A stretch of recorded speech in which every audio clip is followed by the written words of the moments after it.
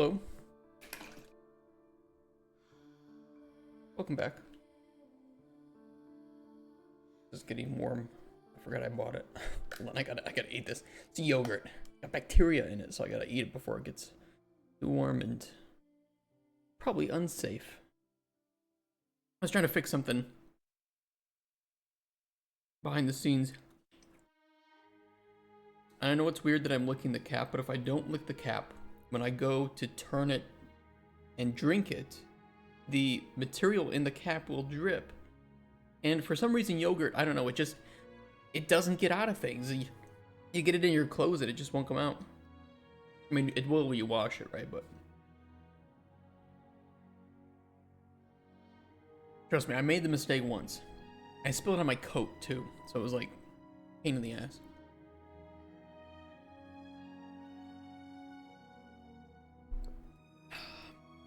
Okay, so I was up. I don't know what we're gonna do today. That's number one, which is not great. It's not great to start a stream going into game development and not knowing what you're doing. But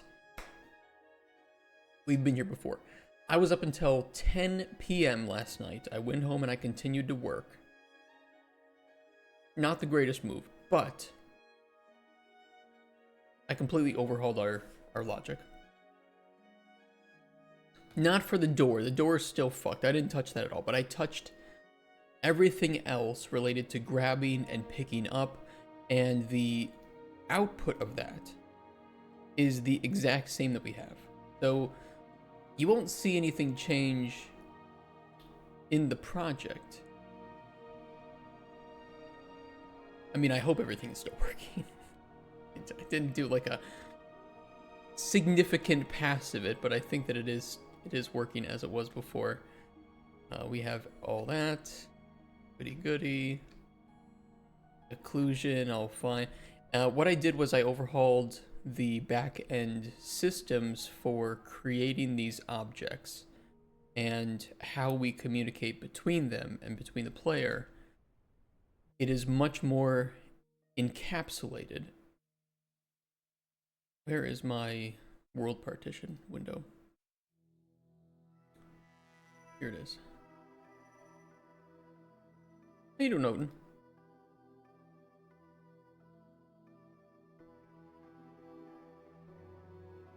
So let me pull it up. Let me pull up what I've done. I've deleted everything that was like old and everything that we didn't need. And we now have a hierarchy of BP interactable. Very important. And we have our component for that. We have our BPI for that. Tooltips are separated too. Everything's great. You got sick, so you're not working on stuff. Oh. Don't be sick. I was sick about a month ago and it was pretty horrible. It was really bad. But we're always working on something. So I overhauled that. You know, the interactables are pretty basic. There's not really a whole lot in these. In fact, the only thing is just binding, and this is pulling from the blueprint component where we have our dispatchers in there, and then all we have in here is our tooltip at the moment, because that's all we need for interactables. So I'm happy with that. And then what inherits from that would be a tooltip only. Now, realistically, the blueprint, the interactable blueprint could operate as a tooltip only, but just in case we need to have anything separated for those two, we have that available to us. So right now, that is basically just a child blueprint with nothing else changed, and we pull from an ID, of course, for the tooltips at the moment, which makes it nice and modular. And then another one inheriting from Blueprint Interactable is the grab drop item. And again, these are just going to be a set of events and bindings, all pulling from the blueprint component for grabbing. So we move that out of the old component and just clean it up a bit.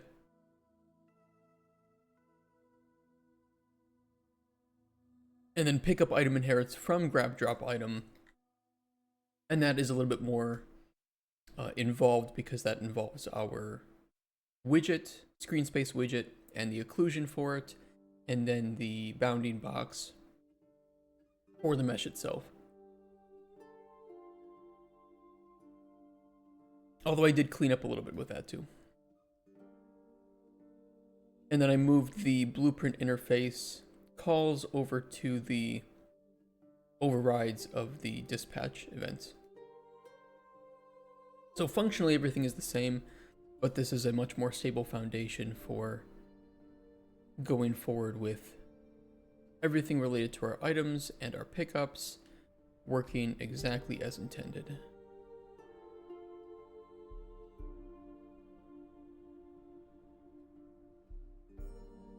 I think it's beautiful.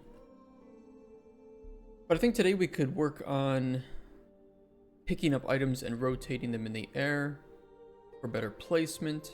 That would be quite nice.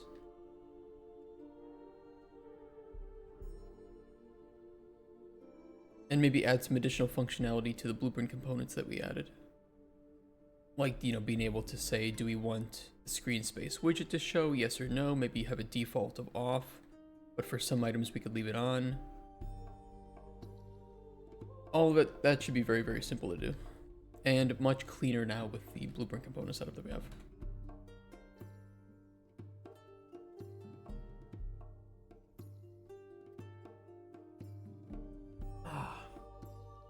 Let me check something. Okay. I have a package coming in.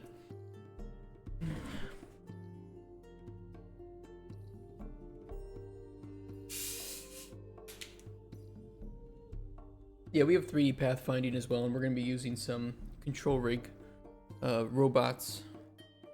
Because I want spider robots. I want spider robots. I need spider robots. And we will have spider robots. Unable to create the temporary folder. Okay, thank you, Acrobat Distiller. Thank you for attempting to make a temporary folder and failing.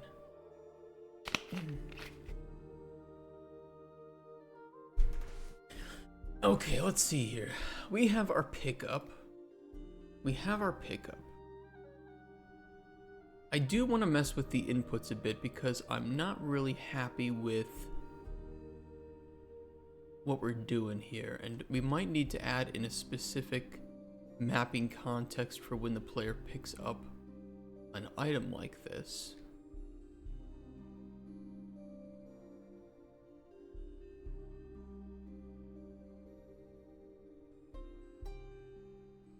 Let's make some notes of what we want here. I definitely want reset rot. We're gonna want to probably have just an initial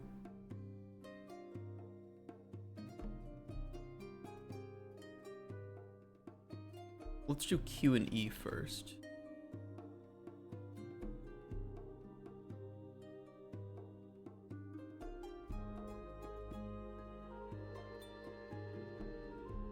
We can do WASD, and then I think the scroll wheel would be nice. This will be changing the arm length.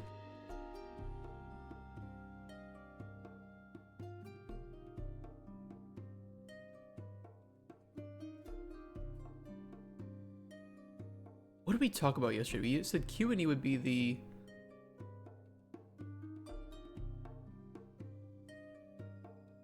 Oh, Q and E for the yaw. And then roll and pitch.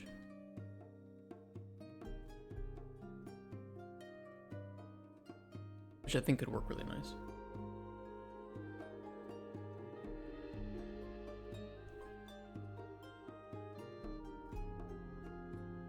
I don't know what reset route would be right now. We could do like R. E technically is going to be a little bit challenging just because that right now is our drop, our throw, and our interact. And WASD is our move, so we probably want another button that is held to enable this, and maybe we can do like,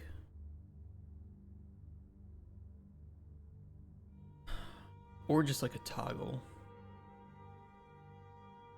Try Z. I can imagine shift being sprint and stuff. We still want the player to be able to run with what they are holding, but this is more for fine-tuning controls.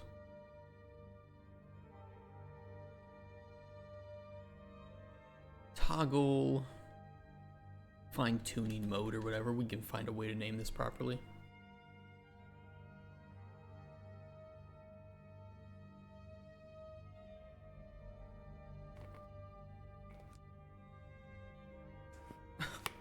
My cap won't go back on.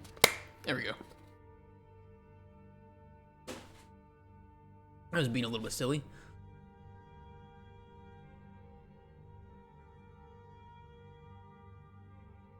Let's set the inputs for this.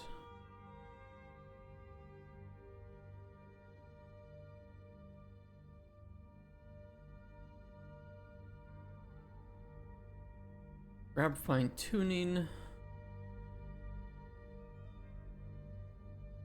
Actions, we'll just throw the context in here.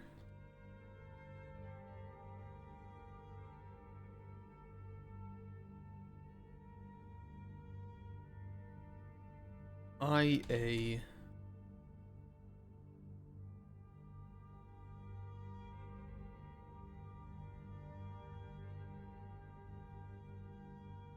The toggle for it should be something that we provide when the player grabs.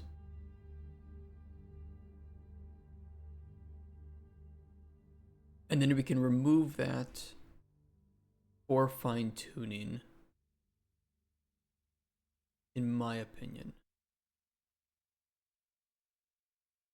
Right now we have it all under one input action, and I don't think that's how we would want it. It would be easier to separate it.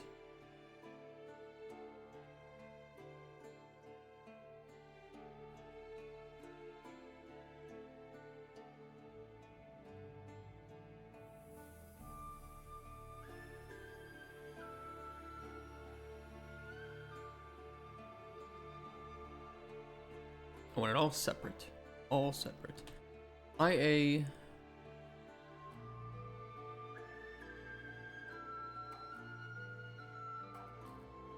If we do Q and E for the yaw,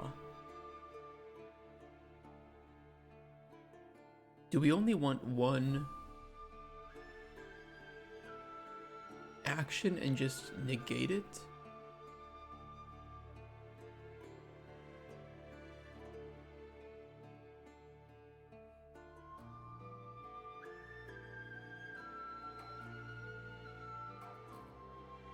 That's an easy refactor though if we need to do it that way. I'll keep it separate for now.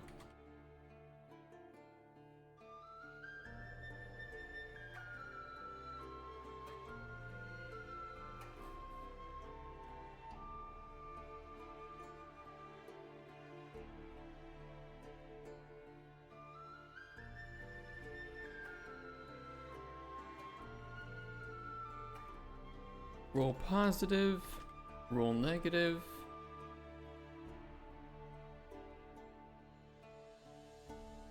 Pitch positive. Pitch negative. Inch cookie. You look extra cock. I am actually translucent today. For some reason, my filters, my chroma keys, and the lighting today hate this shirt. And I am just blending into the background and I couldn't fix it. For some reason the green must appear very, or the yellow must appear very similar to the green, so I'm gonna look weird today. I tried messing with my light too, and I can show you as I make it yellower it gets worse, and as it gets whiter it gets worse, but in a different. So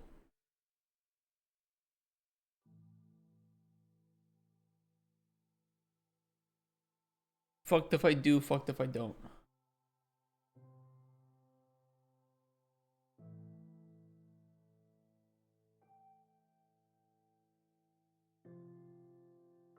Built-in film grain, yeah.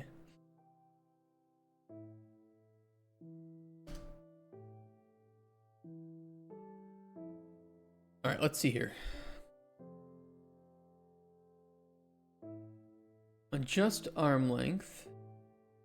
The mouse wheel axis. I don't think we need to... Well, we'll see if we need triggers or modifiers for that. I don't think we need a...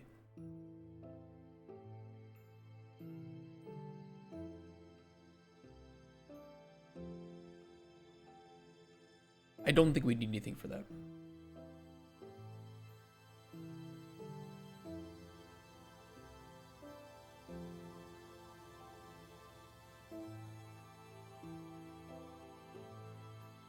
Fine tuning disable.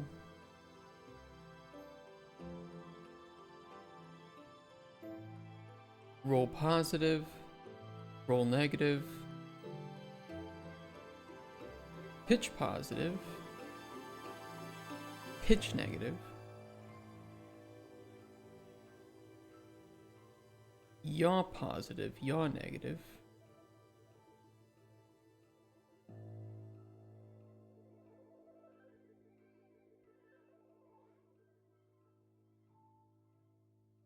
We'll have to make sure that we get that hooked up. I think that it, hold on, let me see. Roll, pitch, yaw.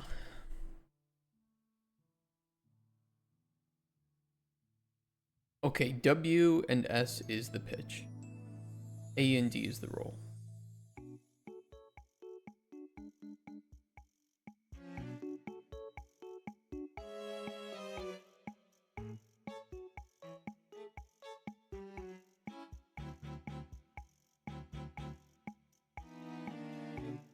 Probably just got those backwards. Wait, positive D and A. WS is correct. E and Q. And those all need modifiers for hold.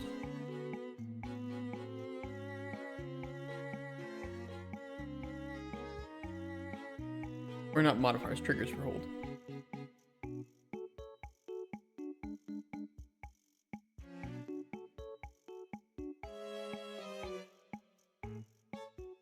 And I think we'll keep the... We'll just check the thresholds as they are there. I'm not gonna get too bent out of shape.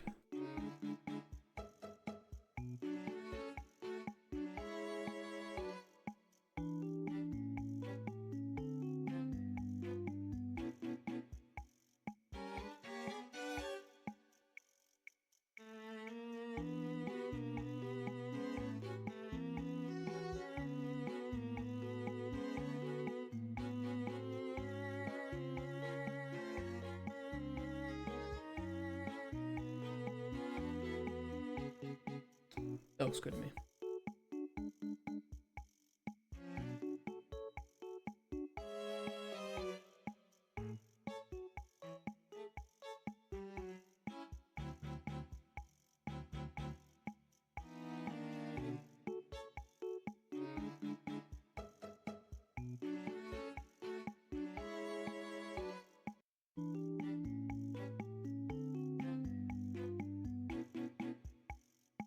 But I would like to try to move the initial grab is fine, right? E and hold E. How you doing, Jim? The initial grab and drop on interaction is okay. That's workable. Once the player has actually successfully grabbed an item, we want to provide a different input mapping. And of course, having this separate is important just for also reasons of keyboard customization in the future. One of those things a lot of people can forget about is that not everybody uses a QWERTY keyboard setup. If you don't provide the means to adjust that down the line, you can be in big trouble with your international community. Been there, done that before.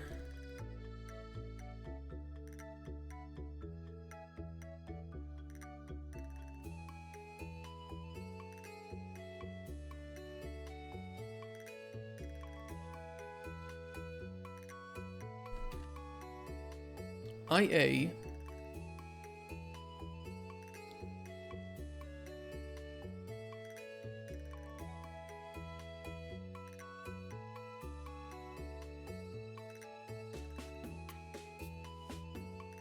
we want the initial interact, which will also be E, but we're going to remove the normal interaction input when the player grabs an item, and then return it when they drop an item.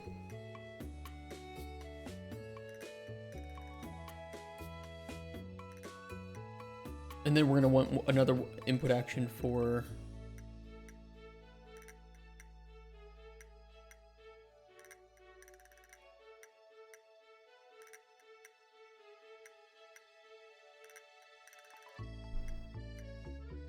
toggling the fine tuning.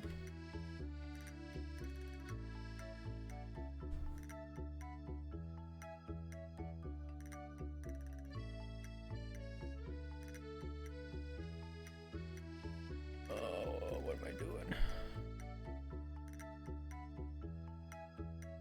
Inputs can be such a headache sometimes, can't they?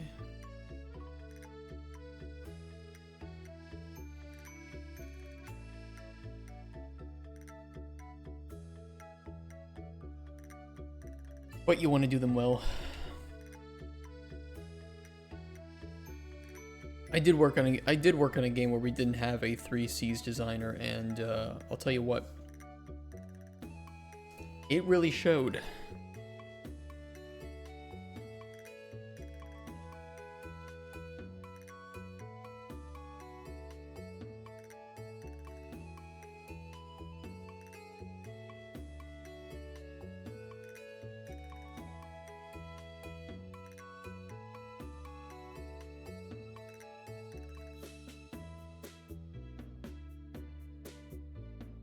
I'm wondering if we can run it through the BPC, because we obviously know when something is being grabbed, which I think is being updated correctly. I can test that.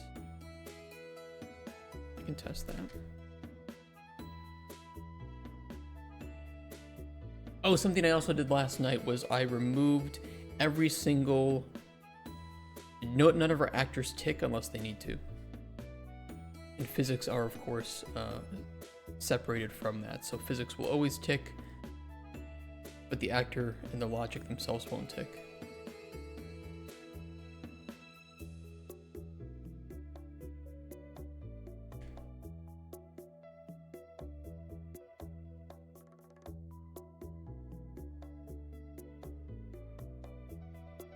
Which, as you can see, nothing is ticking true or false. But if I get into range of it, that's when we ask it to tick. And then we can tell it to stop ticking. Or it should be, but it doesn't look like it is. I'll fix that.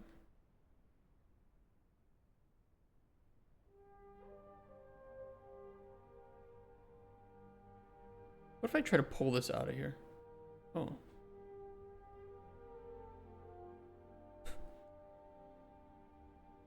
That's about what I expected. But I can throw it out of the...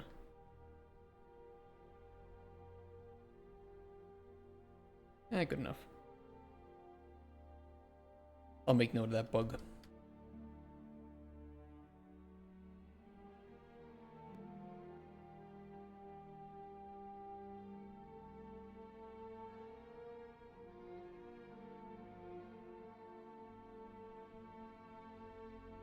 Maybe something is going wrong with the toggle off.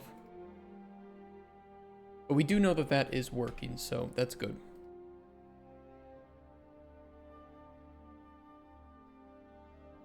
I think we can do it on event grab and end grab. We can do the add and remove mapping context.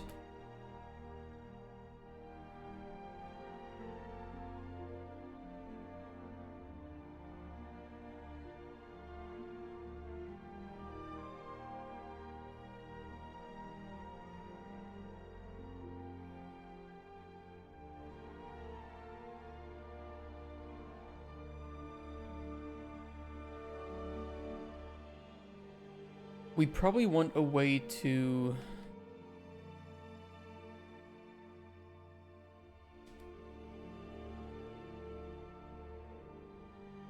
Oh god, what was I thinking? Oh no, we have reset rot. Oh, I remember what it was. It was to toggle aligning actor rot with player. So that way if you had like a box that was, you know, its longer face was facing you and you turn, right now it's going to keep that rotation in world space for the actor, so you wouldn't be able to, it's easier to just show it. Try to explain rotations through hand movements. If I want the C4 to face the exact same way it is now, when I turn with the red and blue wire facing me, obviously that doesn't happen, right? But I would like a toggle for that, so that it's always aligned to you, which should be easy.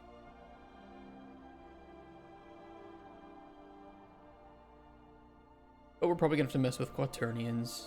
You know, the usual deal. The Q word.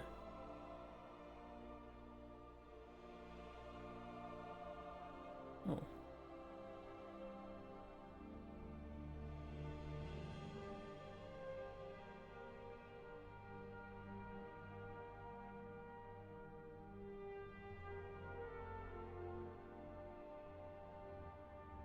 There is one issue too with the player where I noticed that if I spawn in proximity to an item, we don't have the widget, which means it doesn't trigger overlaps on game start. We could do a quick flick on and off of the sphere.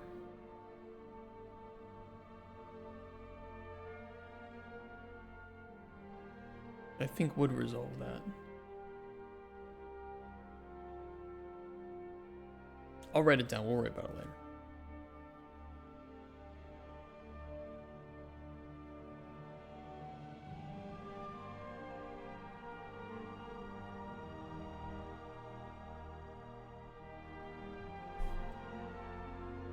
I remember there's a way to check that.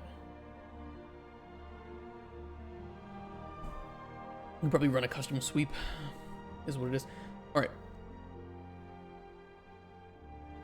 Can I get a print of our current input mapping context? The answer is yes. We're storing that in the game instance right now. I'll just print it from the player character.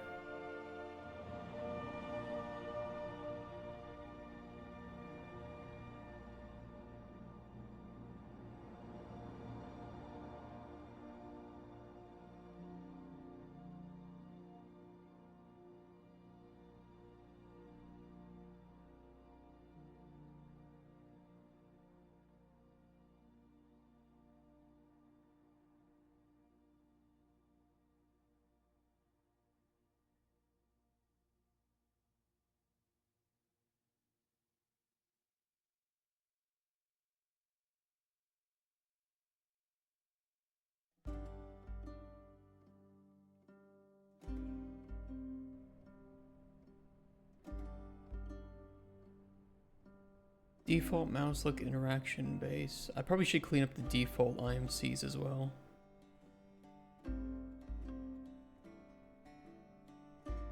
Grab drop item removed.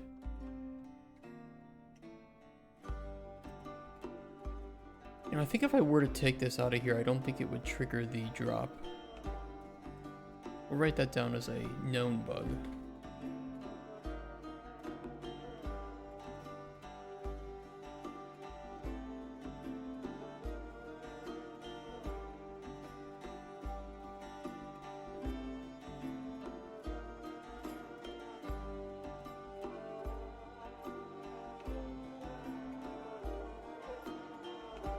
Although it is in the blueprint components, so we need to find some way to handle that.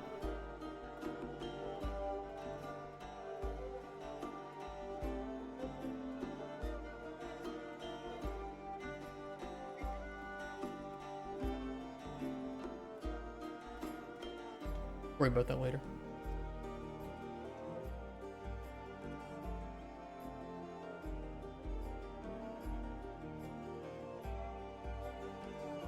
I could add that at a higher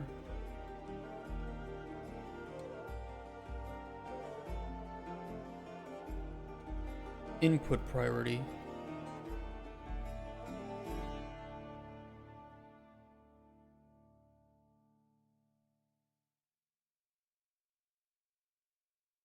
Default will consume lower. Let's do that. Let's add this at prio 1.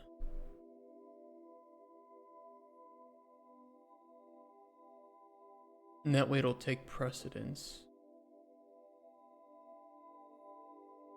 If we want to... I'm making the life sim game? Life sim? Which life sim game?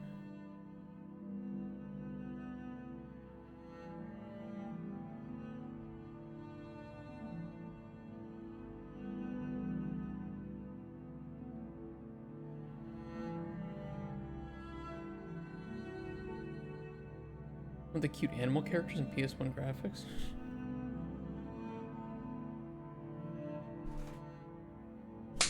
If you think I can make something like that, maybe. Let's get the toolkit done first. Not put the cart before the horse.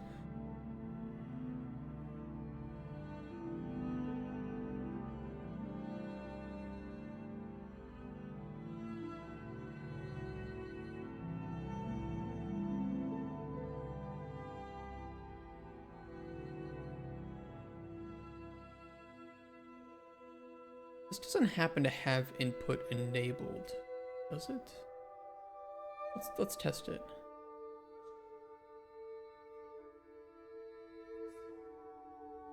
Because I know I can put input events in here.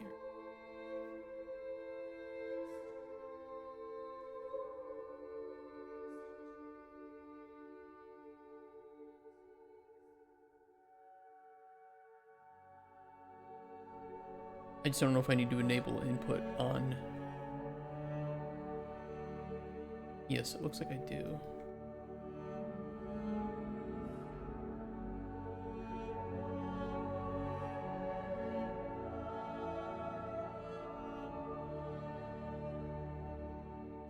Oh, I can't. I wonder if I'd have to send that.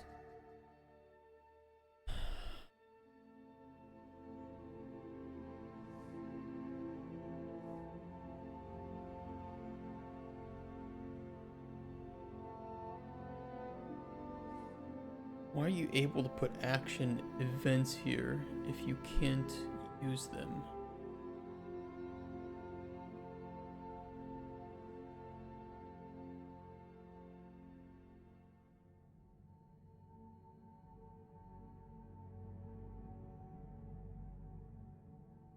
I mean, I can always throw it on the item too, but I was just curious why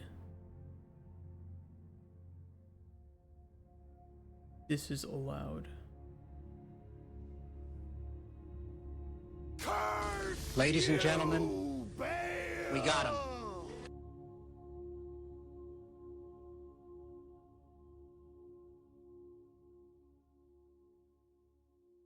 Do.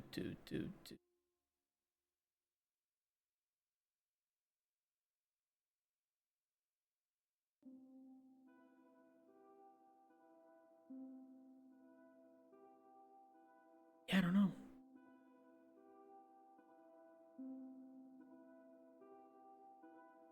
I don't know.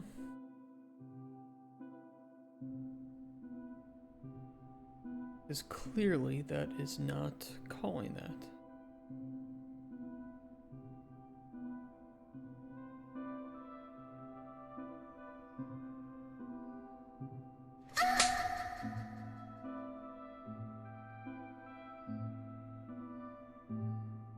Well, interesting, even with the input action not set up E is still getting consumed by the higher priority mapping. That's pretty sinister. Can't have any rogue input actions in your context, otherwise they could still consume input.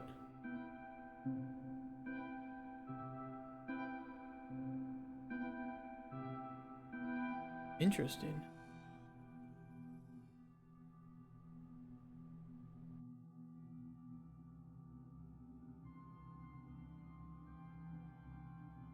Yeah, where do I want to run that through then?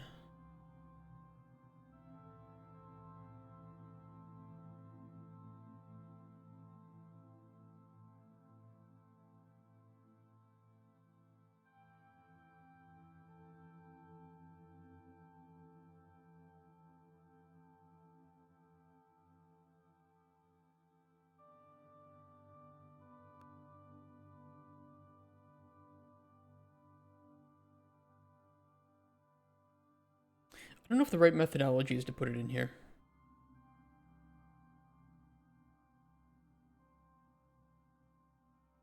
Or just throw it in like the player controller in some way.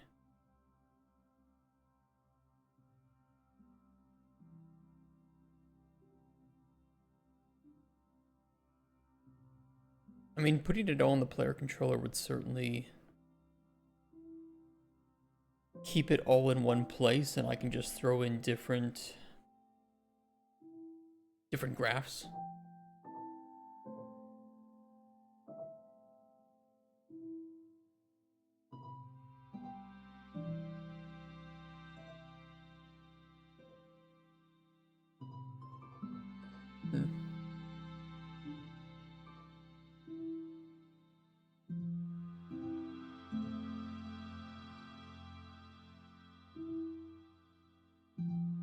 I could put it in the controller for now, because then moving it out later would be easier, because it would just all be in one place.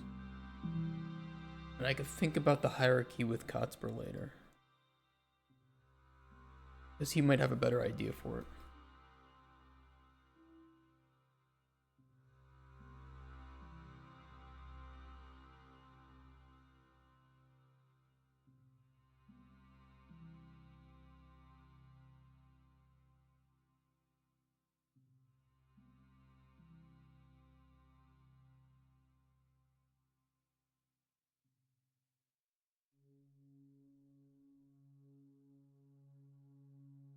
Oop, not another graph.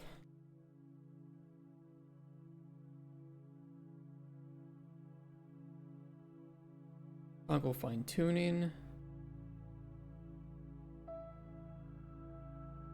Yes, Odin. Get feeling better, man.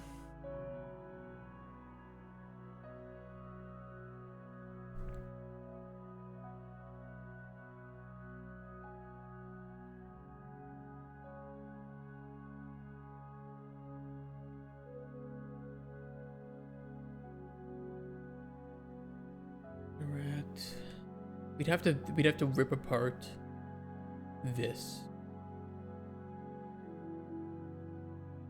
Oh, the song, it's from Starbound. Yeah.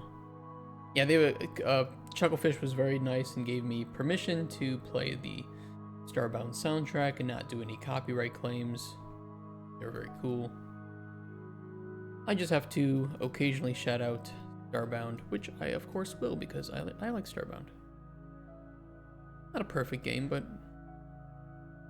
lot of good memories of playing Starbound.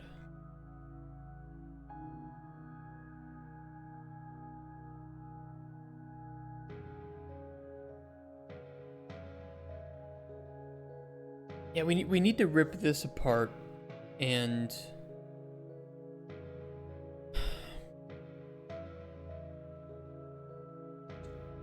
I'm not looking forward to that.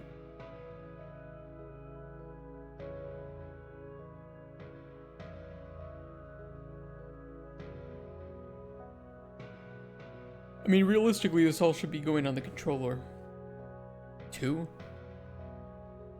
or into a component. I'm so... You know what it could be? Is it possible that this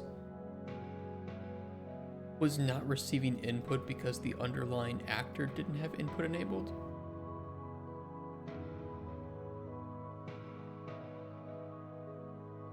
I feel like that is very possible.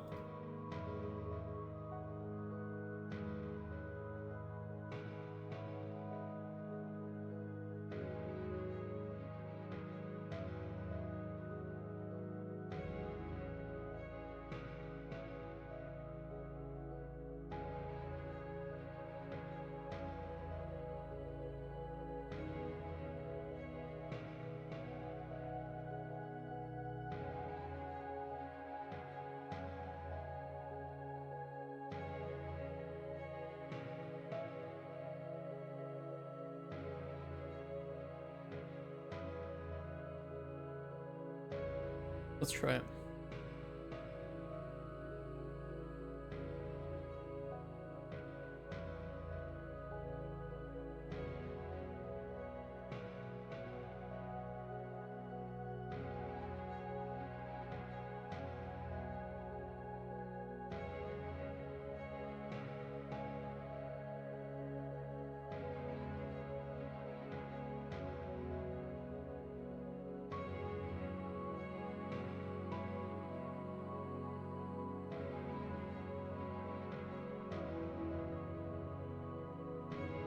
Maybe? Maybe not?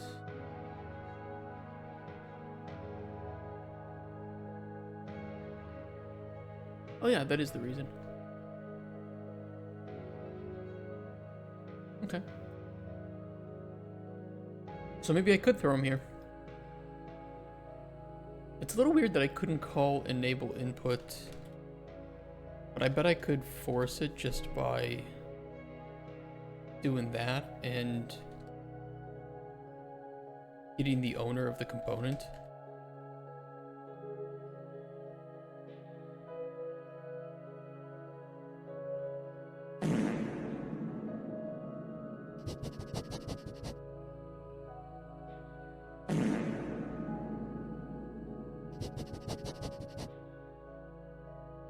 Hey Huey, how you doing, man?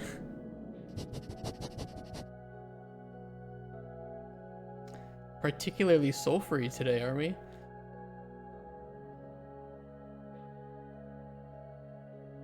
Man, when I was drinking like mulled wine, my god, dude, red wine has a lot of sulfur in it. So let's just put it that way.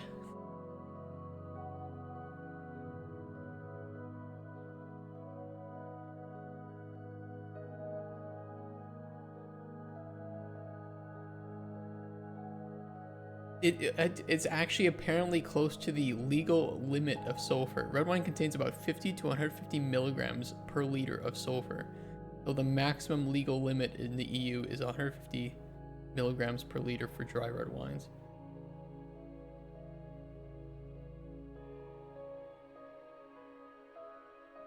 So there's a lot of sulfur in wine, and boy oh boy can I attest to that. It tastes good though. But everything that goes in good must come out bad.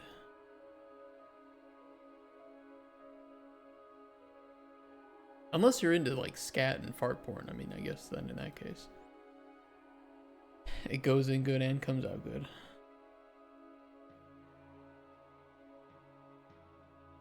You know, it's only 9 a.m. Let's not talk about that yet. Let's just not. I take it back.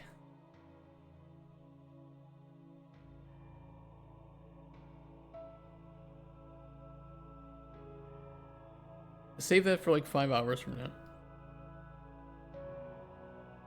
We're probably going to be dealing with quaternions today, so let's save the disgusting, annoying talk for when I'm dealing with quaternions. Because I'll need something to distract me.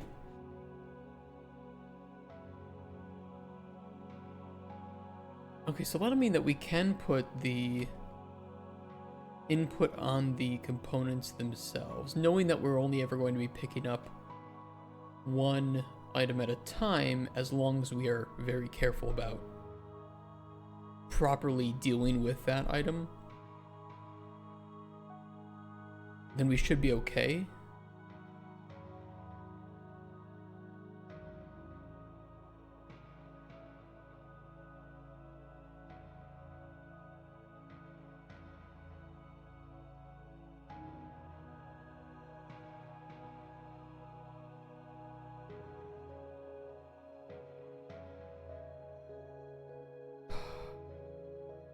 Let me think here.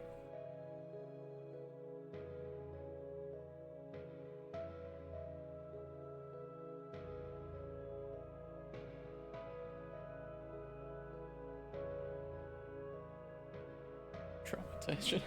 I'll just change it from Microraptor games to Quaternion games.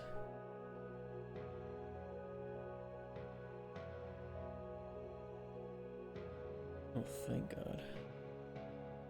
An important package coming today.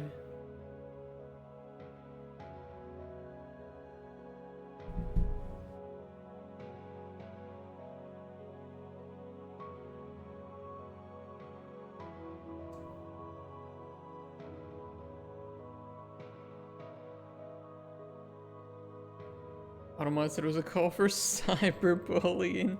No, it's because I just jokingly banned the term Quaternion. How do I show that? Yeah, because I don't do like any filtering. Fuck that.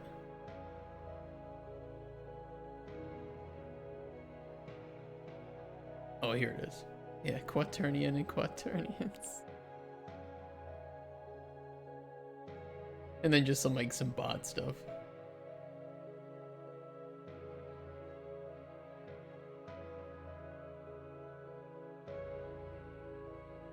And Threat Interactive, of course, because, you know, why do I want to talk about him?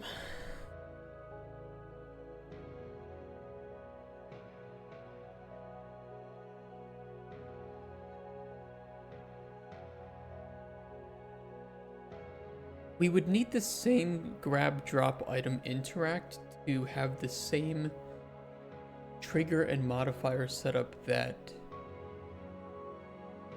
our normal interaction has.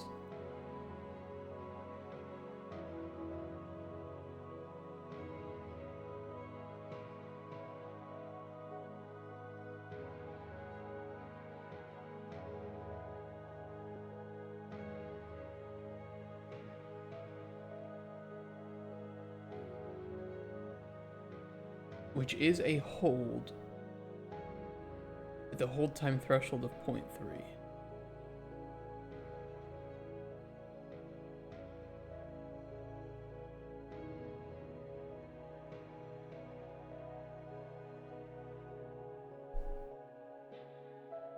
Okay.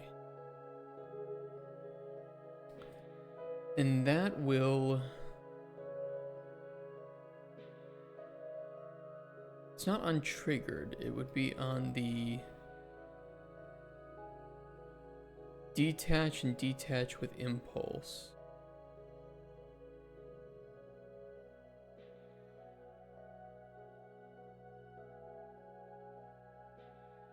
We have a do once on triggered and a reset on canceled and completed.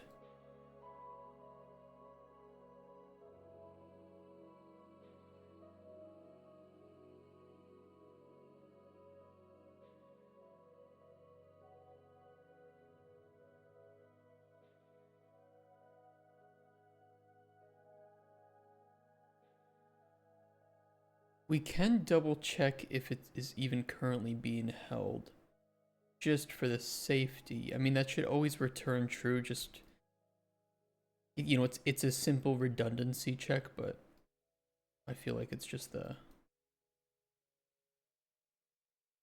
smart move here.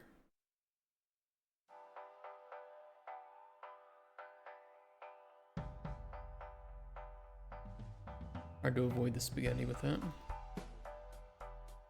People waiting for GTA 6. I'm waiting for someone to finally put that child to his place, because eventually it will happen. I feel like Epic ignoring him is the ultimate win.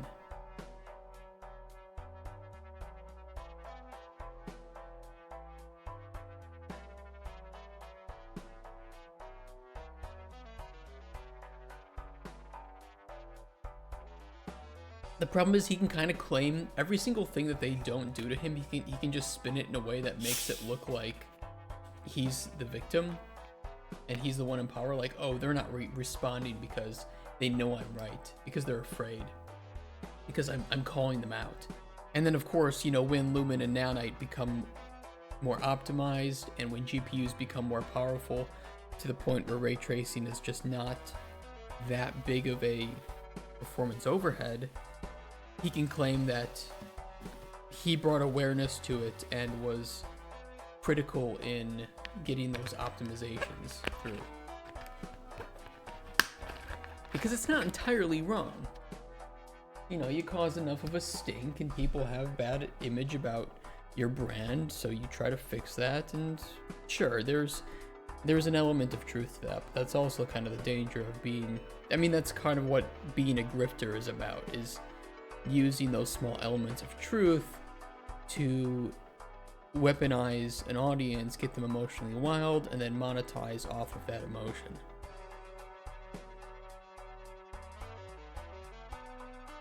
By twisting.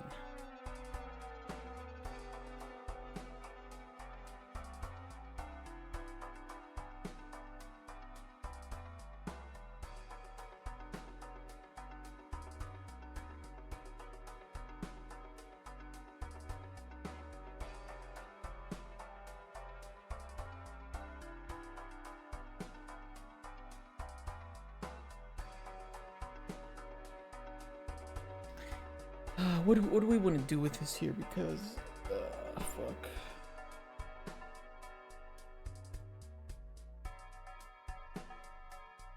I could find a way to fit this logic into the component.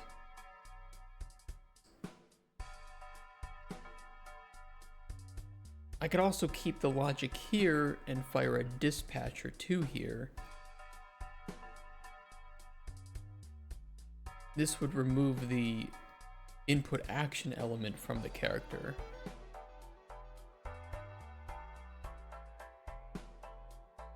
I'm just not sure what the right play is.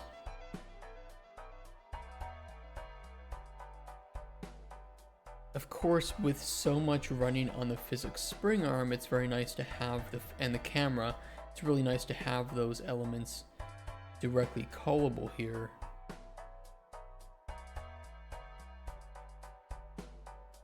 But I could also just make some quick pure functions for grabbing it. That's doable.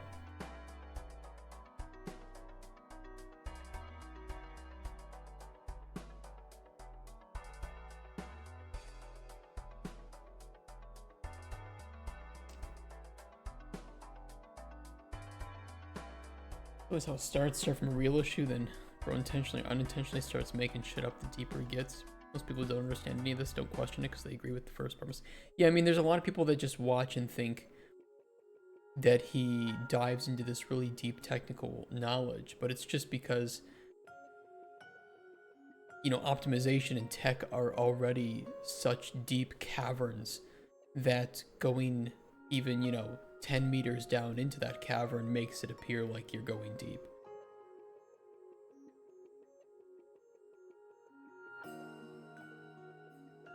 But anybody with like a year of experience actually optimizing already knows more than he does.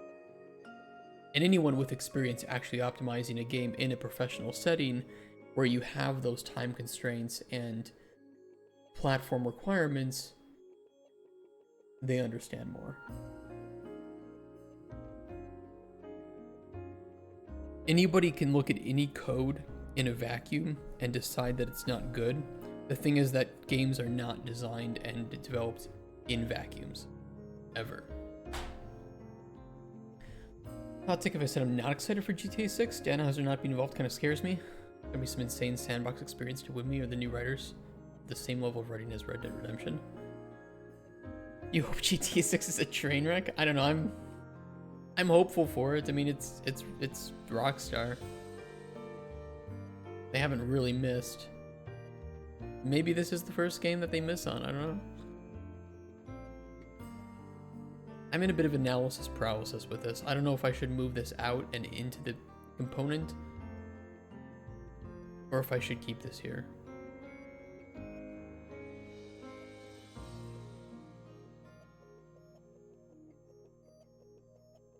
And just run dispatchers with successful checks.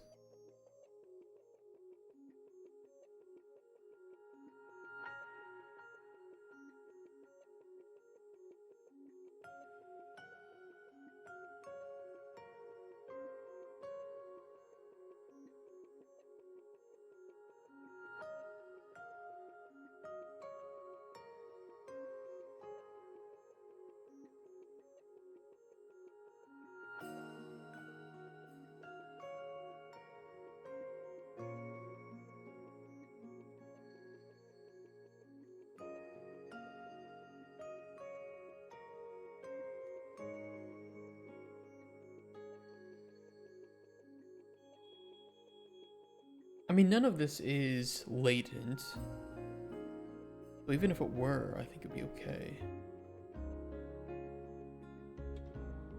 Hey, Paxium, you got COVID? Jesus, 2 weeks in hospital. What the fuck? Enjoy the breakaway? Well, not now knowing that you were in the hospital. Was that bad?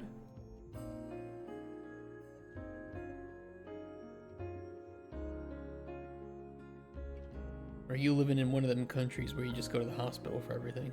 I honestly hope it's the latter, because that would be the best case scenario. It's just, oh, I can just go to the hospital. It is what it is. And not, I was on my deathbed, coughing up black goo with an alien poking out of my ribcage.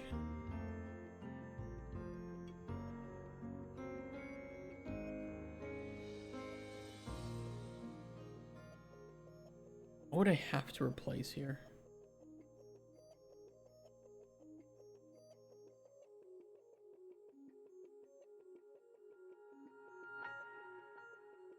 I mean, we know that the item is grabbed, so this could be skipped.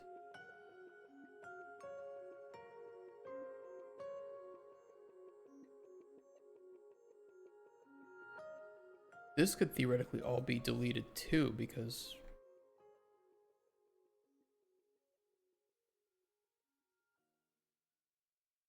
we know that the item is already attached, otherwise we wouldn't be able to add this.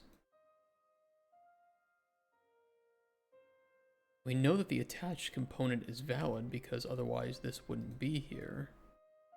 So realistically, this is all that is needed.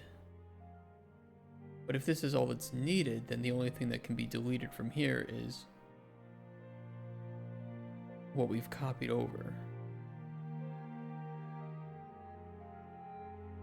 So I'm just kind of wondering, what's the point?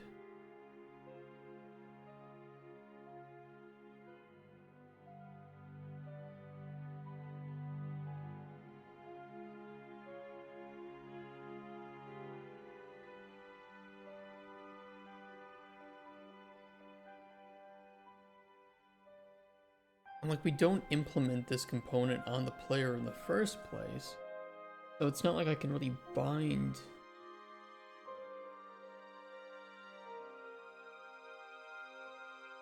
Well, I could put the dispatchers on the character and then bind and do an event call to the character.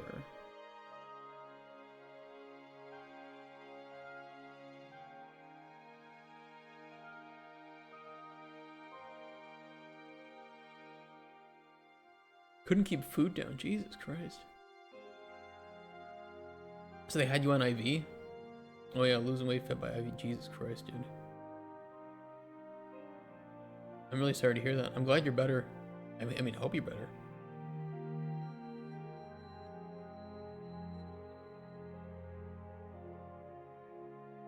That's scary. The worst that I got was just like some canker sores in my throat, so it made it very difficult to eat. But I could still eat some things.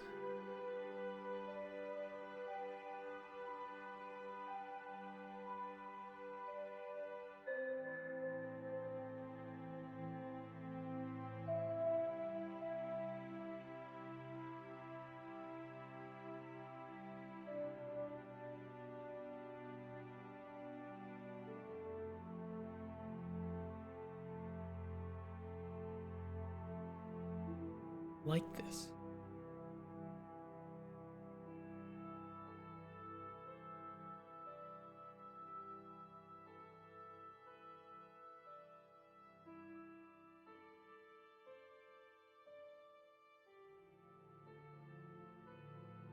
Especially because we need the main interact in the character or character controller regardless.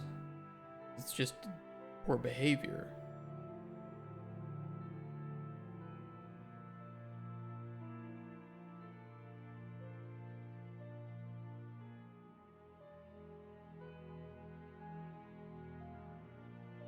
I don't like it.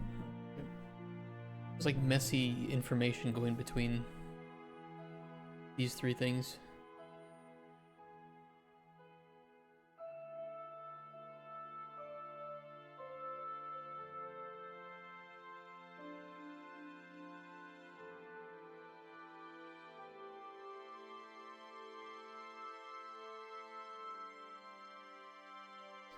This just feels unnecessary, the second interact.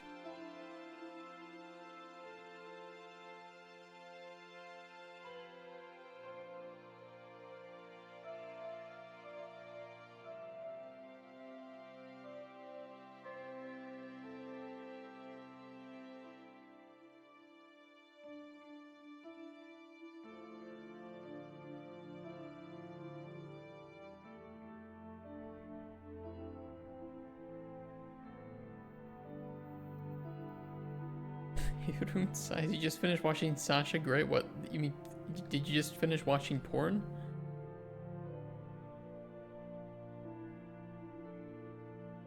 Oh, she was playing Arc Ray, okay.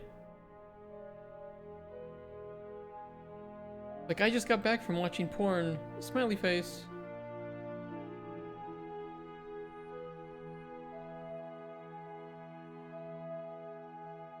It's basically what I read.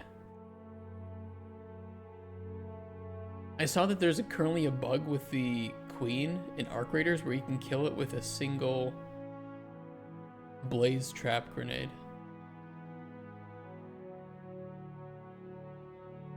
You guys see that?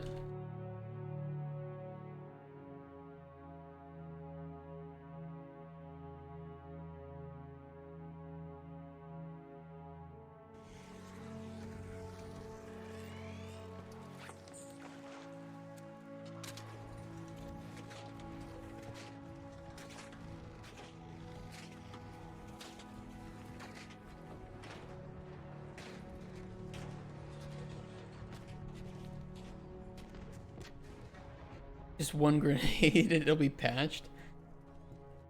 You can make a lot of XP right now by taking advantage of that glitch, though, I'll tell you that.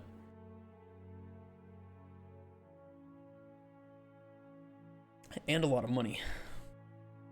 I think they're just gonna like let people have it. At this point, I feel like they've kind of just accepted that because the game is so new and they can't find all the exploits, the first round of people's playing and like the first expedition are likely going to be, you know, just like too easy, or there's going to be these glitches. You know, people could get into the locked doors for a little while. People can kill queens with one hit, so like money doesn't matter for right now. And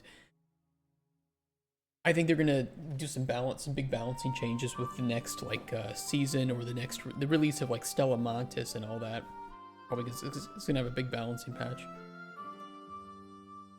She's an author and streamer, all safe for work. Well, hey, I think if you want to make money doing porn, more power to you.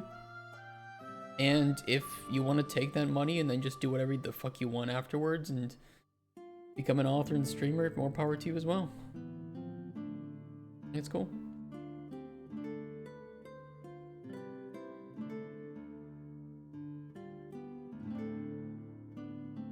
That's what you do. I wish, dude. I wish I could make money selling pics of my dick or something.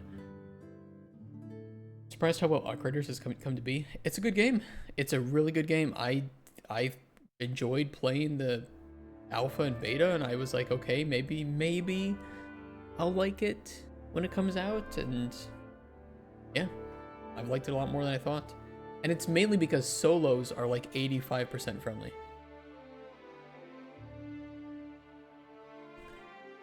Didn't know she's an adult. Yeah, she's a star. Imagine knowing of Sasha Grey because of Hassan. It is. It's like, oh yeah, I know about this guy because I read him in Hitler's book. Yeah, I was just reading Mein Kampf the other day, and Jimmy the mechanic was in there. Yeah, that's how I know Jimmy.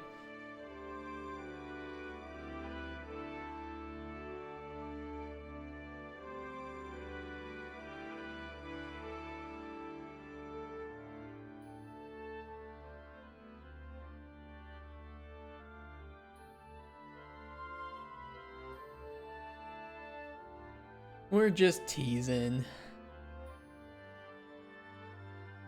Okay, on the toggle of fine-tuning.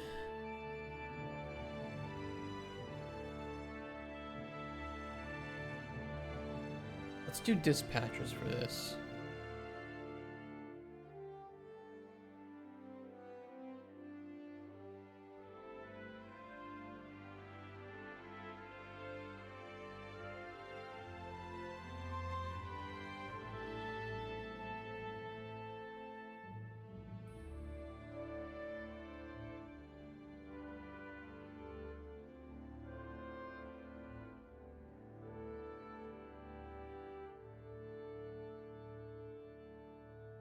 My girls are Elsa, Jean, and Arya Sky. I don't know who these people are. Are those porn stars? Wait, I'll judge your taste here. I'm gonna look up who these people are.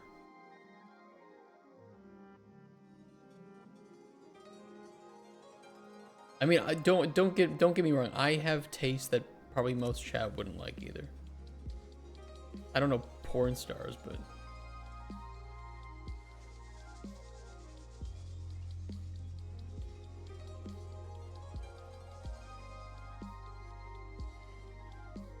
okay. It's fair.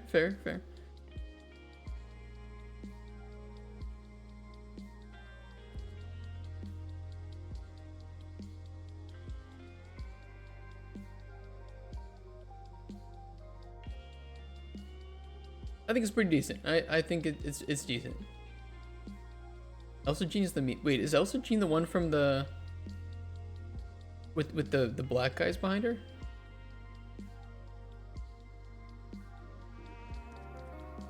Oh, she got like lip fillers now though. Like Botox. Why would you ruin your natural beauty with shit like that?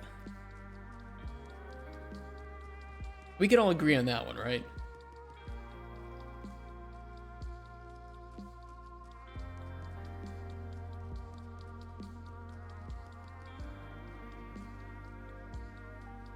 Like, I don't think there's like any guy in history that's been like, oh yeah, no, what you need is Botox and lip fillers. That would make you pretty. Because pretty much every guy I know is like, ugh. I feel like it's just women kind of wanting other women to get that stuff.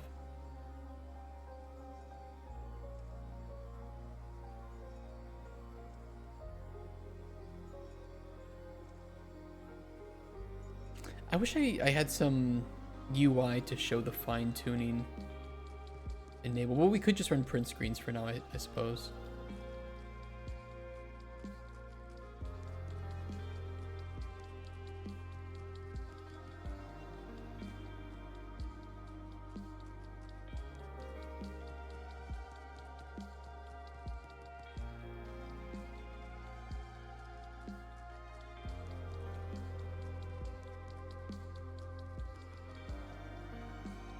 You know what would be cool is if I made a custom function with some like global debug variable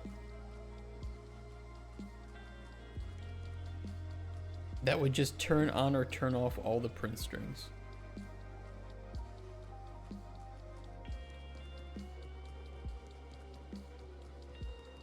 That would be really easy to make.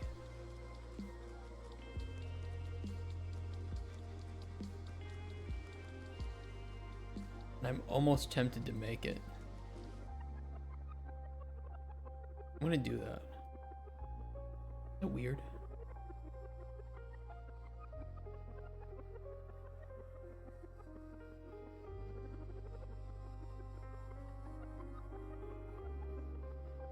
I mean, it would probably be better to hook it up to like some console variable.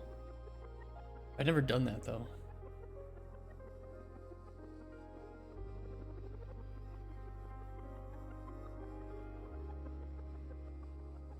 Is it hard to do that? Do you guys know? Have any of you done that? Like made it so I can just type in a something here. Like, oh, immersive sim debug 1 0 to turn on or off.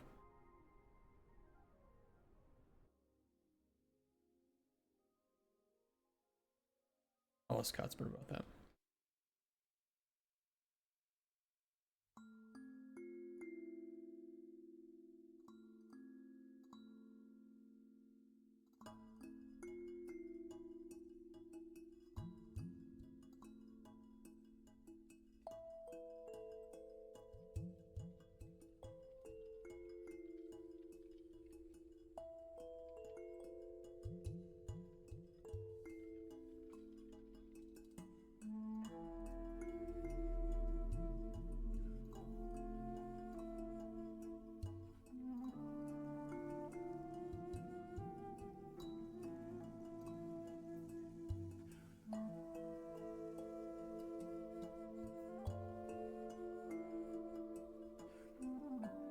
You know Goon? I don't know porn stars' names. I'll tell you that.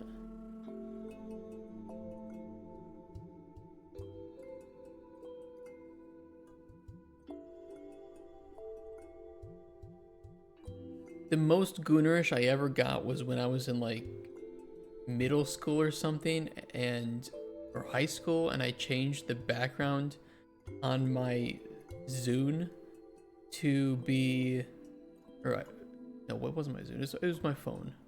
It was one of these things to be, what was her name? Carrie Underwood, when she was young, and she was in underwear. And then my mom found it. He said nothing. Because parents know. Because I'm pretty sure if they had phones when they were kids, they would have dudes and chicks on their phone wallpapers too. Jesus, take the wheel. God damn, dude, that song. The lyrics to that song are absolutely wild. Just read those lyrics to somebody who doesn't know the lyrics. I think you can turn people into atheists with that song. You could convert religious people into atheists. Say what? Oh. I'll read the lyrics to this.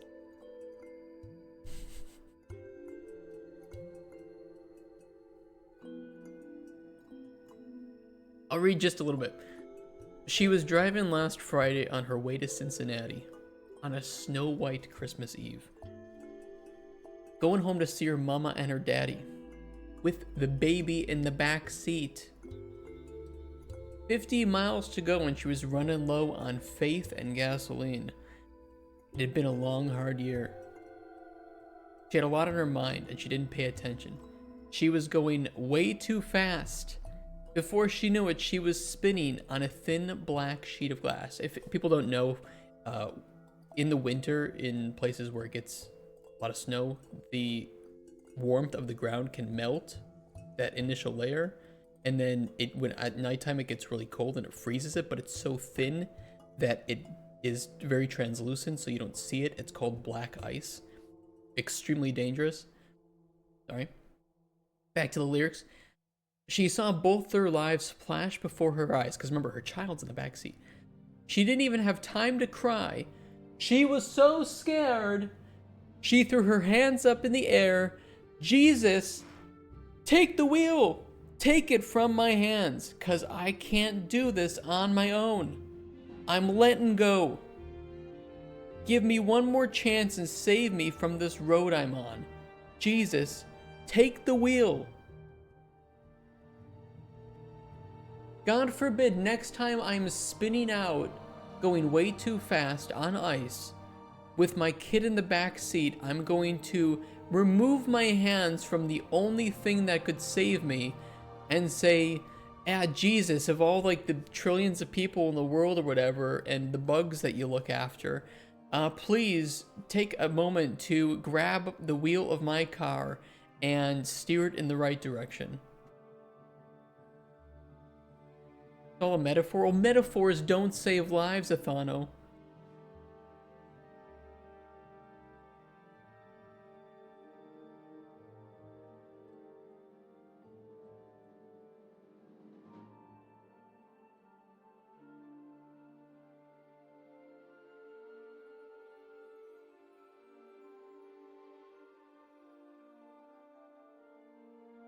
I wish they did.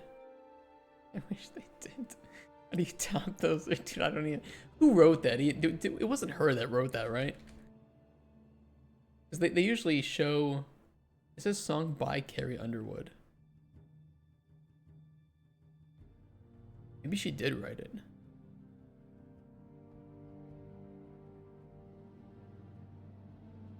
Who wrote the lyrics for Jesus? I don't know if she writes her own songs.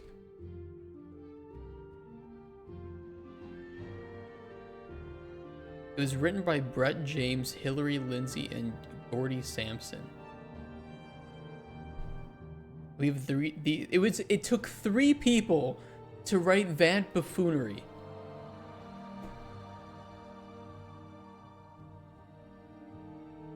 Yeah, you'd be surprised, dude. So many songs. You think like that these people write their own songs and they don't. It always baffles me. Because like so much of the pop culture legacy of these songs is embedded within the people that sing it, even though there are totally different people that write it. It's such a wild industry.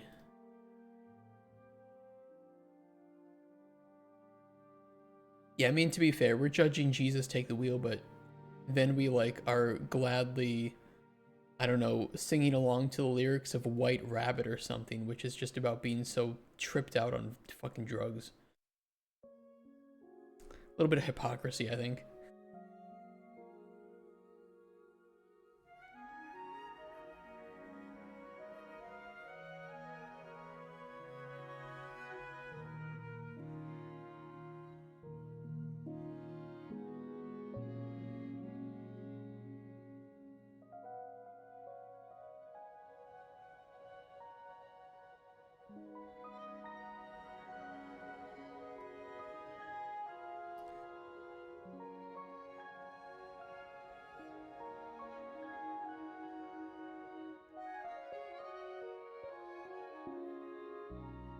How's the game's progress since I was last here?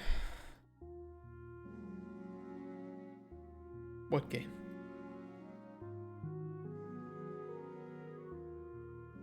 I was playing games? Yeah, I was playing games. I might play some games today too, I don't know. I went home after our stream and I kept working until 10 p.m. so I was a little, you know, the lights are flickering, let's put it that way. I was literally so trapped up in my mind after stream yesterday trying to think of what to do that not only did I go to the store and walk out without paying, don't worry, the moment I got out, I'm like, I do not remember my wallet leaving my pants. And I went back in and paid for it. But I had to like explain to the cashier because she didn't know. I think she was too busy. And I don't know, maybe she thought I was lying. I don't know. But I paid. And then after that, I was going to go home, but I was opening the wrong door to the apartment building and didn't notice for like 15 seconds. So, yeah, it was a day. It was a day.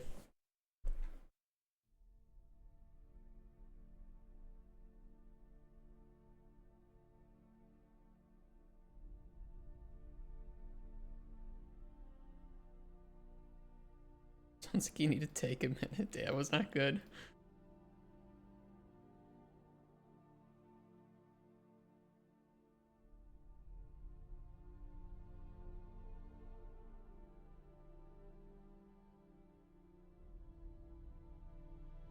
A linear color, okay.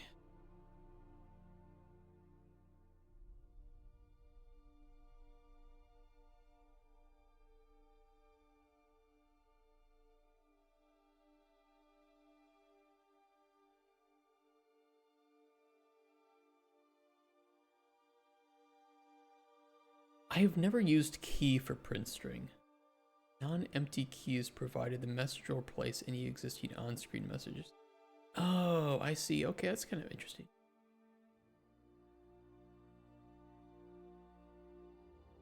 I've never used that.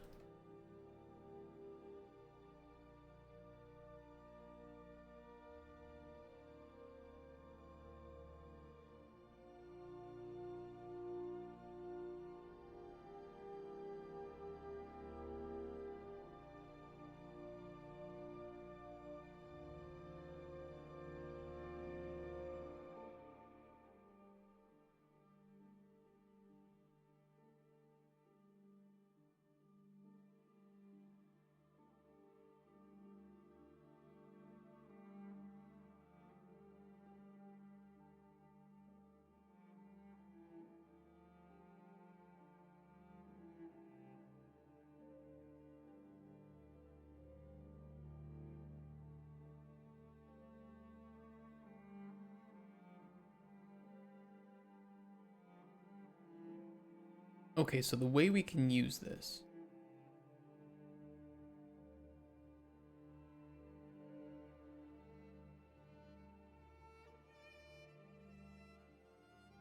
Beautiful. Right up there. I wish we had collapsed it like this, though. But I could if I made it in C, probably. But either way, we can call this instead of these.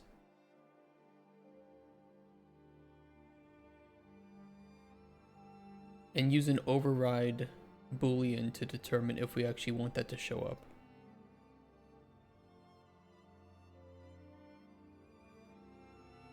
And we can also force it to only show up in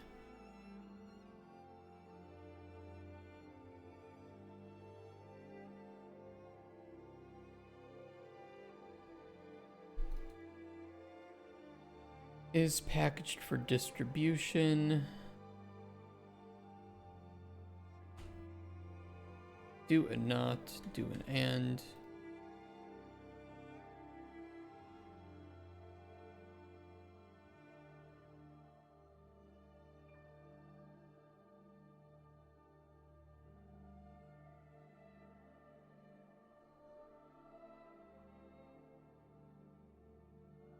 Let's make sure to set the default values for these. We want default print to screen. And we'll keep default print to log.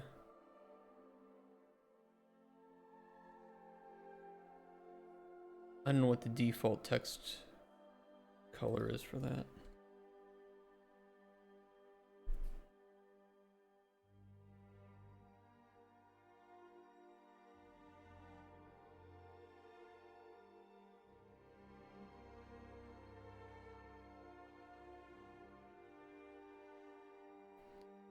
Duration 2.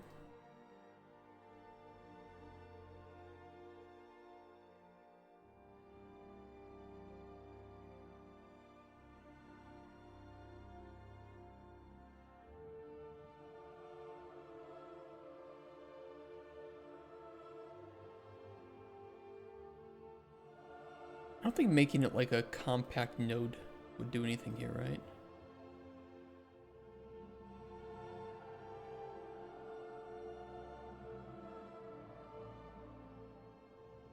No. Here probably not either. No, because there's no there's no input or output. I could add an execution, but wait, no I can't. Well, that wouldn't be useful in any way.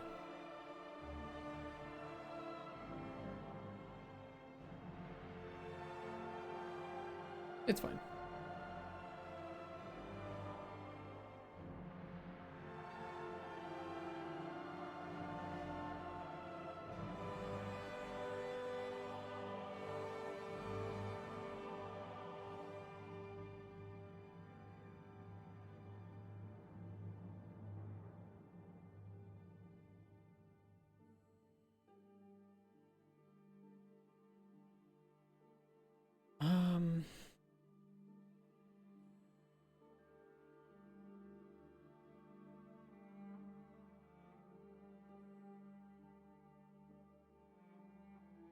We can use completed, right?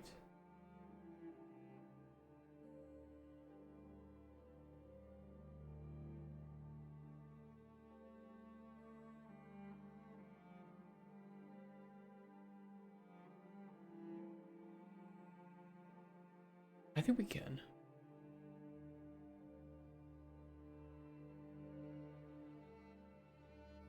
And this should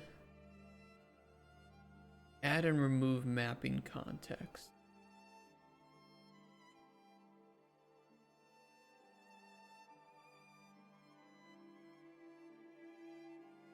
For the fine tuning.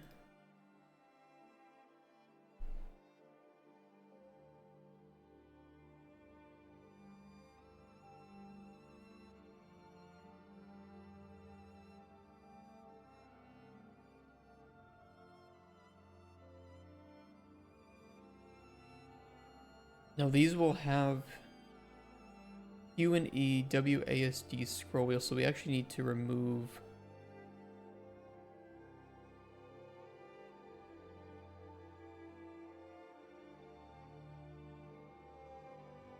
I don't know if we should call specifically store and recall inputs.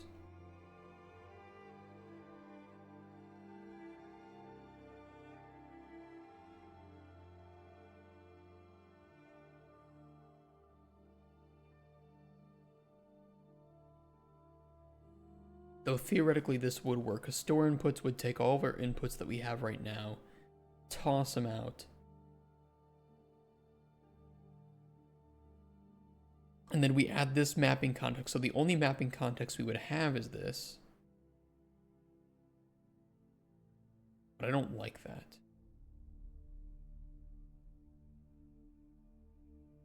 Because that could get pretty dirty once it's like, oh, well, the player should still be able to press escape.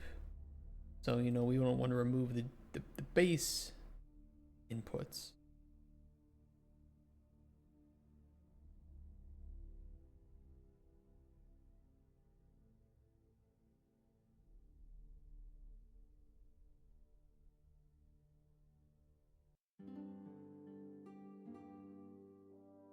I don't know. I could just remove the player movement or set the... No, because we still want the player to move around. I definitely don't want to do this. This just needs to be added at a higher priority.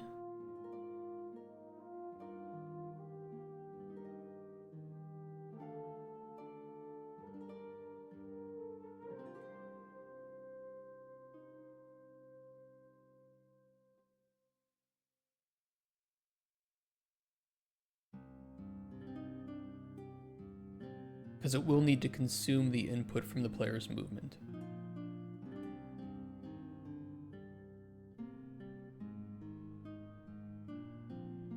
Although I just said we wanted the player to move around, so that's kind of hypocritical. We don't want the player to move around while they're fine-tuning.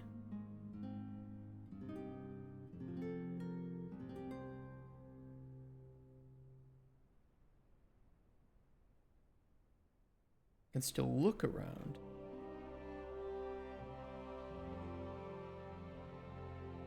jump, I just can't move. Which I think is what we want. And I can press... Oh, Z doesn't work.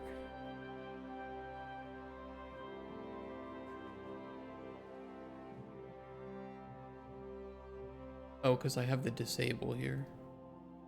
But we don't remove drop item when fine-tuning. I don't see why we need the disable here.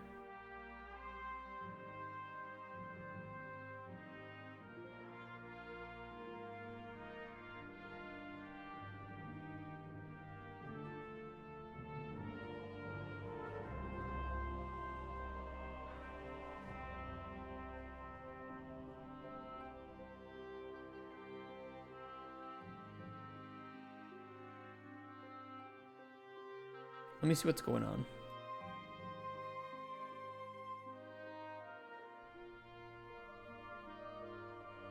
We have grab drop item 1, grab fine tuning at 5. We don't have Z being used here. So Z should still send to the...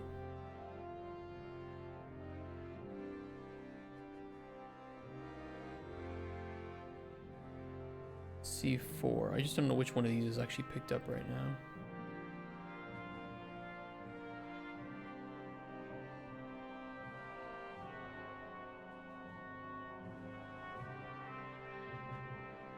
Oh, I know what the issue is.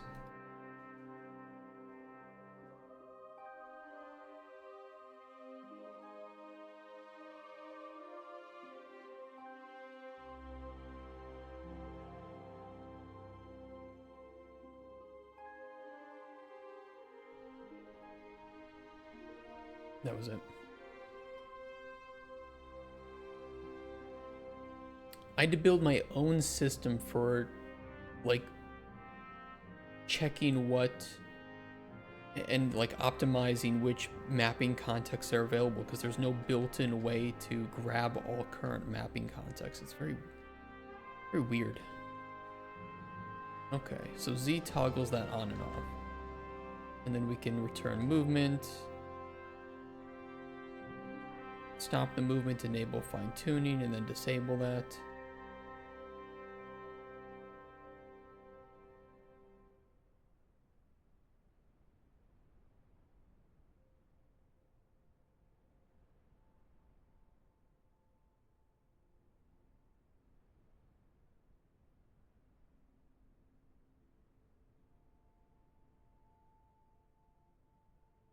And that disables the interaction and the toss as well, since it has higher input priority.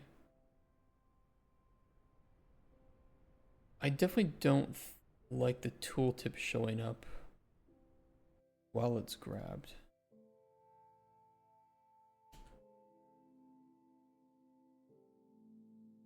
We'll have to fix that too.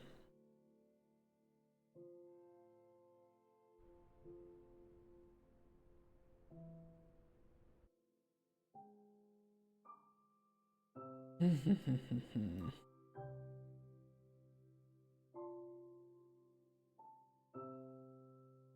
let's go into the grab drop item and make sure to set up the bindings for this.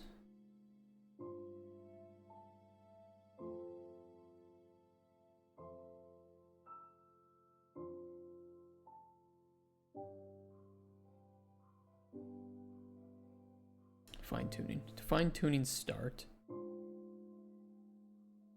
Fine-tuning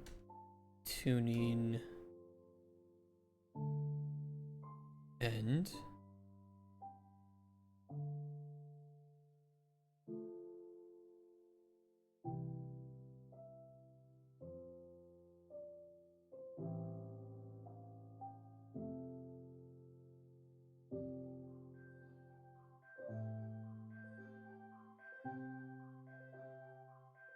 You know, listening to the KCD2 soundtrack reminds me that I actually never finished Kingdom Come Deliverance 2. I feel really bad about that, especially because we're gonna have the GOTY stream in what, like a month?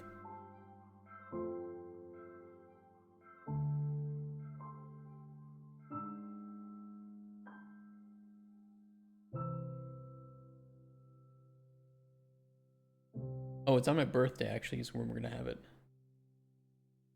That works perfectly. It's on the 19th.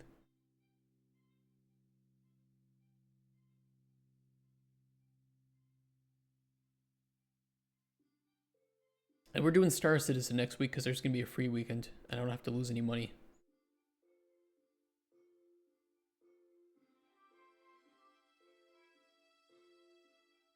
That should also be exciting.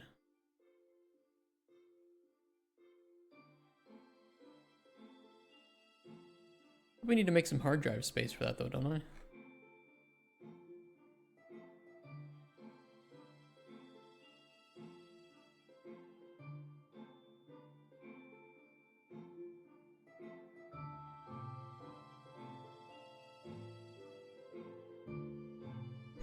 I've never played it.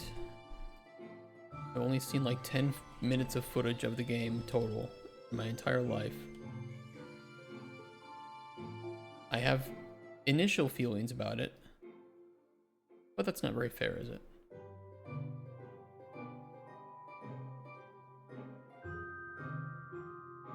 But we're gonna try it, and I will see how it is. Amazing. Well, that's my feelings. Honestly, that's my current feelings are it's an amazing tech demo of a game that will never come out. But I could be wrong. I could be blown away. I could say that I had it read all wrong the whole time. I don't know.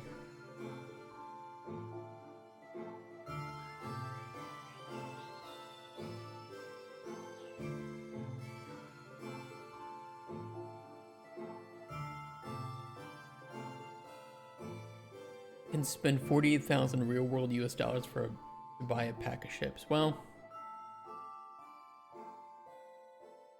it's not a game, it's a scam. Well, weren't people paying like, I mean, nowhere near 48,000, but people were like jerking their dicks off, shooting loads in each other's mouth over Ashes of Creation, and like spending shit tons of money to back that. And from everything I've seen of that MMO, it was just very... It was like any other MMO, but just unfinished. I mean, again, maybe like I just didn't see the right footage, or I didn't get the full picture of what it was supposed to be. I don't even know if it's still around. But of course, you know, I watch Asmongold, so I'm pulled into the MMO scene even when I don't want to. I guess it's still around. Where everything is impacted by your actions. Dude, you can't say that. Prove it. Sorry, but I've heard that a million times. Explore, trade, build, let the world take form. Oh, if you can build wherever you want, great. Yeah, because that always leads to really good looking worlds in MMOs. With totally not abandoned, half-finished, broken ass bullshit littering the skyline like some Rust server.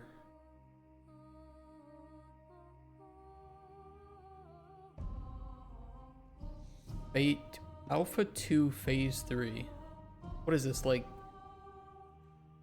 Attack on Titan, the final part 2?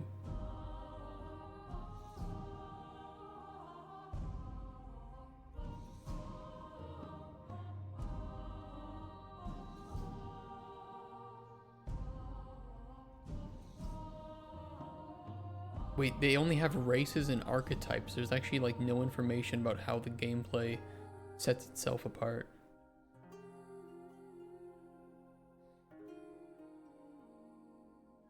What?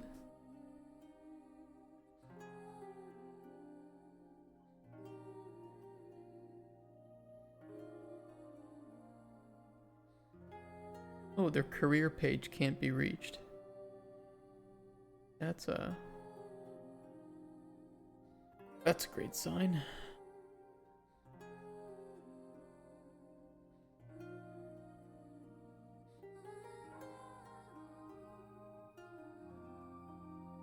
So they're growing the map. Do they even have the mechanics of the game?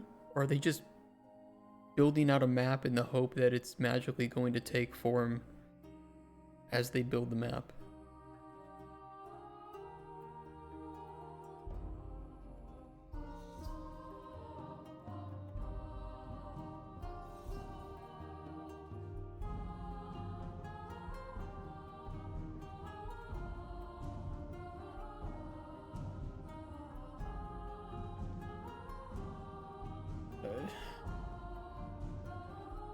Plays like a standard MMO, but I've yet to see the juicy parts that want to keep a player playing. Yeah, I don't see anything from that. Like, there was nothing about gameplay, just like some tech stuff, which, you know, to be fair, is very important if you're building out an MMO.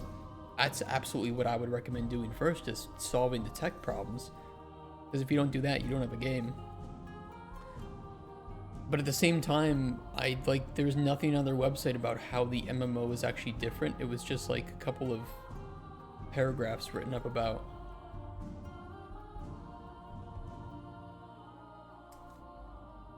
And maybe it's just not a good website. Like, maybe they don't have time to do that. I feel that. But at the same time, I don't see what's different based off of what I read there.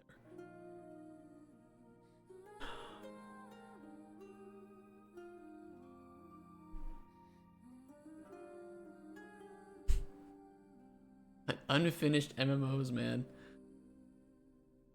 Like, I feel really bad for Fantastic Pixel Castle getting axed, and same with the Warhammer 40k MMO just got axed by the same publisher. I would not make an MMO in today's climate. Like, not only will you not receive funding, but you're not going to finish your game. It's this genre we all have nostalgia for, but nobody seems to actually, I don't know. I don't know. It's like communism, right? Everybody thinks that it just hasn't been done right. But then every time we try to do it, it fails.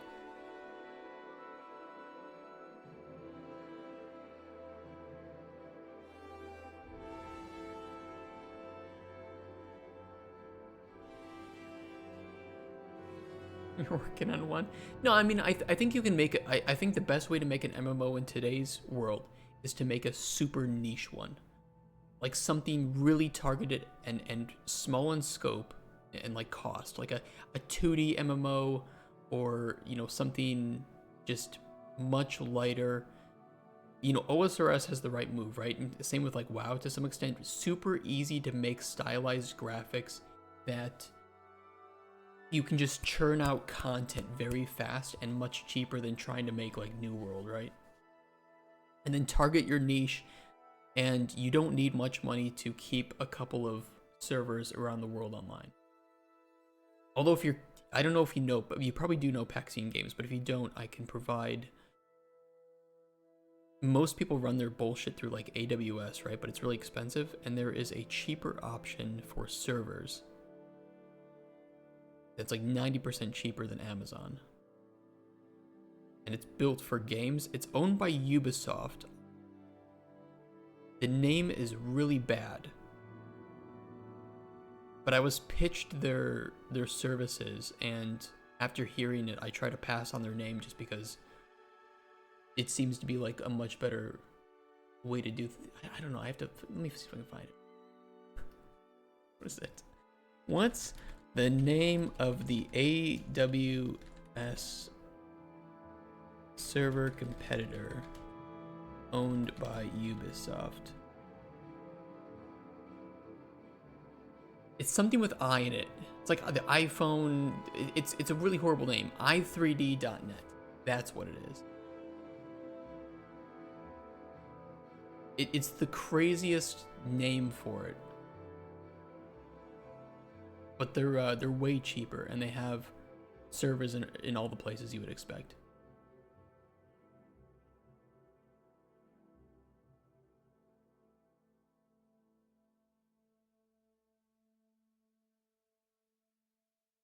I don't know if they show like the price. What's their pricing comparisons? I was pitched it was like 80 or 90% cheaper.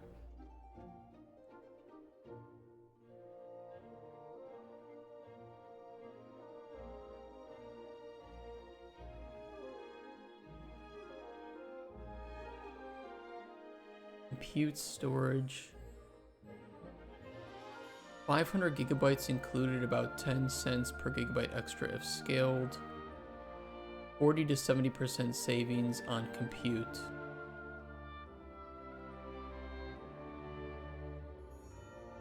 Bandwidth 75 to 90% cheaper.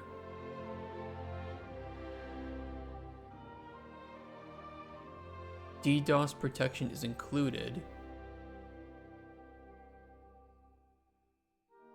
GPU for rendering 200 or 500. So it's like way cheaper.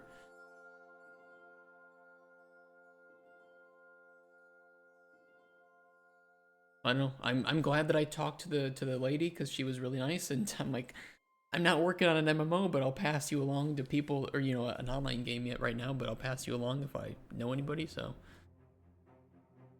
I don't know. i3d.net. She also joked about the name being bad too, so she was pretty nice. How many engines does Ubisoft maintain now? I heard that they're retiring the CryEngine fork. I wouldn't know. Yeah, anything to save money, right? Well, I mean, also it kind of just changes the calculations that I'll do in my head when I'm talking to people about how much an online game costs per month to run. If you want Paxian, I can get the name of the girl that I talked to, and I can, pass along like an email. And she can give you the 30-minute pitch. You can ask questions. If she's still working there. If you want that, just send me your email on Discord. And then I can pull up her name from my notes. You're obsessed with that cola? I am. My kidneys are dyed brown. What was I doing? Oh yeah, I have the input mapping context going just fine. We need the underlying logic to actually work here.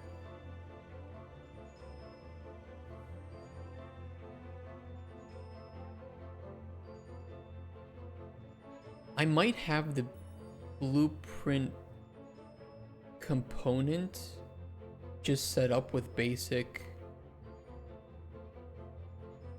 calls and then put the logic in the actual blueprint class.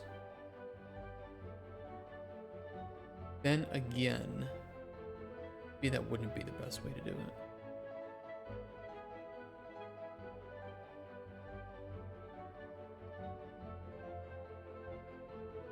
That wouldn't really make it modular, would it?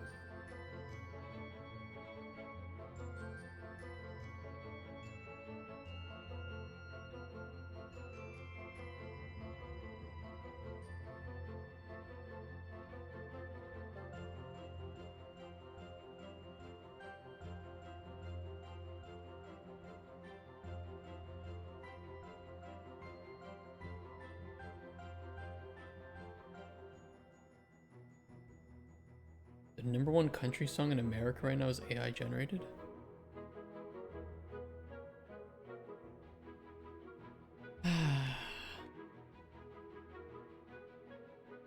Fuck off.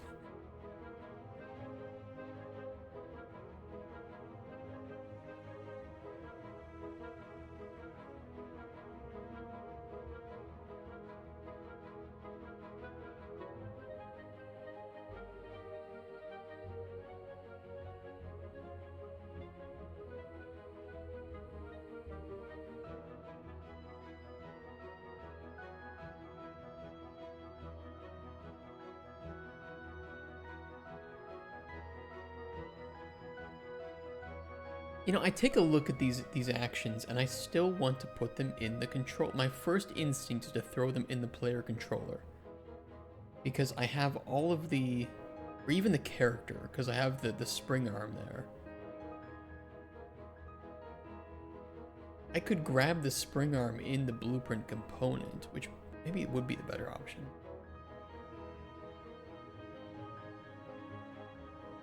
I guess when I enable fine tuning, I could set up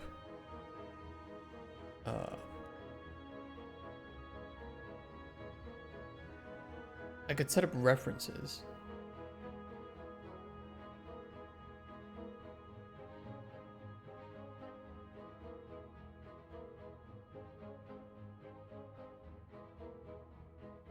Like the spring arm and the main mesh.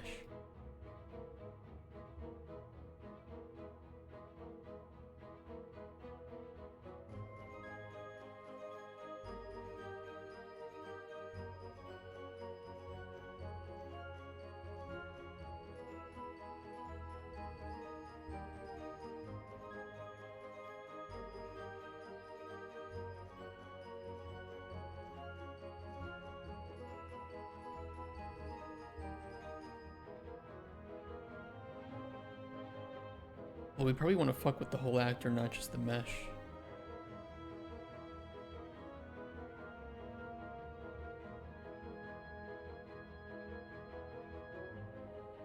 Misogynist AI Bardcore.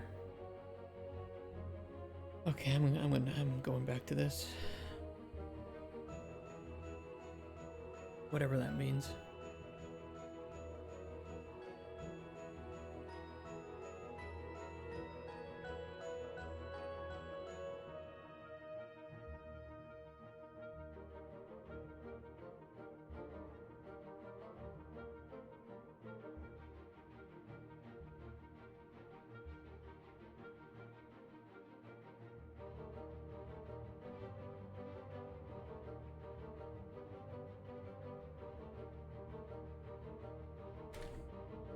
I can get the player character and get the spring arm ref from that.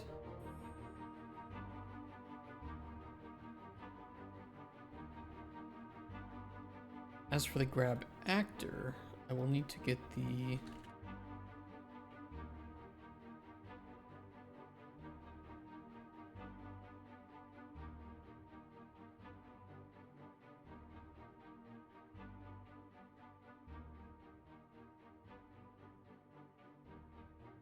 Oh, I don't store that. But I do have the grabbed component, I think.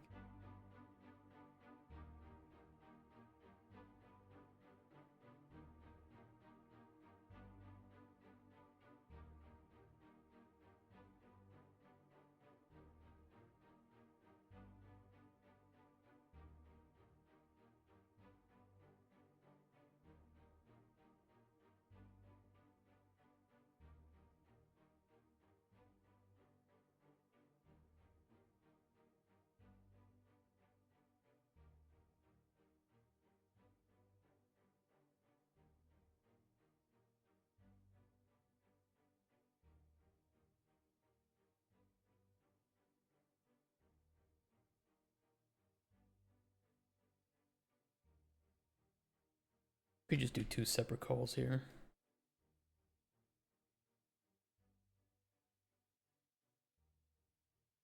Skip the spaghetti.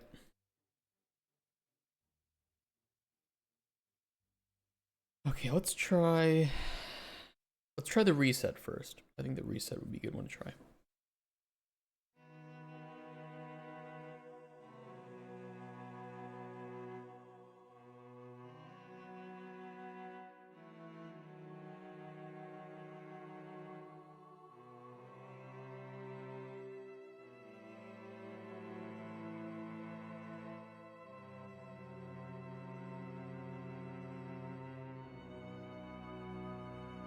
Oh, I don't see reset rot here.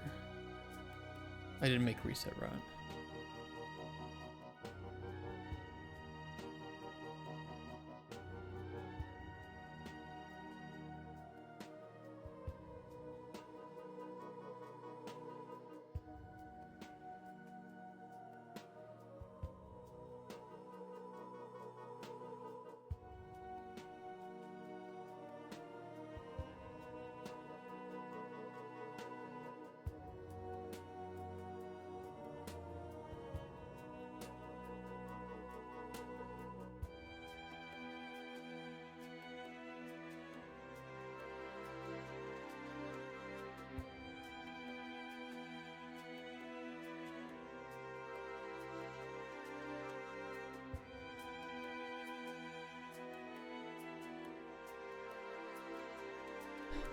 Theoretically, I should be able to pick it up and it will...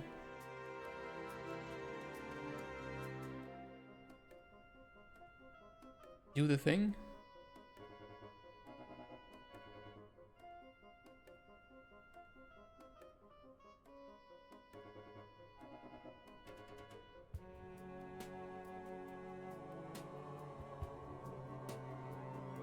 Nothing happened.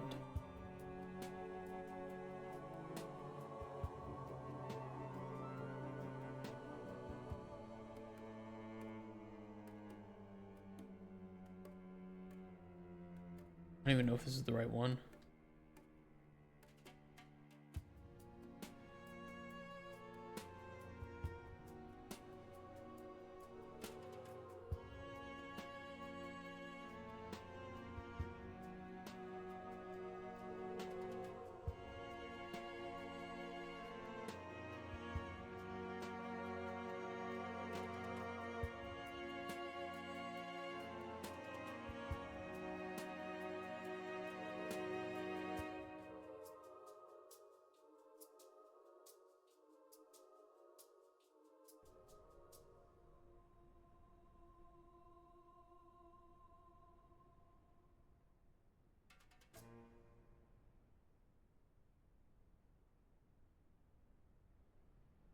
Oh, because fine-tuning wasn't turned on. That's why it wasn't working.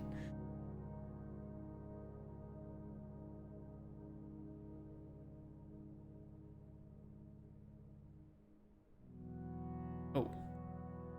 Well, that's a bit of an issue. On drop, we don't disable the fine-tuning, and so I'm stuck. Okay.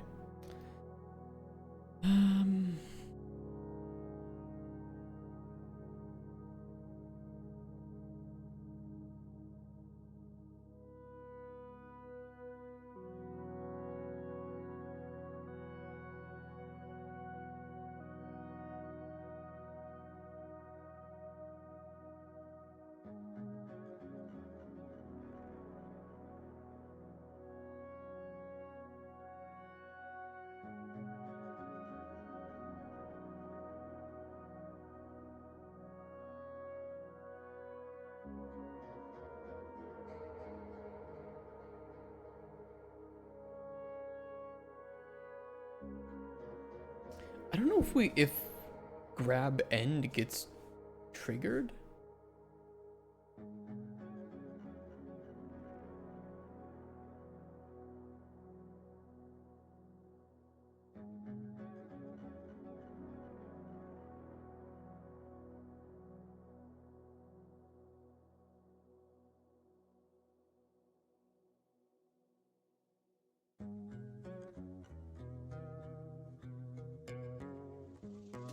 It would only be if it was enabled, though.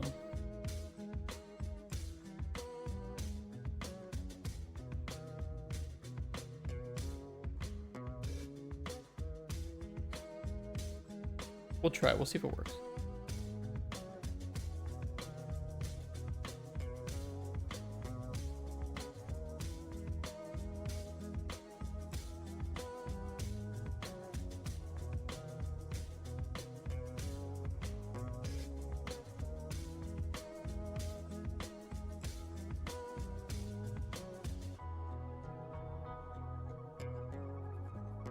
I don't know how to cause that, though. Oh.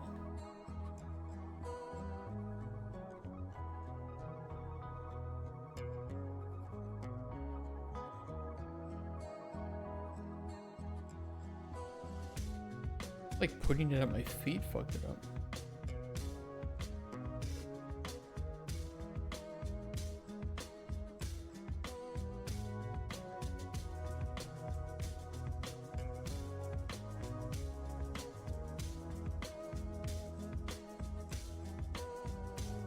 I think it did work.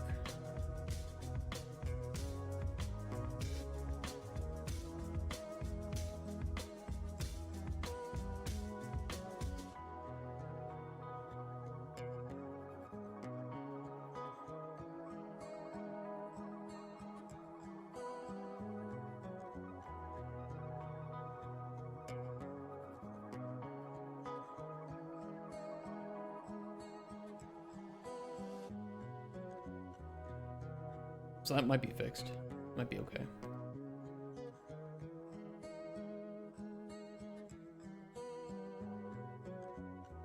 As long as that route, you know, it calls the correct event for ending that.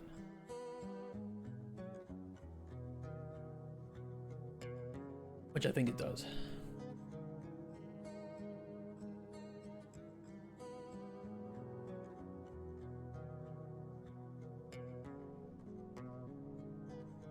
Okay.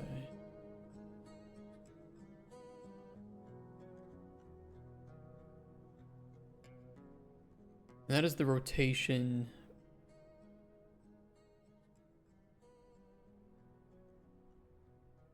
In world space being correct. That is weird.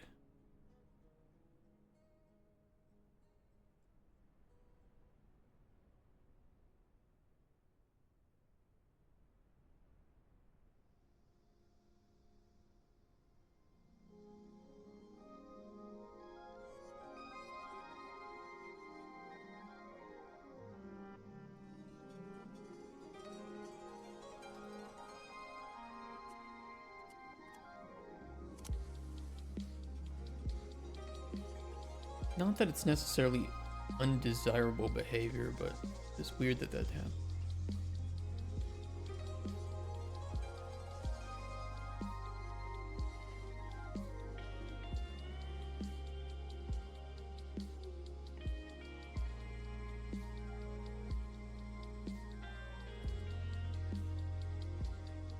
Okay, so it's a start.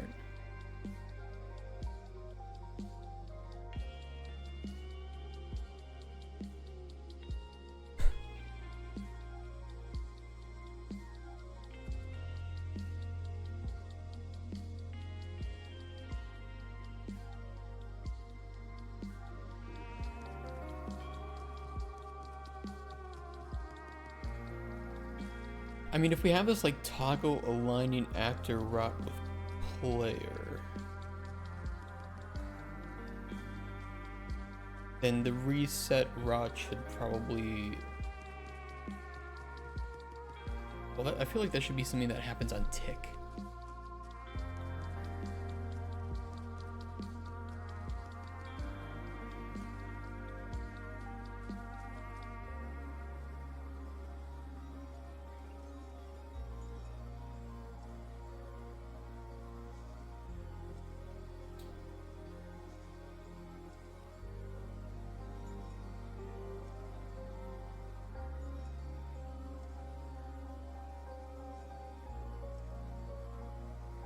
I mean, I feel like we could just get the player character and grab the player character's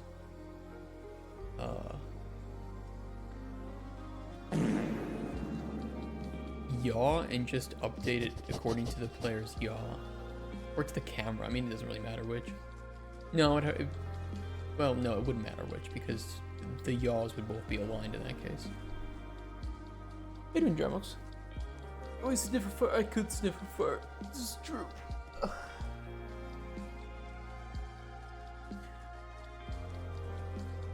Oh, by the way, I got like the...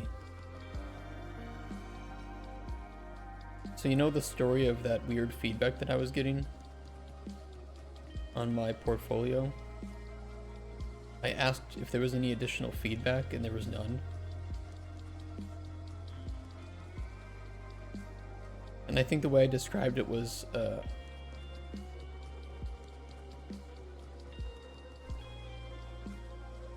if your job advertisement asks for a moose with at least one antler, and I'm a moose with two, it's weird for you to tell me that I don't show evidence of having antlers when I send my Tinder profile.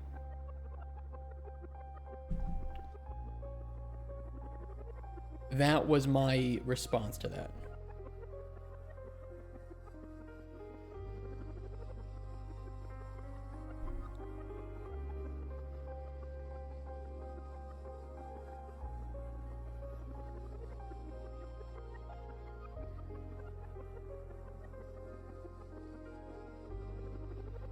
We do have the... Yeah, right now what I do is I have the arm length. We'll need like a min and max arm length. But I can probably throw those in the arm itself.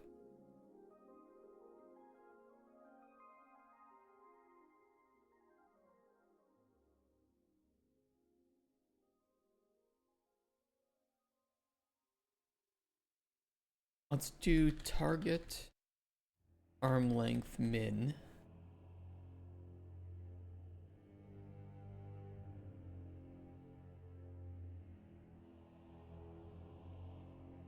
Target arm length max.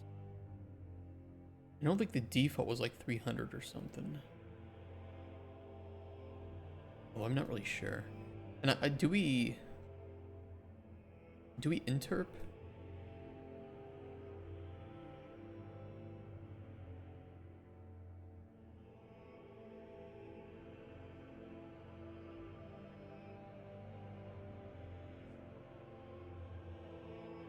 We seem to add kinematic force on tick to the attached component as a change in acceleration.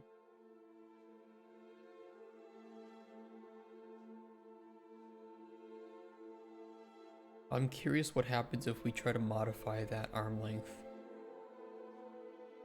while that's happening.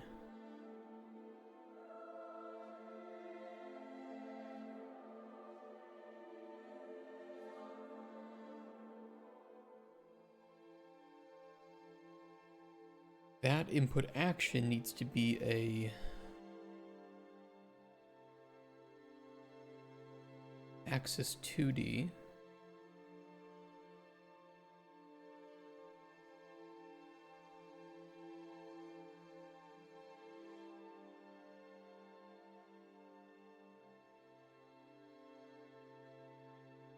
No, it wouldn't be 2D, would it? It would just be one-dimensional.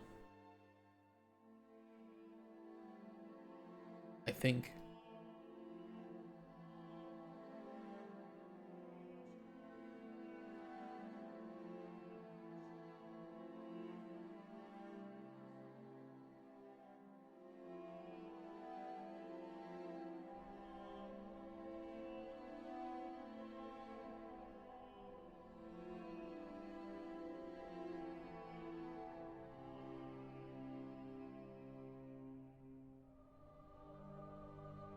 Yeah, it just says 1 or -1.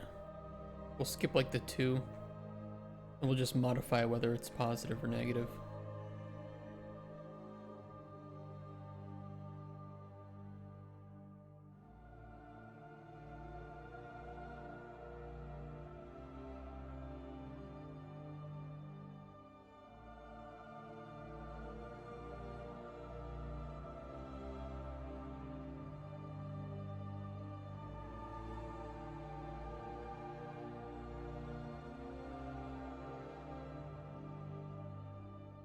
Clamp, target arm length, plus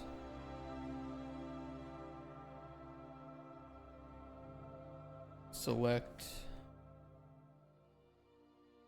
Let's start with just 10 and -10.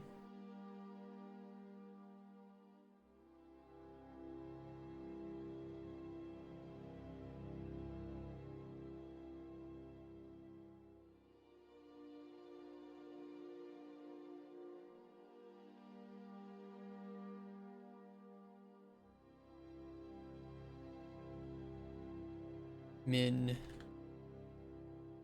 max.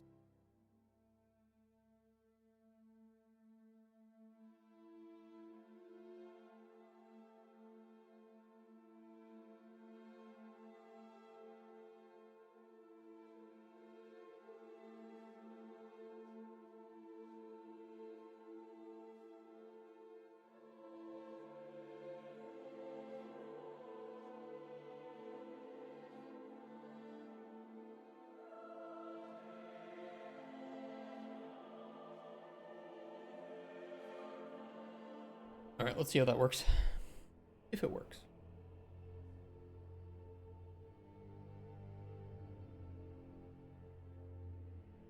Oh, the min-max are 0 right now, so actually that won't work.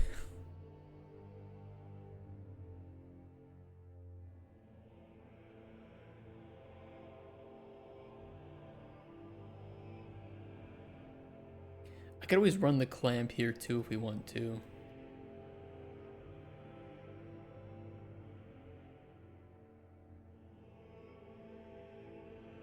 And then just pull it out of the other function.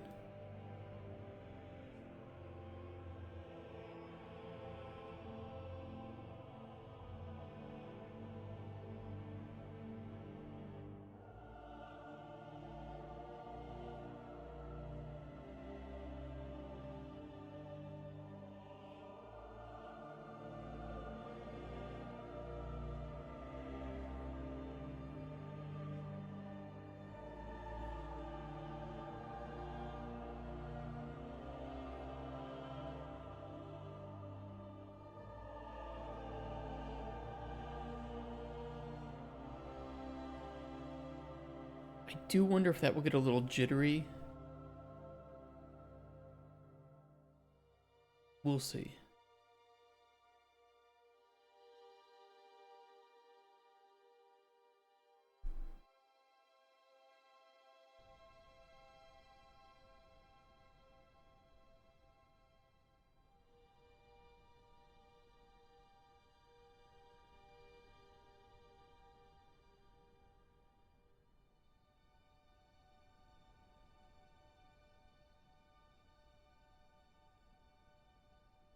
Oh.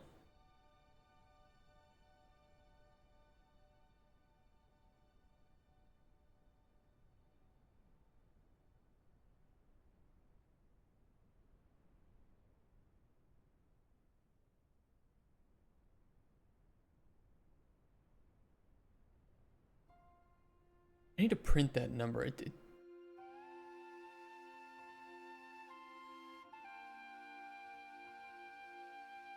It looks like it's going beyond its clamped values.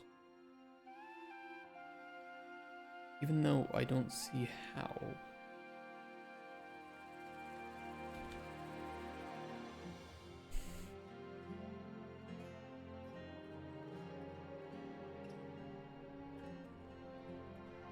Because if I pull it like all the way into me and then I try to scroll it back out,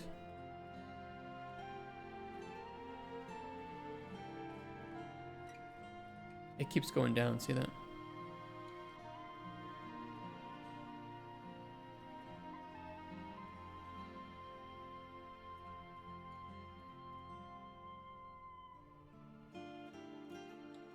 That's weird. I'm clamping it. Oh, because I'm clamping it, but I'm not setting it.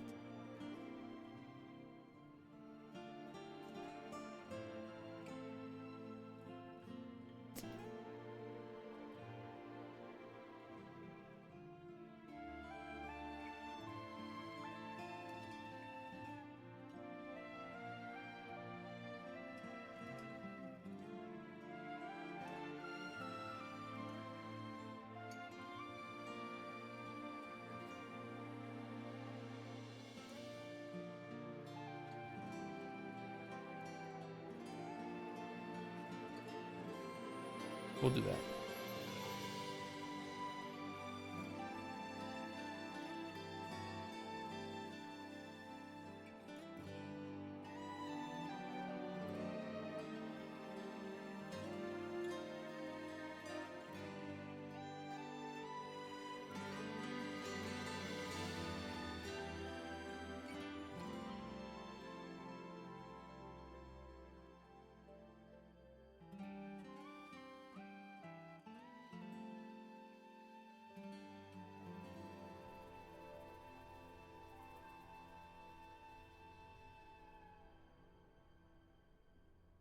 Still.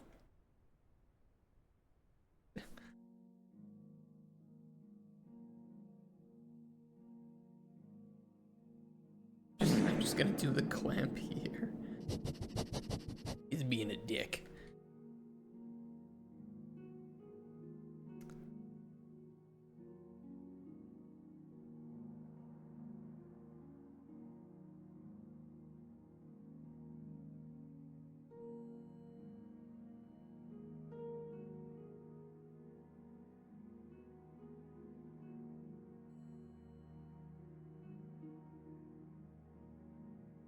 Why you be big dick?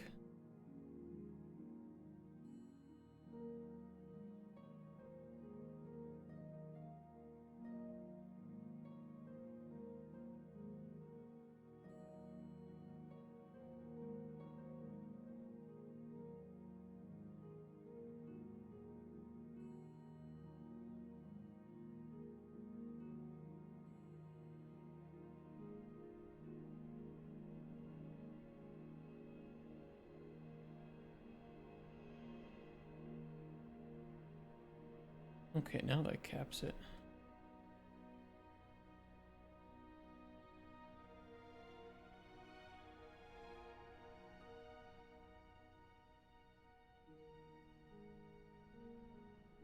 Although I think on initial pickup, I'd still like to cap that. I think what we need to...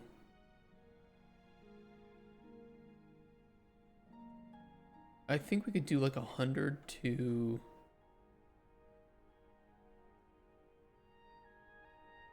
200? I think going beyond 200 is a little bit risky with that. We'll do min-max of 100 and 200.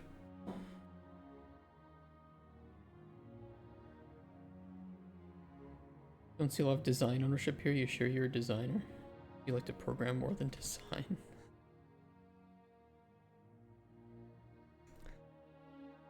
You'd think like you'd even just have an interview, like, I don't know, it's just... So tell me, you started up your own studio, right? And you know, you were working on your games.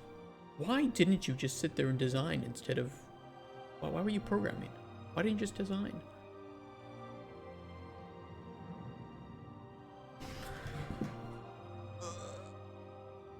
Yeah, it's like, dude, I'm a technical designer because I make like, I can make way more money as a technical designer who prototypes. I'm pretty sure their job advertisement also said that they wanted somebody like that.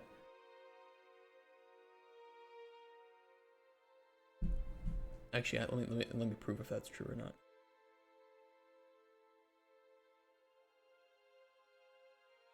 Wrong. No, hold on. I could be wrong about it. Ladies and gentlemen, we got him.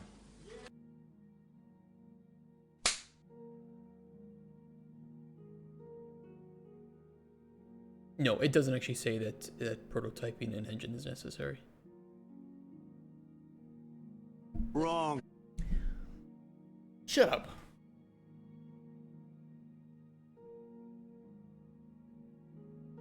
I'll tell you though, I don't know a lot of designers that are just like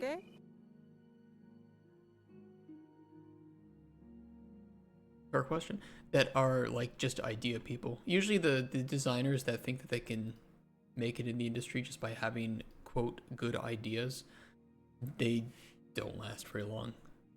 They realize that they don't get paid for ideas. Resentment can grow quietly without much warning after a storm. Mushrooms can too. Can they? Where did we set the target arm length on grab? Did we do that here? Oh yeah, I did.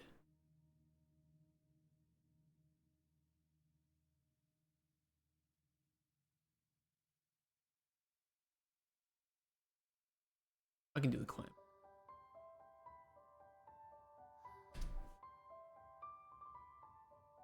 Everyone has good ideas. They do, yeah. I mean, I'll tell you the truth. When I was getting into game design as a junior, I thought that that's what the job was too. I thought it was, oh, I'm the person who has the ideas for the game.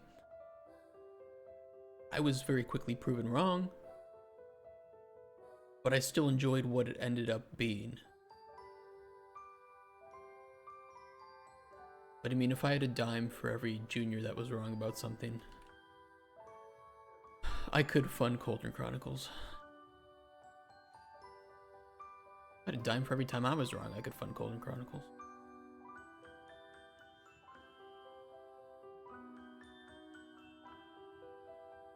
Shit, instead of paying me to be right, pay me to be wrong. Probably make more money that way.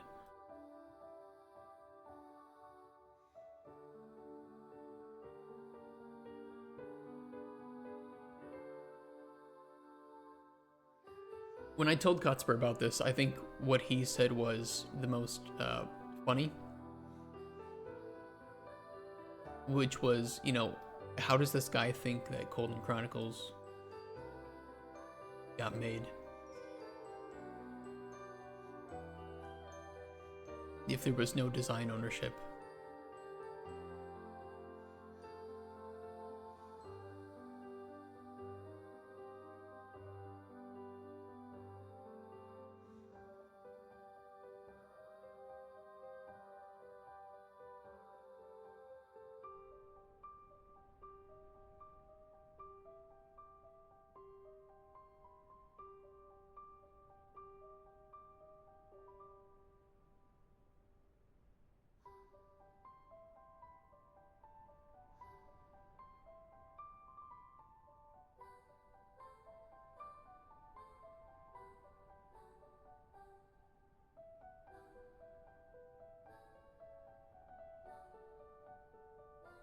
Kind of fun.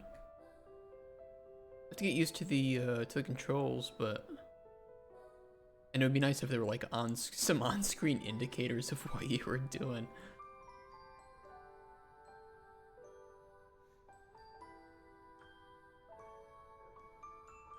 But it is cool.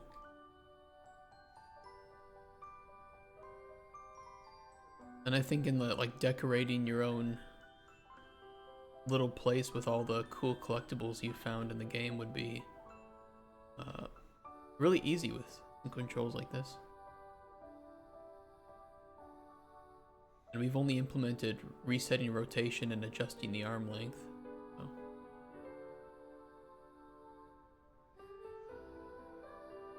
I like it. Hire me, Bethesda. I show strong evidence of code ownership. Wait. No, design! No! Todd! Just walks away. He says, see that application? You can apply for it. See that job advertisement? You can apply for it. 16 times the job applications. Alright, let me go to the bathroom and then we can implement these other things too. We have arm length and reset rotation. We need to get the aligned rotation and then we need to do the individual axes. Oops, BB.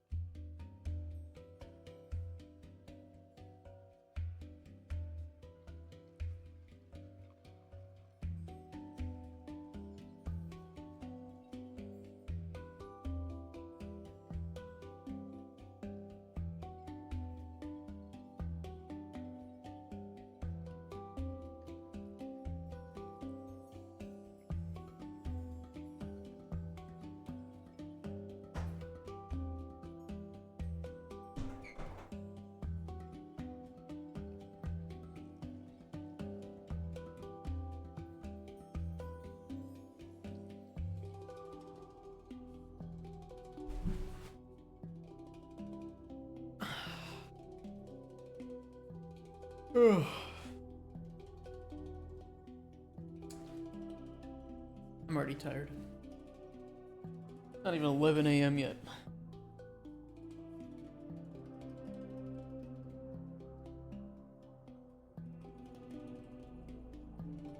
I was up until, I was working on this game until 10 p.m. last night. I'm not gonna do that again, but I just had to fix something.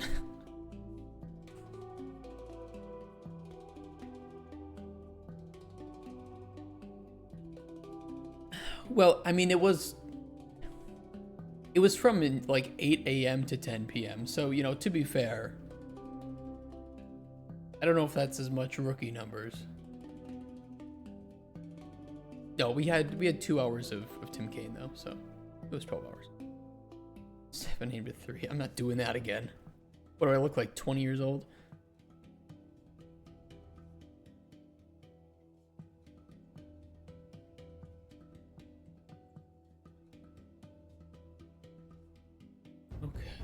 Okay.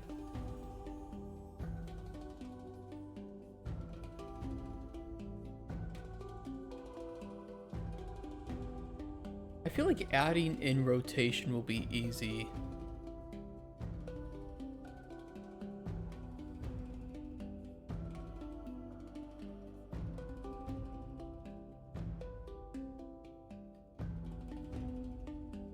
I kind of want to work on the aligned rotation with the player.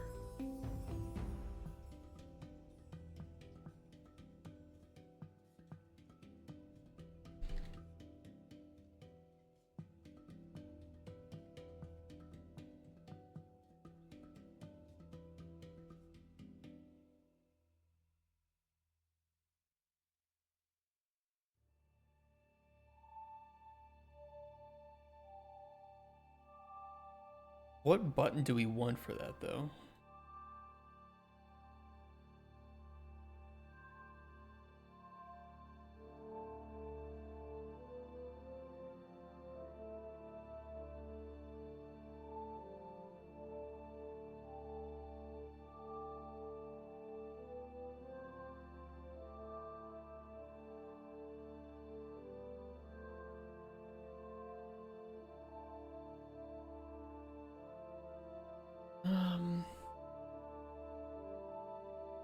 I'm thinking R. I'm thinking we use R, and what we do is we have reset and align, one on tap and one on hold.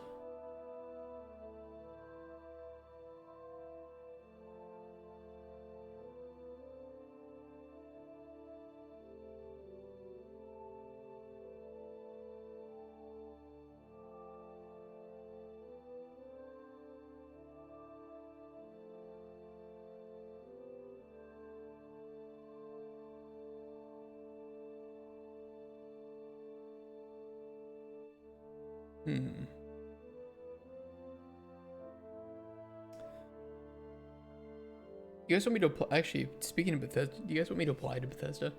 You think Bethesda has any roles open for Elder Scrolls?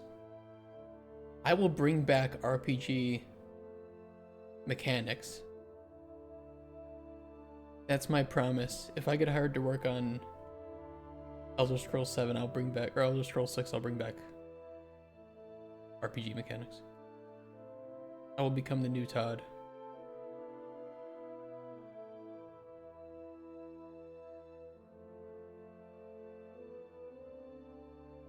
Systems designer for Bethesda Game Studios. That's the one.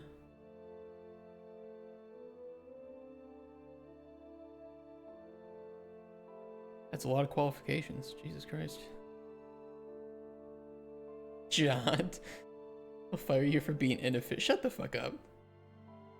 I think I would. I don't know. I think I would be a little. I would, you know, I would much rather work at Owlcat than Bethesda at this point. And it's not because I hate Elder Scrolls or Fallout or even Starfield. I'm a rare Starfield defender to some extent, but it's just like, yeah, I basically just have to be a yes man to the regression, yeah. You're not wrong. Also, I don't have experience shipping, doing updates, or working on AAA games, so.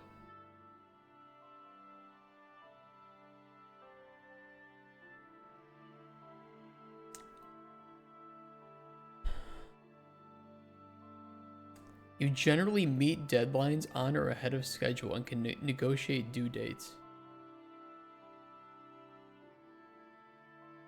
I mean, shouldn't that just make you a... Shouldn't that just be a qualification for general working? Like, oh yeah, oh, I usually meet my deadlines. Great. Most people who have successful work do meet their deadlines. Congratulations.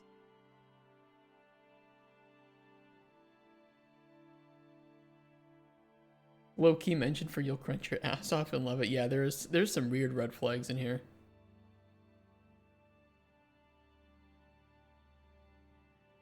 Work independently and show initiative in reaching out to leadership. Again, like, you can't operate in game dev if you don't know how to work independently and show initiative in reaching out. So, like, half of these are just qualifications for general game development.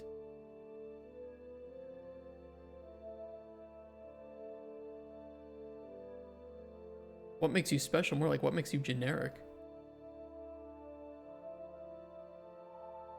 Could you make a RPG with stats that spell out generic instead of special? What would be the stats for a game like that? What makes you generic? Girth. Okay. You have girth. R has to be retardation, right?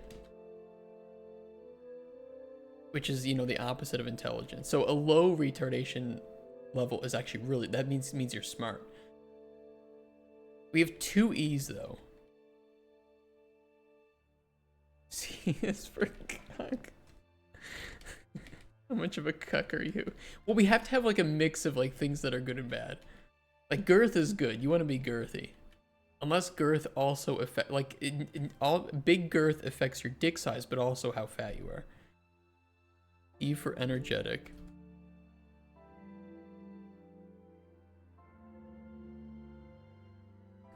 First thing that came to my mind when I saw N is not the thing that we should use for N. And binary. Let's just pretend that that was what I was thinking. We could do exotic too, and that would get pretty racist then, because that would change your skin color. I for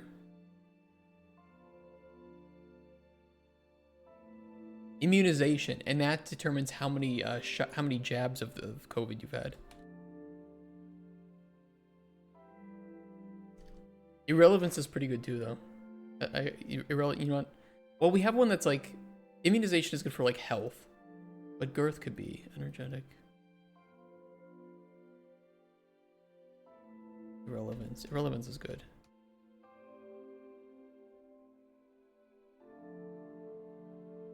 What makes you generic?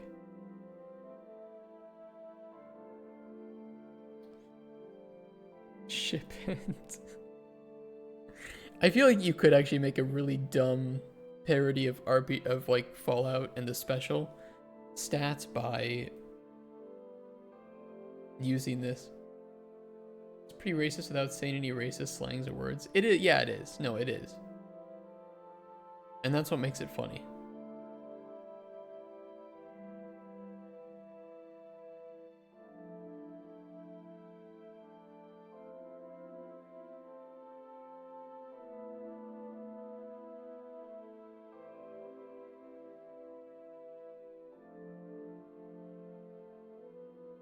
Let's change reset rot into like rot adjustment.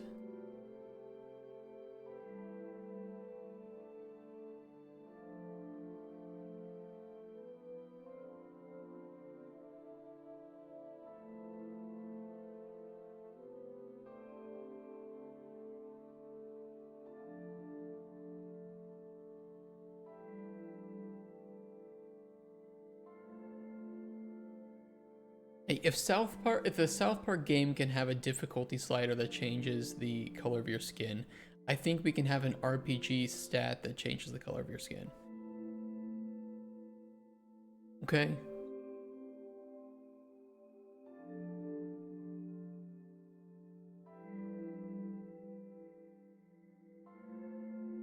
This needs to be...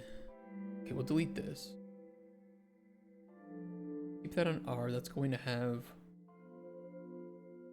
hold trigger.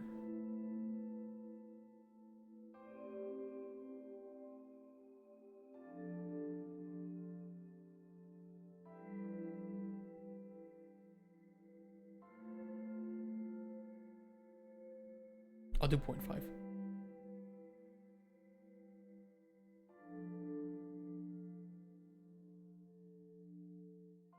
Well, melanin, that would actually work in an RPG. I like the term exotic though, just because it is so politically incorrect. And you could also just apply some positive things to it too, like, you know, it's what makes you generic. So of course having a high exotic skill would make you not generic. It would be a very interesting stat. No idea, you guys we're not being racist. I think it's absolutely it's calling somebody exotic is the same as calling like somebody from Asia Oriental. Like it has the same horrible connotations.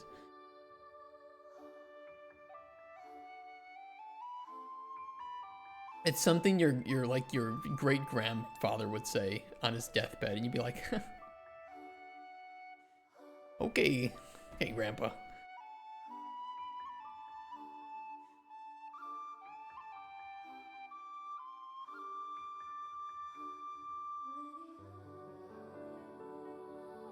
It's okay though, I can't get banned for saying those words because even if I sexually assault people on stream, I don't get banned. So that's pretty cool.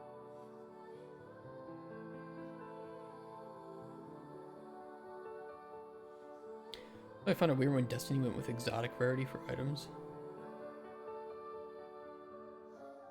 I don't know, I think it's okay to call an item exotic, just not a person. But then again, I think there might be some people out there who consider it a positive to be called, you know, probably not the majority. But everybody's trying to stand out, and there might be some weird people that, if they're called that, they find it a compliment or something. But I'm not going to go around calling people exotic.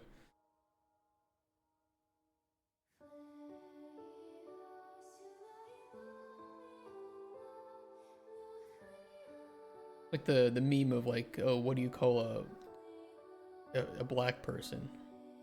His name. What else would I call him?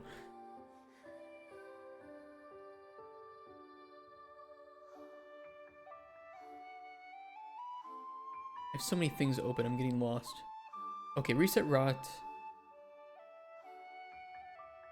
Triggered should get smacked once if we...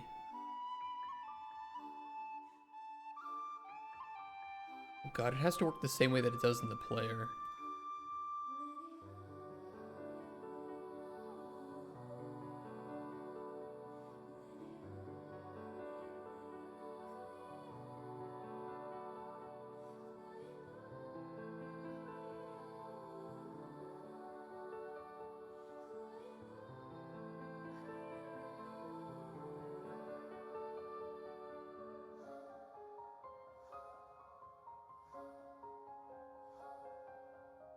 Actually, I just forget.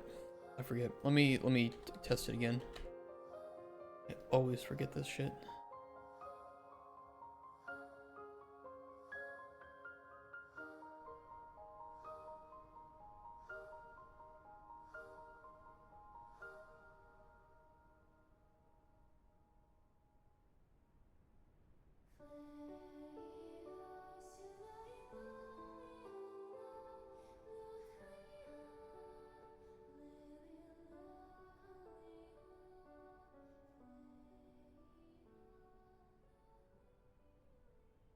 Okay, it's triggered that gets smacked once if you hold it down for long enough. Started is immediately when the button goes down. Ongoing is while the button is held. Then triggered gets continually run while after the actuation threshold is hit. Completed is only if you hold it down for long enough, and then cancel is if you drop it before the hold is finished. It makes sense once you see it. It's kind of confusing without seeing it, though. I feel like I just need to like write up some documentation about this.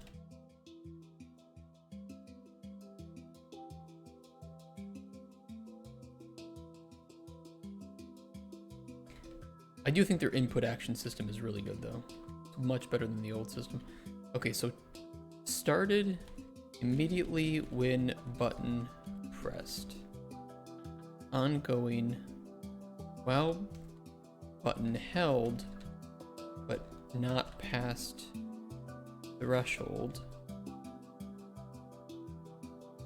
While button held, but only after threshold reached. Cancelled when button released, when threshold not reached, when button released, when if threshold reached.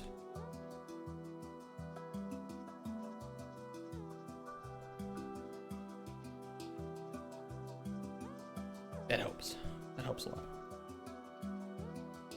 So we know that if tapping it, we want to reset the rot, then we can put that on canceled.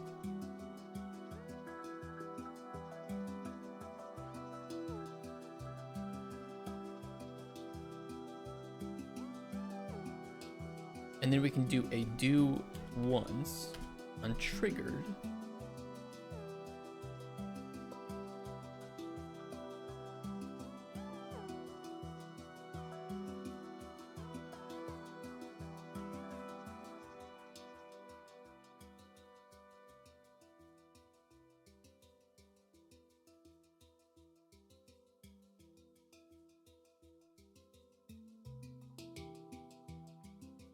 That's the proper setup for that.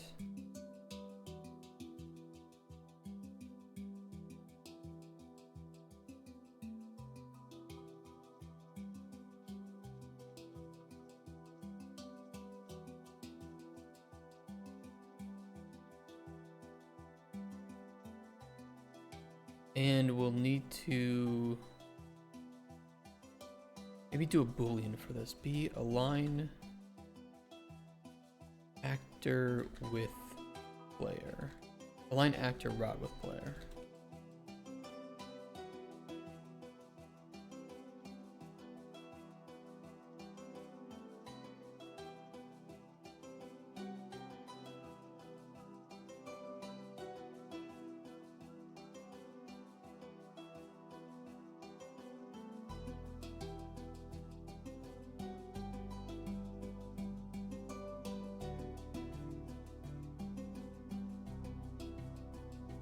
That might be it. It looks simple, but then we need to handle the actual rotation of the actor while ticking.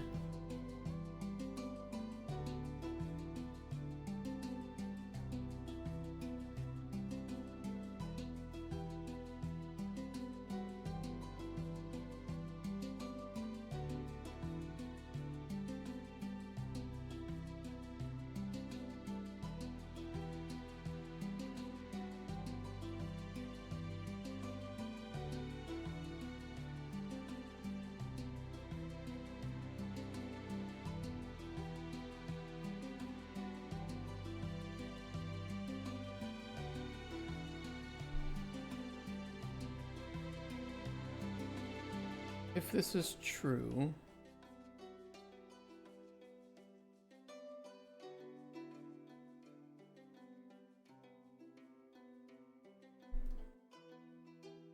world rotation,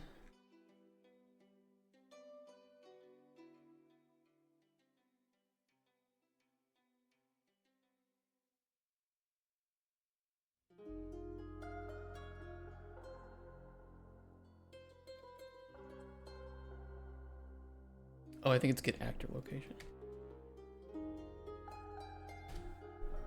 Rotation.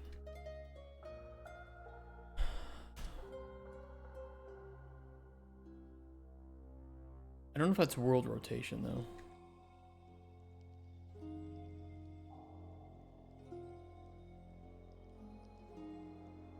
Let's assume it is.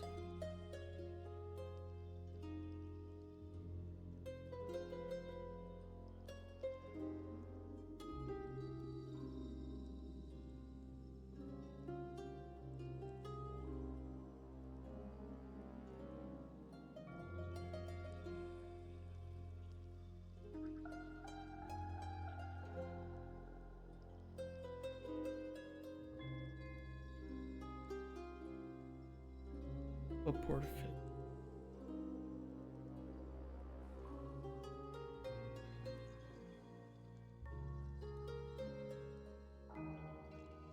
Let's try that for now. Something feels wrong about that though, so I don't know if it'll work.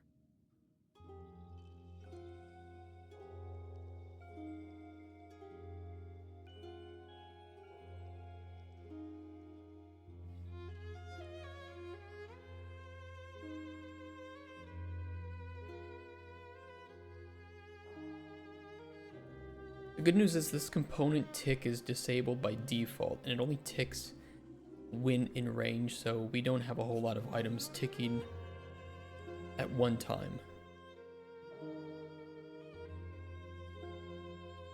Hey Belicha, haven't been around for a while. Whatever happened to Colden Chronicles? Man, you have not been around for a while. Publishers loved it. They liked our numbers. They liked the build. They did not like that we didn't have a team. And they were unwilling to fund a team to be built since there was no guarantee that we could get the right people or find the right people in a good amount of time if they gave us the money.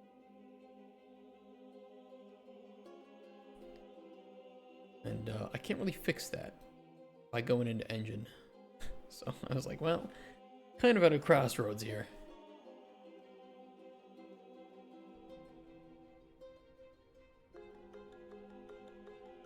Yeah.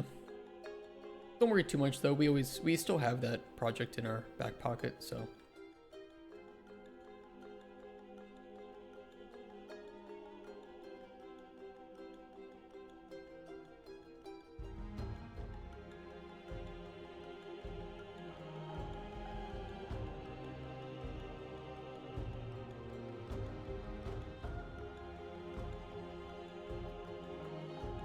Oh, that's weird.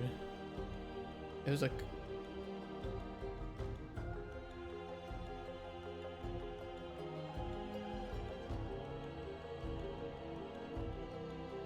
I wonder if it's competing with the physics boom arm.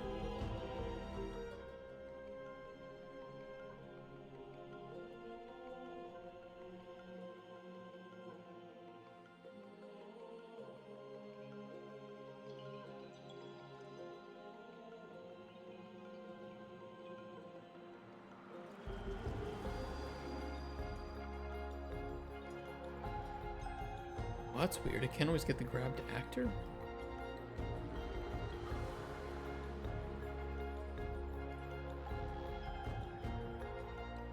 Something weird is going on.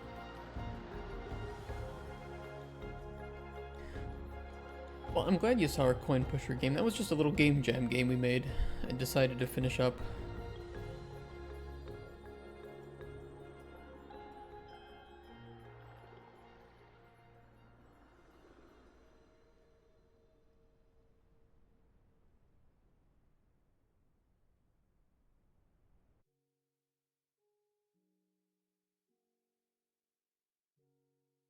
Oh, I know the issue. I know why the errors were happening. Not a big deal.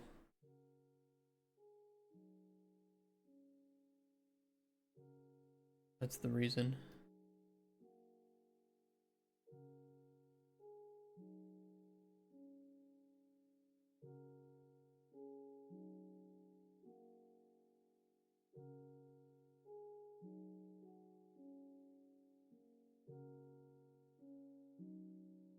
maybe not there though.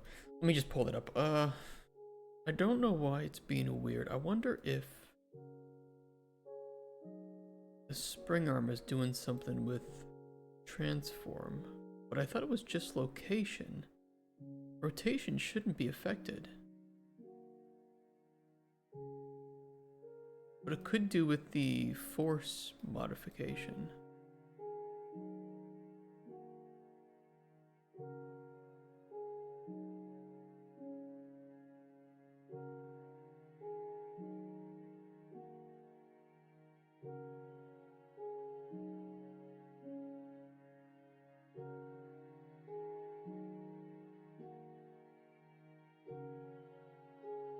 Or is maybe the tick of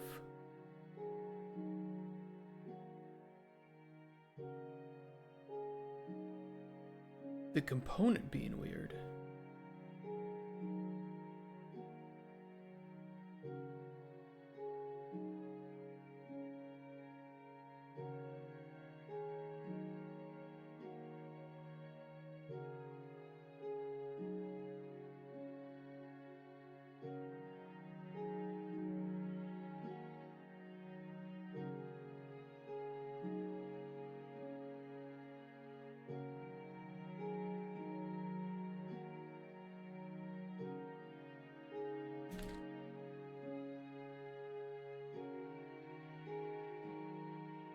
Let's try this.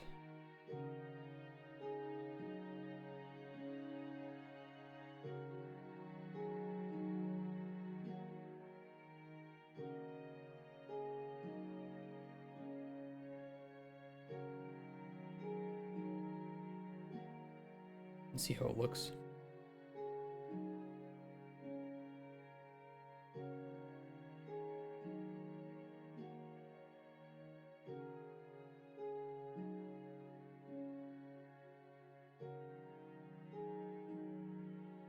That'll be the default behavior just to see if it functions. Nah, still very jittery.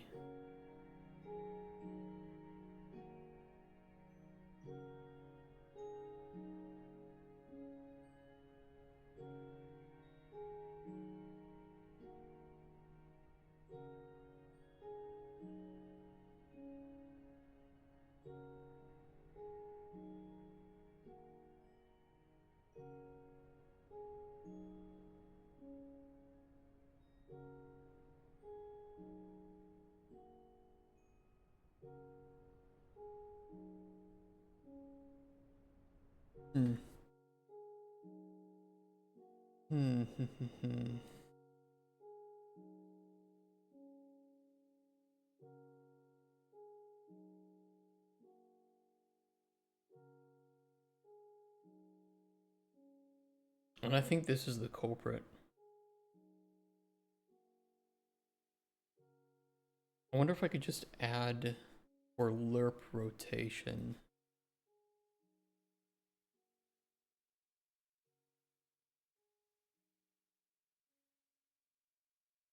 Can I f-interp a rotator? I can lerp a rotator.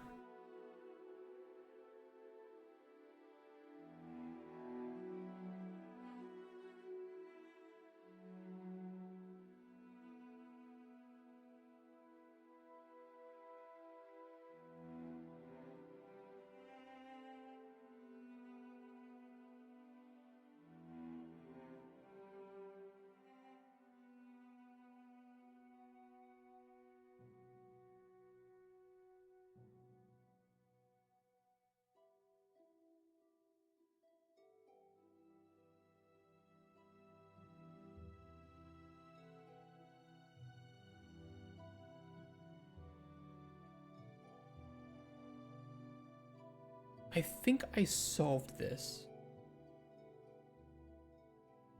into the chasm with the custom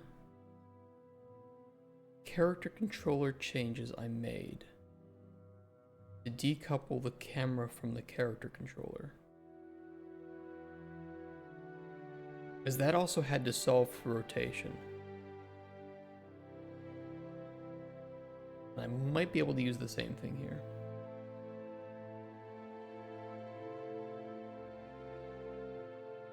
I just remember what I did.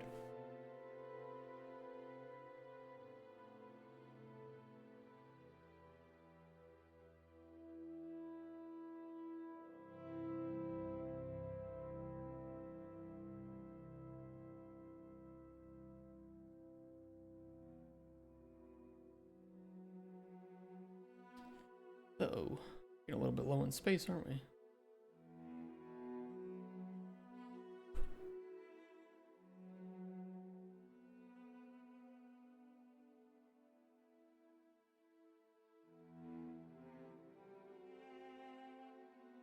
Though I think it still might jitter with the forest, but we'll see.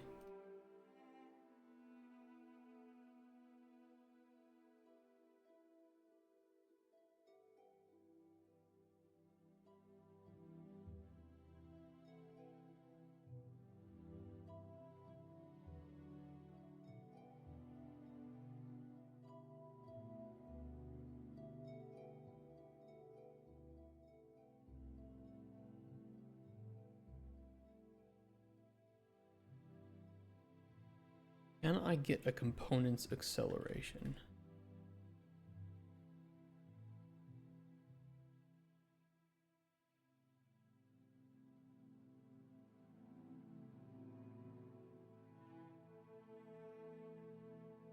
Not the same thing, but I'm going to try just plugging in velocity. Instead of get actor rotation, we will get the...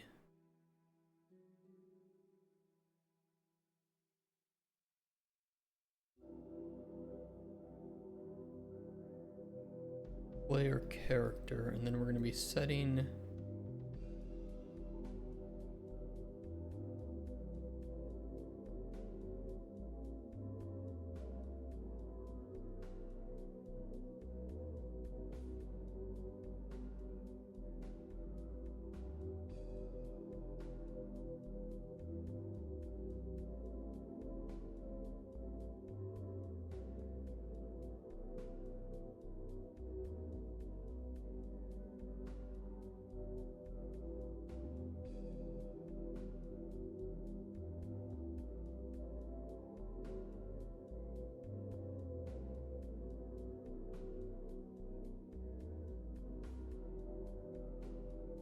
I don't know if this will work.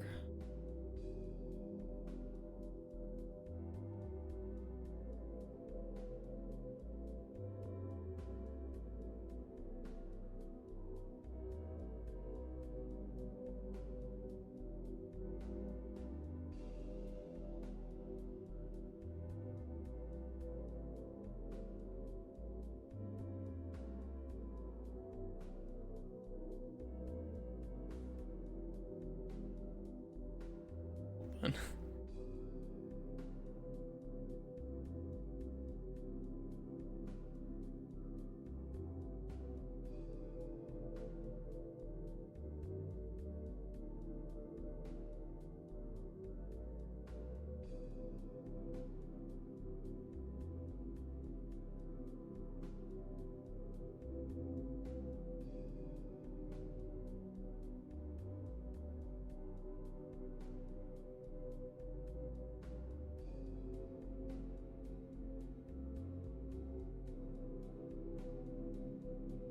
No, it's being really weird.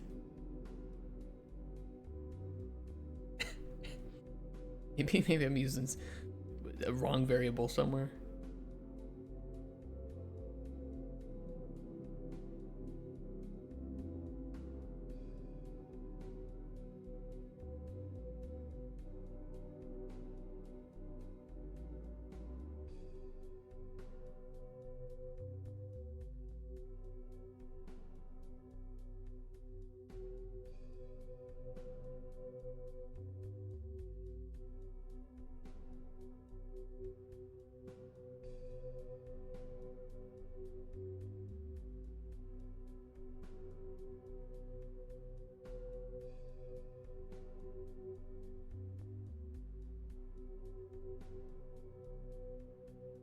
The outcome...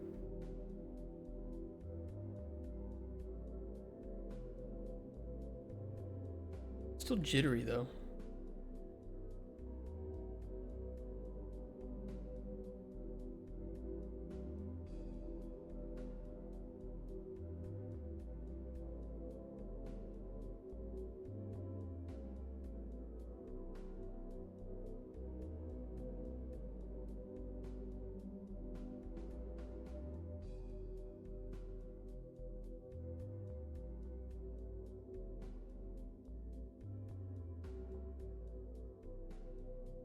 think it is for sure that adding the jitter, it's not normally there. No, it's perfectly fine normally.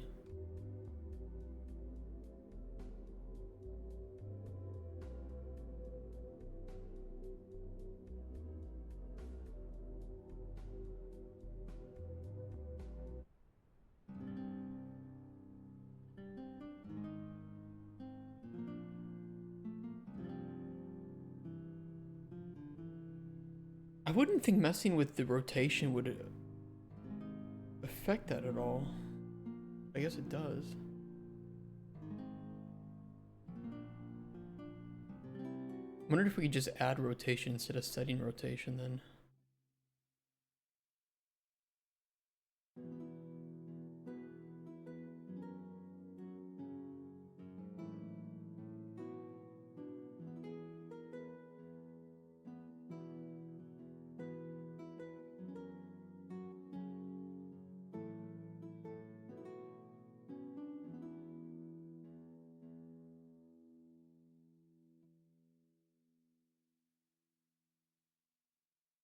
I don't know if normalizing the quad would do anything.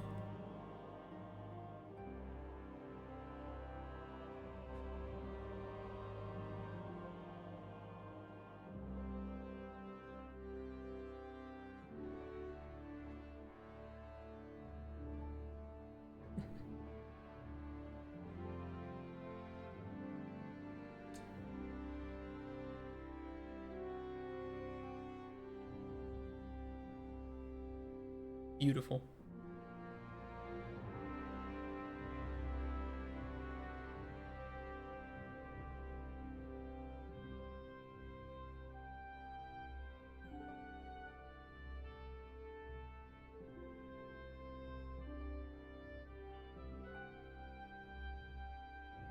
Mesmerizing even.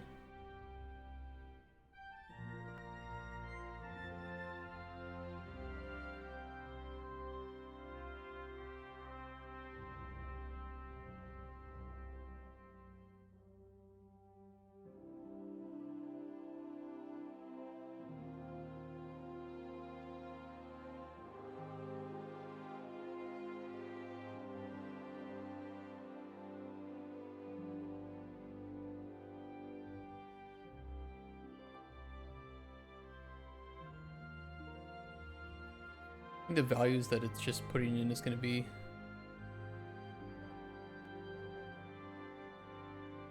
way too much.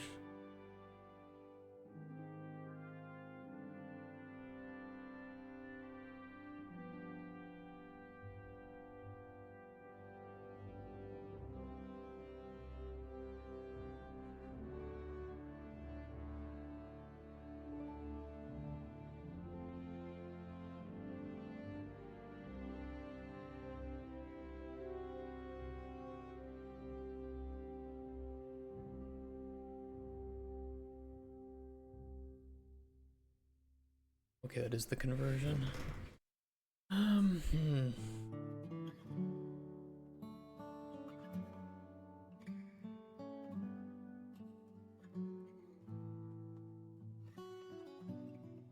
not good enough with math to know what I should be plugging in here. But clearly,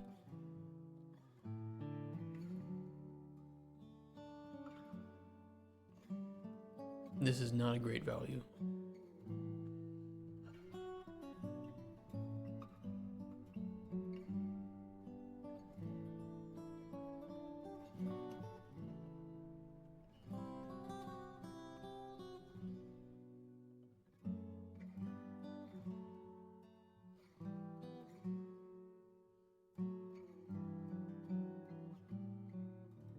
Delta rotator. Wait, couldn't that work?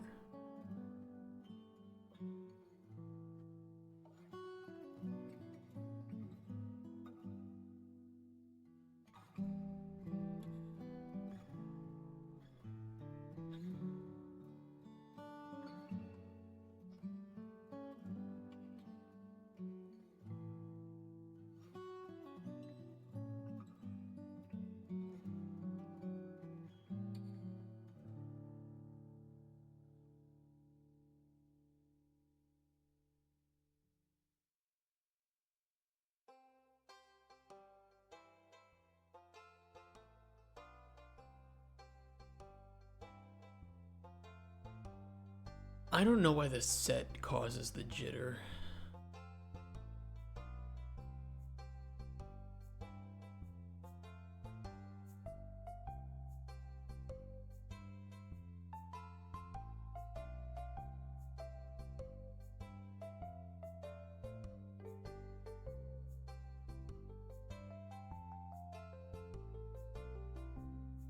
But I think this force is doing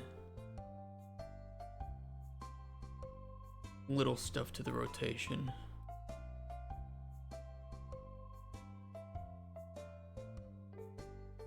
How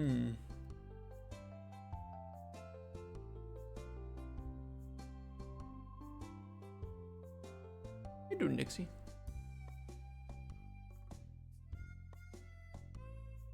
It does make me want to play Stardew again. I can't play with my wife though, because I am too optimal, and she plays like a normal human being.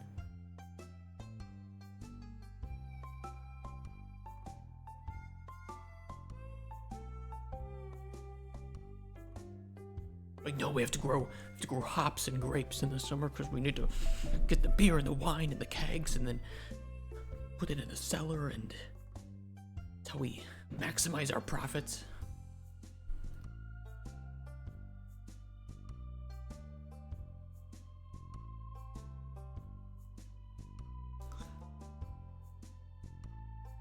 We have to make sure that, okay, it's raining and it's a summer day, so we, you know, if we fish at this place, we can catch this fish, put it in the community center, we can finish this in like 1-2 years max.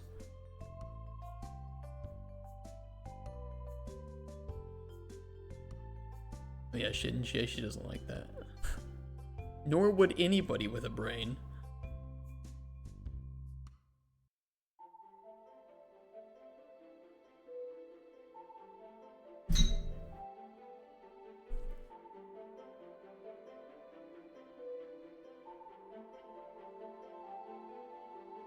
If I don't know what's causing the jitter, although I think it's this, I don't know how to replace this.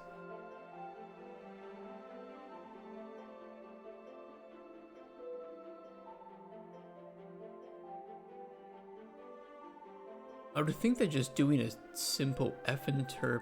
What? Couldn't I just f-interp the yaw only? But isn't that what I was trying? That was causing jitter?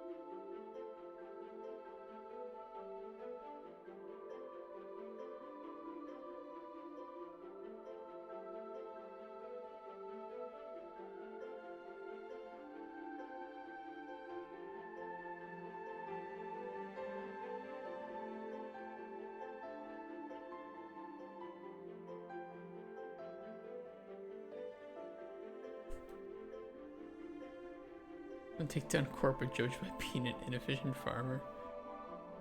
You know, the only reason I never...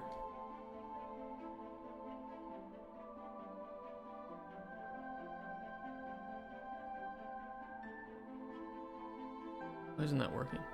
I never bought from Joja was just because it took longer to run there than it did to the regular seed place.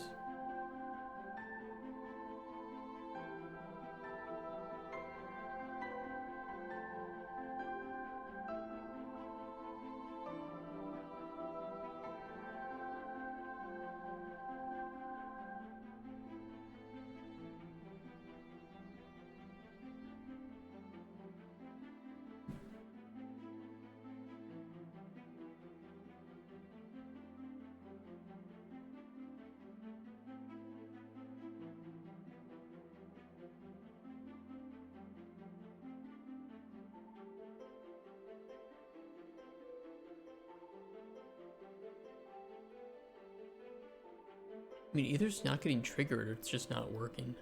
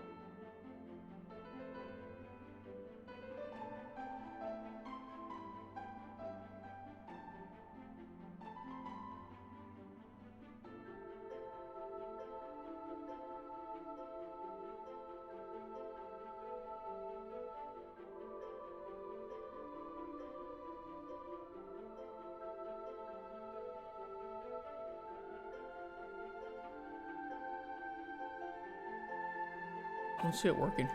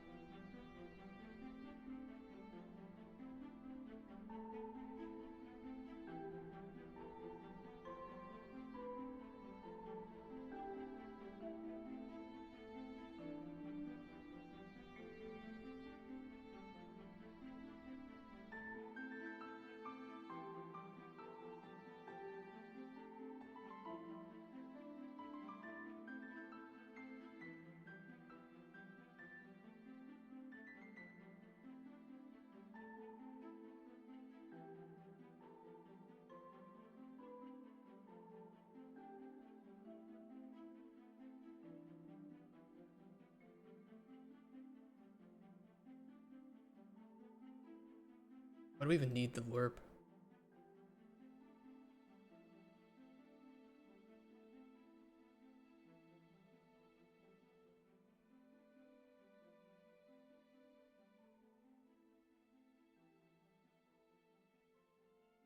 We can ignore the error for now, though.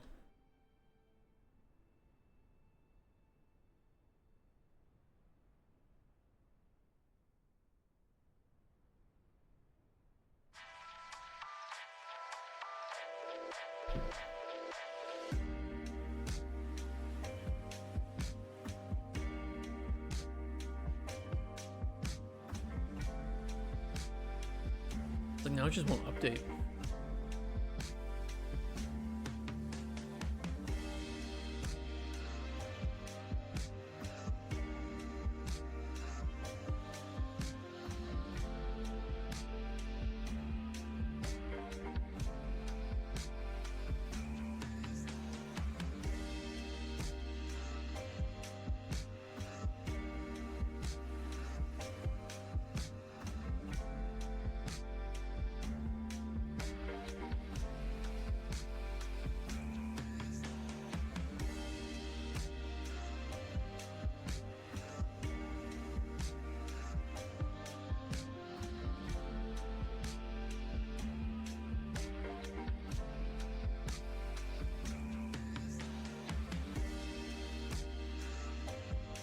The grabbed actor yaw.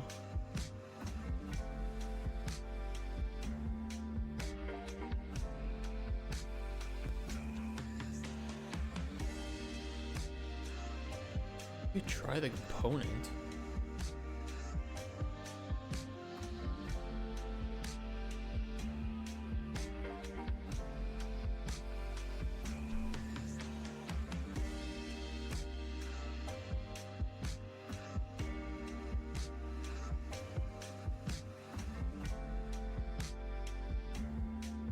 How was Schedule 1 doing these days?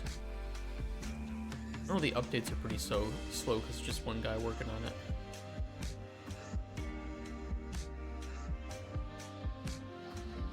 But probably too busy with Arc Raiders.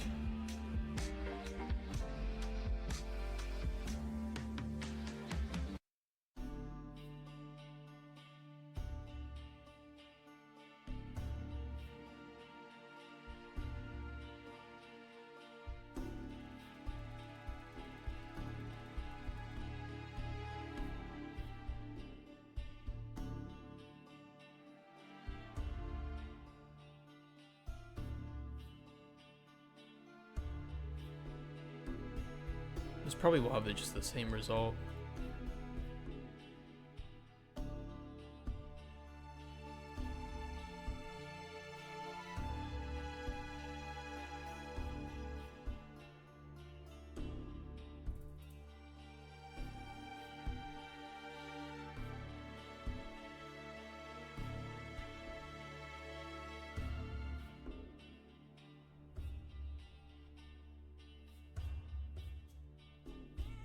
It just feels like it's not working now. Did I break something?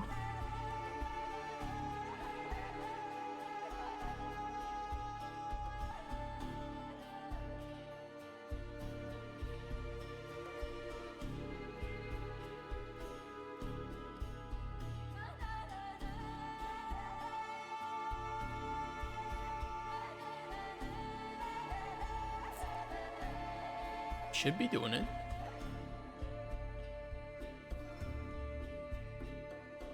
Oh, I plugged in the wrong Z. This should go back to just jittering.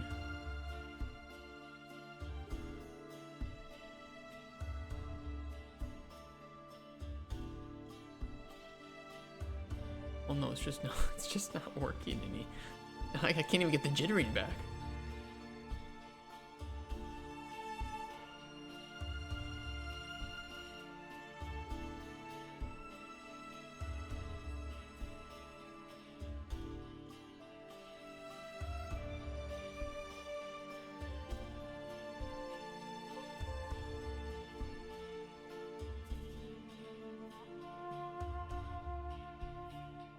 Oh, that's weird.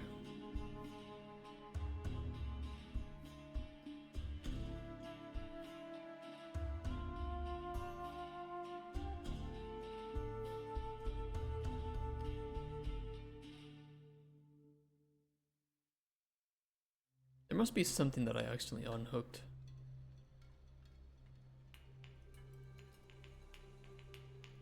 Oh yeah, it's not even calling that anymore. Like it's not ticking.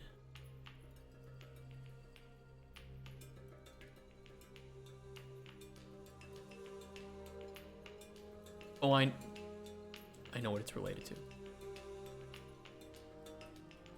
I know what it's related to. Related to something I already wrote down.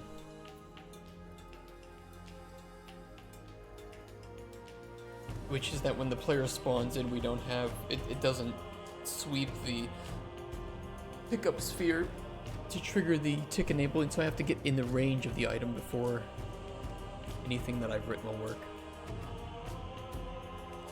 It's a bug caused by a separate bug.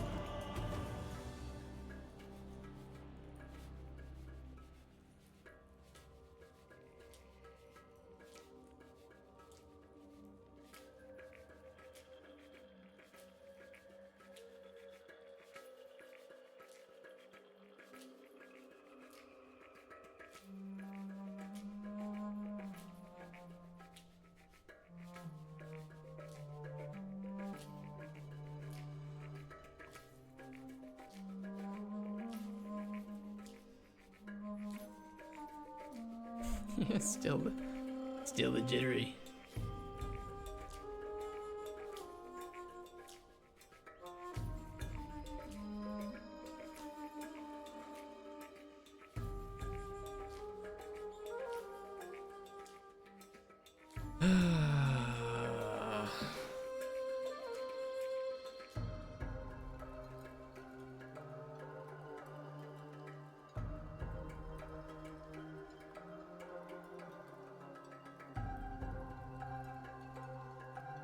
I'll be right back.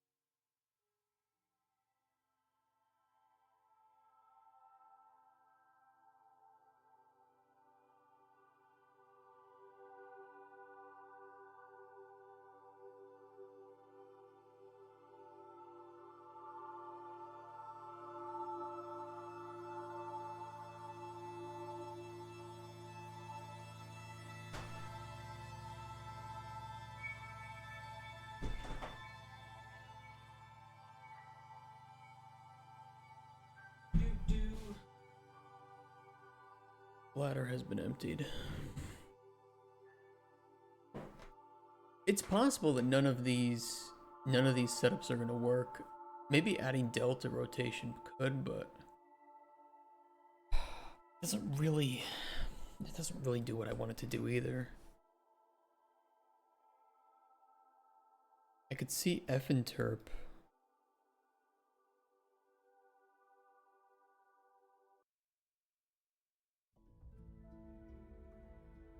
Potentially.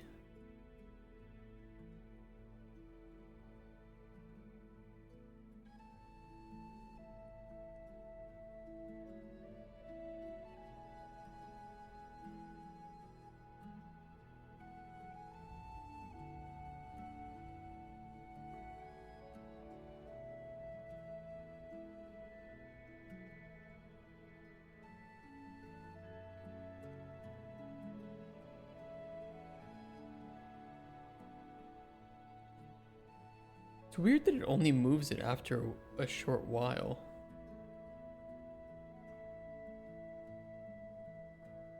It's not like something getting gummed up here, is there?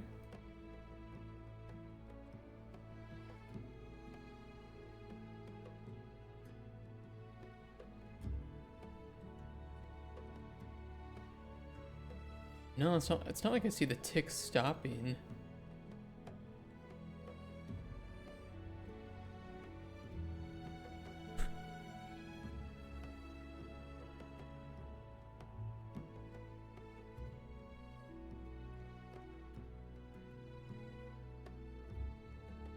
We might have to, at least for now, abandon the aligning rotation to player.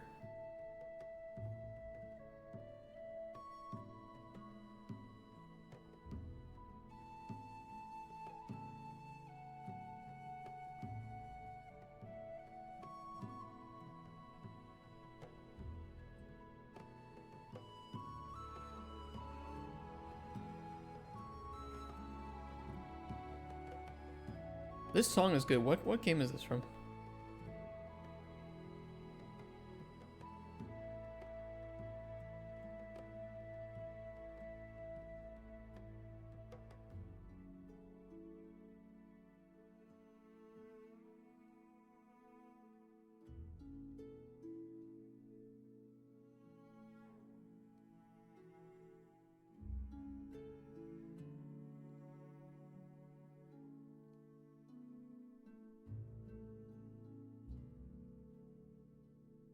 weird jitter shit happening.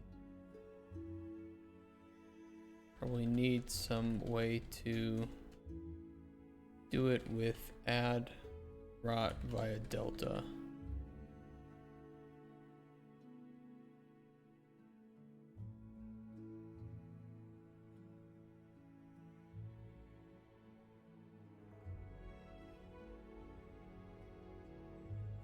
In which case, I mean, we can leave this working because this is working fine.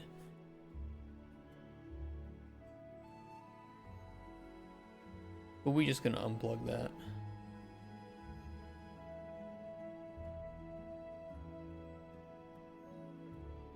I guess it doesn't hurt anything to have it hooked up.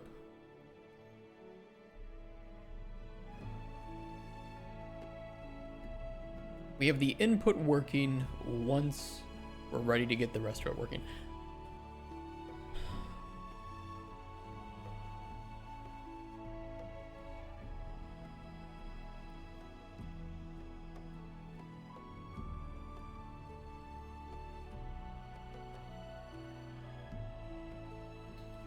As for moving the yaw, roll, and pitch,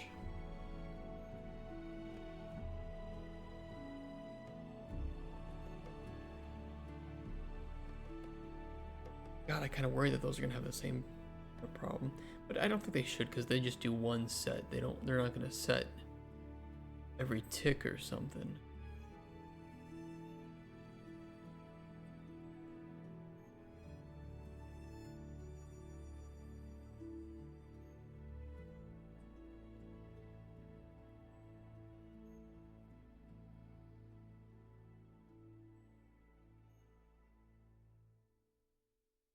Let's hope not.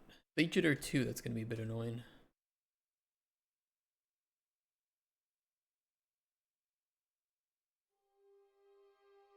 Let's start with the yaw.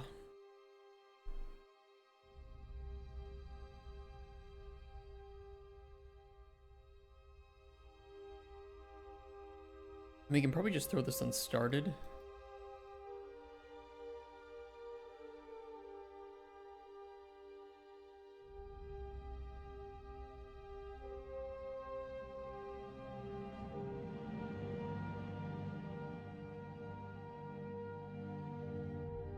Add active world rotation.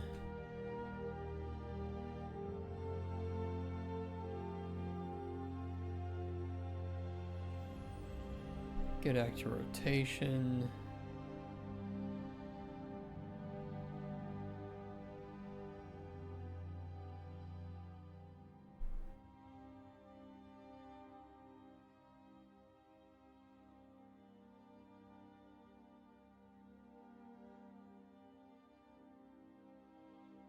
This is not going to cause anything weird to happen due to quaternions, right?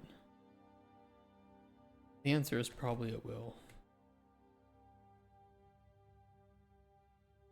Those quaternions seem to haunt my existence.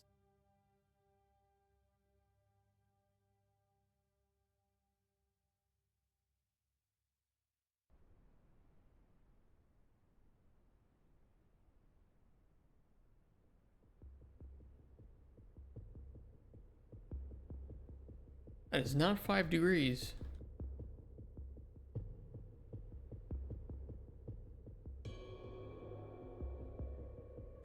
It's probably some bullshit quaternion thing. Let me print it. Let me print what's happening.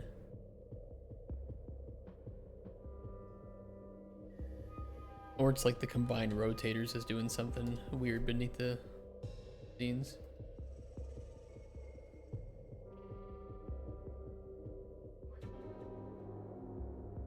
I wonder if it's the 0, 0, if it's not actually adding. Before I print, let's try doing it this way. Split, split, make, boink, boink, boink.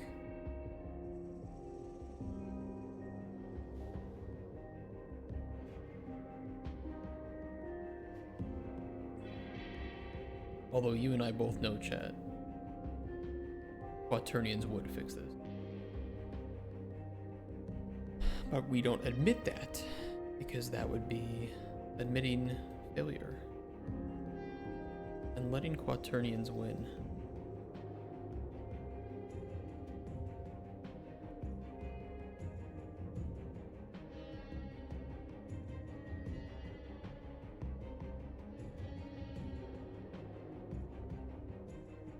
Oh no, it's going haywire.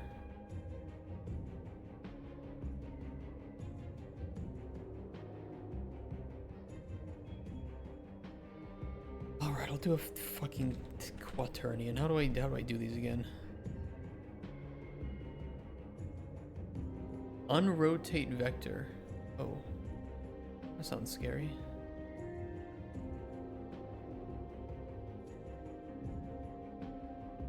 Wasn't there like one node that does what I wanted to do?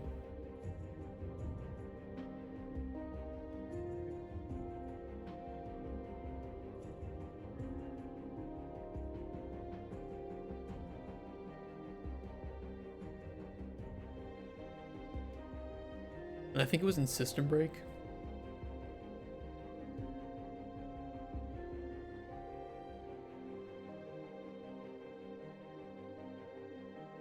There's one node that isn't, it does the thing that I need it to do. It isn't named like that, and there's no description telling me that that's what it does.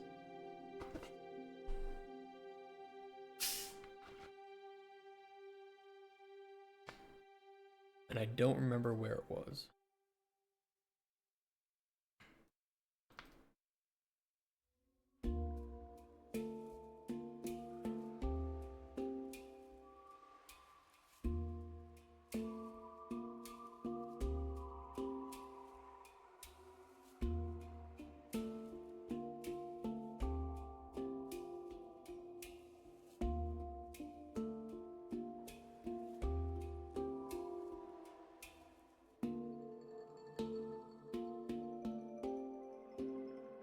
Maybe it was in the camera device.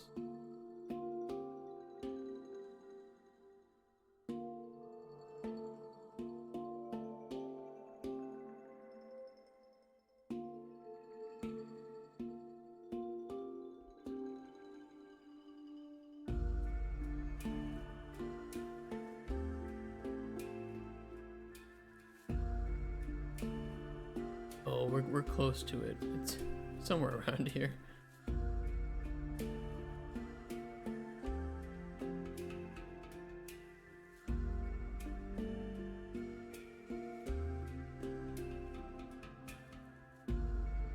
I mean, look at the comment on here. Fuck you, you dumb bitch bimbo. Fuck Eulers, fuck Quaternians, fuck Angles, fuck it all. This has to be where it all happened. It all went down here.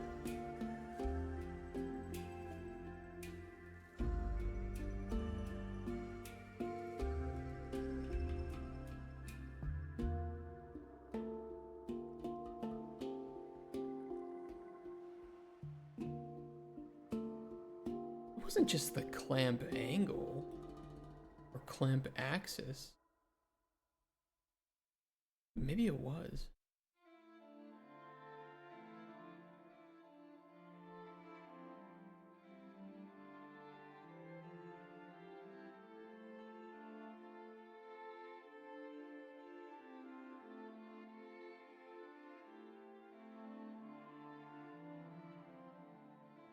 I don't know, I'm having Vietnam flashbacks looking at this.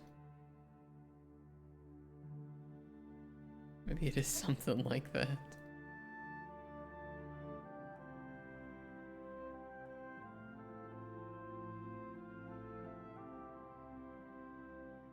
I don't even know what it's printing though. Print.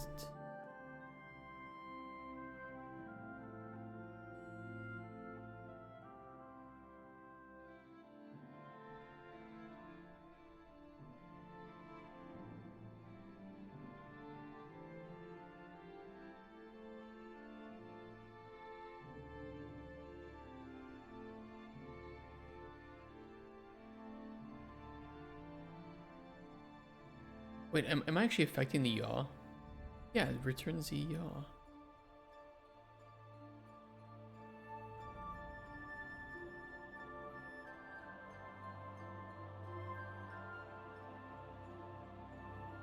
It's weird how it builds that to a string though.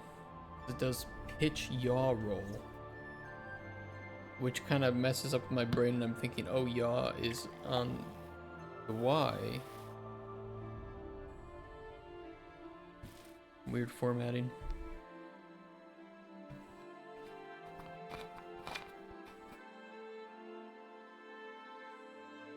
It's clearly not just like subtracting 5 though.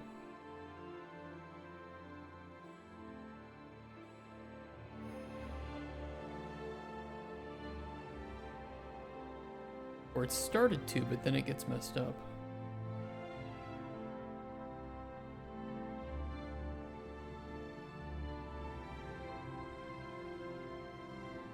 -5, so it should go to 355. I mean, that's correct, wouldn't it?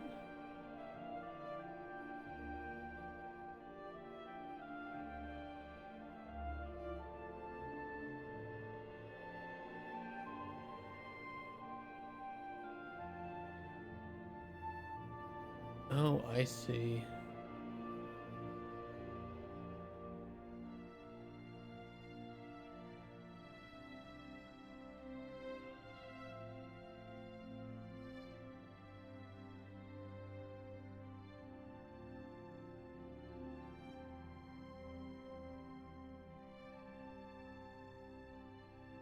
Oh, because we're adding actor world rotation. I need to be setting it.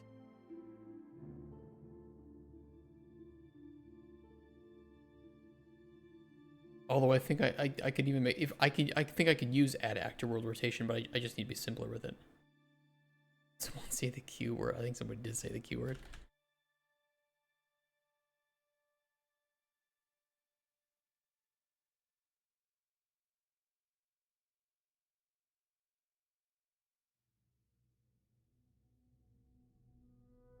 How do you spell it? Quat? Q-U-A-T? Ernian? E-R-N-I-O-N. Quaternian.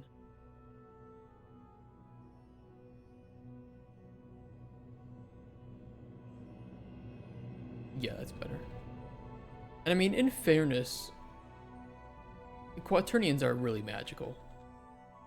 They just kind of fuck with my mind when I have to do the math with them.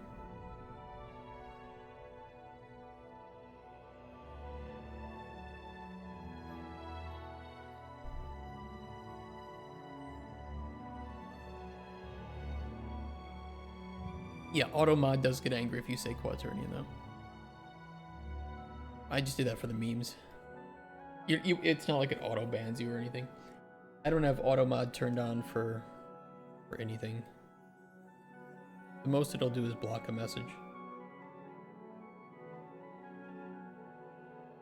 I don't know who wants to be part of a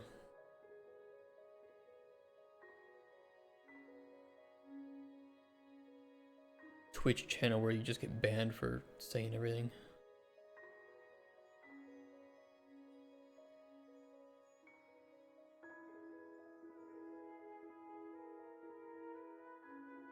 Oh my god, dude. Start a business and literally you will have so much spam about AI and automation.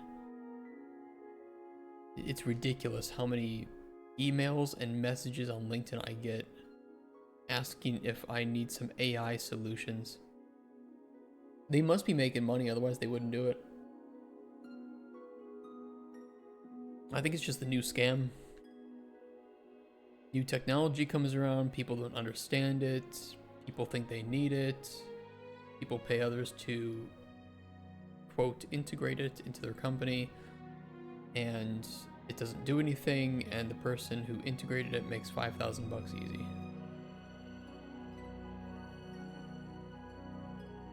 That sound about right?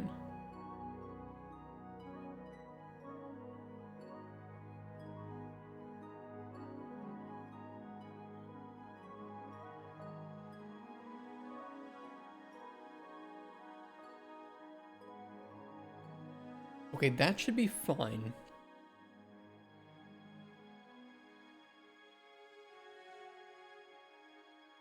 What I'd like to do is have a button to increase the amount that you can rotate it on each of the axes. So we'll delete this because we don't need it.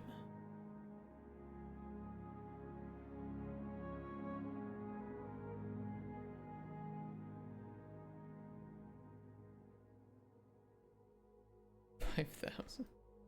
I don't know how much it is. I mean, if you want, I can respond to these people and get a quote.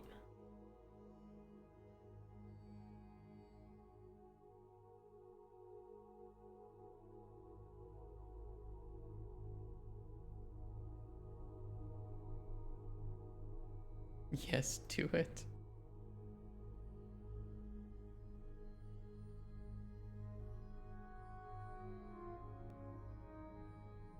All right, I'll respond to the email. I'll do it. I'll respond to the Pakistani man named Melissa Jones,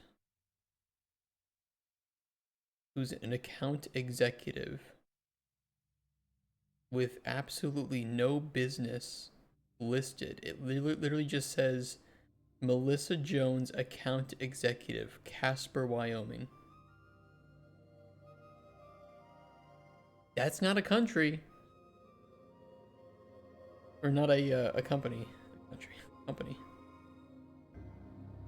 Tech.solutions. I'm doing a reply. What is the price for this service? There you go.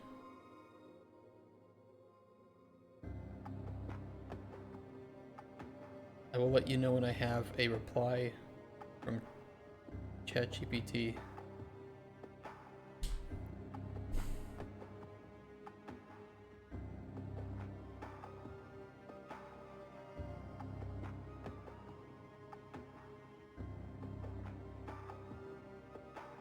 I wonder if we should use like an enum.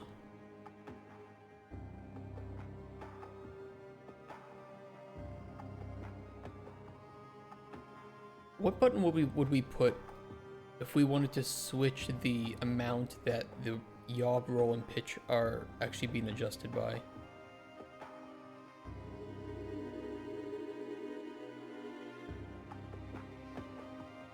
I could do like X and C.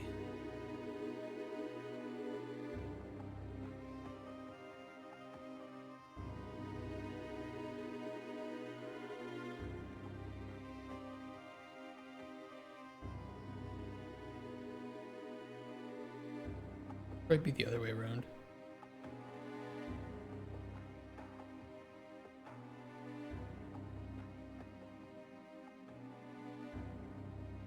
I eagerly await your response.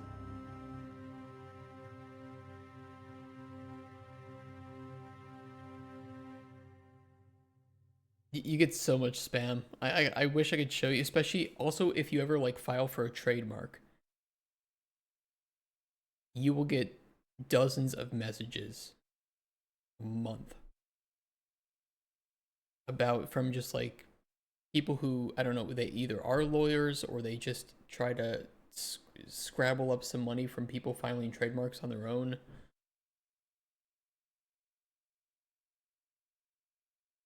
In fairness, I do recommend that if you file a trademark, do it with an attorney. Learned my lesson the hard way there.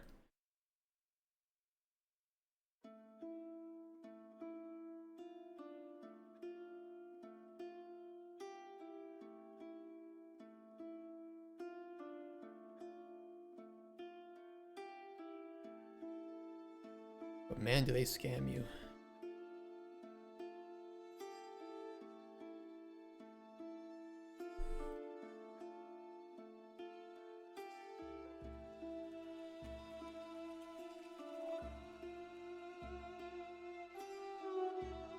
What happened? What happened? What?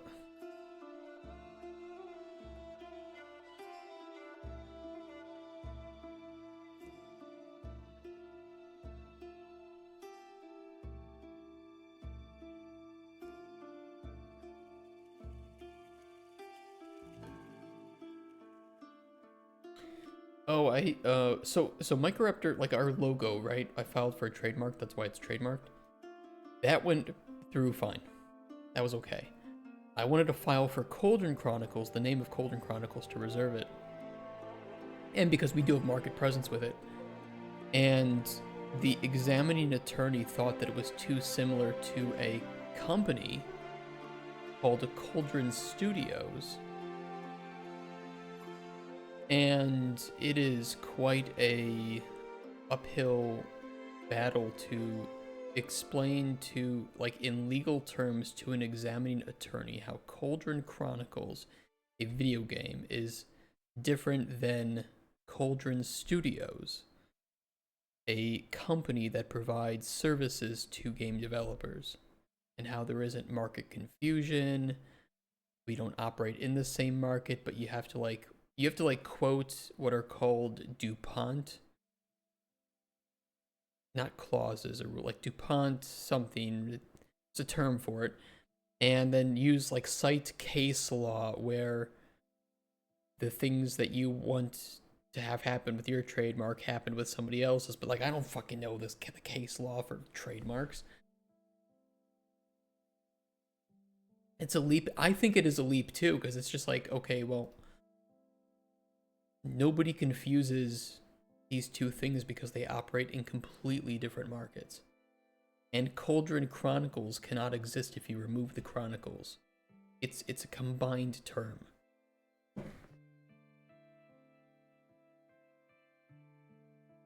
Whereas, you know, studios is a very common appending of a word to another word in order to signify that you are providing, you know, you're a studio, you provide a service. But Cauldron is not defining Chronicle. Cauldron Chronicles is defining, I don't know, it's a whole thing. And I was trying to get a letter of consent from a company, and they had even drafted one. But I haven't heard anything back from the person I was talking to.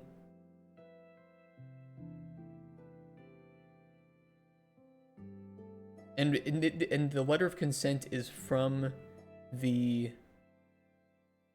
company that owns Cauldron Studios trademark. And they were like, oh yeah, it's not a problem. We don't think it infringes. We'll just draft a quick agreement and, you know, saying that you're not gonna do anything related to Cauldron Studios. We're not gonna do anything related to Cauldron Chronicles, you know, normal shit. But then they never finalized it. And so I'm like, I've had to now spend more money to extend the deadline. It's quite a bit too, you know, it's a bit of money for me. I don't know, I don't know. Had I done it with an attorney, they would have just handled this for me and it wouldn't be a problem. But I probably would have ended up spending more money. I don't think I need the letter of consent, but the letter of consent would be a massive boost because basically the examining attorney is saying, we think your trademark infringes on this trademark.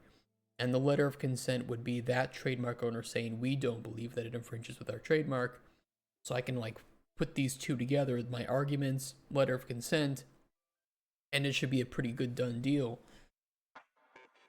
I guess if I have to, I can do it without the letter of consent. I just don't know if I can properly write it in a way that some smarty, tardy USPTO examining attorney will be happy with.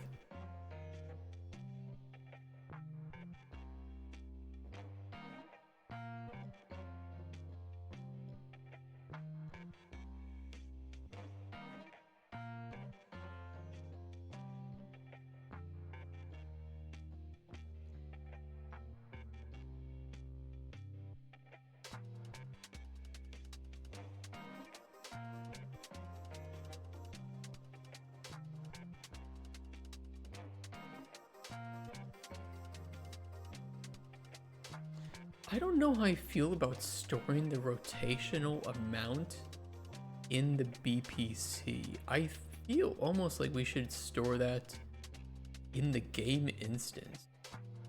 Weird as it sounds. Because do we want like 100 different actors storing their own rotational amounts that we would probably want to sync up with each other anyway, or just store it once in the game instance and call it from there.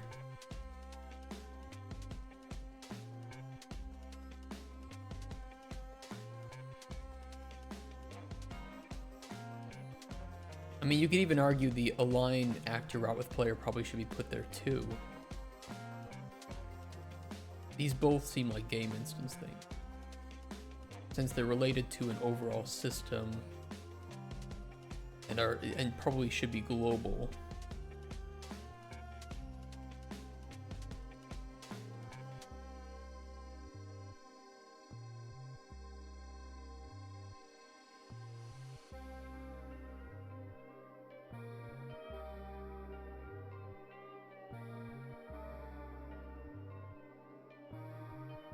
Bit of a long name, but it is accurate.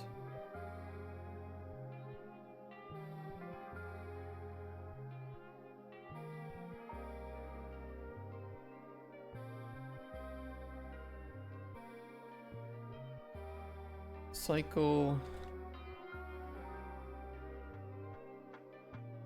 fine-tuning, rotational amount.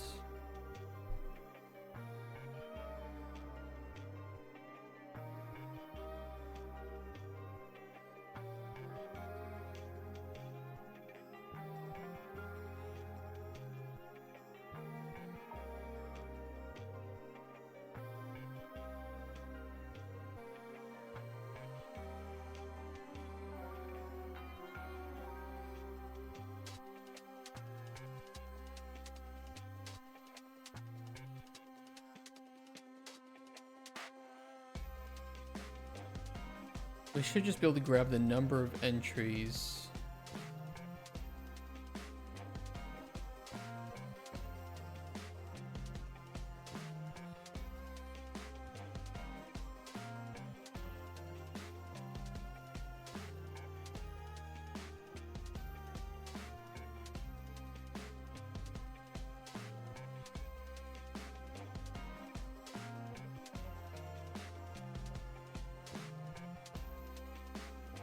And then update it.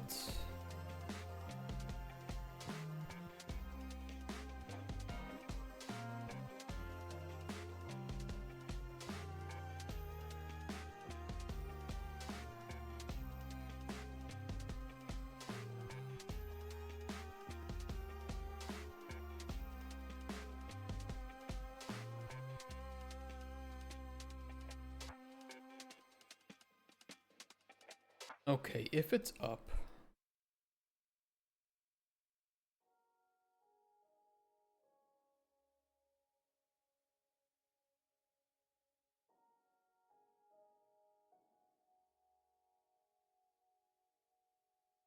-1 +1.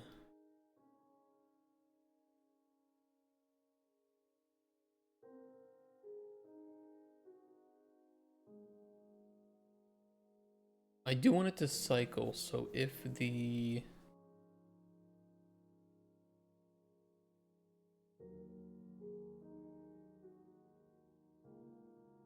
returned amount is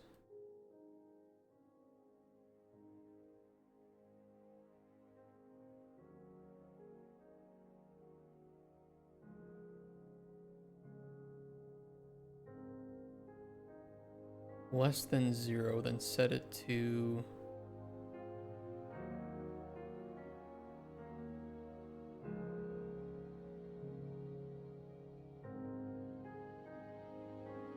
the maximum. If it is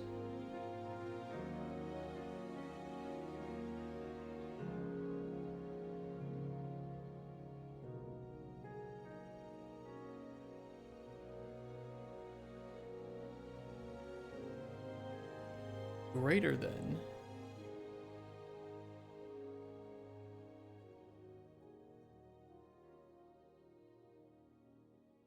the maximum, set it to 0, otherwise set it to the result.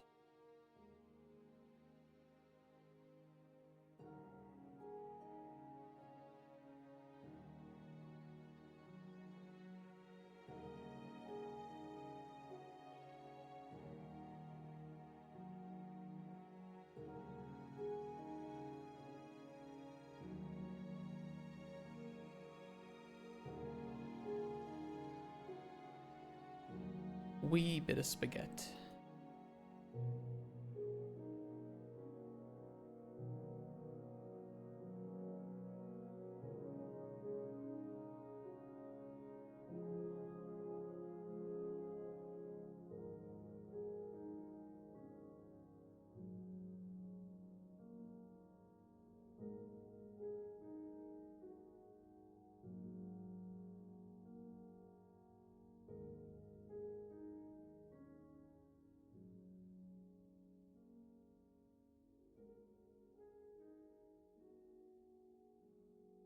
I think that'll work. Let's set up the input actions that we can print off of it.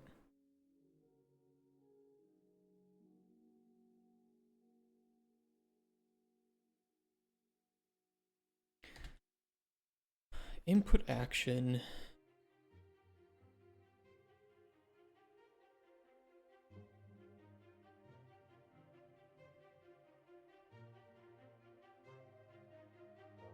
Just rot positive.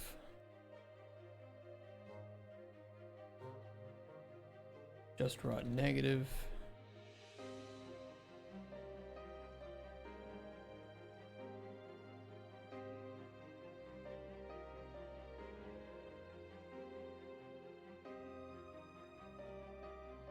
Positive C, negative X.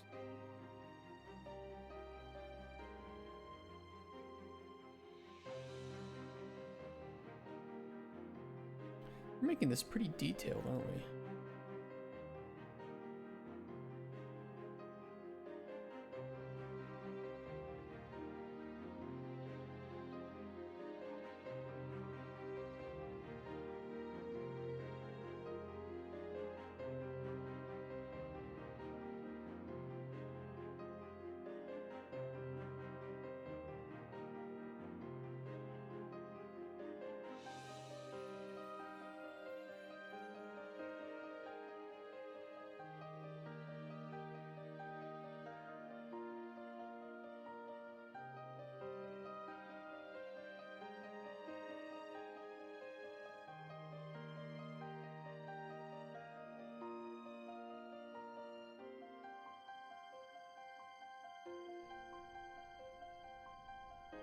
See if it works.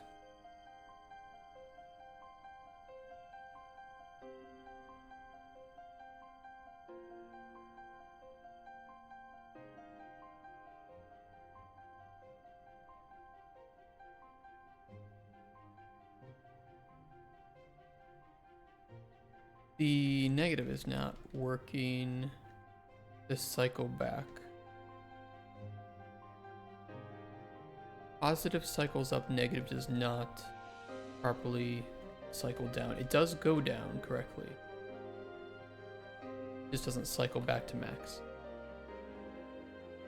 Okay. Is up false. The current amount minus 1 should result in negative 1. True. The number of entries minus 1. Let's see what's happening with that. Because it looks correct.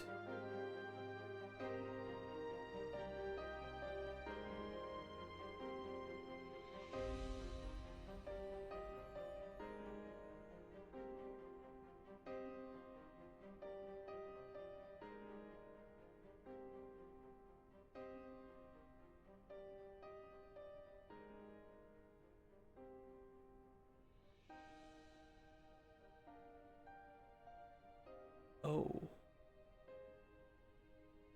Because it's going to 255, it is immediately jumping. Oh, that's interesting. Doesn't enum reserve in Unreal, or maybe C++ is really what it comes down to. When you set up an enum, does it reserve everything just in case?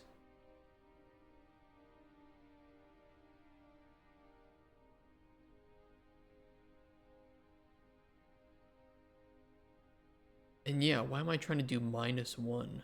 I should know better than that. It doesn't go to negative 1, it's 0 to 255. And it already cycles.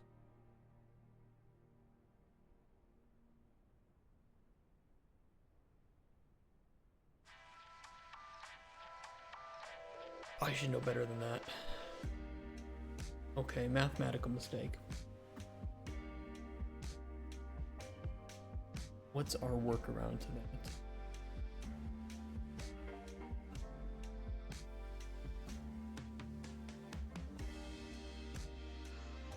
We want to set ourselves to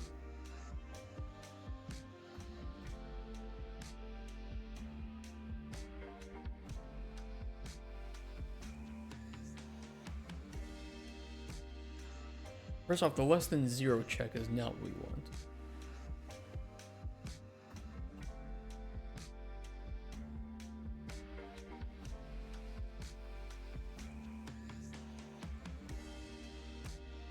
We do want to subtract 1, but we want to determine if the new value is... Or we could just clamp it.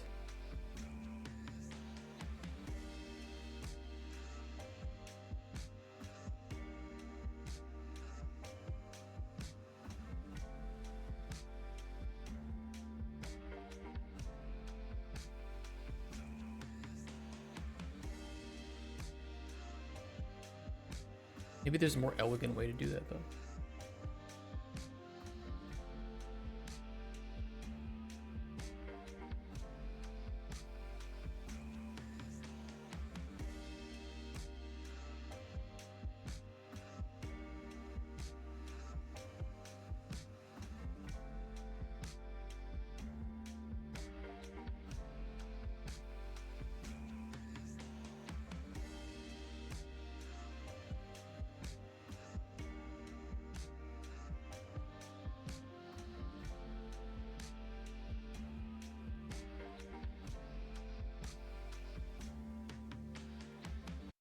Do that like before.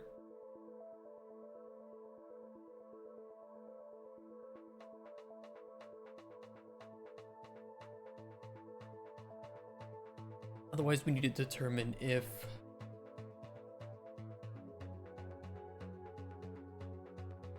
well, again, if the value is well, hold on.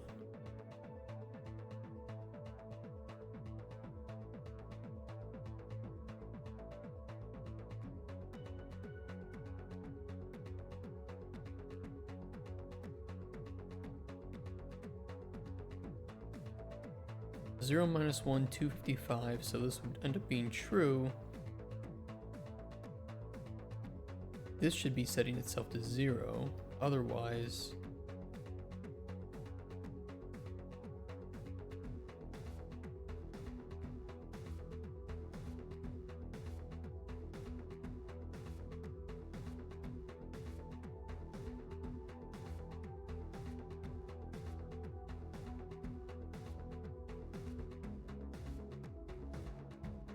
brain fart.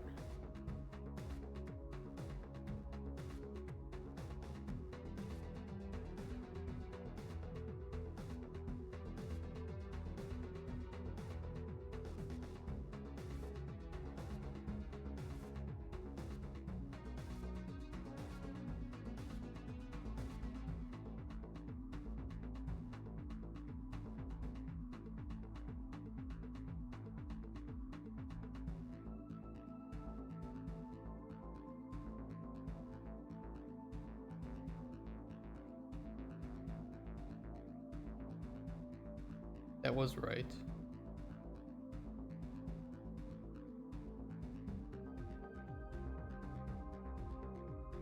Otherwise, we need to check if we need to cycle back to 0. But I feel like we would just be doing the same check, just with different hookups. Then if true, 0, or false,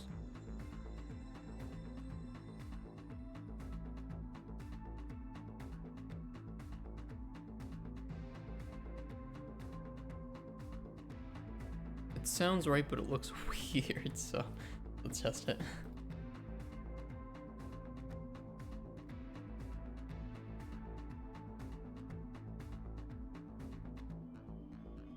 Okay, cycle up works.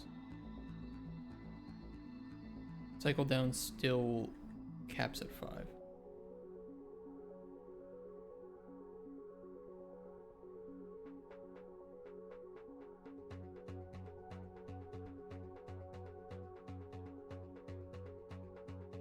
Why you a cap at 5?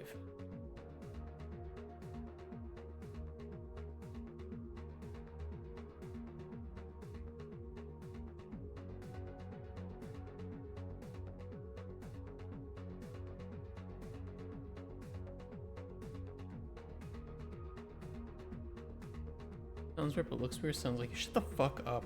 You're banned. But I'm not gonna ban you. Just pretend to be banned.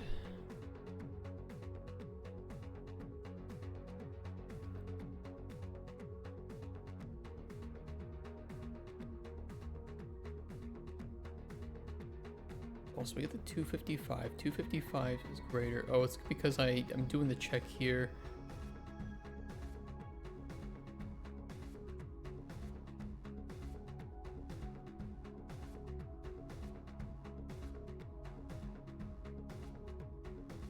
Oh, because this is supposed to be...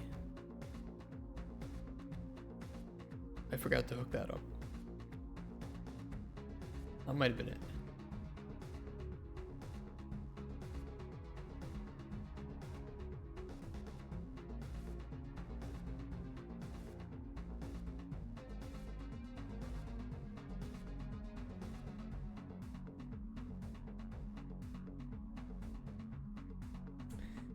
It flip-flopped the issue. Now going down works and cycles correctly, but going up caps at 90.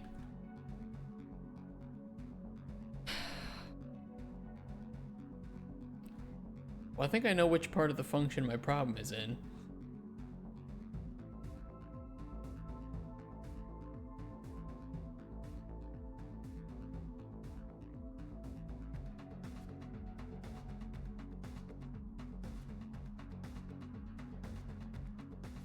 What are our maximums? Like, our minimum is 0, our maximum is number of entries minus 1.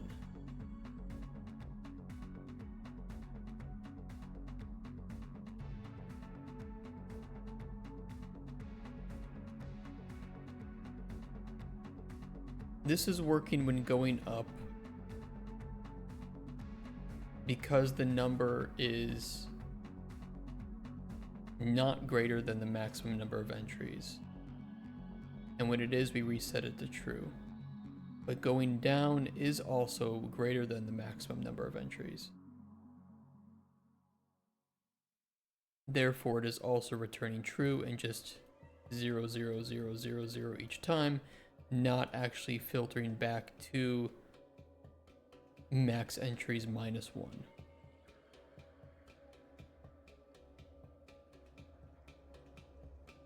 And I think it's the issue lies here, lay here.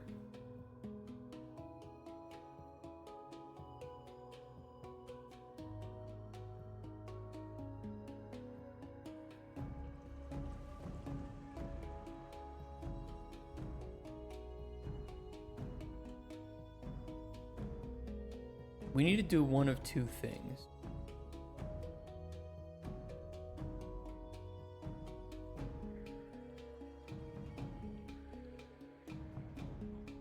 This solves it for going down. I think we need to do another check.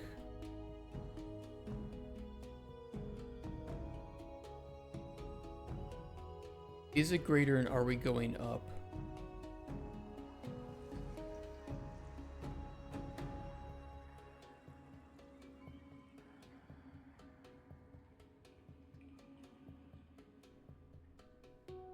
Quaternians and bite math, dude, just kill me.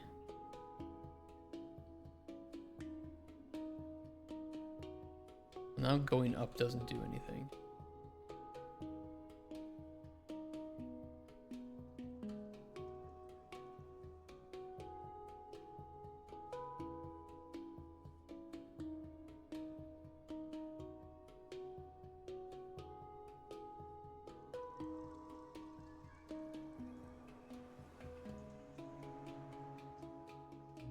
What's my math here? Am I like missing one select and I'm trying to do it with 2 and I probably need 3? Let's start over.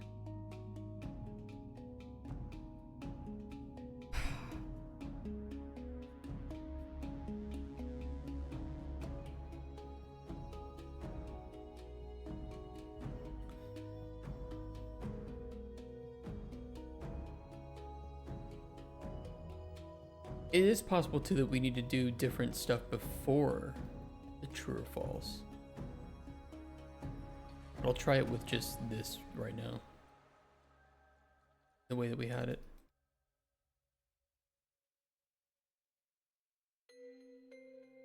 Is the value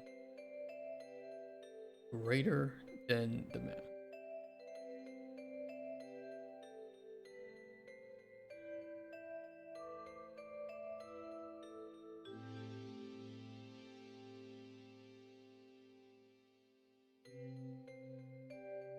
Now that's important because we need to determine, are we going up or down?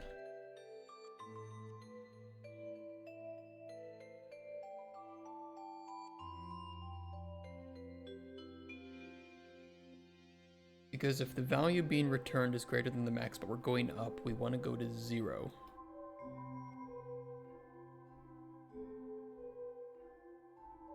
If we're going down,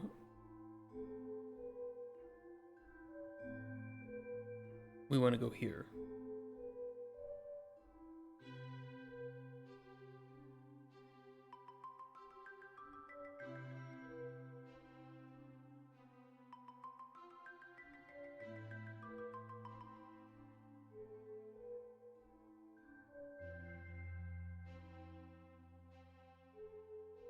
Okay, but if the value is not greater than the max,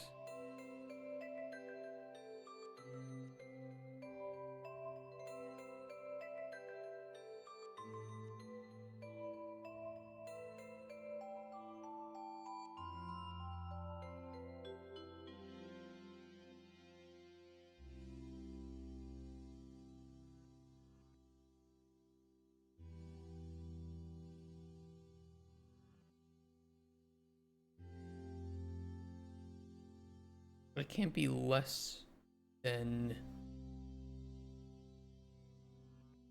Well, if it's not greater than the max, we just return it.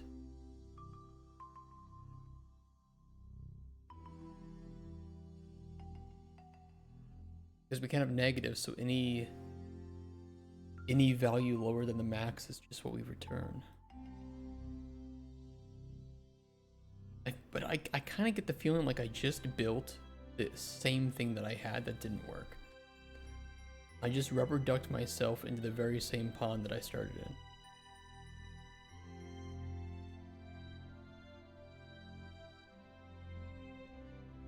in. No. No, it is working now. It's a very similar pond, but it's the right pond. Okay, now we cycle correctly.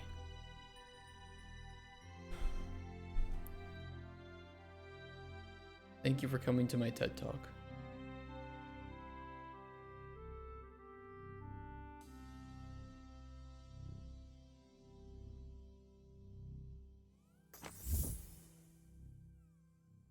Leap AIE, thank you for the follow. I see you're a big fan of enums and enum math.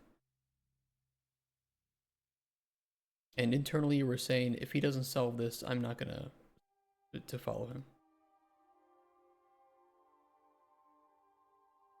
I'm glad I solved it then. It was kind of annoying. I don't know. Sometimes the weirdest, like, the simplest stuff is the most complex, and the most complex stuff is the simplest. Programming.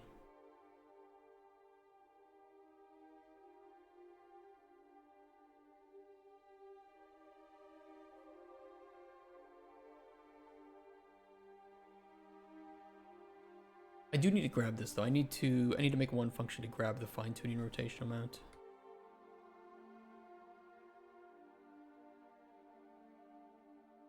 Because I will need to grab it, but I don't always want to set it to grab it.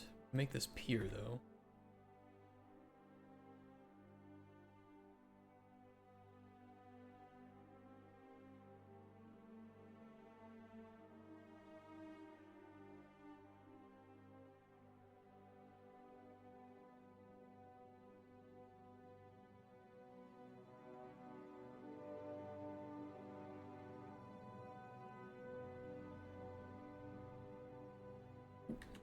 Looks good. Okay, let's see here. I would love to have a debug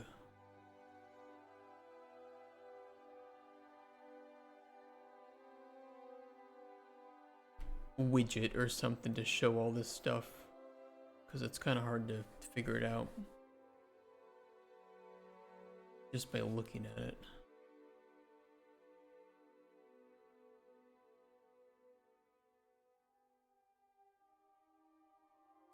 Get fine-tuning rotational amount. We could return that as a float as well. I know it's weird to convert like a enum to float, but it isn't being called every frame, so it should be kind of okay.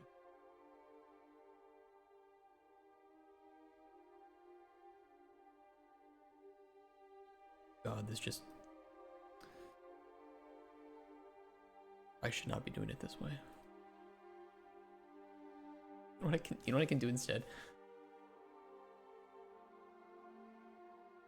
Although this, I think this is equally as bad.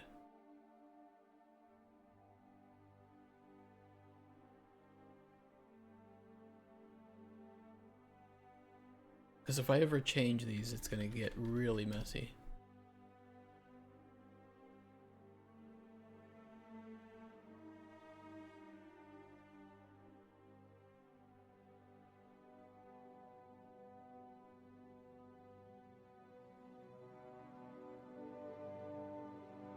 It is fast though. It's efficient.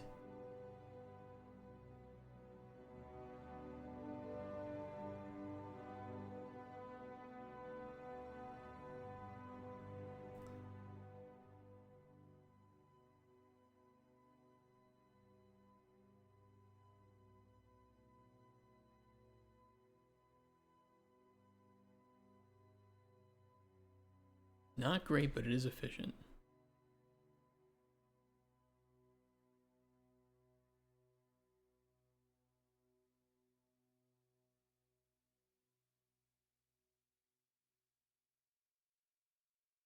I mean, then again, I doubt we would ever touch the code too much.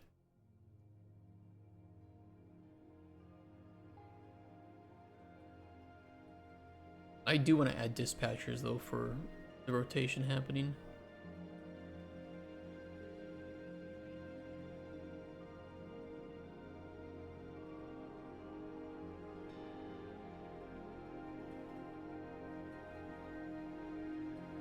This should work though. Okay, we pick it up. Initial rotation is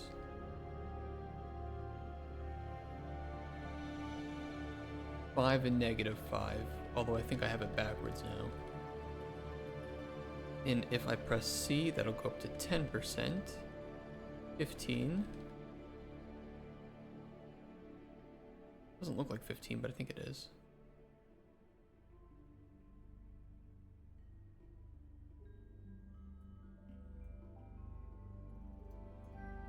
30, 1, 2. Oh no, I think that's right. 45, then 90, then back to 5 again.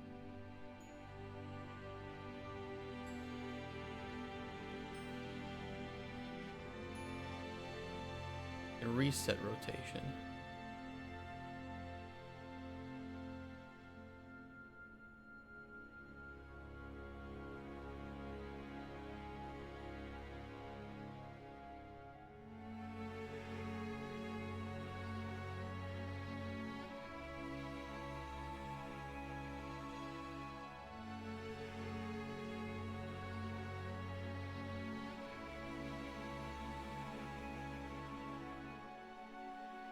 Seems like it's working to me. Bethesda should hire me to work on their grabbing system.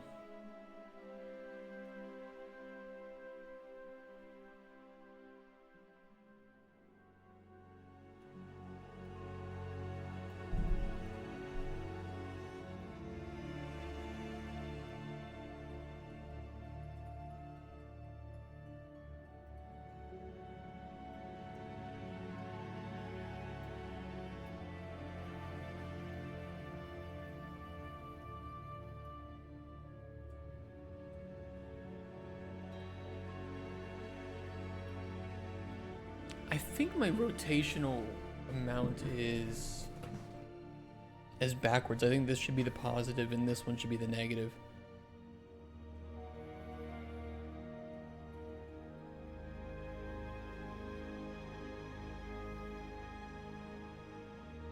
But it's only because of the way that the player looks at the item. From the item's perspective, it is correct. But to the player, you know, I press E and it goes towards the direction that I would expect Q to go.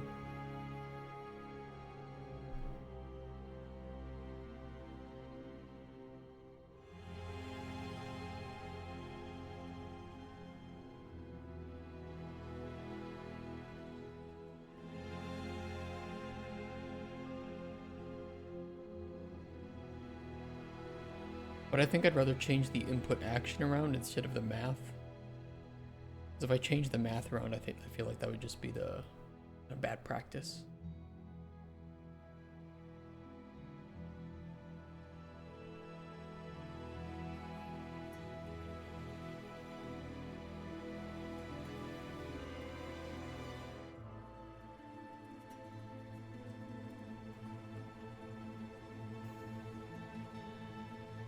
Although changing the... Never mind. But potato. I did the one thing. I want to avoid doing option A, and then I just walk into option A. Just backwards.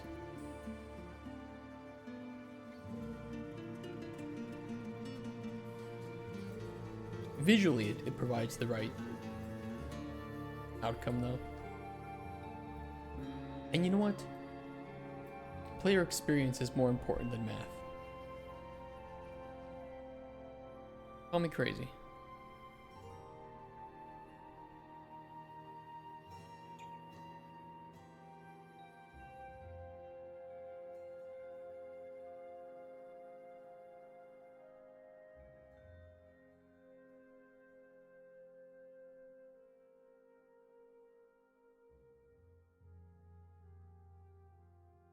Okay, we should be able to do the exact same thing then with roll and pitch. Roll positive, roll negative.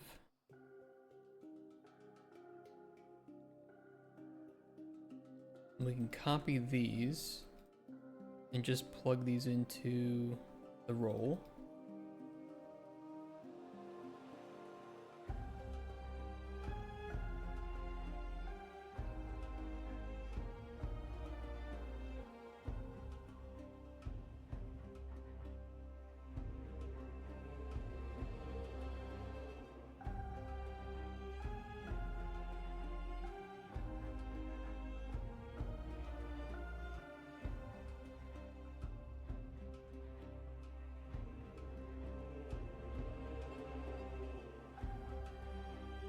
Same thing. This time for the pitch.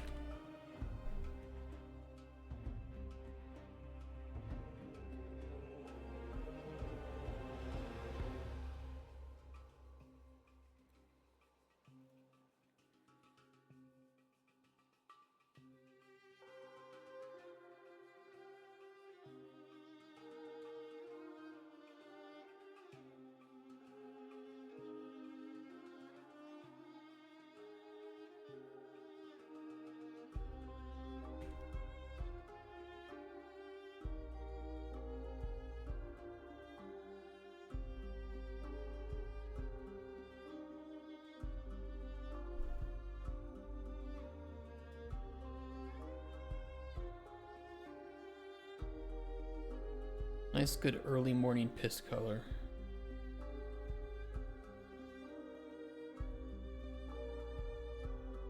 Beautiful.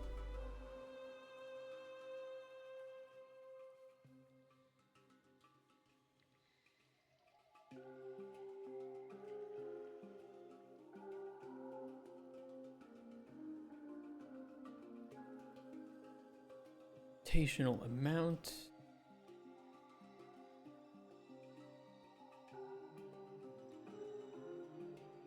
Reset rotation and align actor to player rot.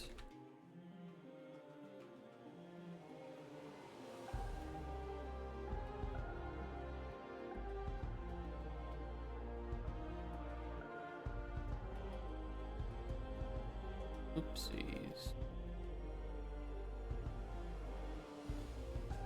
Oh, fuck off.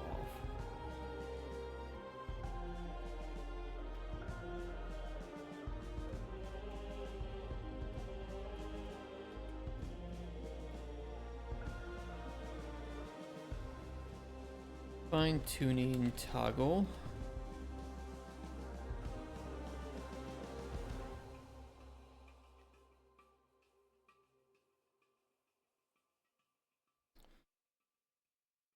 tuning looks weird. I don't know. Maybe I've seen the word tuning too much today because I'm like, tunning?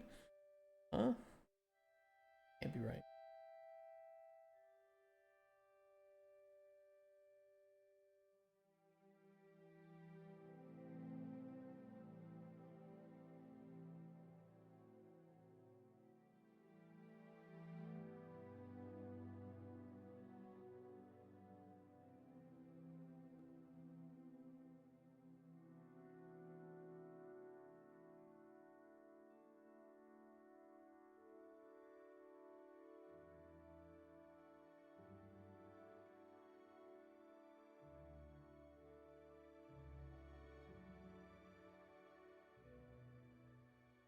It's not a bad number of BPs. Like I said, I still need to get dispatchers up for some of these things.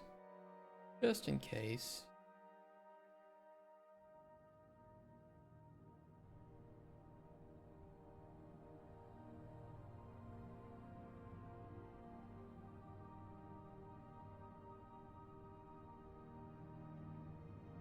Okay, let's increase 10, 15%. We should be able to...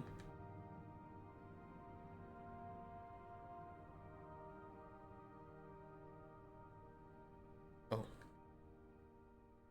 I have those hooked up. I copied it, but then forgot to move it from roll to pitch.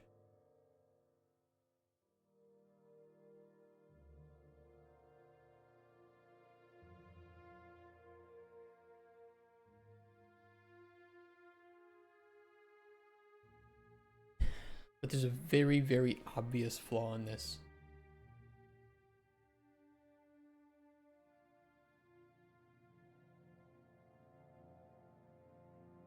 Very obvious flaw. And that's the actor's current rotation.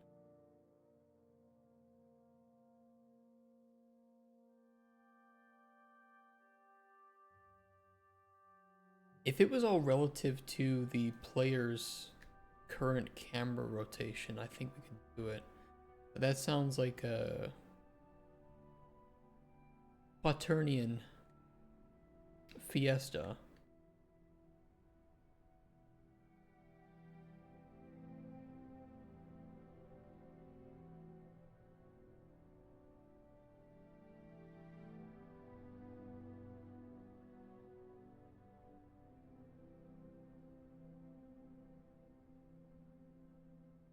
I mean, technically this is very much correct.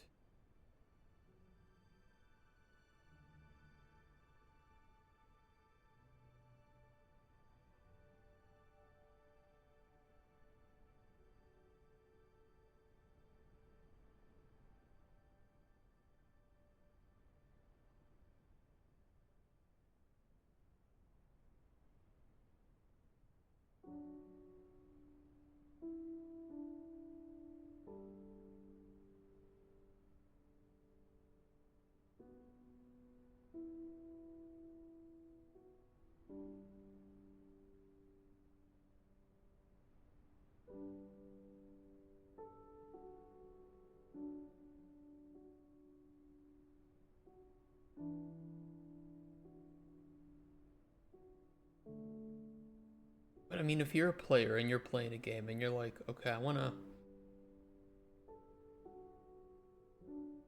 get this item looking perfect on my shelf. It was a long quest. I got the best ending. I got this beautiful thing. I can't wear it myself, but at least it can make my shelf and house look better decorated. And you grab the item.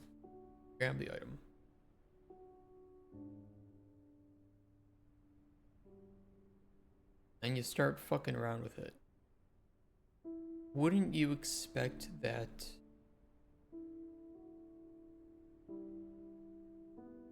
if I press W and S, that the C4, you know, tilts away from me if I press W?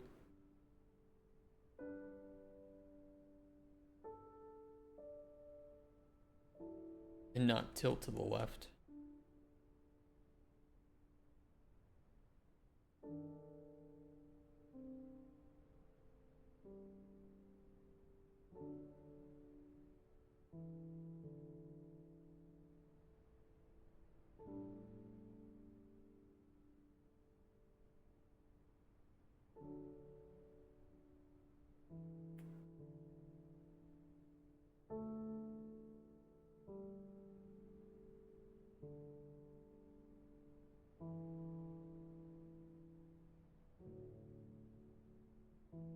It's a good start though.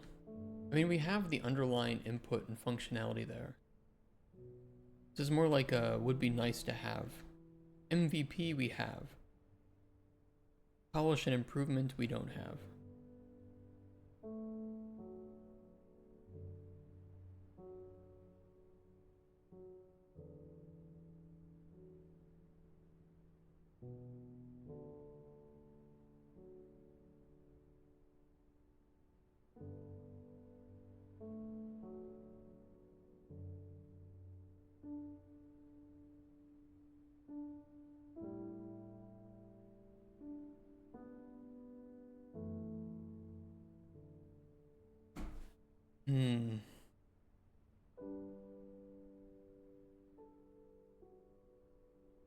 I don't know the math to do what I want to do in this case.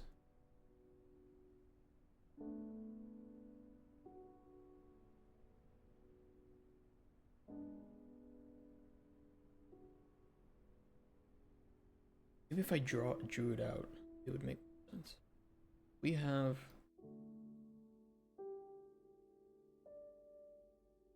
player and C4. C4 faces this way, while the player faces.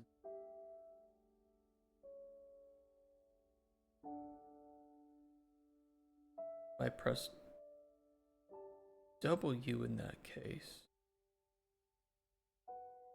it'll angle towards me, not away from me.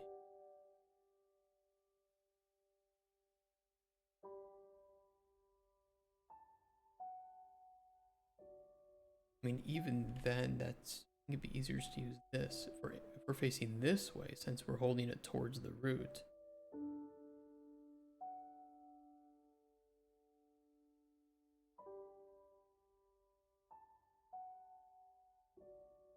You almost want to use the player's rotation as one of the inputs.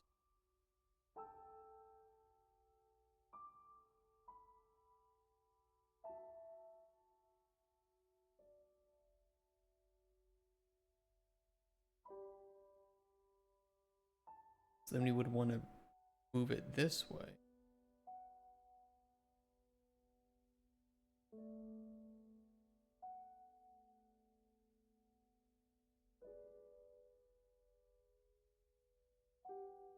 But is 10 degrees even still 10 degrees in that case? Oh man, this is above my pay grade.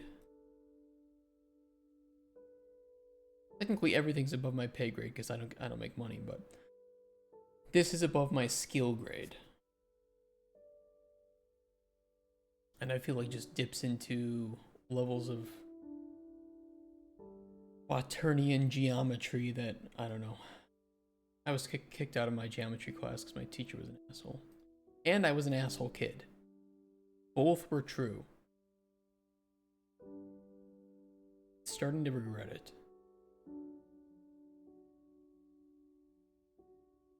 Deserved it. I kind of deserved it. I was a bit of a spurg. He was an asshole. So naturally we clashed.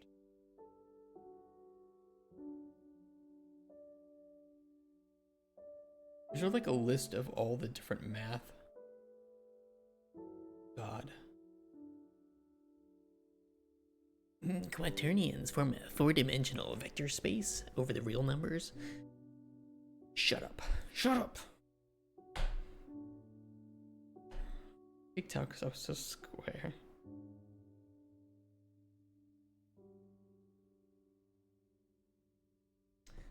I got kicked out of quite a few classes. I was not the most well behaved. Good luck learning those, right? I know what I want to happen. I can explain it visually. It's very easy to explain visually.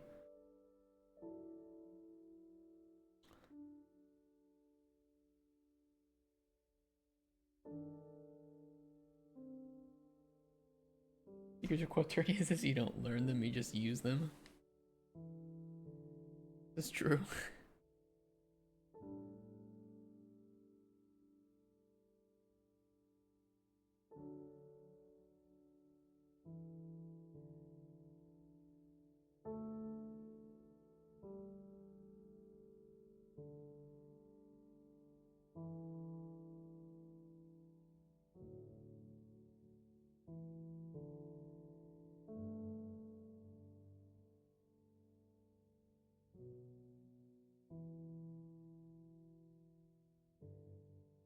Like it is relative to the vector to a certain extent.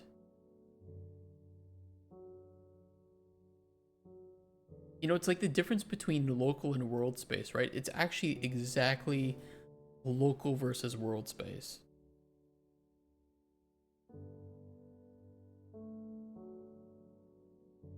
Although this is local versus like the object itself, but it's like it is camera aligned.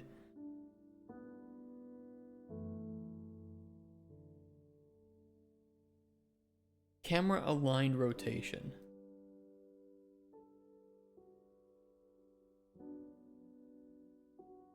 Is like the dumbest but most simplest way that I can describe it.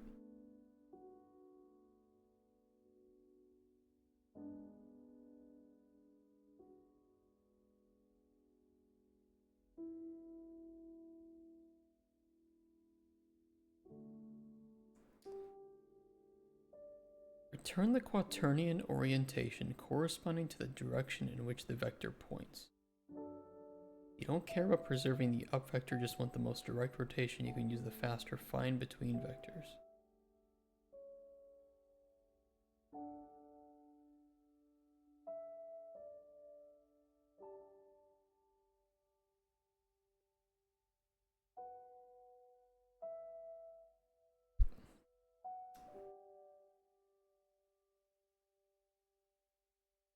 I could try to understand it better with AI. Obviously, I'm not going to ask it to do it for me, but I want to understand the flow of logic here.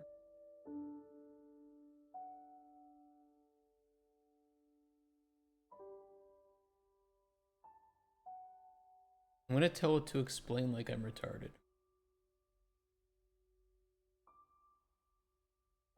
In UE5.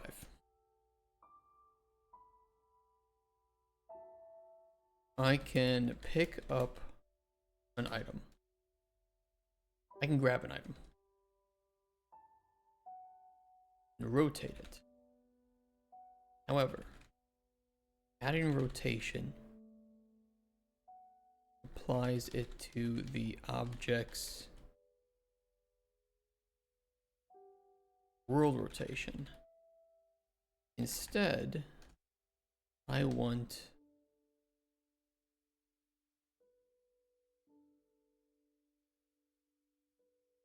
Rotation based on the player's perspective. Pressing W rotates the object from the player's perspective.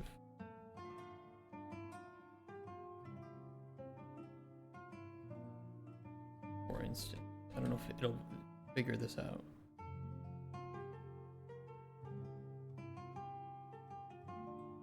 I know quaternions are involved. But please explain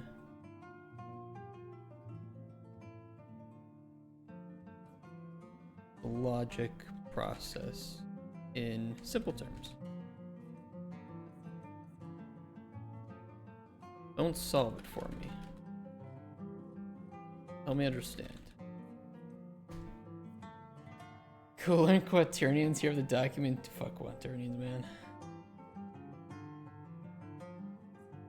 Feeding values that are relative to the object's own axis, yes. But I want instead should rotate the object if the player is holding it in front of their face, yes. Forward from the camera's point of view, not the object's, yes. Grab the camera's current orientation. From that, extract its local axis. Okay. The player presses W, you want to rotate around the camera's right vector.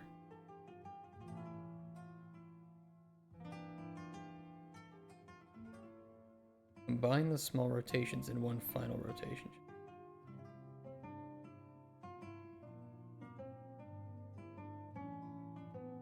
Instead of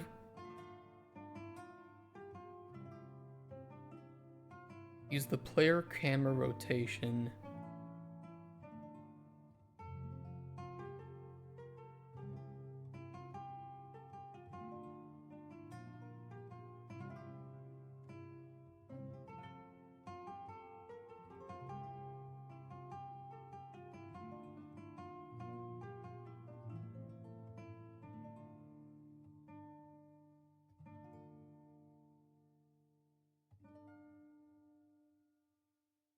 understand what that looks like though.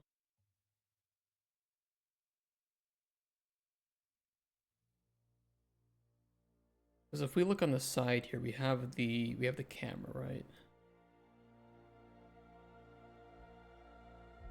And our C4, you know, we're looking at the side.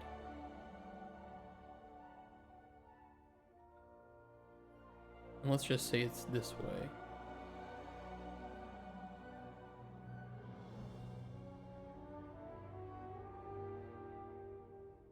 I guess I would add, yeah, I think I could get the camera rotation, the local,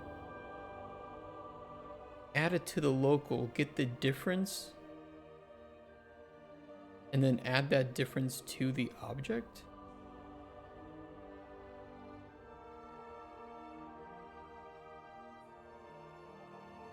That makes sense. Because we're just using the camera as the basis for the simulation, because that's what we want to rotate around. And then we can just get the difference from that, which would be the proper quaternion movement. And then we just add that rotation. Although I still kind of question how we're adding rotation properly to the local camera.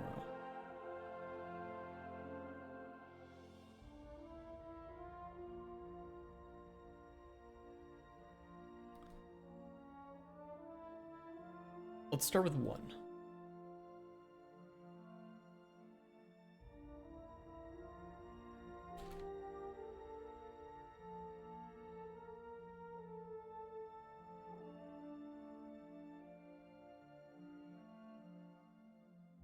I don't know why the right vector though.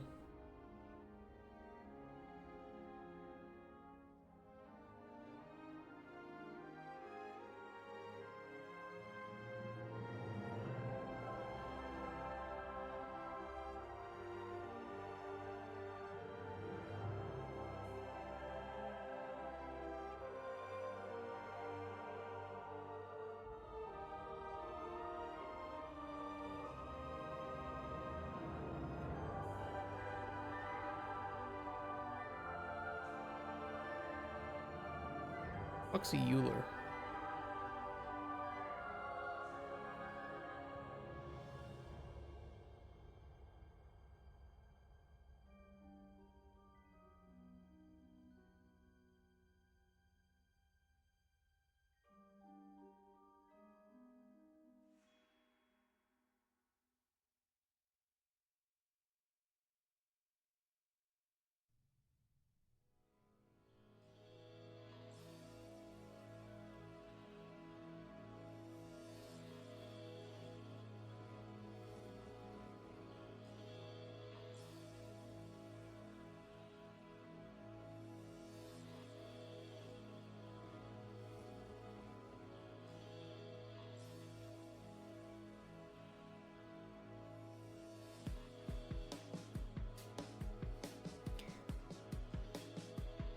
Not that this will work, but I want to see.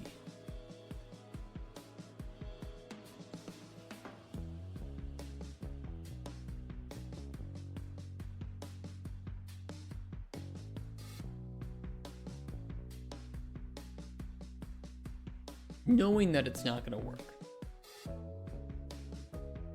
Probably do something really weird that I don't understand.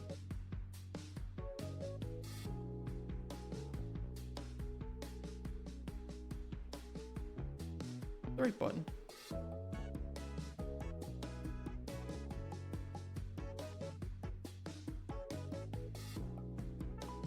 What was the roll positive? What's D?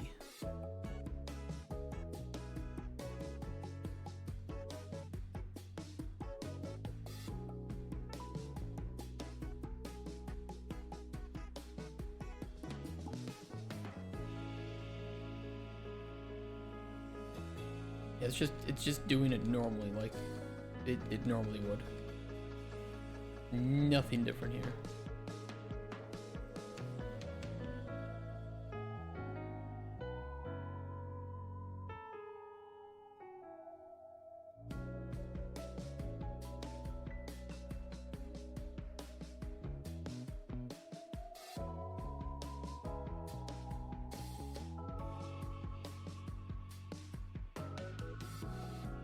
Rotate it in camera space, then convert that into a world space change. Why does it mention around the camera's right vector? Because it wants to do the pitch?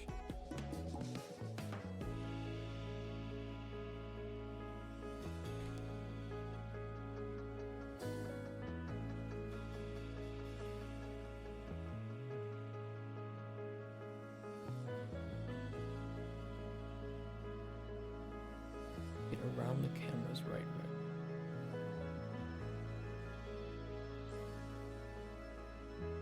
Rotate around the camera's up vector. For A? What's for the yaw? Yeah.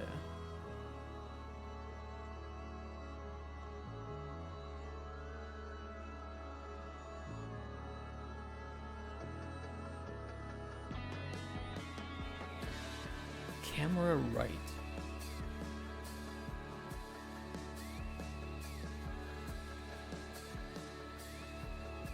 Wait, rotate around a vector.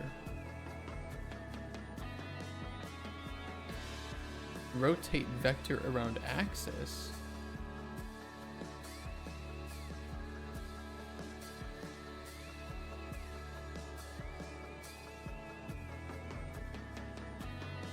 Rotator from axis and angle. Oh, wait, hold on. Rate of rotation from an axis and supplied angle in degrees.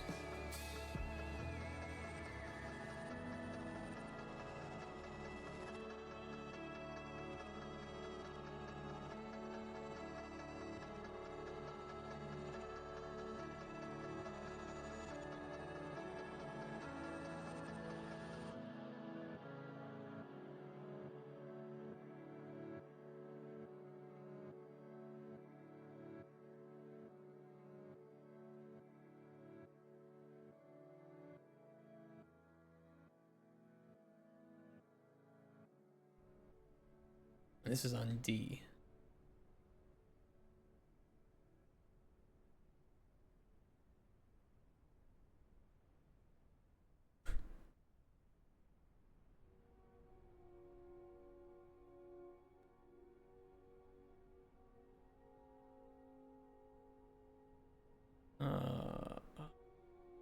Yeah. Maybe moving it to W is going to be the easier one to test. That would be pitch positive.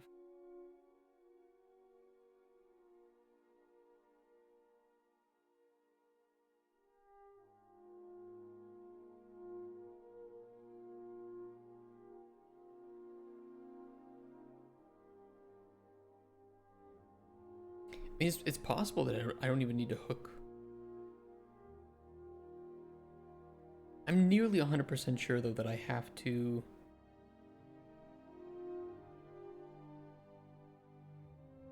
subtract from the original rotation.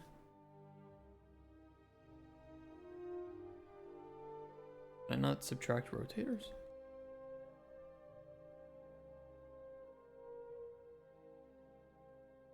It's not really how rotators work, is it?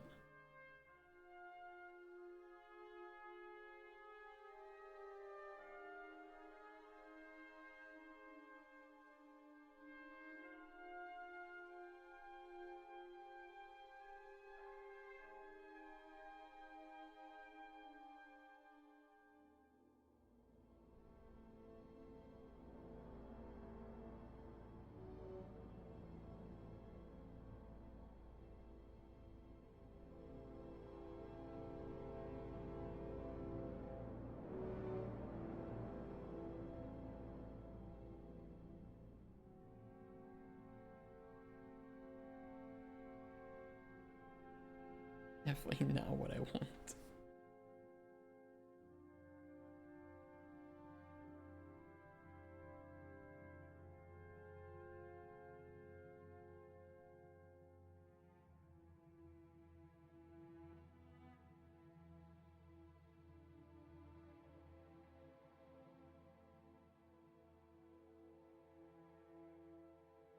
Well, the right vector isn't an axis, is it?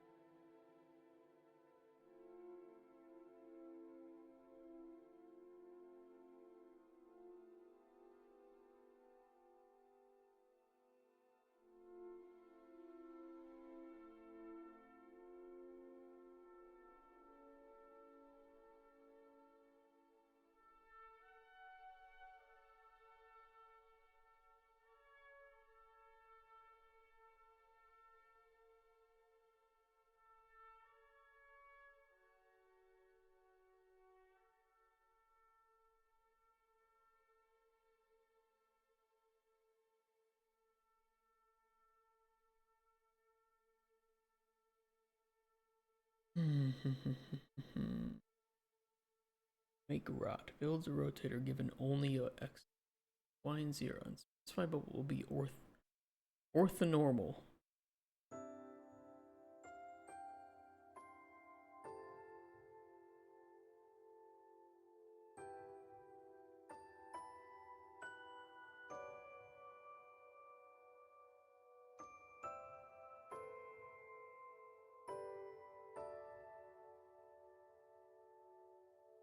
Find a look at rotate.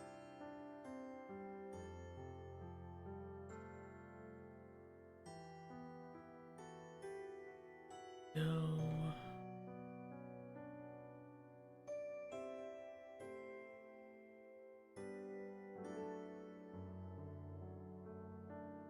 This is the axis around which rotation occurs to transform the canonical coordinate system to the target orientation. The fuck does that mean?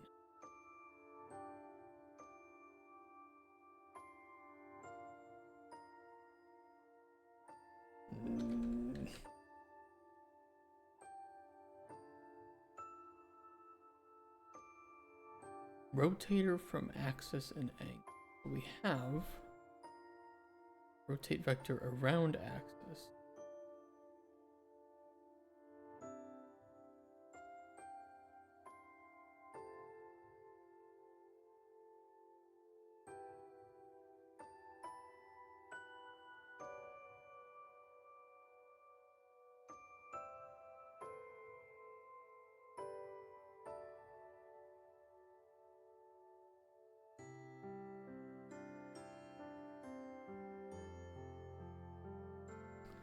What if I want to rotate a rotator by a rotation? What do I do then?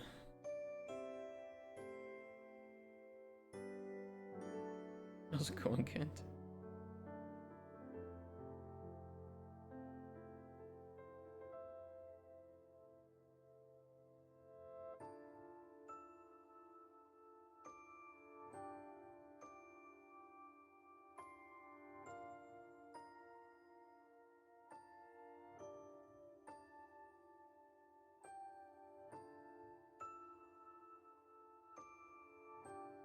I don't even know if we're getting the right output.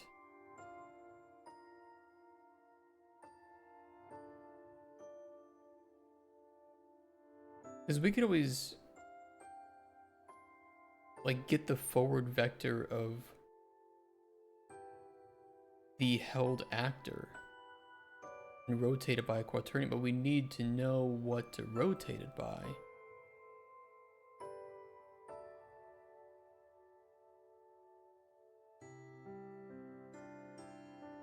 And it's a pretty big assumption that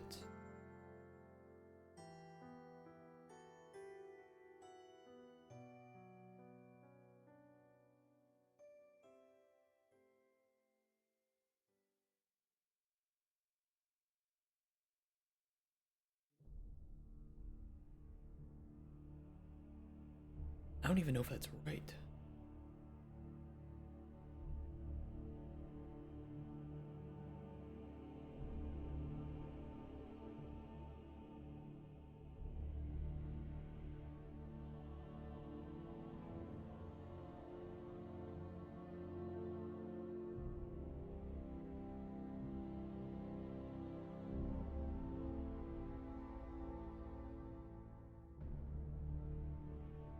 Make rotation from axes.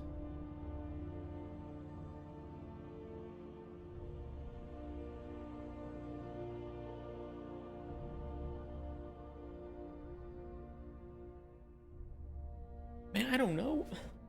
No.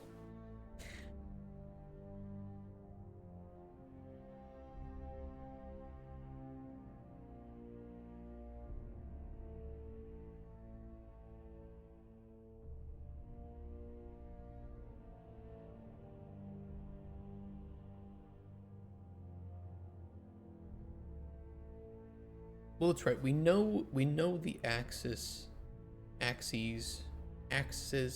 We know that of the camera. That's exactly what we want. And if we want to move it, if we want to pitch it forward by 10 degrees, yes, using the right vector is what we want.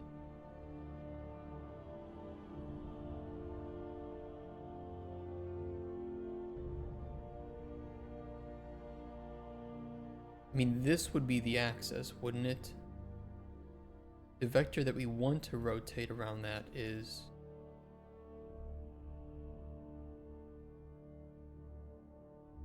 Fuck, find the quad between vectors.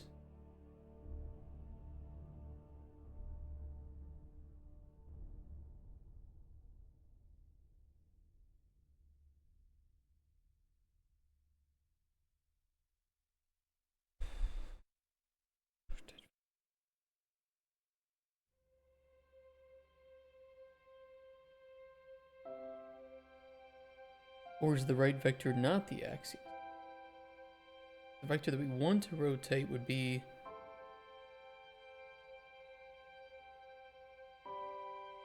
like the forward vector of the camera.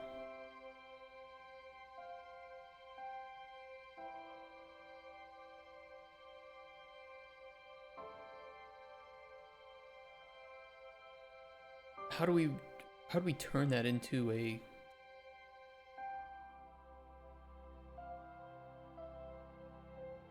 into something actionable? Two quaternion vector.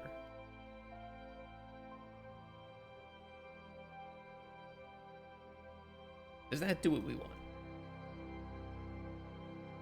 Probably not.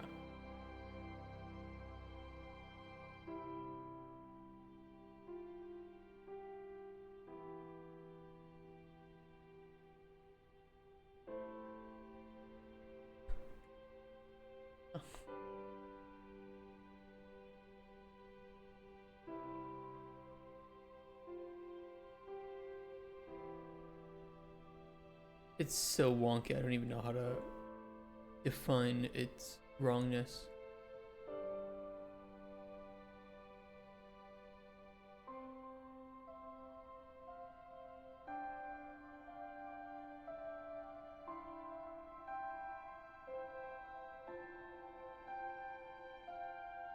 If I look in one direction, this direction, beautiful. Absolutely fantastic.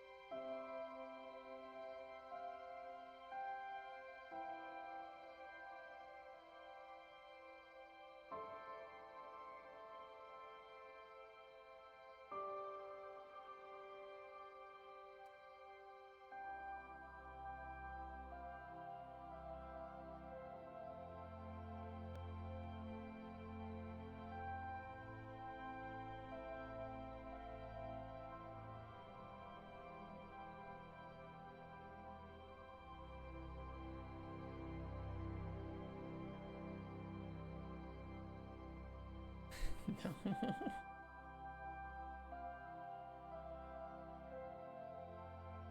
Oh man, I don't know. What did it say again?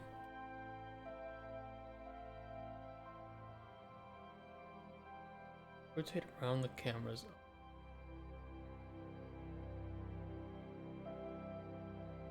Or no, rotate around the cameras right. Rotate the local axis.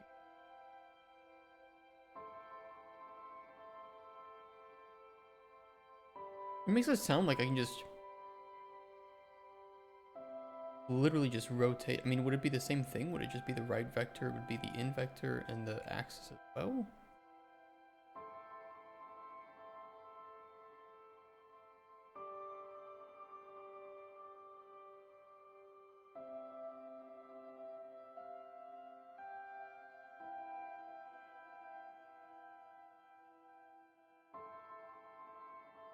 Maybe we shouldn't be adding world rotation? I don't know.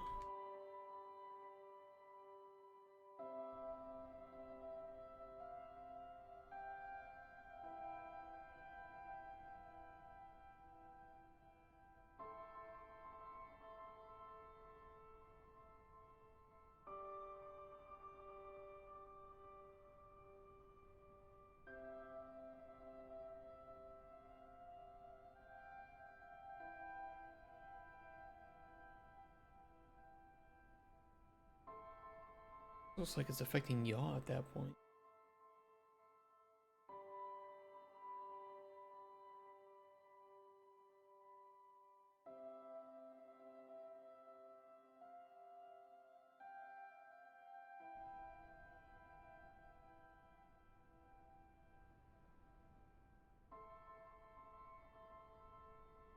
Can't help, this is way too advanced for me, man. I'm in the same fucking boat. Like, I think we all know what I'm expecting to happen, right? Like, if I take my phone and I'm looking this way and I want to move it, you know, I want to pitch it forward, and that doesn't matter, you know, if I'm looking here, it'll pitch it forward in whatever way it's rotated. It'll pitch it according to my perspective. How to turn that into math? I have no fucking clue.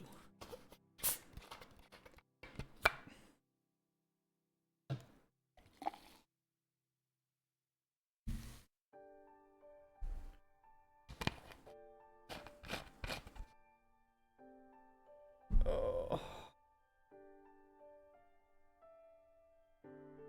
I'm like Cartman in the South Park episode Fat Beard, where he's like, they're trying to get him to steer the ship, and he's just like, oh, just make it go that way a bit. That's me. Like, I'll just make it rotate that way. Unless I'm facing the other way, then make it rotate that way. And I feel like some combination of what we have here is exactly what we want to have.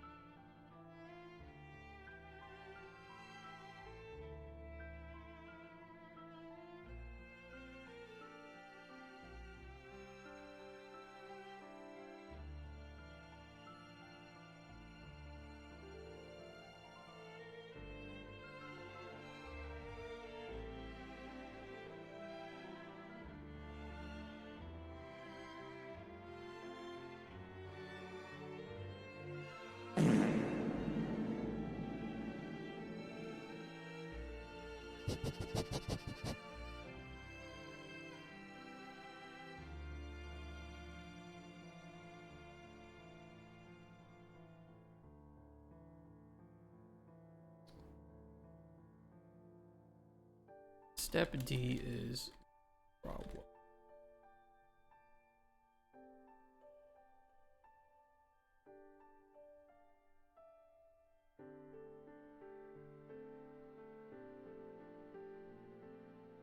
Rotating the held object around the camera's up vector means spinning it like a top. Yeah. Vertical axis. Actually correct for yaw, but only if the camera is level. Yes. The player tilts the camera's up vector is no longer whirled up. Rotating around camera up tilts the object sideways.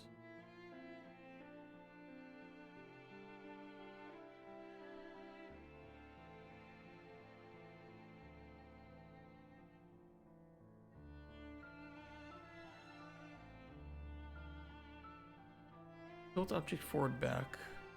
Spin object left right as seen on screen. Correct. Correct axis to rotate around world up. Rotate around the axis. Which are the up, which is the up in the like right vector and forward vector, right? So those are the axes. Yaw from the player's perspective does not mean rotate around the camera's up vector. Oh. Means rotate around the world's vertical axis so the object spins flat like a turntable no matter how the camera is pinned.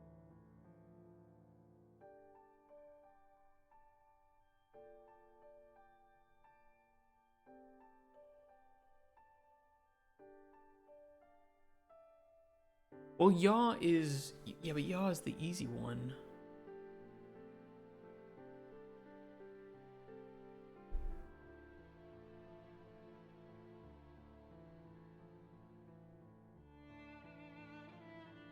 To me, yaw is the easy one.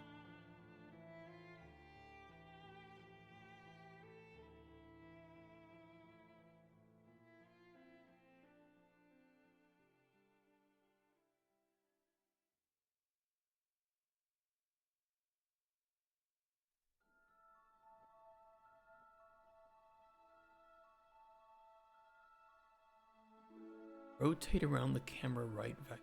I mean, that's what we're doing. We have the camera right vector.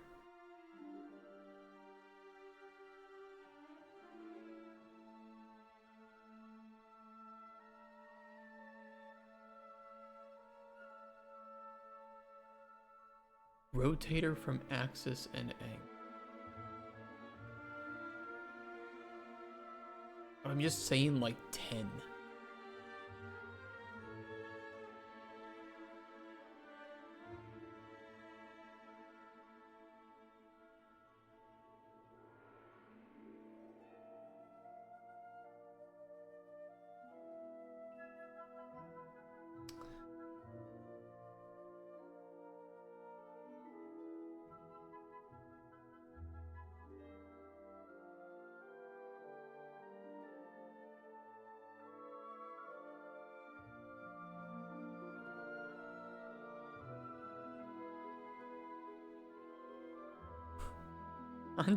Andre! Hey, look who it is. Look who's got the VIP badge from helping me with Quaternians once. Maybe you can help me again. Maybe you can save me a lot of stress and play. Okay. Obviously, I can rotate. Let me show you. Let me show you.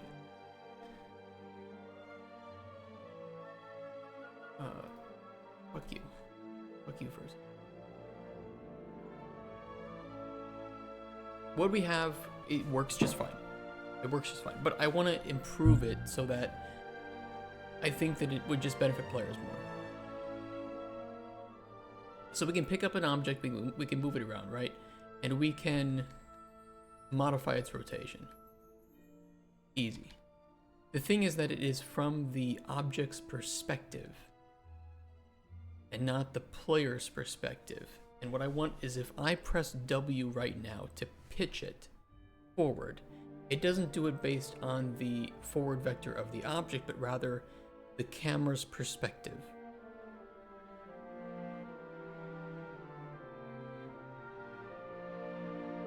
If that makes sense.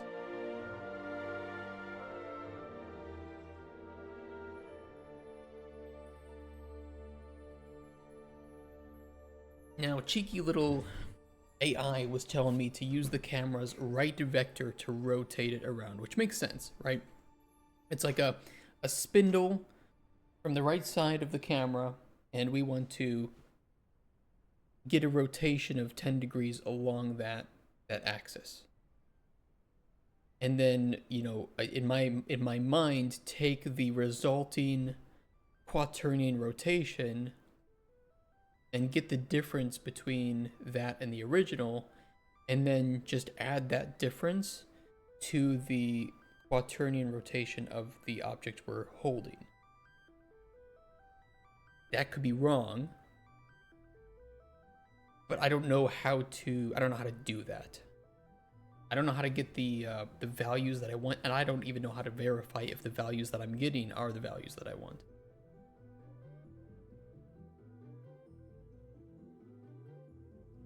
I didn't ask AI to solve it for me. I asked AI to help me understand what I'm wanting, and I think it did help. Visualize like the axis out of the camera and what we want to rotate around. This feels way too advanced for me to even be here, bro.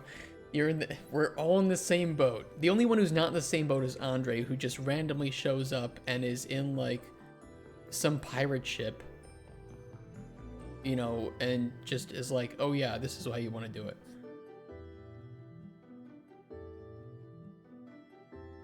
I'm a game designer. This is a little bit beyond me. I would write up a design document explaining how I want. I'd have a call with the programmer, and then the programmer would cast magic missile behind the scenes. So like we have the camera, we have the right vector. We rotate. I don't know if rotator from axis and angle is correct, but it says create a rotation from an axis and supplied angle in degrees. There's also like rotate vector around axis. I don't know which vector we want to plug into that though, because the right vector would be the axis. I mean, couldn't it just be 0? Because we would just want to basically find... We could then take that vector and turn it into a quaternion. And then do our subtraction from that.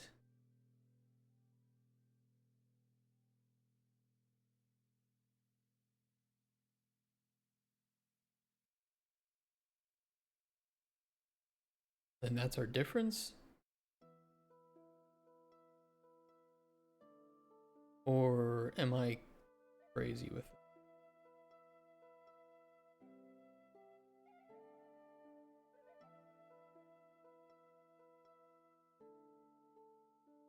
Whatever the answer is, it's going to 100% be simpler than I think it is.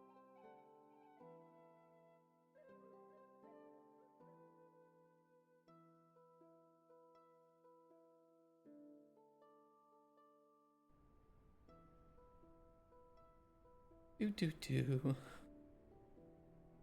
that's definitely not it.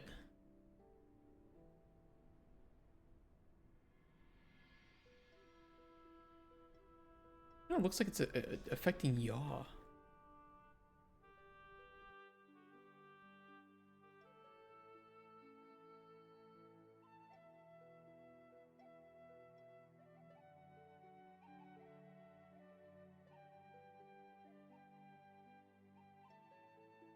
I don't know what the in vector should be.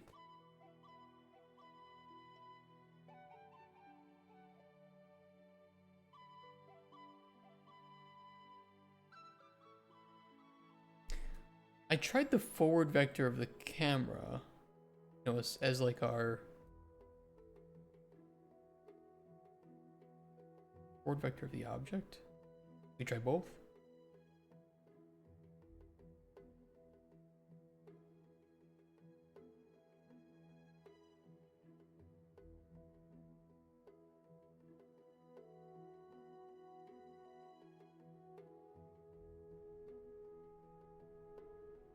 What they should have taught me in school is quaternions.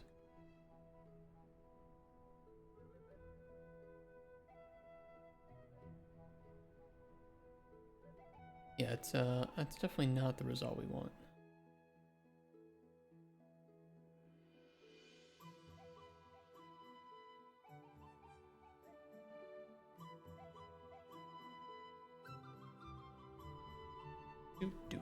Do.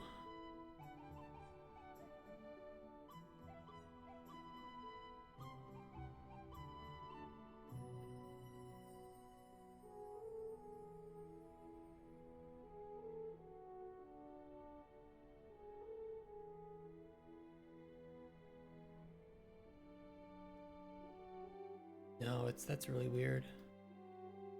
Looks yeah, it kind of look like random rotation. I have no idea how to. I mean, maybe like you know, converting the vector to quaternion is wrong. Maybe this output is correct. I have no clue.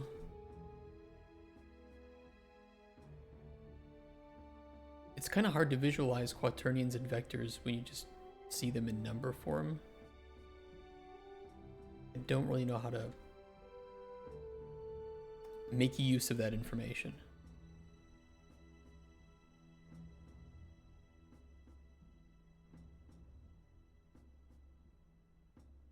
Like, I don't know if this is right.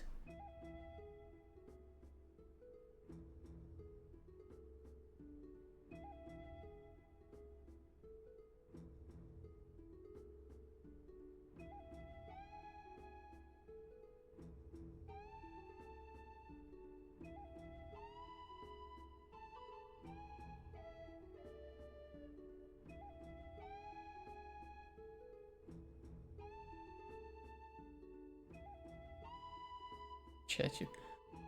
It basically said,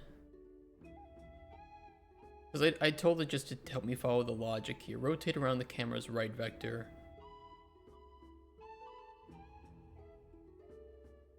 Combine rotations into one final rotation change, which we're adding world. I mean, it's possible. Oh, thank you, August, for the raid with 15 people. AUG16 Ferated my stream with 15 viewers. Welcome to Quaternians. Okay if you want to leave.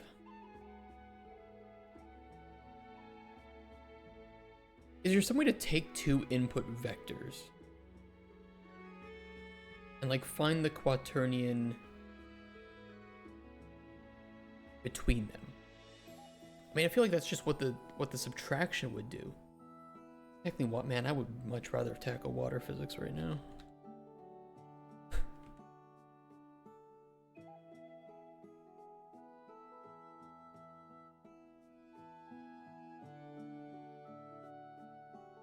There's find quant between vectors.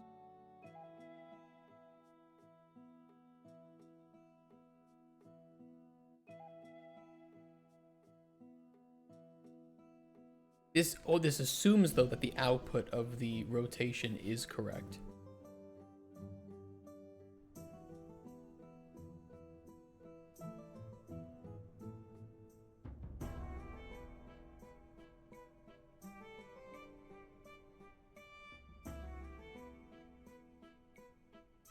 No. It almost looked correct there for a second.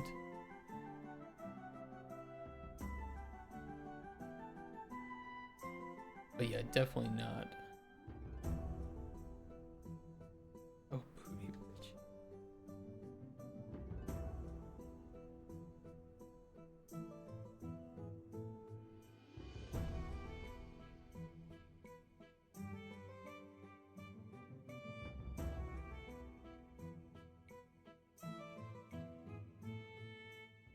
I'm starting to think this just isn't doing what we want it to do.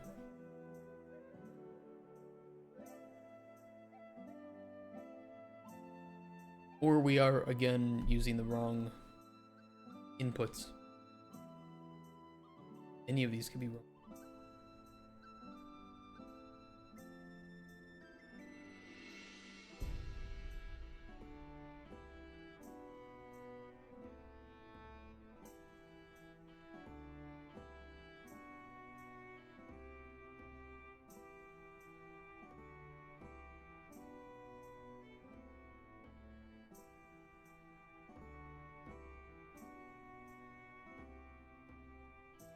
I mean, it could be that some of the...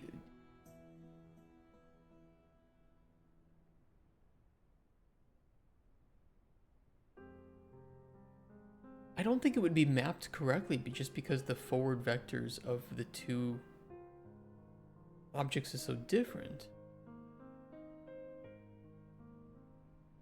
And so even if we're grabbing the right output from rotating around the right vector, adding that is not going to result in the same thing because they don't... It isn't rotated around... I don't know.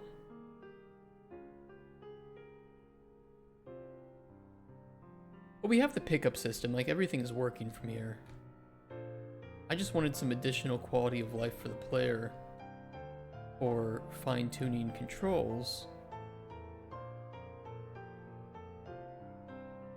And to me, it just seemed like it would be better for the player to rotate objects from the perspective of the camera as opposed to from the object. Because we have everything else working just fine.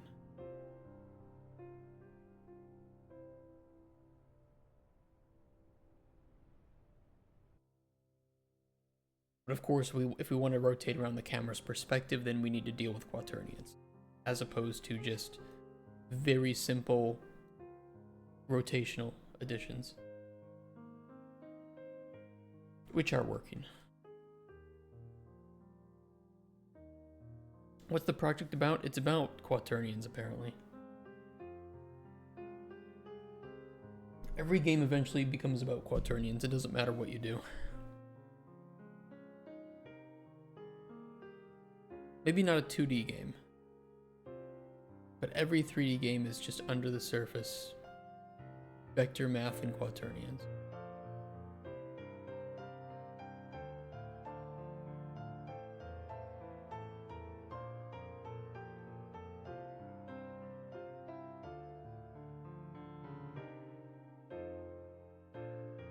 What the physics control do? You say rotation magic goes to that rotation? I don't know, man.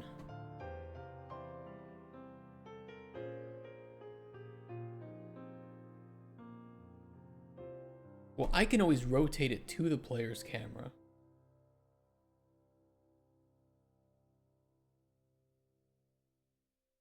But once it becomes about perspective, I don't know.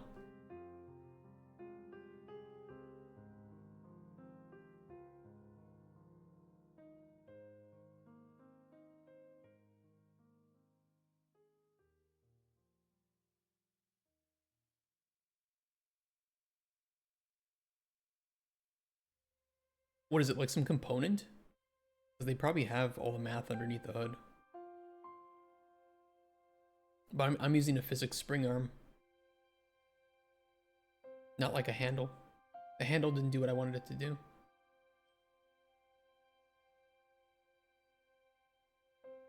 It was providing pretty shitty movement control.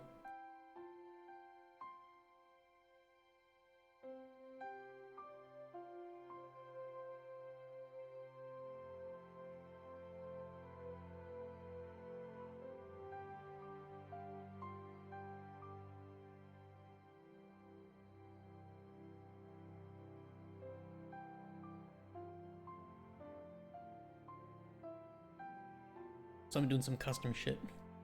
Am I logged in on GitHub? It logged me out.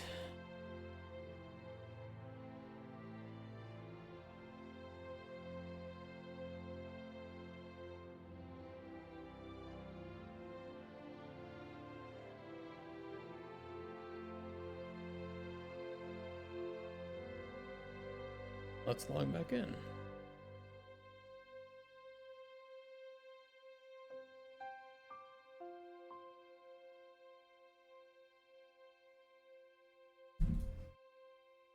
Okay, where's UE5 GitHub?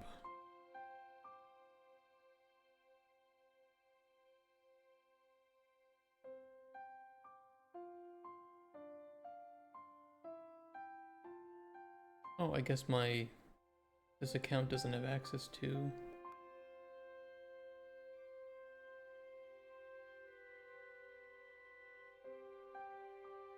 UE5.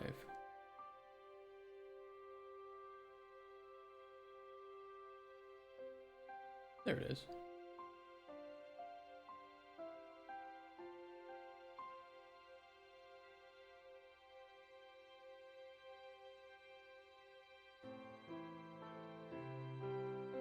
Target location, rotation, and tick. It's not the rotation. We don't want to set rotation on tick. That would be the incorrect behavior.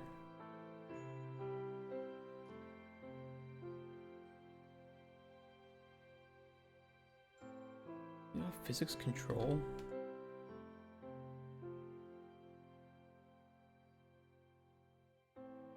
Plugins. Physics control.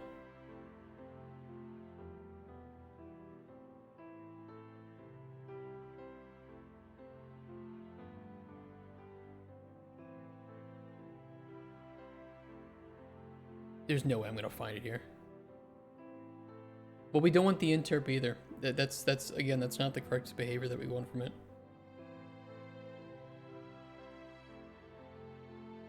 There's no way in hell I could find it here.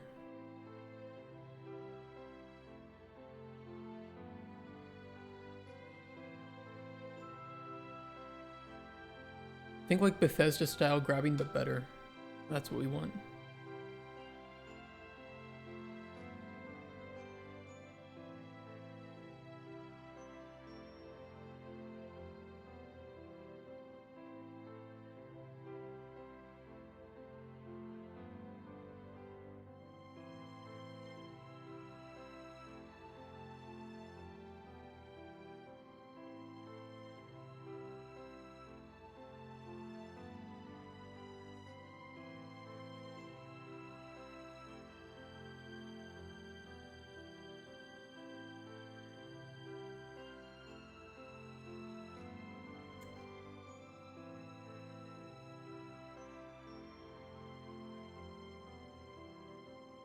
Yeah, I'll have to fuck around with that later. This one, I can already tell this is not gonna be what we want though.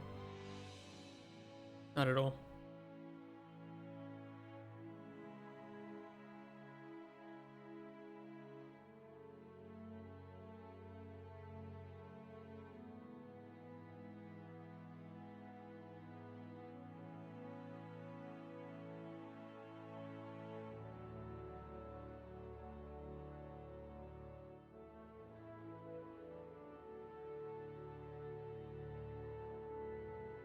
This is pretty well organized though, this is.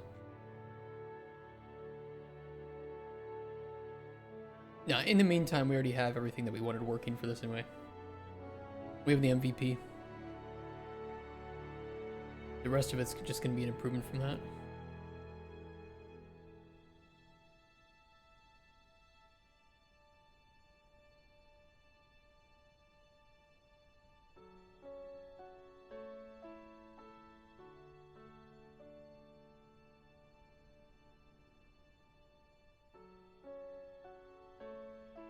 Like it's like a little birthday candle. Yeah, we have everything else working just fine. That would just be like a quality of life thing.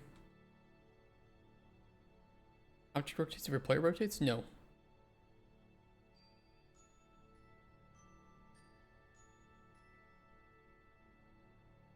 pressed the wrong button.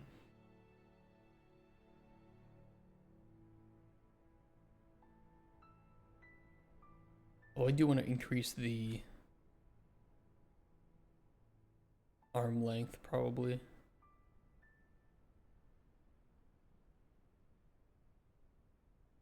think we need different min and max for line control and default. Or just increase the strength of it a bit so it's not as bouncy. Mostly noticeable in the lightweight objects though. Heavier stuff, we don't really have that problem. Like a big old grabbable cube or something, or box.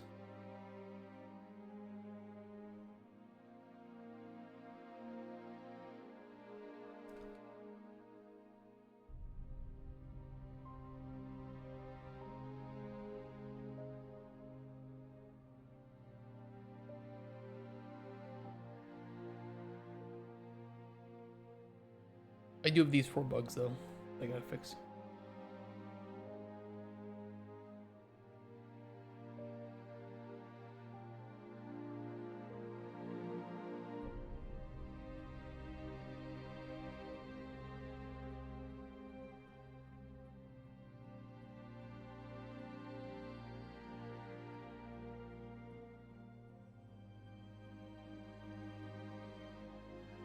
Ticking.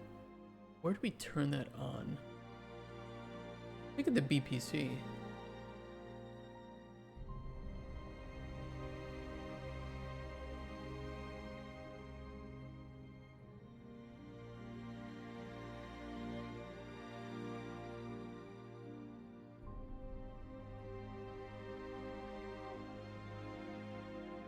Or I kept it in here for now. I was fucking around with it until like 10 p.m. Oh yeah, I see the issue. Whoa. Bug fixed. Player item pickup sphere needs to quickly re-trigger on start. Yes.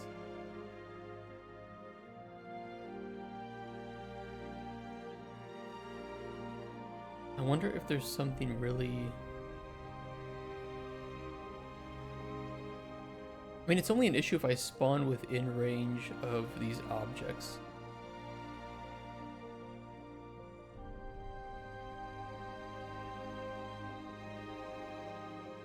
And I wonder if we could just do a quick enable disable.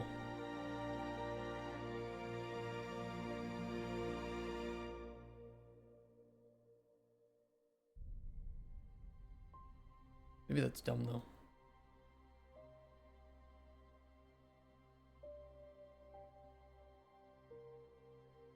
Certainly hacky.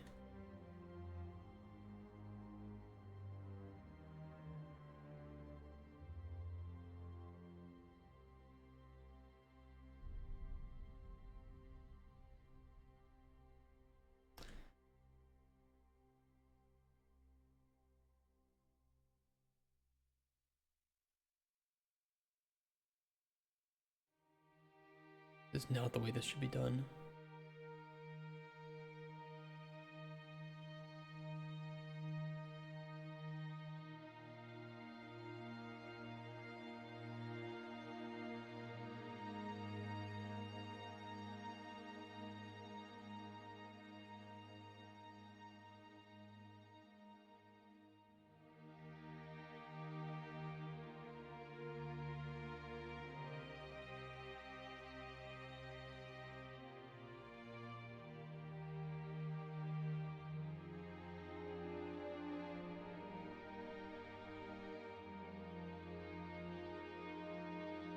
The fuck?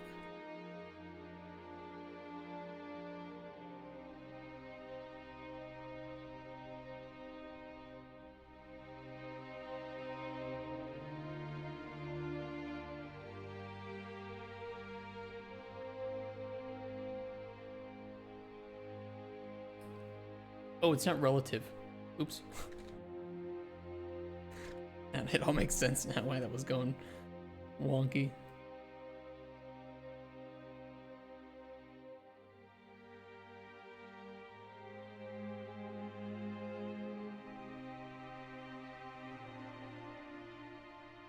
It doesn't re-trigger it.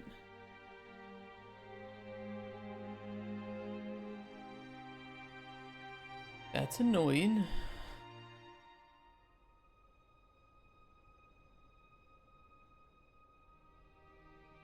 We even have occlusion on the screen space widgets, which is nice.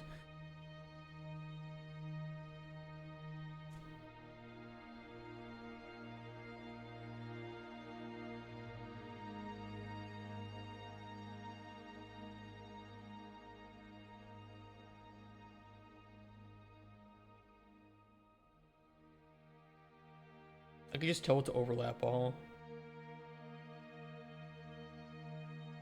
But I don't know if that'll re-trigger checks. There's gotta be a way to do what I want to do.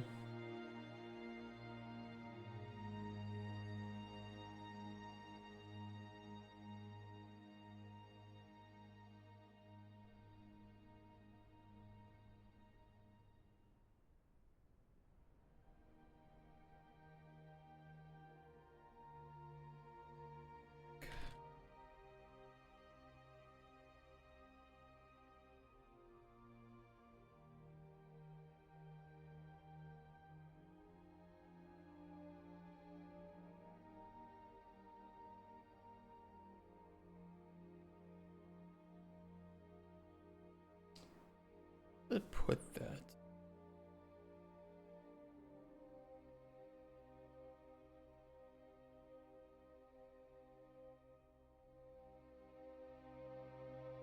Like a query.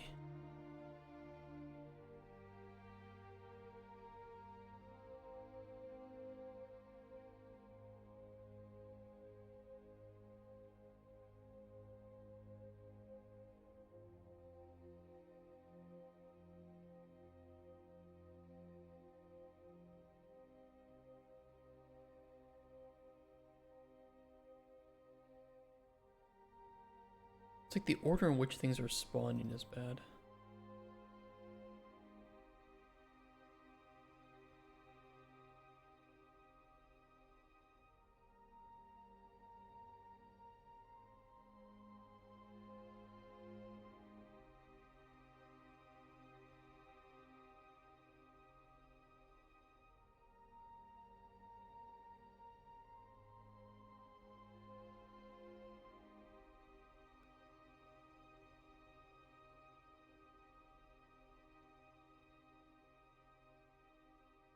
This is our issue.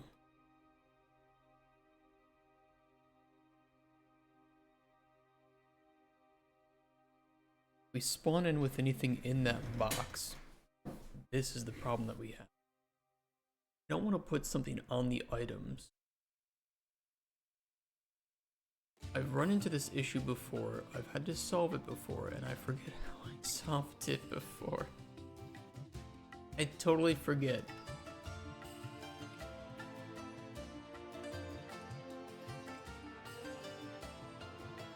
I mean, one solution is just not to spawn in near objects, but if we could get it to work, much more nicer.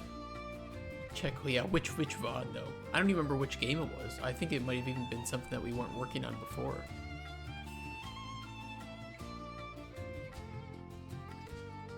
I also don't want to dynamically spawn in the collider.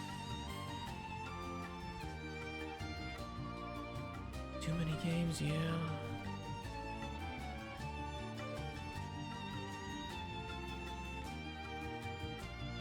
You're right, I do have U-Track and I could throw up some documentation on there once I resolve it.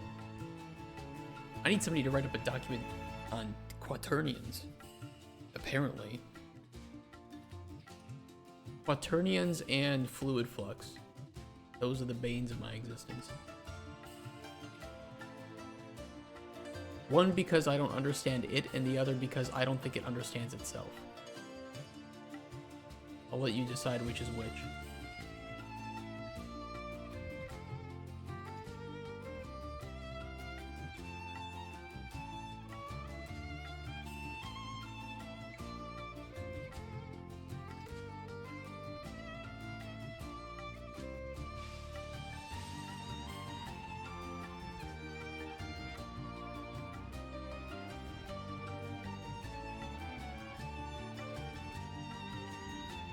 component overlap multifunction, which does what I want. I call that on my root component passing in the position or rotation of my actor, and that gives me a list of anything it overlapped with. It's not gonna work.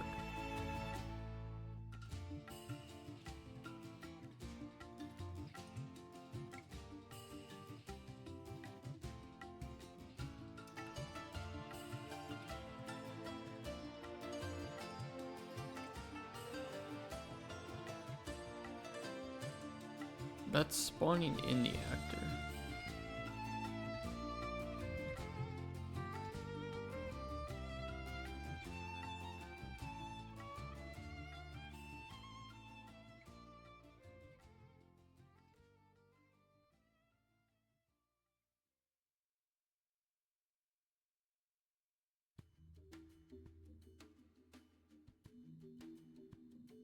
These are all like super hacky solutions.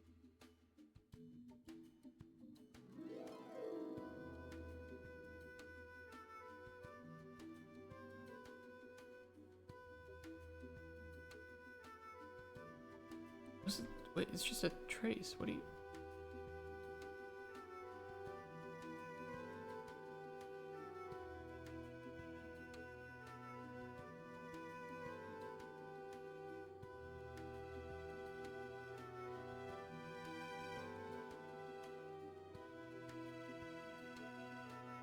You know, maybe it's one of those cases where it's like, well, just don't do the thing that causes the problem. We just don't spawn next to an object.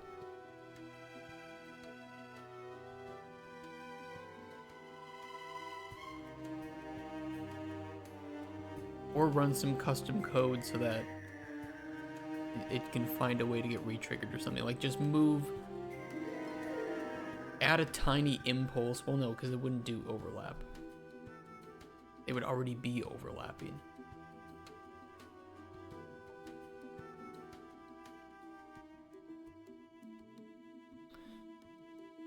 Can I... Visibility won't affect that, will it?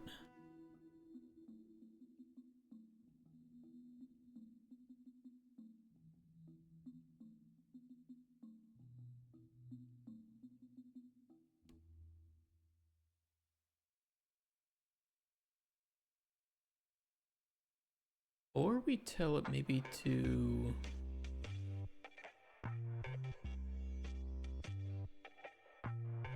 tick after a small delay?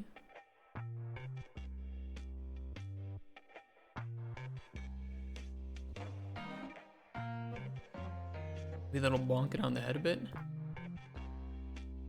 Problem you're having? I don't want... If I spawn in here...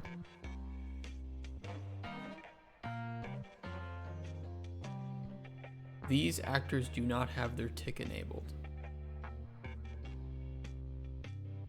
I need them to. But that only happens on begin overlap.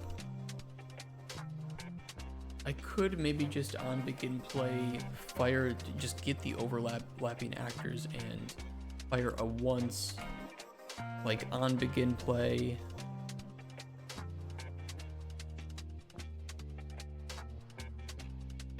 Check for overlapping items or something. That's much easier.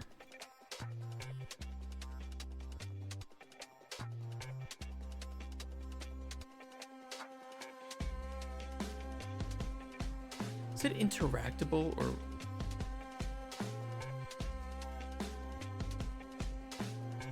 BPI item pickup.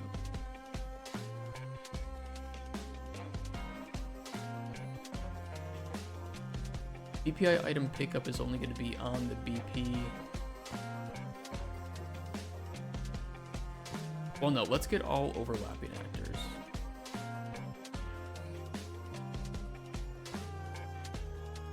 They're hashed anyway, and it's begin play, so we can accept a small hitch at begin play.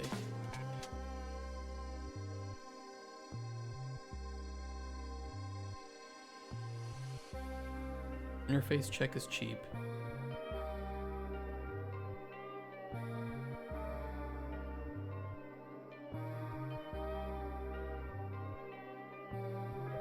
And what was the interface called? Item with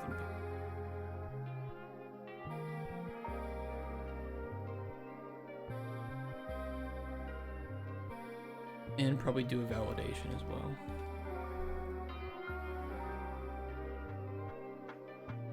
I don't care about the nodes and the spaghetti.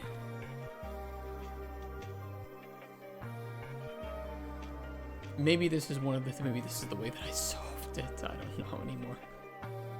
I know I solved it once before, and this is probably the way that I did it. Or something like this.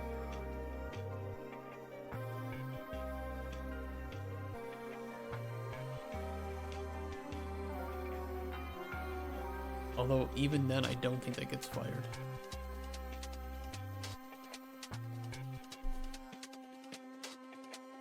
Maybe timing issue?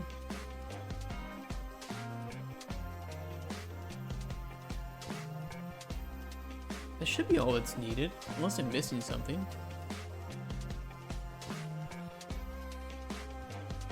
Oh yeah, because we have to update its tick. That's right. That's right.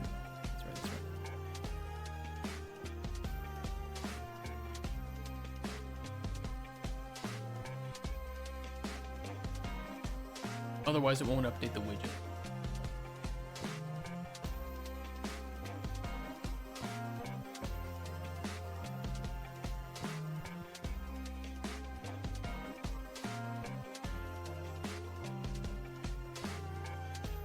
Okay, delay might be necessary.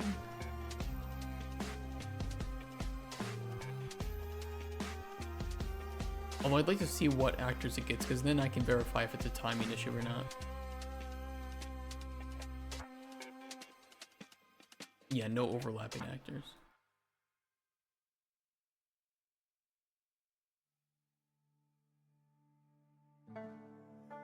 Oh, let me try without anything set, although actor should have worked, right? Yeah, I think it's a timing issue. And we could filter it to interactable since we know that we only want to check for interactables. Alright, let's try with the delay.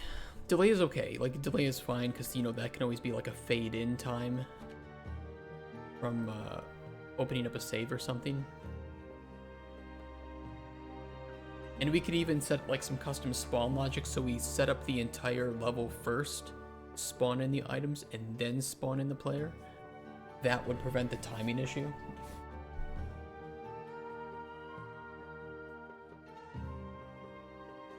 Even then, it's not grabbing anything. Let's try a ridiculously large.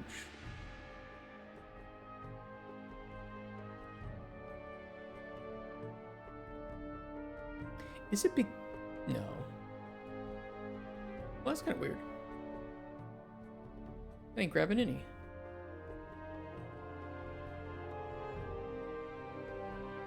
Even though I know they're there. Or it was, let me step through. Maybe it just didn't trigger that yet.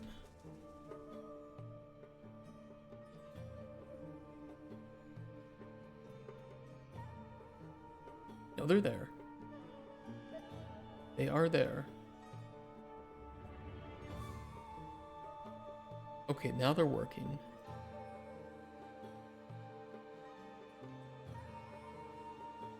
And this for sure didn't work. Yeah, that just went right to empty. What player starting from there is affecting, maybe it has something to do with the controller. I think it's just a timing issue. I think that it spawns the player in before other things have been properly loaded.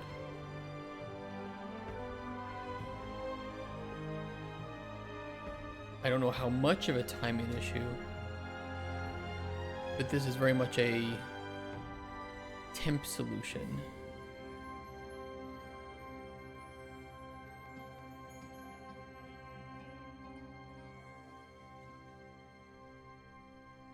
Oh, 0.2 seconds does work.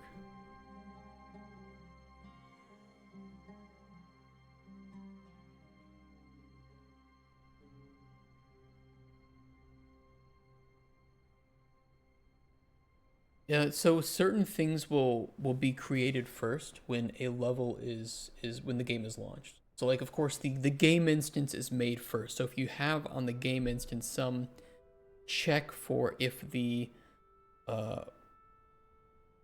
player is loaded, it's not going to fill that. It's not going to return something. And you would want to put a delay on there, or like maybe even a callback, which I could probably use here because I think that isn't there like a post initialized event?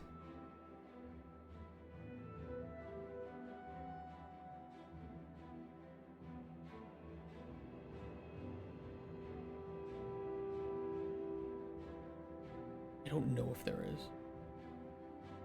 I know there is for widgets.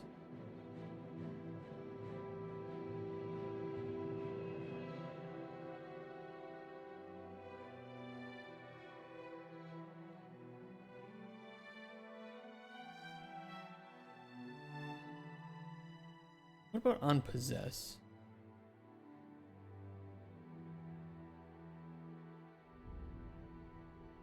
No.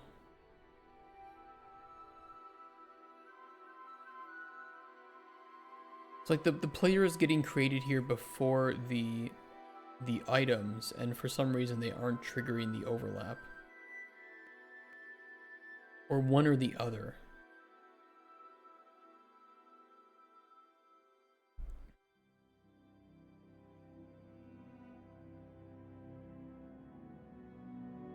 And so I need to run a custom check for the overlapping actors.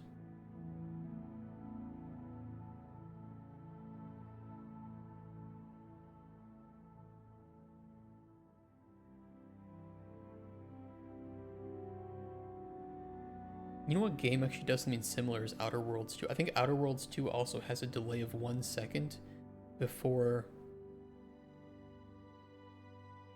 waypoints and shit show up.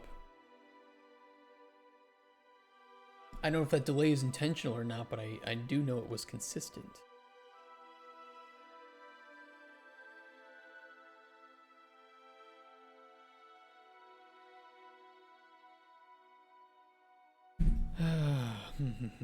But I just don't like doing it this way.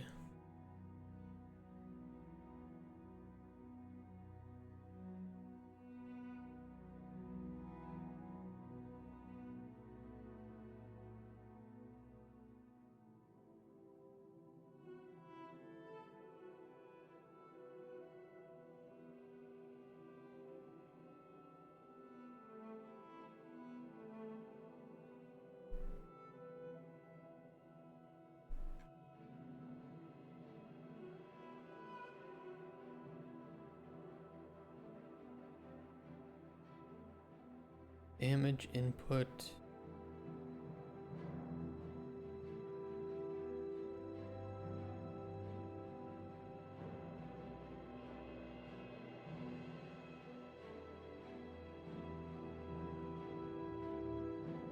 Yeah, maybe it is a bit more annoying than I thought. Maybe I probably just did solve it in the past with a delay.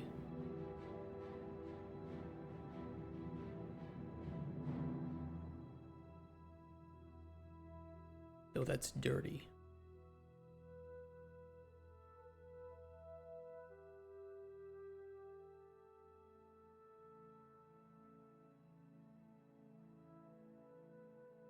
Maybe a custom character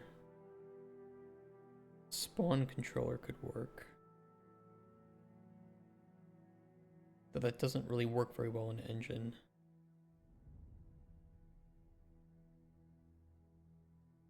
Unless we like begin play, destroy the player character on begin play with a black screen, and then spawn the player in on the old destroy spot, and then fade from black.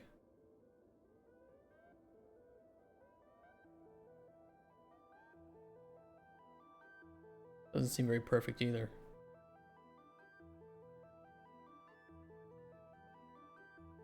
Let's ask Mecha Hitler.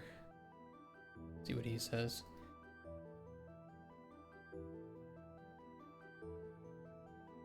I have to prevent the issue of spawning a character with a collider And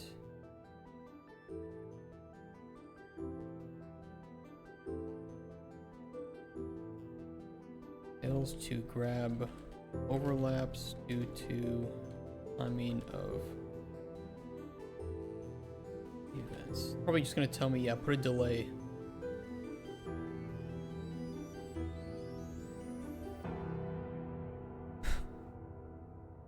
You can solve this by putting a delay with a custom check.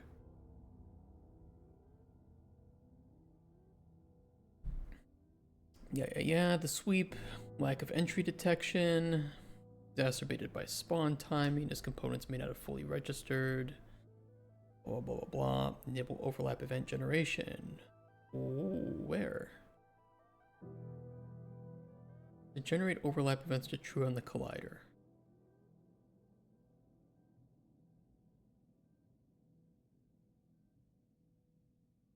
Oh, it's just tell me to ensure. Yeah, okay. No, we know that's working. Manual overlap check in begin play. Recommended primary fix. Wow, that's crazy. Exactly what I was doing. On event begin play, search for get overlapping actors.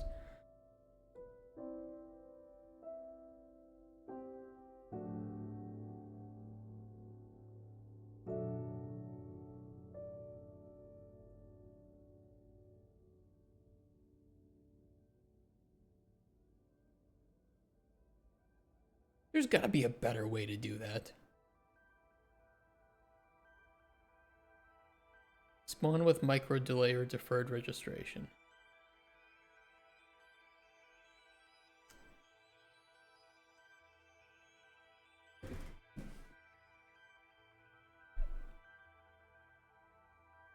It's just telling me what I've already done. It actually is true this time. I can verify that this is true because this is exactly what we just did. Which is not the solution that I want. Delay, then use set collision enable to query. Force a small movement. Yeah, I was good. Yeah. Okay, I could do the small movement to trigger a sweep test. But again, this is just being done with it. Well,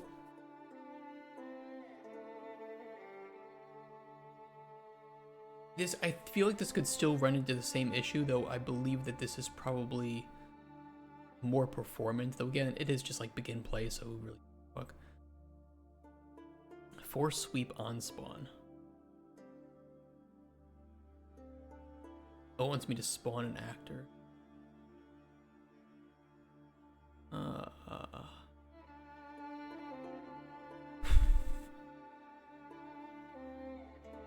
Post actor created. See, this is that what it's called?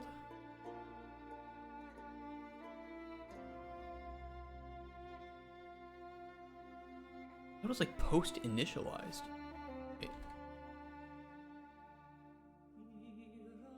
A real thing. Post actor created.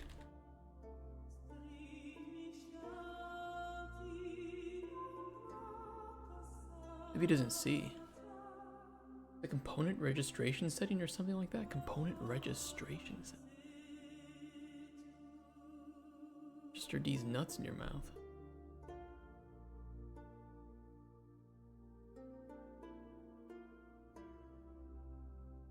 That sounds made. Yeah, it does sound like made up stuff, right? It's Grok is imagining functions that honestly would be great if they existed.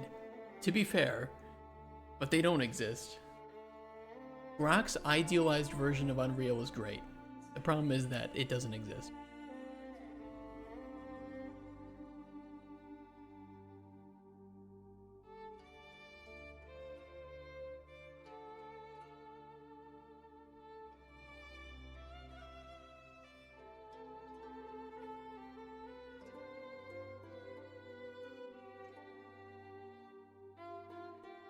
You know, it's kind of weird that it doesn't exist.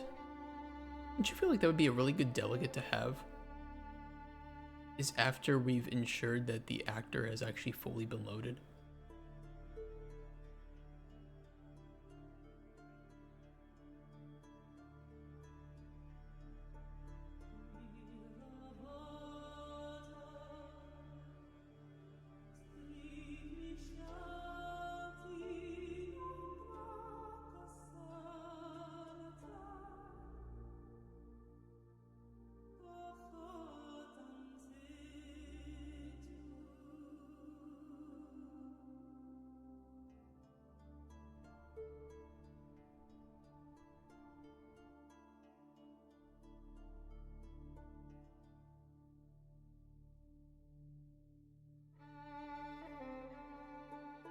You know where I think I solved this was...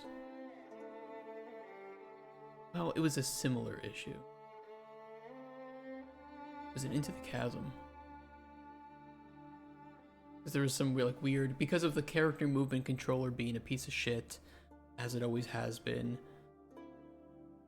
we needed to do like offset movements. I don't remember where I put that though.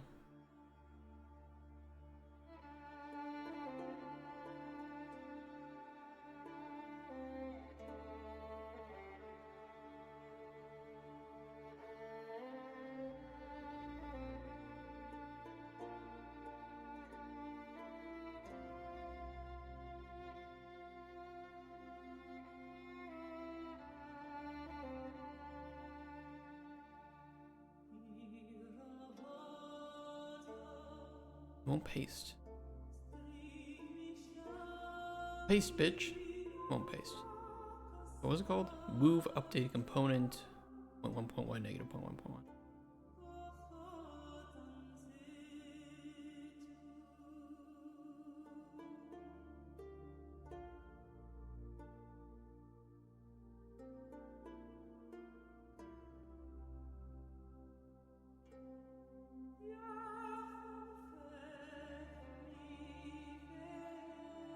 I don't remember exactly what this fixed in the other game, but it was actually fucking perfect.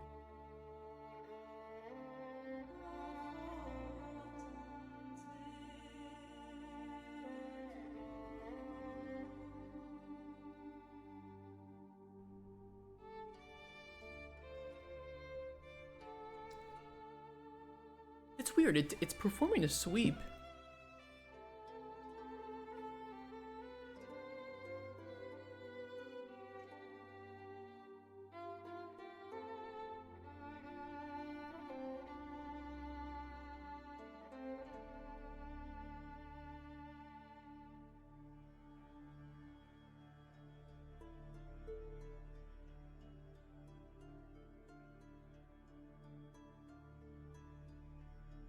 I guess it's just the sweep isn't re-triggering the overlap. Really, the only solution might just to be what we've done already, which is on begin play.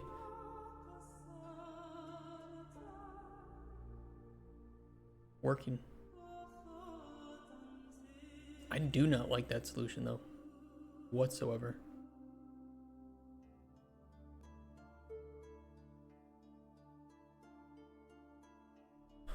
I do not like green eggs and ham. When I was in elementary school, on Dr. Seuss Day, they would put food dye in the eggs and ham.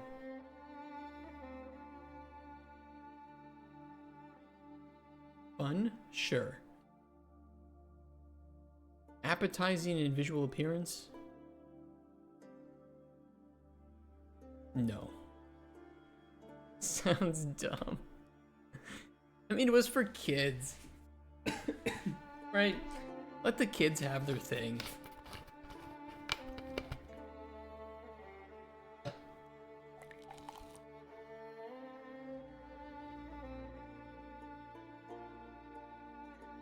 Okay, I will say that this is a hacky solution, but if I loaded up any game's codebase, I guarantee I would find at least one comment that says, "This is hacky, please fix," and it never got fixed.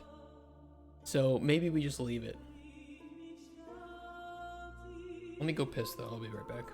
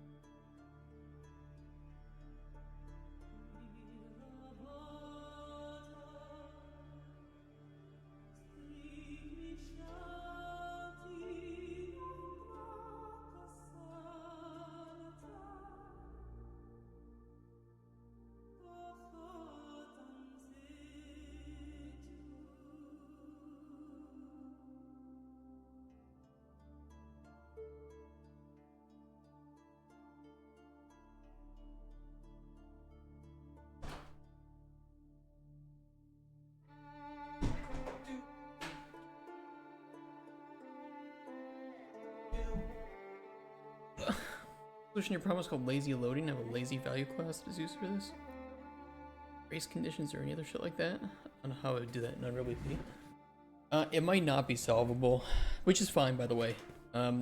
What our plan is for this whole agnostic toolkit pack is to build, number one, build an MVP, and then we can start to nativize the things that need to be nativized and polish up the things that need to be polished. And once we're really happy with that, we feel like it is stable, modular enough to take it where we want to take it, then we can start building unique mechanics on top of that that are project dependent. So if it's like, if this is kind of fucked up, then we would just, yeah, we would just find a way to load things in a better way. Because I think that a lot of games probably do that.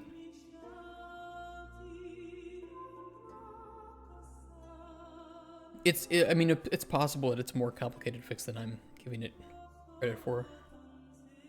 Hey, Armageddon. How's it going? I do have noticed, though, that there are quite a few games, especially Unreal games, where widgets will just load up like 1 second after. So I think really if we just put like if we had a custom character spawner, or specifically like character spawner, or we threw something on the controller, we spawned the character in the right place, or we dynamically added this. I feel like there's a lot of different solutions and we just need to pick the one that's best for us, but it probably will require something specific to be done. Your hockey team won last night. Oh, nice. Hockey's fun. I like the fights.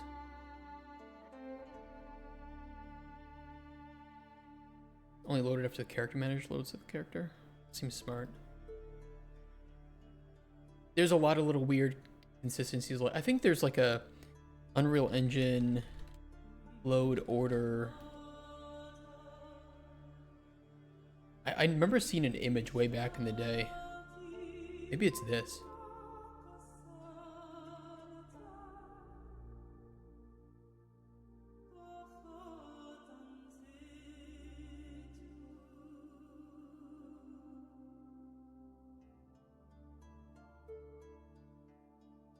There's something like this. And it's like game instance, and then actors, then widgets. But it was a long time ago that I saw it, and I don't know if it's still around. Oh yeah, look at that. Press play and enter. Create game instance initialization. Online session, PIE. UWorld begin play. Game mode start play. Game mode start match. Spawn actors begin the game. There's shit like that.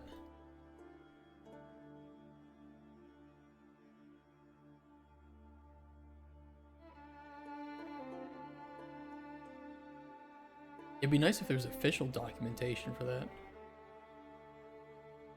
The fuck did I just see? I saw some spaghetti mess in there. Oh, it's this. Game structure test. I don't know. Oh, your local NHL team, not my team. I don't know how to play. But you get the puck in the net. I mean, what's there to it?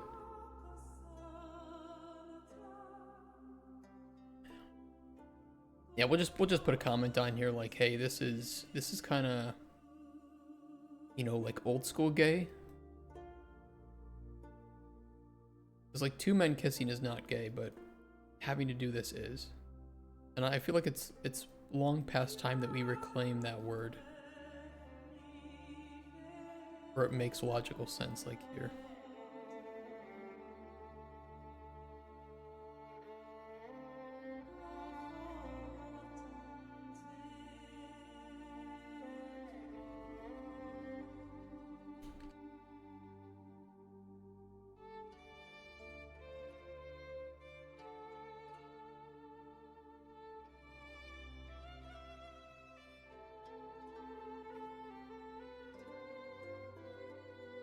That's not even the right way to put it. Timing bad. Begin play next to items. Doesn't trigger overlap logic.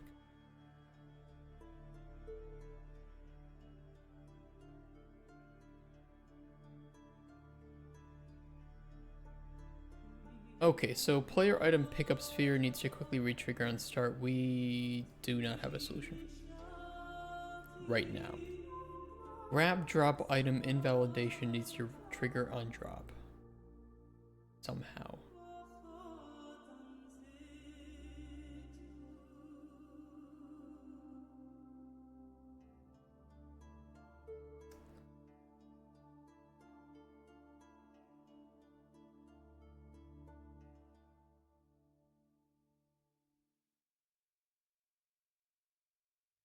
Yeah, okay, I know what the issue. The issue if the item that we're holding somehow gets invalidated,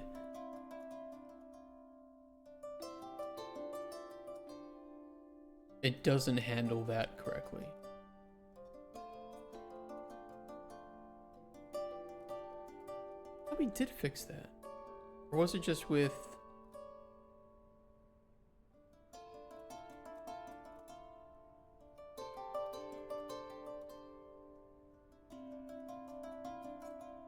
Oh man, I don't remember when I wrote that and why I wrote that.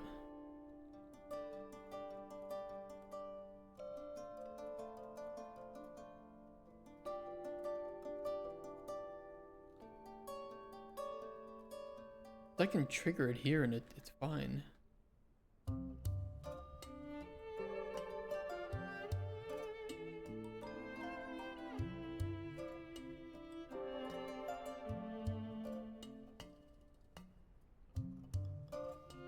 So it is weird that that happens.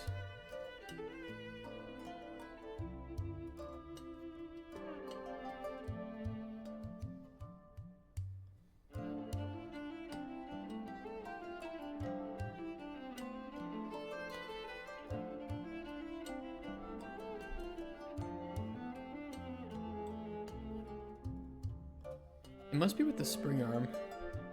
It doesn't like the length.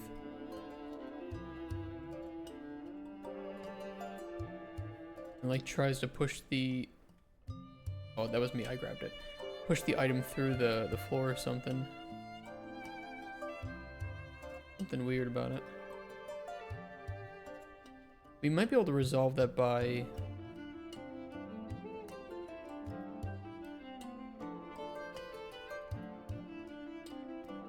like doing a trace while the item is being grabbed. Hit the floor so it'll go through the grabbed item. And overriding the max arm length based on that.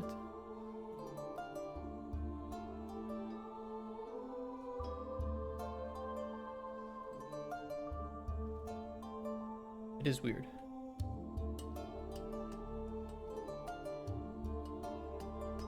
Stick of dynamite looks like the character's pain. You know who would absolutely have a dick like this? Blue Dick Boy. You guys remember him? I miss him.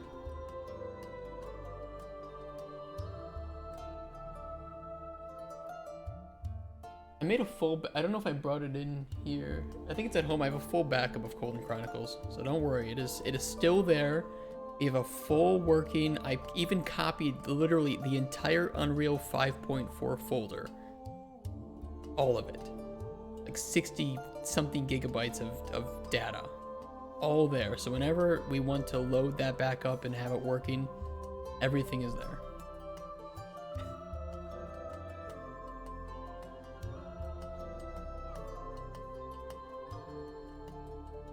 I don't know why I wrote this and when it triggered.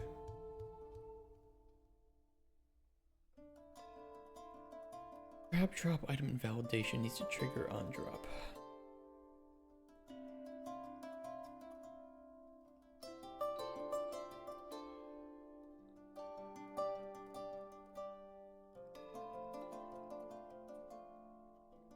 I think it was just more of like a precautionary thing where if I have invalidated the item by like taking it outside of the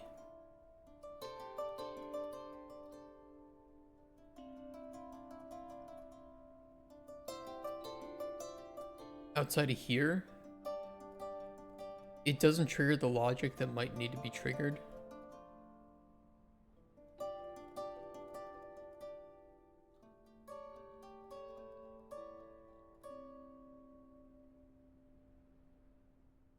But I don't know how we can avoid that. I don't know if there's like a pre-destruction logic that can be run.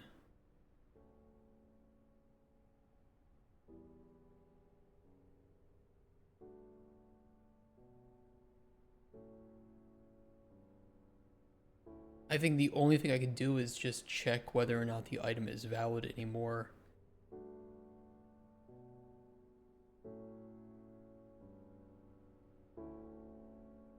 Like put as little logic on the controller for the drop end.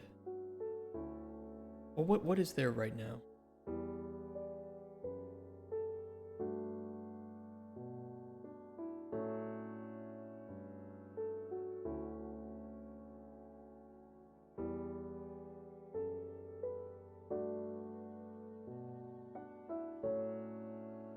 Currently grabbed, remove mapping that's the primary issue here.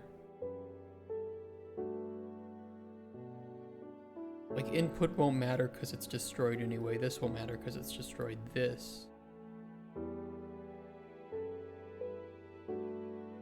is a matter.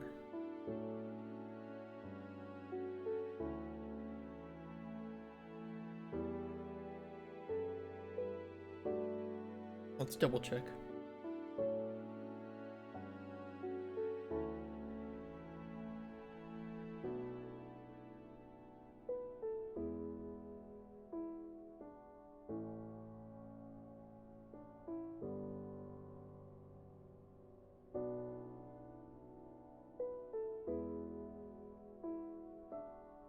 Yeah. That's the point of buggery booze.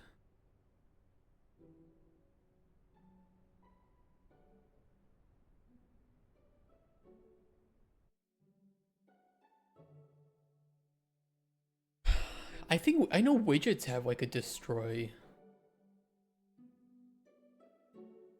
call. I don't think anything else does. Oh, there is event destroyed. Called when the actor has been explicitly destroyed. Does it run before?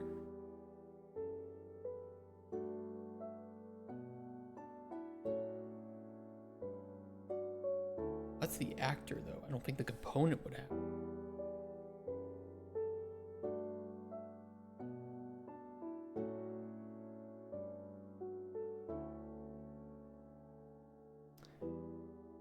End play does do that, right? Yeah, because generally via destruction or its actor's end play.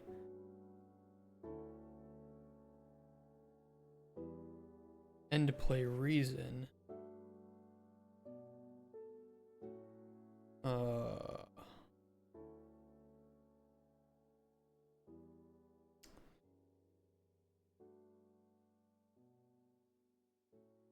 It may throw an error with the disable input because the actor might not be considered valid. I do not know.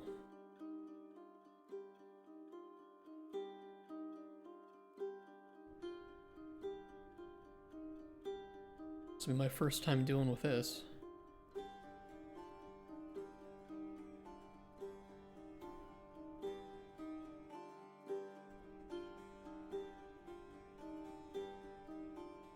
Oh, it just worked. Oh, okay. No idea what to play for 2 hours before work. What should I do? Arc Raiders. Oh, that's old stuff.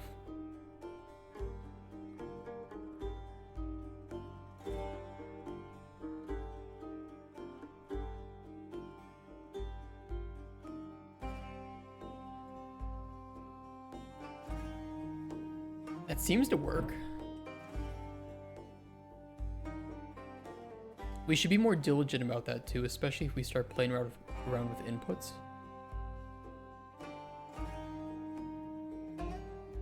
My only worry is that on end play,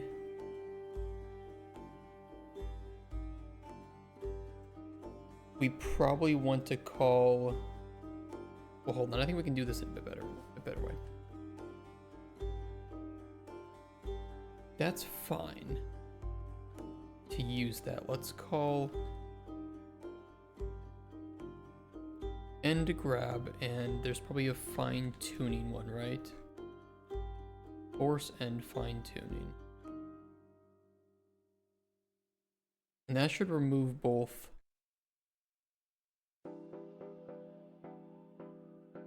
mapping context and handle the logic correctly. Let's go try it.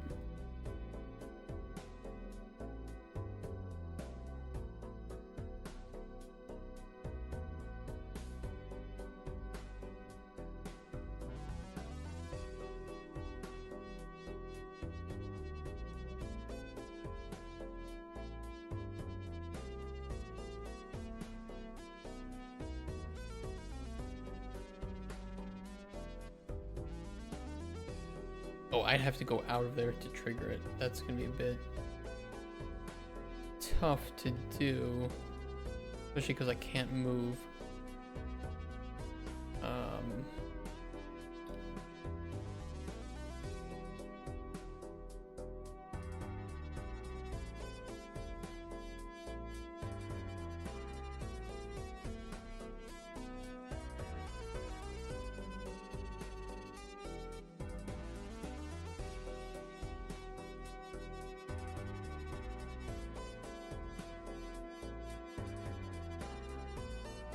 When did that get hit?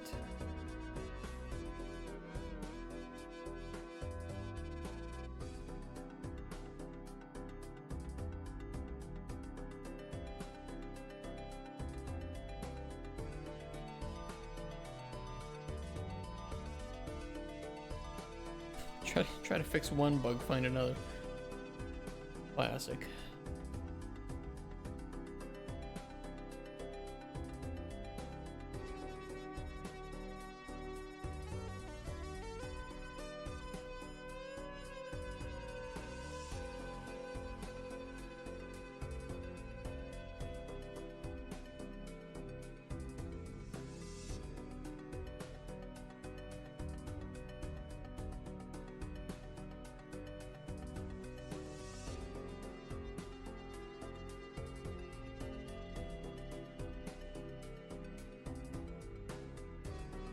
I don't even see it happening again. What the hell did I press?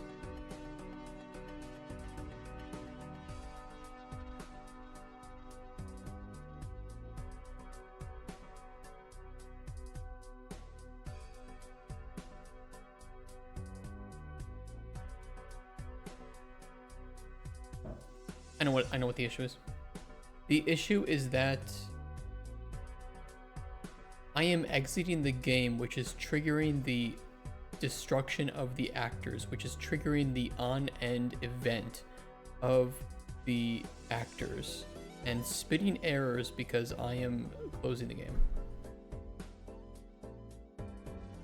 If you can believe it, the error is happening because I'm quitting the game.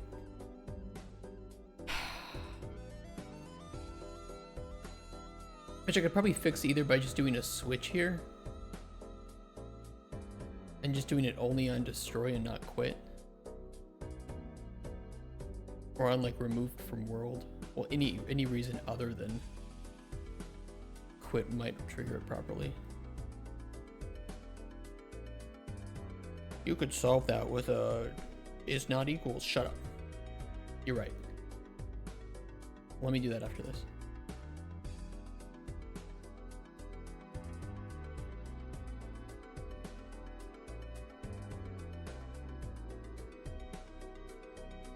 I don't even need to jump down here. What am I doing? It still spits it out. I mean, that could also just be an issue with the play-in editor. It might not happen in standalone. Well, I couldn't even debug it if it happened in standalone because I wouldn't have the output log.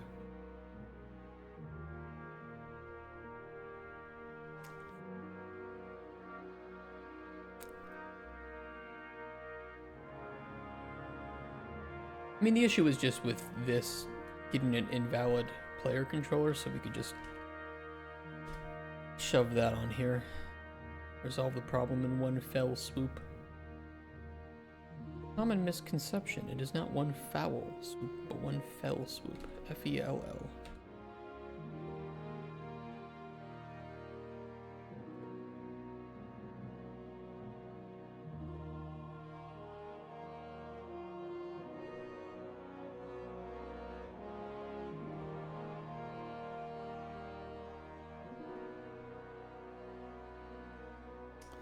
Soft. Okay, back to the thing I was trying to fix.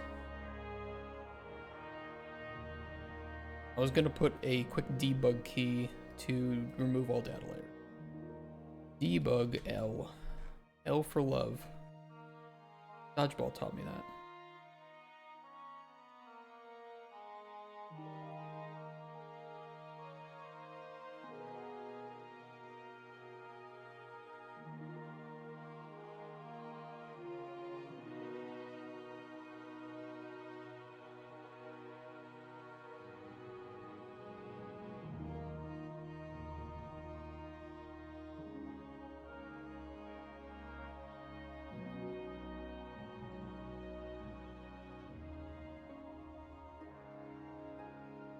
So, Rep, are you sure you're not gay? No, I'm not sure. I could be. Never know. I don't think I am.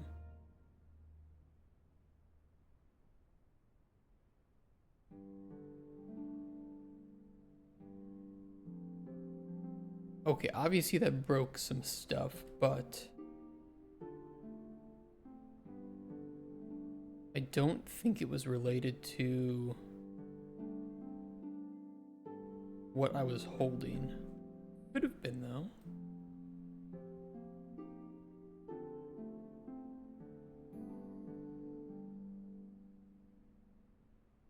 That's kind of hard to know, actually. It was on the tooltip. Tooltip.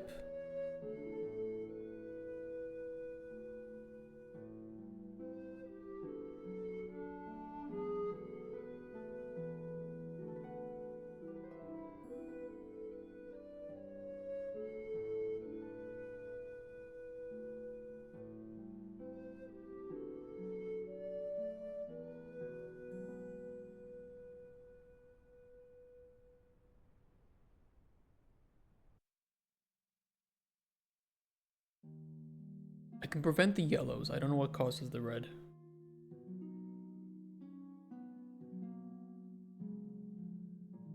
But I do a validation check.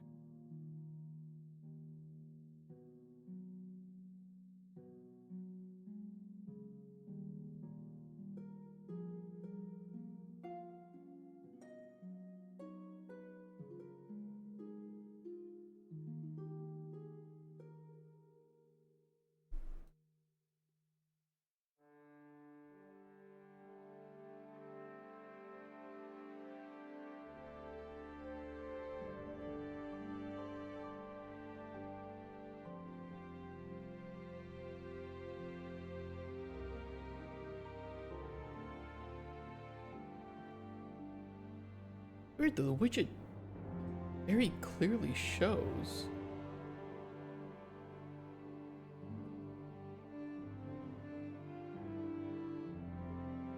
-1, -1, 0, 0, 0.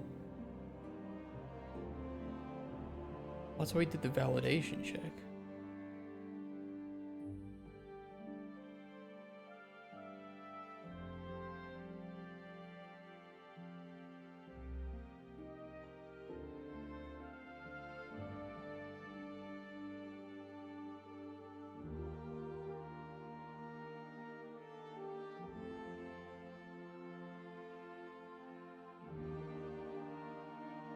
Can't be the validation check, can it?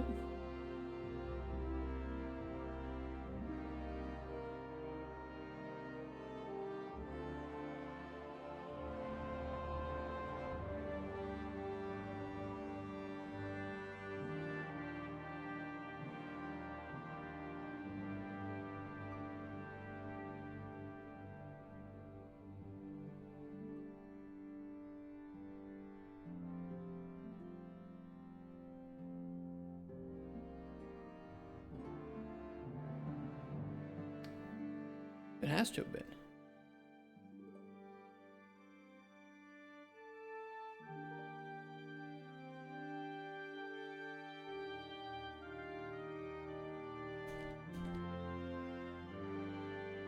Okay, can I solve it with an empty check first?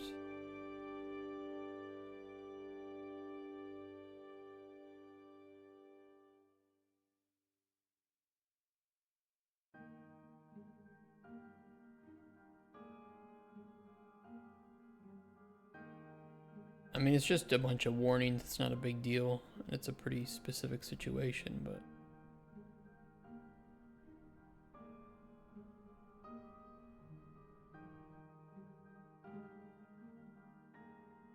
Still being a dick, huh?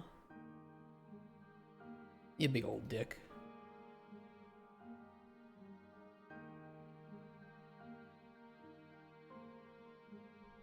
Let me watch it. I don't know if I can watch it because it's a function library. We'll see. Oh yeah, I can.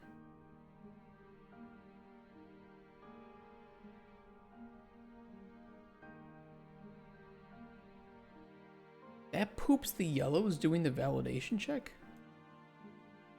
Well, what am I supposed to do?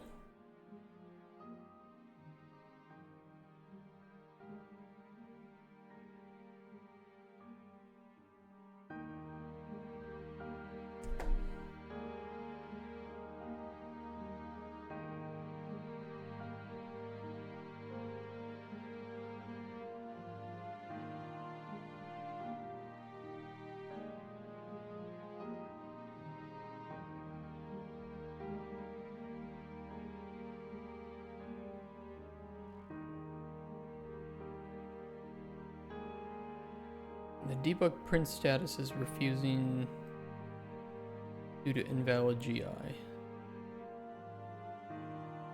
That would make sense. We can resolve that. I don't know why the debug is throwing there, but that's fine. Default will assume false.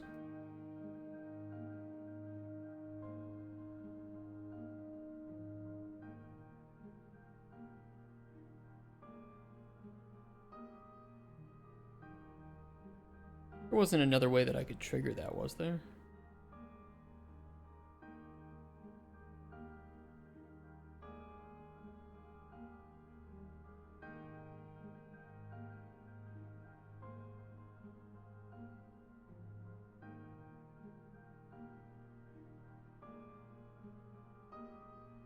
That results in the same problem, not the warnings or errors.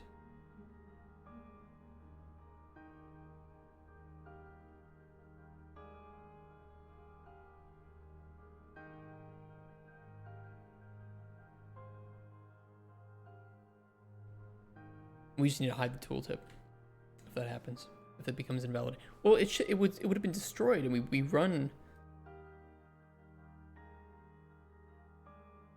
run the hide tooltip.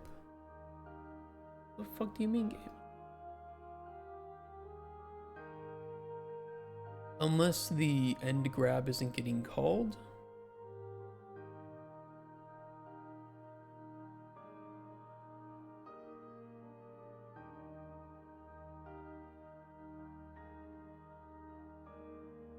Because I didn't do a function call? Although I think it was. Oh, end grab actually doesn't hide the tooltip. Begin grab hides tooltip, end grab does not hide tooltip. Which theoretically makes sense.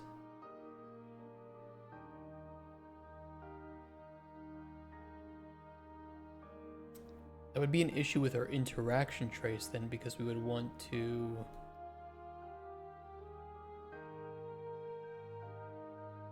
We'd want to hide the tooltip if what we're hitting is not valid.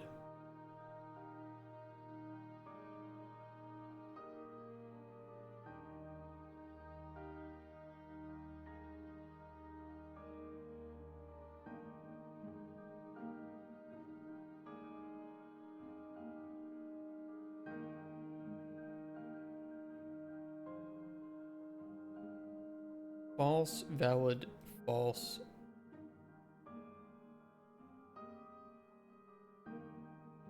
I don't think I can just hide tooltip here. It would resolve the issue, but I'm not sure that it would. Or I'm not sure if it wouldn't create more issues.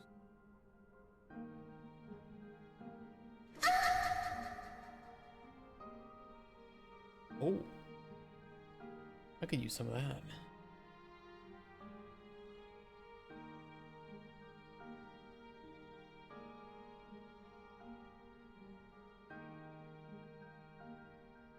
Uh-oh, retard alert!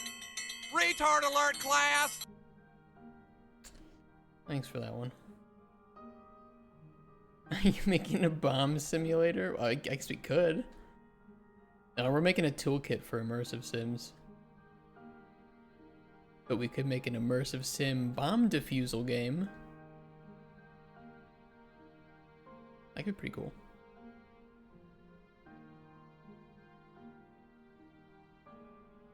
Well, that does get rid of the errors and stuck tooltip. So that's a good thing. How to defuse dynamite. I don't know if you cut the fuse. That's your best bet. Pull the fuse out. Wrong. Shut up. It'd be fun, like defuse. Oh wait, I can't. It's beeping faster.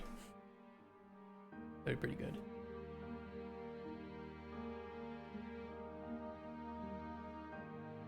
Only issue left. Tooltip shouldn't show up while grabbed. I know a few ways I could solve this. What would be the best way to solve it? Interactable.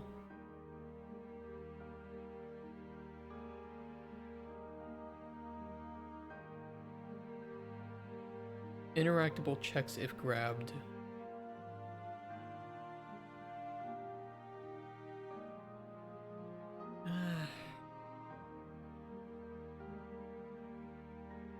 Leave it for future you.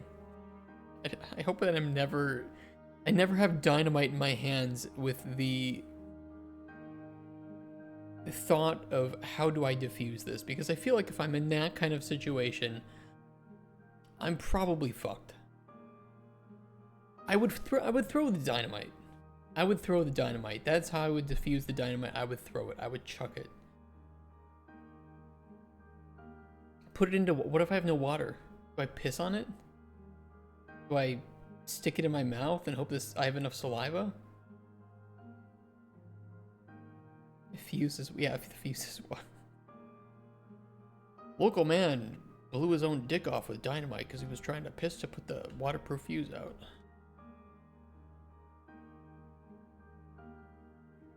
Piss the dynamite off.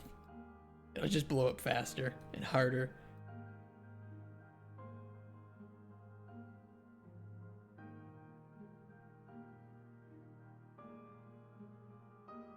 Well, we know that this is only going to happen on grab drop item. Grab drop item does have BPC interactable.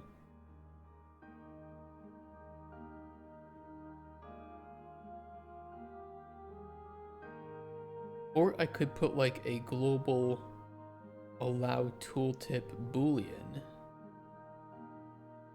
Though I feel like that gets a little bit worrisome.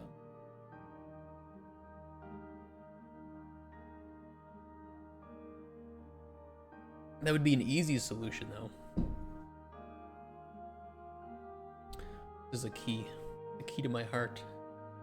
Nobody can have it. Not even my wife. You can suck my dick. Quite literally. That would be nice. No. Start grab of it. Yes, I could put it here. I could do an override. I could prevent it on a global scale. I'm wondering if it would be nice to have the... Well, that would be nice. I think while grabbing an item, we prevent any tooltips from showing up.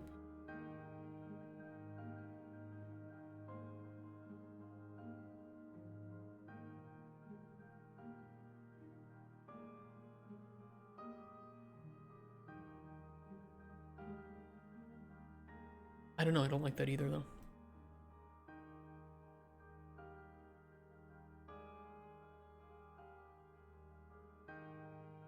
I do like that, to be fair. I do like the idea of like a player state, or like, yeah, like moving it, but either way we want to do that, like having easy access to knowledge that the player is grabbing an item in the moment is going to be necessary for both of those things.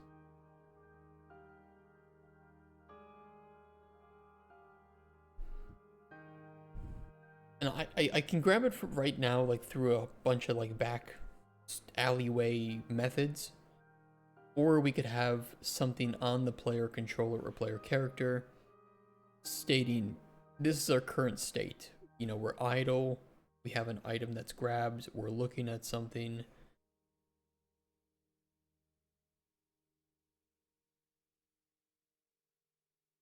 With a hierarchy of importance.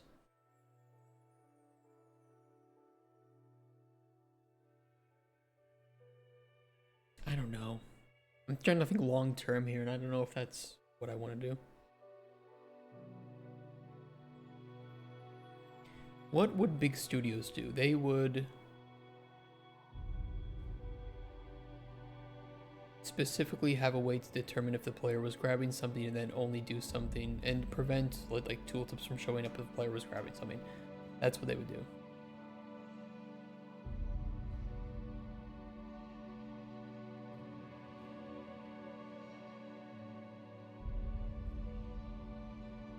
All right, I'll do it. I'll do it. Thank you for convincing me, chat.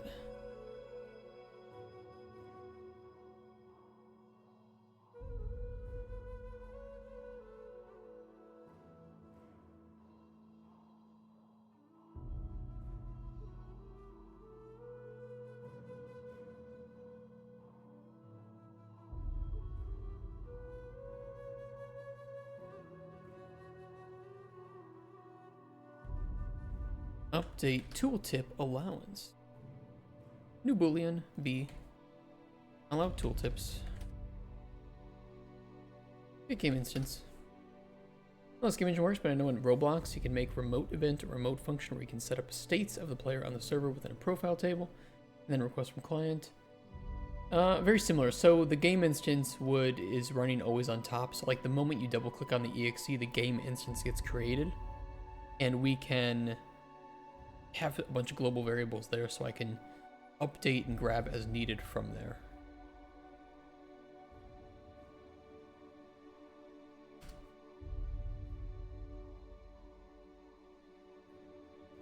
And then I'll just throw it in the blueprint component on grab and on grab end. I think that'll be the easiest way. I can just prevent all tooltips that way. That'll be pretty chill.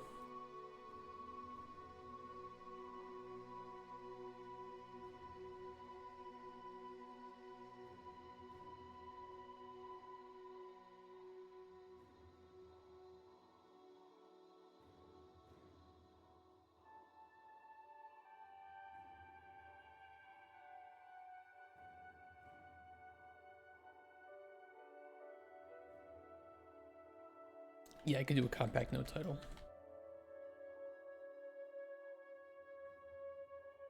We do that, and then BPC grab drop item. We have begin grab,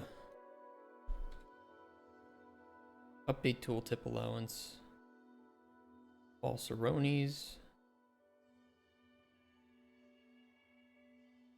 I can even tell it to hide tooltips for now, which is fine. And then down here, update allowance. And then we'll go into our tooltip widget.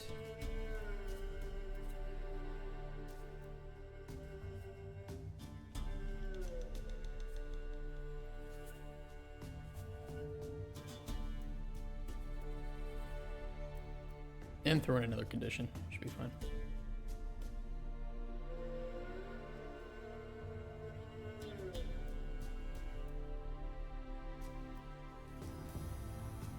Works from my end. We'll just double check if destroying it properly returns the ability, which it should. Yeah. No tooltips allowed while doing this.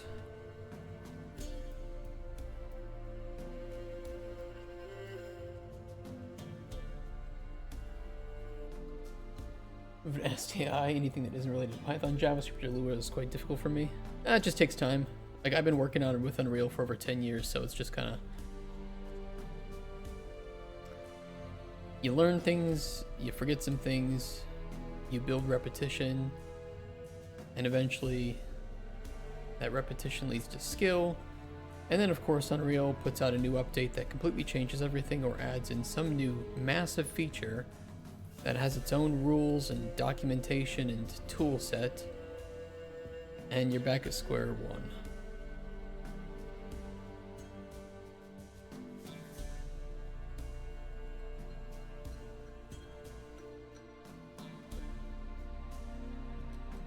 But that fixes the problem for me. I'm happy.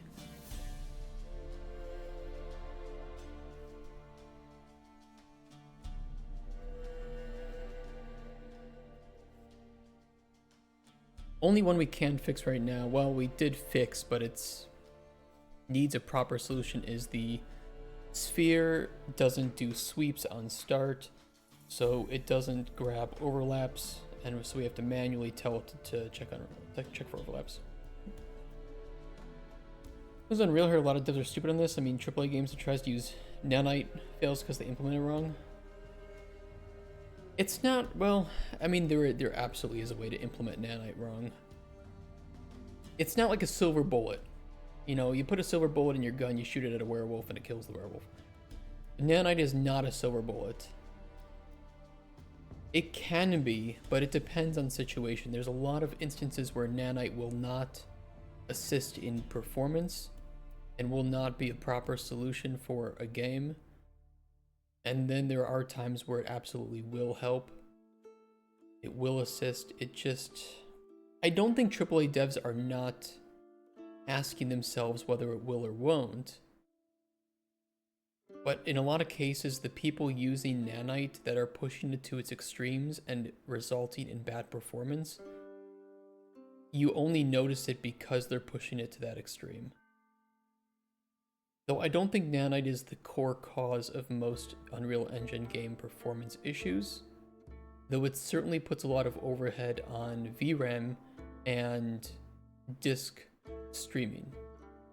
And so I think a lot of people who have, for instance, traversal stutter in Unreal, that can likely be linked to nanite and the amount of data being requested from your disk at one time, and you're stressing your disk out too much. And so you can fix this by just by installing the game on a faster disk, like an NVMe drive, right? Then again, you can also help to limit this by reducing the amount of information that nanite is requesting at one point. But this is a little bit harder to do. It gets complicated. Nanite is complicated. I don't think there's any...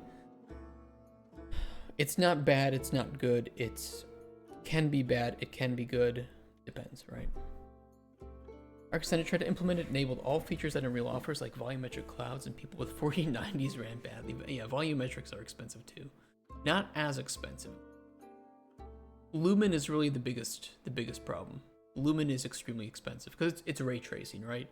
And ray tracing used to be something that could only be run one frame every couple hours. So we can now ray trace in real time, which is ridiculously amazing when it looks good. Nanite and people often, when they make a game, they enable nanite and lumen, and these are both very heavy on your GPU. Depends on scene though, right? Nanite has like a fixed overhead cost because it removes the need for draw calls. You're virtualizing your meshes and your geometry into clusters of triangles with the intention that Nanite's backend is aiming to render 1 pixel or 1 triangle per pixel maximum. So there is a fixed overhead and a maximum cost, generally speaking, that you're going to incur with Nanite enabled. That said, if you have a lot of clusters trying to be drawn on top of each other, which is what's called overdraw, you can run into an issue with bad performance. That would be one of them. And if you, for instance, like trees, leaves, or specifically leaves, foliage, bushes, grass, all of these, if you push it onto Nanite, can result in a lot of overdraw. Except that they've fixed that, but only at Unreal 5.7, which isn't even out yet. So pretty much every game that we play on Unreal Engine within the past few years is on like Unreal 5.0 to 5.4. And especially 5.0 to 5.2 were horrible for performance. For physics, for Nanite, for Lumen, horrible. 5.3 started to fix things. 5.6 was massive optimization boost. And 5.7 is where we're going to see the implementation, first implementation, of voxelized Nanite foliage, but only if people use it. They can still use the old preserve area method of rendering foliage and meshes, but that's where you start to get that performance loss, especially on foliage. It's all Nanite is a whole thing, and I'm just touching like the surface level. And then Lumen is the ray tracing, and the ray tracing is more expensive. The ray tracing is ridiculous, and that's where a lot of issues happen. Disabling Lumen, you can get a lot of performance boost, but the backup screen space global illumination just isn't that great in Unreal. And that's why you see games like Arc Raiders using RTX GI, which is kind of in the middle between Lumen and old SSGI. It looks better than SSGI, but it definitely doesn't look as good as Lumen, but it runs a lot better because of that. Lumen is just expensive.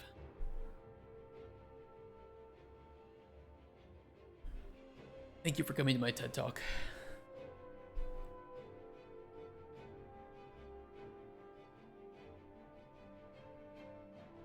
I've been trying to learn more about it just because I work in Unreal and I make my games and I need to know, hey, should we turn Nanite off? Oh yeah, it's a simple scene. The draw calls aren't that many. We're not going to really benefit from its culling. Turn it off. Philippus, you arrived just after the talk. It was a good talk. It's just talking about Nanite and Lumen. I don't think there's a whole lot of videos that discuss it in detail, but there's a lot of gamers that don't understand any of it, but think they do. And there's one very specific YouTuber who thinks he understands it and doesn't, but acts like he does. And he's a big problem. Big problem in the community.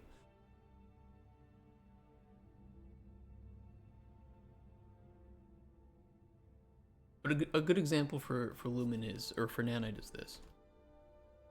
We're gonna use paint. We like paint.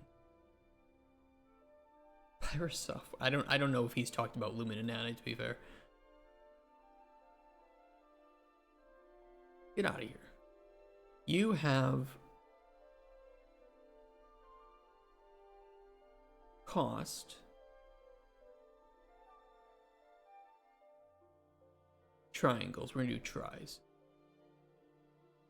Now the old method is to ask your CPU to grab a mesh, and from the storage or from your RAM or whatever, wherever it's stored, and to then tell your GPU to draw it, a draw call, right? And that's your system working in tandem here. And so the old method, let's use red for the old method, is generally speaking very linear. Maybe even a little exponential, but let's just draw it as linear. As you start to add triangles into the scene and more meshes, the cost exacerbates. With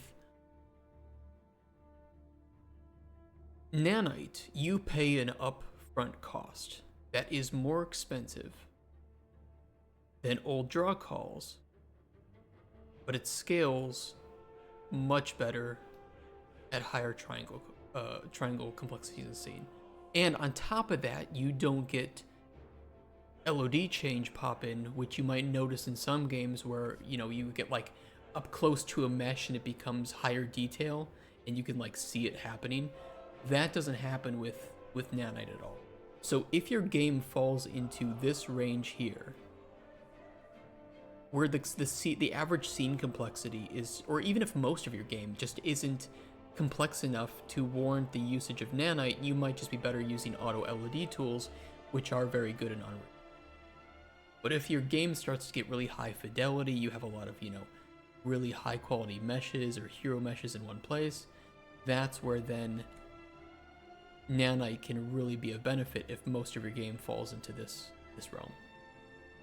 Or we can even just say into here. A good example of that would be...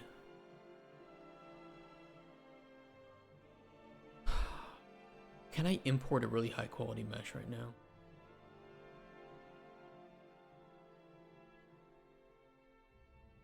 Let me see if I have something. I probably do. I don't know if I enabled the Fab plugin on... Or Quixel even. Actually, Quixel Bridge. Allow access. Do I have something really high quality? Like a mega scan.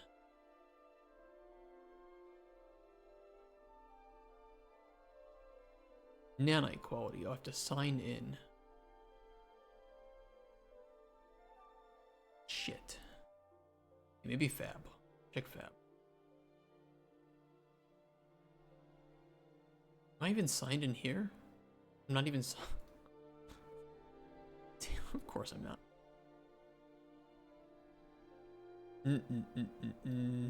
Mega scans, 4-star. These are gonna be so large though, wouldn't they? It's like mega scans content.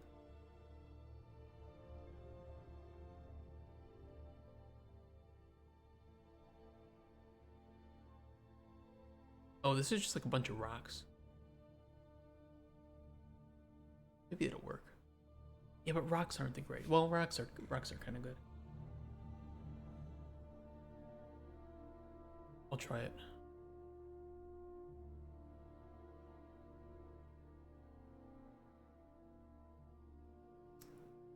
Oh, I don't see my...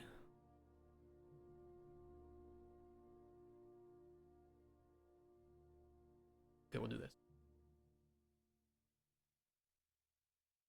13 gigabytes. Nope, never mind. I'm not downloading 13 gigabytes just to show off nanite overdraw. Jesus Christ. Is there anything better?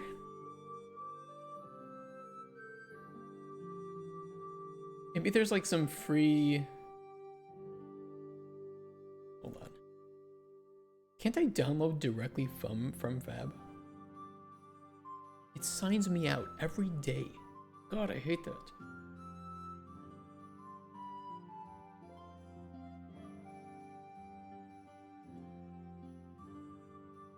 Sculpted stone to use as nanite mesh in Unreal Engine 5.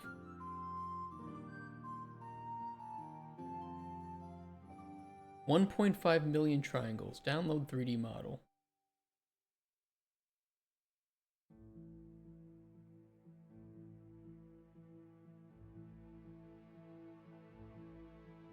I've never seen these types of models. DAE?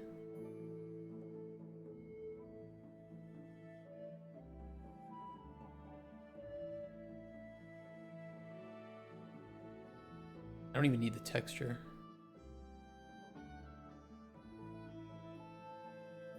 What the hell's a DAE file?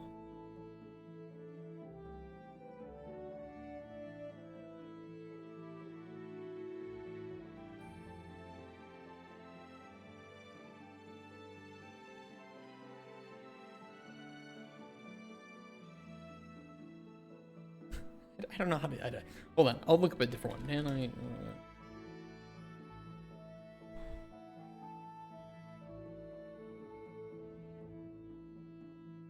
A 3D scan stick. I can get a nanite stick? Oh, these are not free though.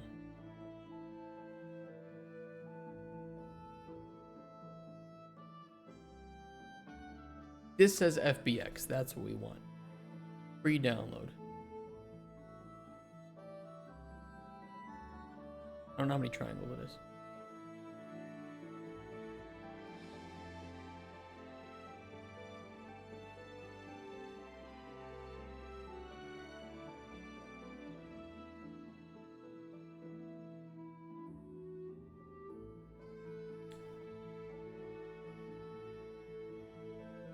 The log shut.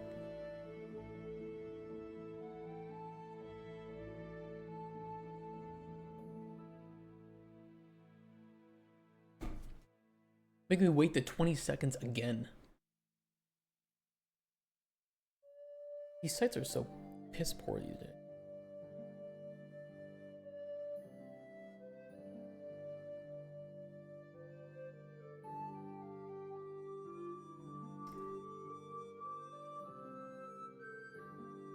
Okay, finally, an FBX, I know this. This is a good format.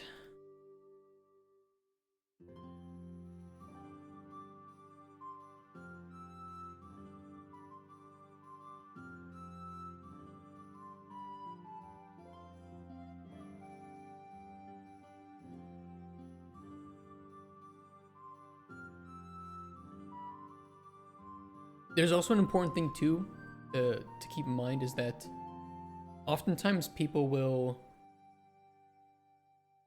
mention that like nanite is bloating the size of, oh, the UVs look horrible, of game downloads, but largely they do not. Meshes compress very well. We can see that this is only 13 megabytes with nanite. Textures are the biggest cost. This kind of looks bad.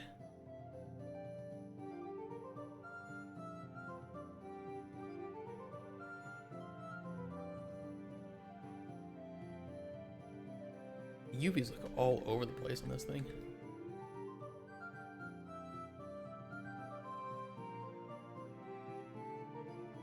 Which would not be good for nanite.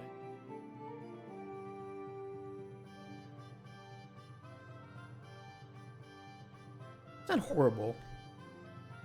It's actually pretty good. It's pretty okay. So what we can see here is that this, with 1.5 million triangles, automatically handles the level of detail associated. And as we zoom in and out, it is attempting to cluster the triangles that are visible to us so that the mesh is not as complex the further away we get, right? It's an automatic level of detail system. And what we should notice then with that is we shouldn't visually be able to see that there is a loss in visual fidelity, even though it is losing visual fidelity.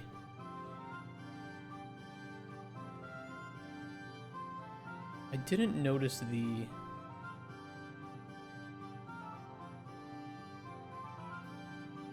Yeah, something weird with the map here.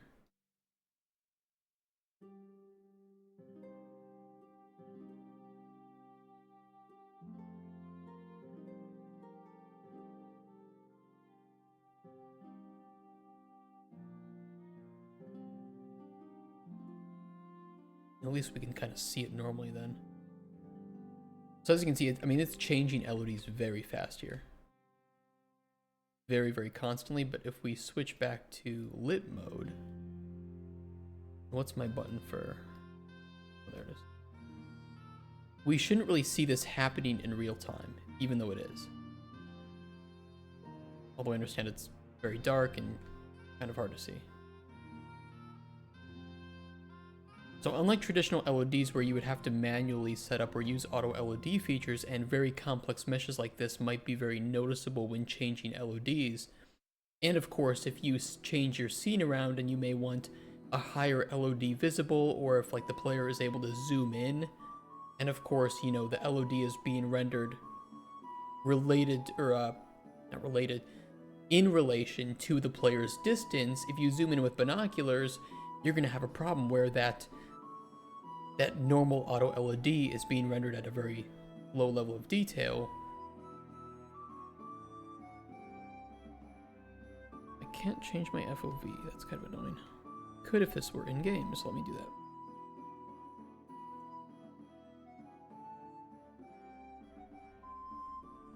But with Nanite, we don't have to worry about that, because we get that high level of detail since it is based on the screen.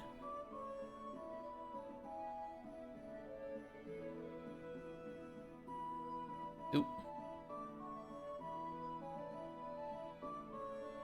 Which is really, really incredible. Now, on top of the benefit of that, and we can even see the overhead that we're paying with Nanite here with the Nanite base pass. We can see the Nanite Viz buffer and the Nanite base pass,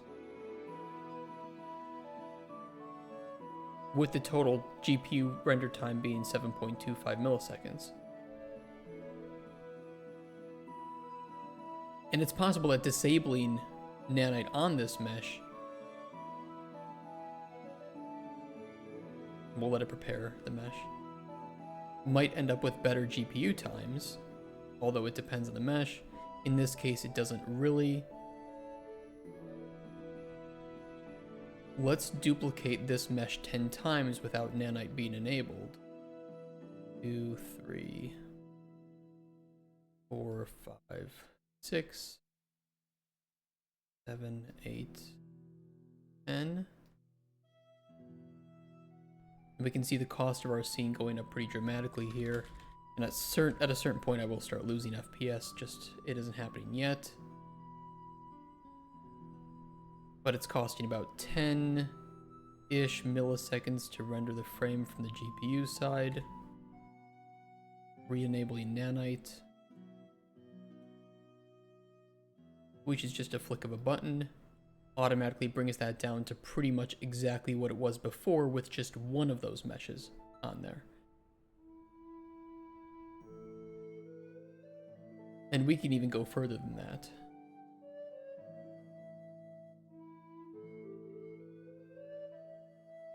$40, $50,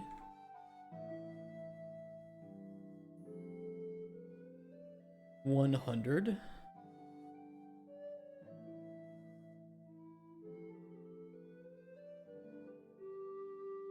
If I use instance stack meshes, it would probably be a little bit better from the draw call perspective, but you're still having to render them on the GPU. So you would probably help to minimize, unless I'm misunderstanding, so please do not consider me an expert on instance static meshes or anything. But they would reduce draw calls, but not the cost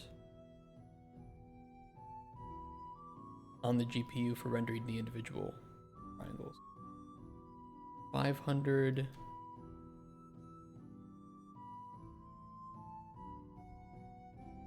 Please tell me if I'm wrong on that though. And we can do 1,000. And with 1,000 of these in the scene, you can see that our GPU cost with Nanite is honestly only a tiny bit different than when we had one, which is pretty incredible. I don't really want to turn off Nanite, but I could do it. It's not going to look pretty though.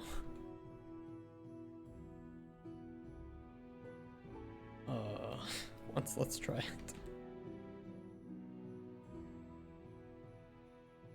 it. Maybe I'll just look at some of them so it culls the rest. 30 FPS. 10. We're below 10 and I can't even look at them all yet. So that's a thing. That's a thing. Okay, nanite back on. Beautiful. Additionally, let's take a look at our overdrive. So there's one major cost to nanite, and that is overdraw. This is when nanite is trying to render clusters because there's such small sections of multiple competing clusters of triangles in the same space, and it is basically drawing things that it has to in order for you to see the things in the background. Now, this is not a very bad case of overdraw, but you can imagine really small blades of grass, especially moving in the wind, create a lot of constant overdraw, and this was one of the biggest costs to nanite. Now, the flickering you see is both like a bit of a frame rate, you know, a bit of a, what's the word? An anomaly because of the frames being rendered, and it constantly checking the clusters to draw because it does that every frame. But you can see it de-rendering the clusters of the meshes behind it as we move left and right. And so this is an automatic built-in feature of nanite, which is cluster culling. So because it virtualizes the mesh, it is breaking each mesh down into those clusters, and it can determine, well, we don't see this cluster behind here right now, so we simply do not need to render it. Ignore that cluster. With the intention, with the goal of rendering, again, maximum one cluster or one triangle per pixel, so there is a maximum number of triangles that you'll even be able to see, even with a 10 billion or trillion, quadrillion mesh on the screen. You will only see one triangle per pixel, and that way you get perfect fidelity of your meshes at every level of detail without really visually being able to see it change, unlike old LOD methods. Yeah, it's like nanite is not always better, it's not always worse. It just depends on scene, it depends on your system, it depends on your setup. But we are rendering, I mean, we have how many in the scene right now? We have 1,000. Let's use the dumb machine. We have 1.5 trillion triangles in the scene. No including for the stuff being drawn behind stuff you can't see. If you can see a little part of the mesh, so the old method is if you saw a little part of the mesh, you would have to render the whole mesh, right? If you saw a little piece of this 1.5 trillion triangle thing sticking up out of your screen like this, you'd have to render the whole thing. With nanite, it's only going to render the clusters that you can see, and it won't render anything else. So it's only going to render those clusters. And as we move it up, then it's going to ask for those clusters to be rendered.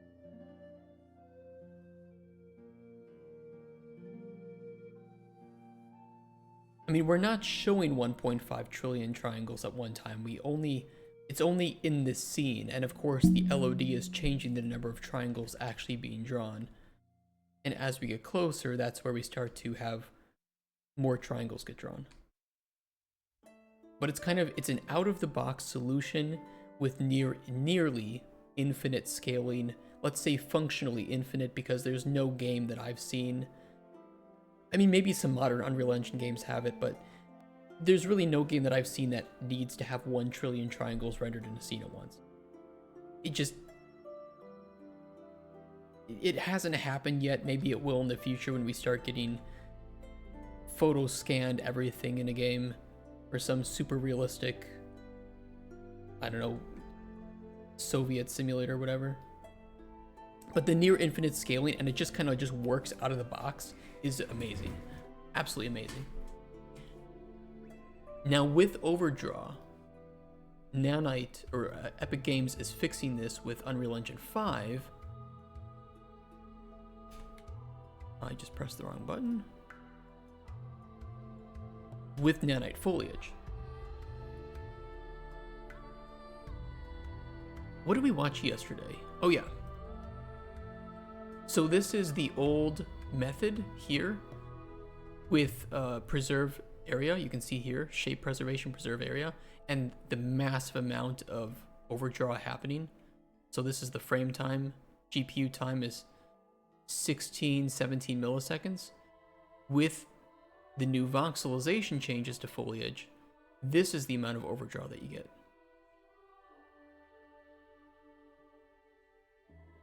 With a GPU time of 10 milliseconds, and this is only in experimental at this point, this new voxelization. So they've solved the biggest conundrum with nanite, which was foliage.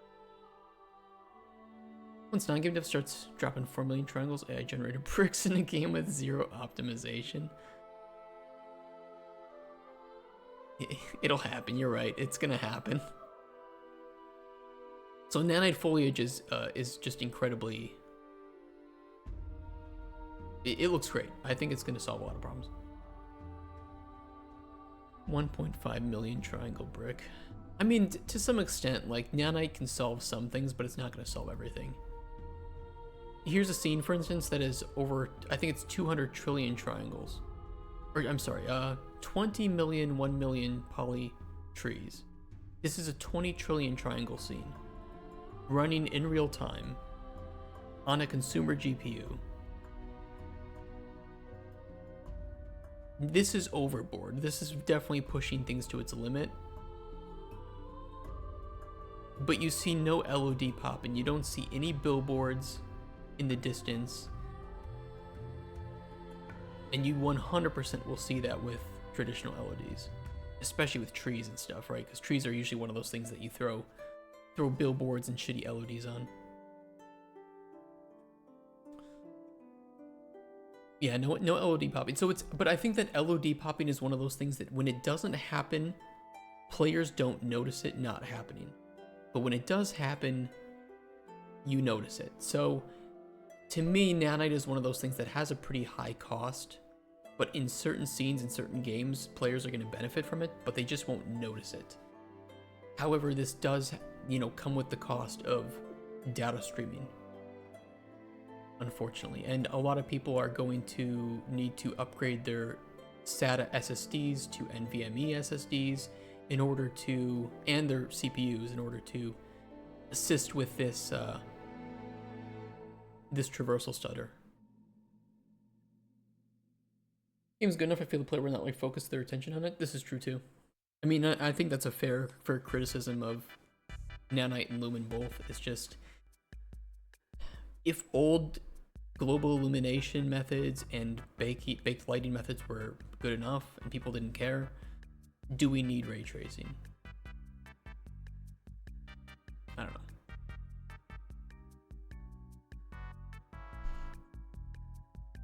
But the overhead of nanite is relatively fixed, so newer hardware will be able to handle it better, and more optimizations are coming out. Ray tracing with lumen is getting more optimized. We talked about that, I think, yesterday or Monday? And how already the old ray tracing Star Wars demo that Unreal made with NVIDIA was running on like 64 gigabytes of VRAM and could only reach 24 FPS.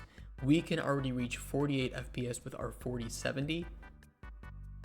So, optimization makes cost lower, GPUs get better, making cost more trivial. And once these get to a certain point, then we're gonna look back on it and be, it's gonna be like PhysX, where when PhysX came out in I remember Borderlands 1 and 2 having PhysX support, you could barely get that shit to run on GPUs. Barely. It was like tanking your FPS to enable PhysX on Borderlands. Now, PhysX is cheap, we can even offload it to the CPU at this point. Kumazu, thanks for the raid. With 60 viewers. How you guys doing? Thanks for the raid of 60 people. How's your game been going? Temptic also, thank you for the follow. Why am I back here? You can't escape. We're talking about nanite and lumen. and talking about like some of the pros, the cons. Yeah, no worries, Kimeza. Thanks for the raid, and hope you have a nice day. Hasn't UE5 moved away from physics? Yes. Yes, Unreal 5 replaced, I don't know why, replaced physics with chaos with the release of 5.0, and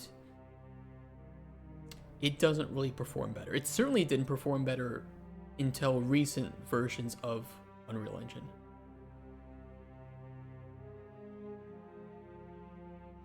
Especially because there's so many ugly ass games out there which sell loads.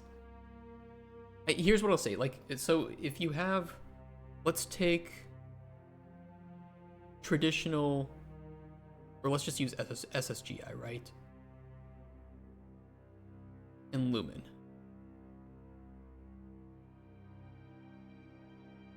And we have like piss poor looking, right? Like horrible. 0 out of 10. Oh, that's a horrible color to use. And 10 meaning that it looks amazing. It looks lifelike, you can't even tell the difference. The light is bouncing beautifully. Old SSGI was able to operate in about this range. Lumen operates in this range. When Lumen looks great, it looks amazing. When Lumen looks bad, it looks horrendous. Lumen and I have a terrible reputation, it's gonna be hard to regain confidence. I agree. I agree, but I think that it's because of a lot of people don't know how it works, so they listen to people who act like they know how it works. Threat Interactive, and they come to the wrong conclusions usually, but sometimes the right conclusions for the wrong reasons. There's ways to enable Lumen that are not going to be noticeably worse performance than other lighting methods. There are ways to implement nanite that are not going to have as much of a problem as traditional LODs.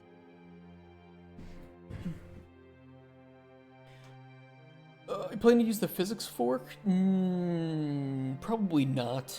Chaos is not super harsh for some things nowadays. I do think it's a little bit too bloated for most people's uses though. But the Vite fork is running on 5.0 and I don't know. It's not bad. I think if you're making a small game, the Vite fork is just fine. But I'm not sure that I would just completely get rid of Lumen as a good measure. It's not a problem since whether or not a game runs in your setup is self-evident, so Lumen having a bad rep just means they'll be surprised when it works. Yeah, I think that when Lumen works, people won't notice it working. I didn't do like anything to optimize Lumen in our game, in Coin Pusher Reloaded, and it runs at a pretty high FPS. We were able to get that game running on a 970, and that's because we didn't have anything lower to test it with. Or I think because, no, the 970 was the base requirement for running Lumen because it's DirectX 12. So that like, we could probably go lower, and that was at max settings at 1080p, so.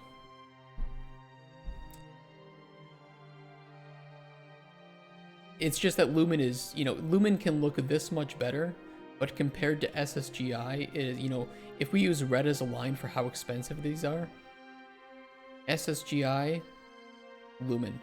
So you're paying this much more for potentially this much better looking global illumination. Which is, again, a fair criticism of Lumen is the cost to benefit. But Lumen and ray tracing used to be a pipe dream, and we are now realizing the pipe dream. It's just going to take time. Just like physics back in the day, it's just going to take time before it gets better. Lumen is very noisy, shimmery. Yes, yeah, it is. That's where Lumen gets even worse looking than traditional global illumination methods. And I'm not a big fan of that. It's mainly because it relies on a lot of the temporal data from temporal anti-aliasing, and a lot of the motion vector information, which isn't always very accurate. Mini's branch with RTX GI seems very nice too. Arc Raiders lighting is beautiful. I think Arc Raiders lighting does not look as good as Lumen. But does it need to? Do players care? I think that's really the question worth answering. It's way more performant. It's way more performant. This is true. And players don't seem to care. But I think as Lumen becomes cheaper to run too, that players will it will stop being a topic of conversation. As they optimize out the lows and make the cost comes down as GPUs become more powerful and more optimizations come out, it will just not be a conversation anymore. You can enable Lumen and it's like a 1 millisecond GPU time increase. It's like, oh, his biggest question, will the players care? Just my car looks good. Do I need to care how they made the engine? No. No, you don't.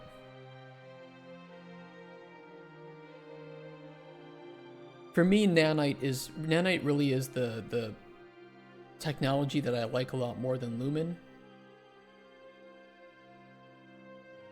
I can say that for sure. Is it a documentation issue?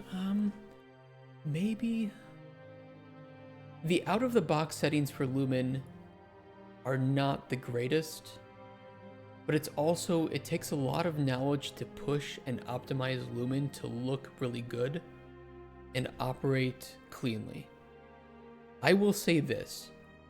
Obsidian software have probably done the best job with Lumen that I've seen so far. That doesn't mean it's perfect, but both Avowed and Outer Worlds 2 are very consistent with how they run, and they look generally quite good. But they had to do a lot of custom changes to Lumen to get that to work. And they had to do changes with Nanite too.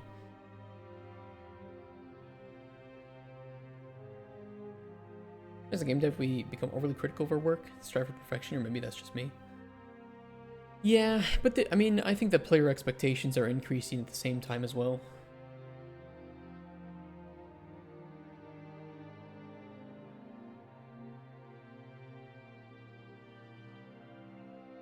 I don't think Arc Raiders lighting looks anywhere close to what Lumen can reach, but it doesn't need to. It really doesn't. And I'd rather it run well because it is a game where you have shooting. It is a lot of action heavy. It's not some walking simulator where I don't care if the frame dips a little bit here and there.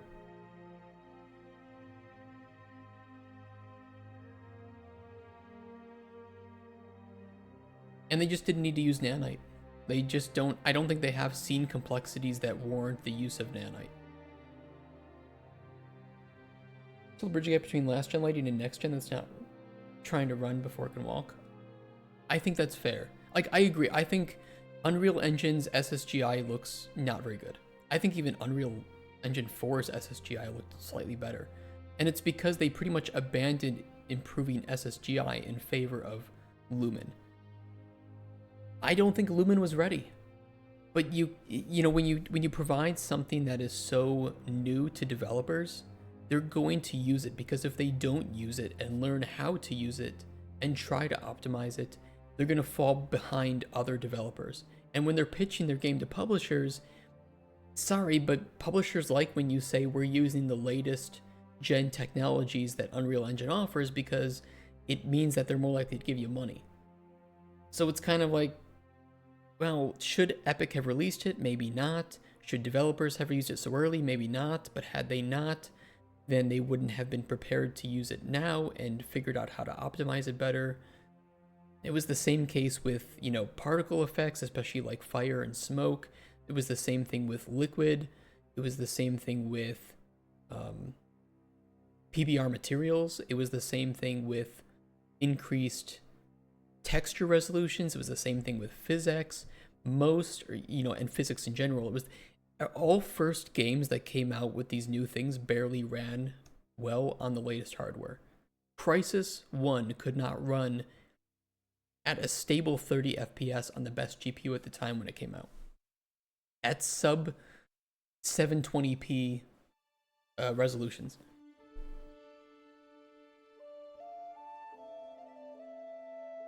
How was not improving at the rate it did back then? Isn't that true? Like, what's the curve called?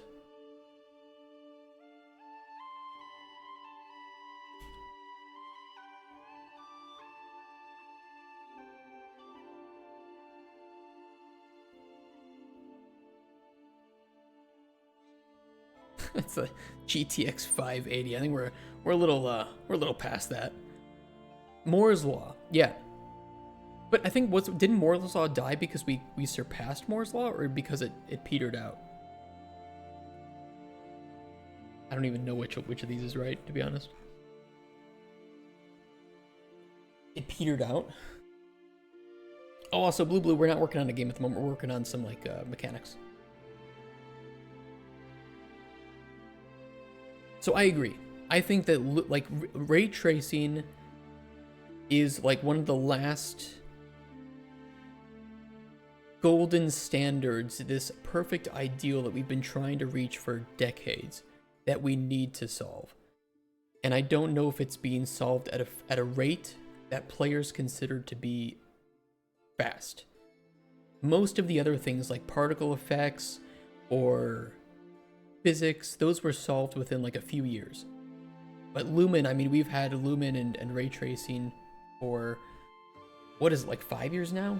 And it's still just really expensive to run. It is getting better though, just not very quickly. Seems like the Lumen Nano was made for games companies that make money wanted to get on the next big thing in visual quality. To some extent, yeah. Like, Witcher 3 couldn't run at a stable 60 on the latest GPU when it came out. Crysis, you know, is one example. Crysis was an example. It became a meme because it was like, yeah, but can it run Crysis? Because of just how much it was pushing visual fidelity. And I think that if something like that came out nowadays, people would complain that it just wasn't optimized. And I think that player expectations are fair, but there needs to be some understanding that when you push resolution expectations from 1080p to 4K, you're not just asking for an increase in 4 times the visual fidelity. And that stress gets extremely strong on all hardware of your systems. I don't think it's right for people to think that they can buy a 5090 and play with ray tracing enabled, something that used to take hours to render one frame, and animation studios had to have render farms running 24/7 to render new scenes from their movies and shows, to render at real time a game in 4K with ray tracing enabled. We're not at that place yet. 1080p, sure, maybe. 4K, not yet. You just need to invest more die space into RT and tensor cores. I think so too. I mean, maybe even if it's just a temporary solution. But if we can't optimize ray tracing beyond a certain point, then I agree. I agree, just GPUs need to have dedicated cores for that. I think even back when PhysX came out, you had dedicated PhysX cores on GPUs, but of course now we just run that on CPUs because it's so cheap, and CPUs have gotten so much better. I don't know if that's true. I know you could tell old NVIDIA GPUs to run as your PhysX back when SLI was available. The top game companies are happy and it works, and they will let it fly. Worried about indie devs trying to optimize it into their game. Avatar back in the day, in terms of graphics, was like, damn, everyone else looking like PlayStation. Yeah, I mean, to be fair, like, you know, Avatar looks amazing. I think that at this point, we could probably have a game that looks as good as Avatar did back in the day, running in real time. So, you know, it's gotten much better. It's gotten much better, but I think it is, you know, like we talked about with Moore's Law, it's kind of petering out. And this last this last gap of ray tracing is just a really tough one to get over.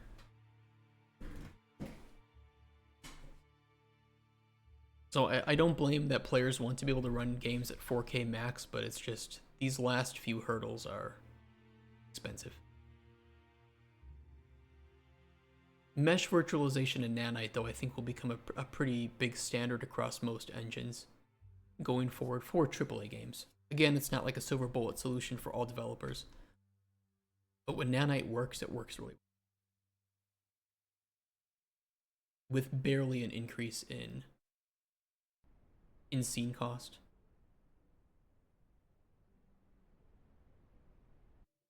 We have Nanite costing us here, and then our Viz buffer. Super cheap for a 1.5 trillion number of triangles being shown here. Real time, but at 480p. Upscaling, rendering native 4K, kind of a waste of resources. Okay, I know it's a hot take.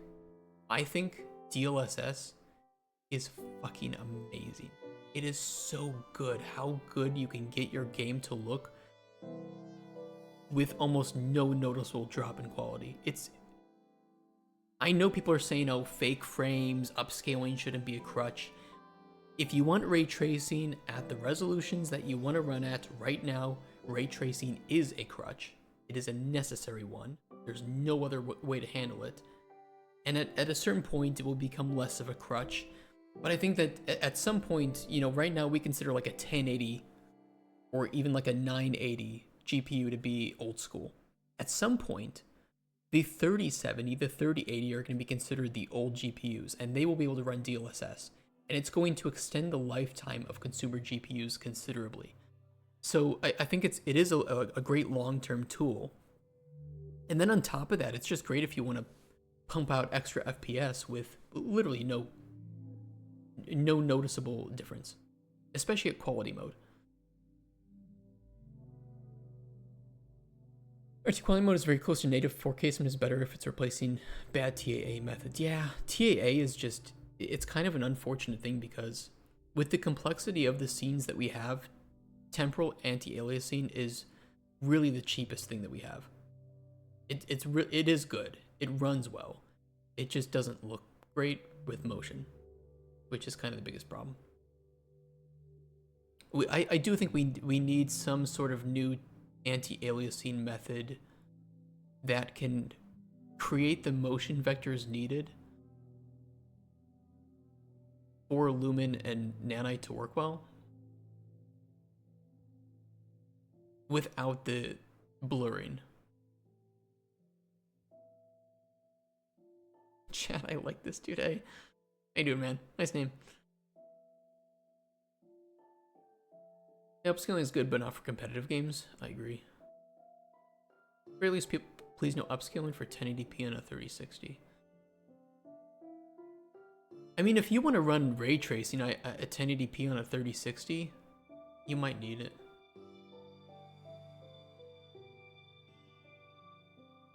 I mean, depends on game, of course, right?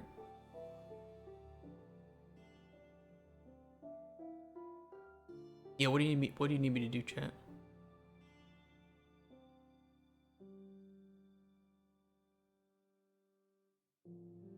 Shout out your craziest idea. Wait to pretend that airplanes in the night sky are like shooting stars. Yes, yeah, we can do that. I mean, they're falling nowadays. They're falling to the earth about as common as shooting stars are too. Once you get the go-ahead to only accommodate 4K screens for in-house tools, stuff you give to your artists, you won't want to go back. It's fantastic. Get yourself a nice clustered SDF renderer for your UI elements. Yeah, but then, you know, once we have 4K and that becomes the standard, then it's 8K. And then people are going to be wanting our new GPUs to handle 8K ray tracing natively. It's, you know, it can kind of just scale infinitely here, but I don't know if our technology can scale that infinitely, especially with like power. I mean, already our power supplies are getting just ridiculous.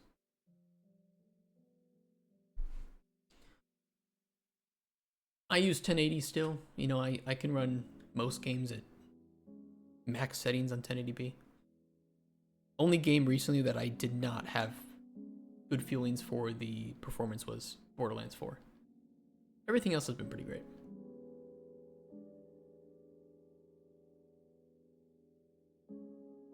You don't think we need more than 8K? Maybe not for like a monitor.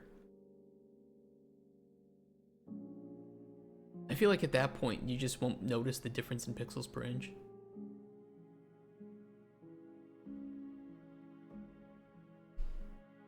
There's zero video content made for 8K as well. Yeah. I mean, maybe movies, like a movie theater, sure, I could see it, right? Just because, you know, it's taking up such a large field of view. But who goes to see a movie in the theaters anymore? 2K is pretty nice. Yeah, 2K's good. 2K doesn't get as much love as it should. I personally prefer rendering a game at maximum quality over increasing from 1080p to 2K or 4K. I don't want to lower my game down to medium settings just to run the game at 4K resolution. Borderlands had no idea what they were doing. I don't know what Borderlands did wrong. Because they don't even allow you to disable Lumen with Borderlands 4. At least I couldn't find a way. Maybe you can, maybe, somebody's found a way to enable the console at this point, but there was no way to enable the console. You could not override it with console variables. They forced you to use Lumen. And so you couldn't even use backup SSGI methods. And I think their nanite was just really unoptimized. I bet they had a lot of overdraw. I don't know what that game did, but it did not do it well. No point using all the new tech in Borderlands. The only thing that I could support them using was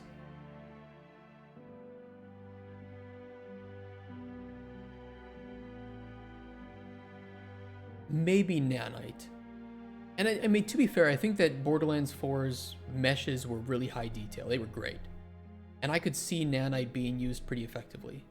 I think Lumen was their biggest cost, as was evident by, turning down global illumination and reflection settings.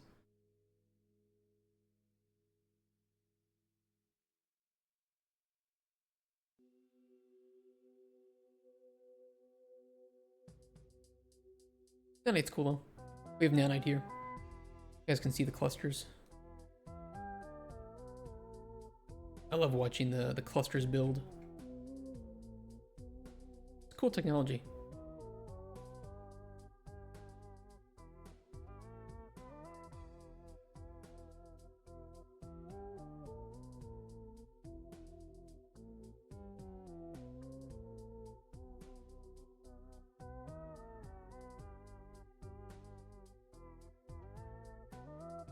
And I'm very curious to see what happens with 5.7 and foliage. I messed around with it a little bit, but I don't think I understand how to maximize the usage of voxels.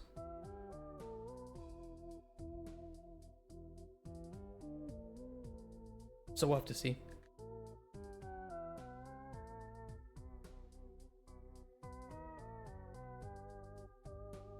I'm kind of out of topics today.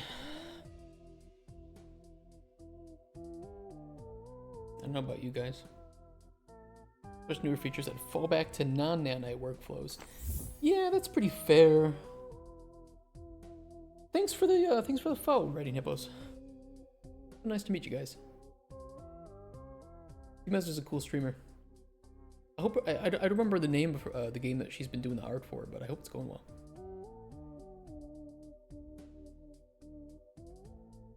Mega Plants is pretty cool, but needing nanite assemblies kind of ruins it. I would really like to learn how to use nanite assemblies, like for the foliage is what you mean, right? Because it looks like a speed tree replacement. It looks really cool. It's just I tried messing around with it one day and I just couldn't figure out how it really works. It's one of those things that seems really built for AA to AAA teams.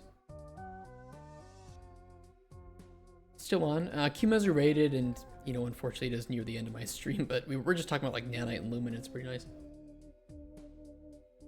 Micropolygon rendering is useful in open world games in general, independent of your total poly count, simply because it lets you leverage mesh culling. Yeah, the culling is, I mean, really, I think that's one of the most under-discussed aspects of out-of-the-box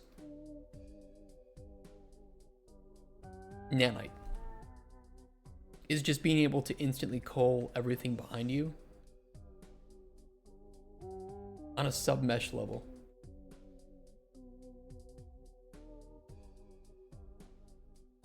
I think this mesh is a little awkward though. Maybe you could use some nanite improvements. Still big quad overdraw issues with nanite?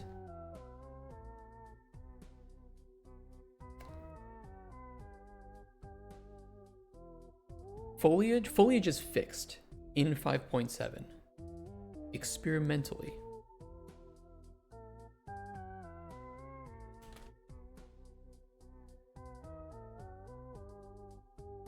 Here is an example of how nanite foliage looks so far. So this is the old preserve area, and then this is with voxels. Better? I mean, much better. Not perfect, but much better.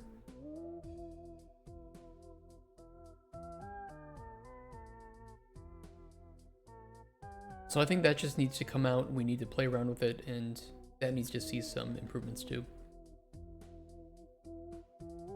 But it looks great so far.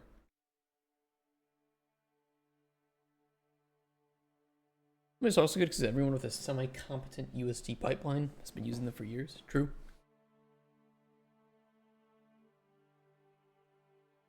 You're doing LEDs the old-fashioned way, all whining about this beautiful nanite system. I mean, here's the thing, like, don't listen to Threat Interactive.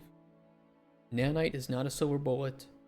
It was not necessarily meant to always improve performance. It was meant to improve performance in certain scenes, depending on certain setups. Not every game is going to benefit from it.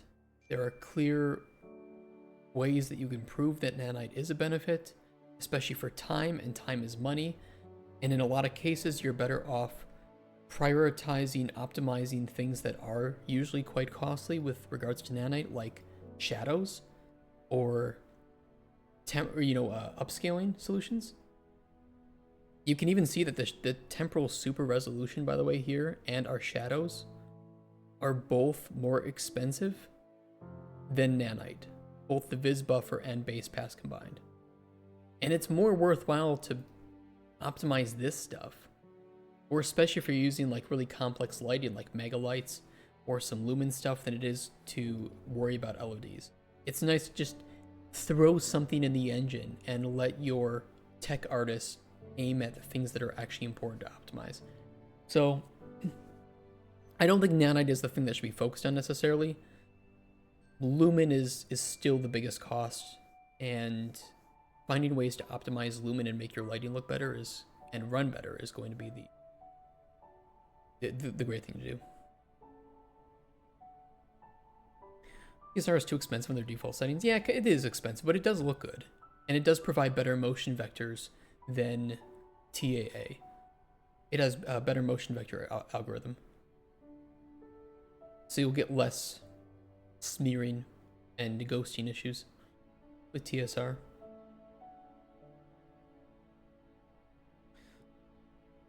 Zoomer doesn't care about developers saving time though, they just want games to run well. Well, I mean, here's the thing. If developers saving time means that they can focus on areas where they need to spend more time on, meaning that the budget comes down, meaning that it becomes easier to make decisions about your engine earlier on. Decreased budgets means that games don't have to appeal to a larger minority. It also, or a larger majority of people, meaning that games can be a little bit more niche, take more risks. It also means that the game doesn't have to sell for $80 because they don't have to do that to have a higher return on investment. Decreasing development time is really one of the best ways to return gaming back to what it used to be, and keeping that level of expected visual fidelity. Nanite is a really good time saver. Lumen is not as much of a time saver. It really, you use Lumen because you want a really good looking scene out of the box.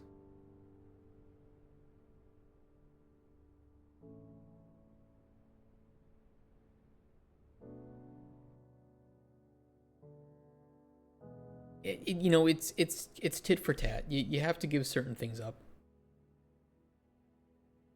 You spin on TSR. I like TSR. TSR is not bad. Although I prefer DLAA if I have the choice.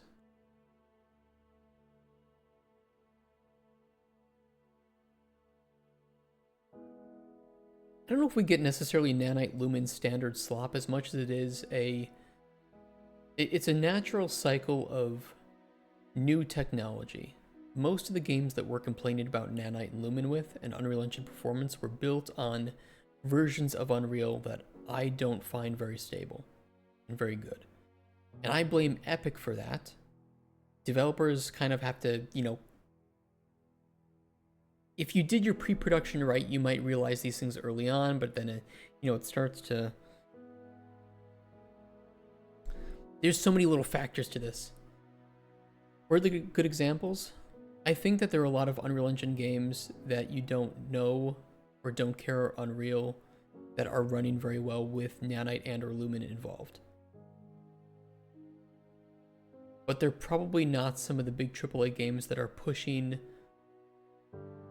render distance and fidelity limits further than any Unreal Engine 4 game pushed. But like I said earlier, I think that Avowed and Outer Worlds 2 and what Obsidian has done with their own private fork have been pretty damn great. You wouldn't blame Epic for that? The thing is that you have to lock in your engine version at a certain point, because updating your engine version means that you often have to update your plugins. It might break scenes. So at a certain point, usually the end of your vertical slice, you're going to do an engine lock. But there's still another 1 to 2 years minimum of development after that in which 2 or 3 engine versions might come out. So that's why, when Borderlands, I don't even know which version of Borderlands runs on, probably like 5.4, right?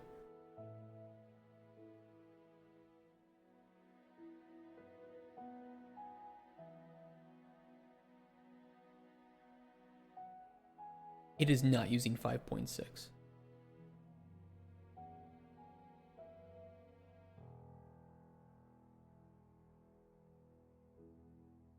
.5.4, so they did keep it updated, and I would bet that's one of the reasons why it is that they don't have a lot of unique custom changes to Nanite and Lumen.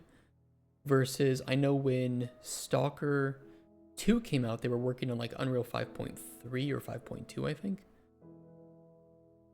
Isn't Outer Worlds 2 demanding?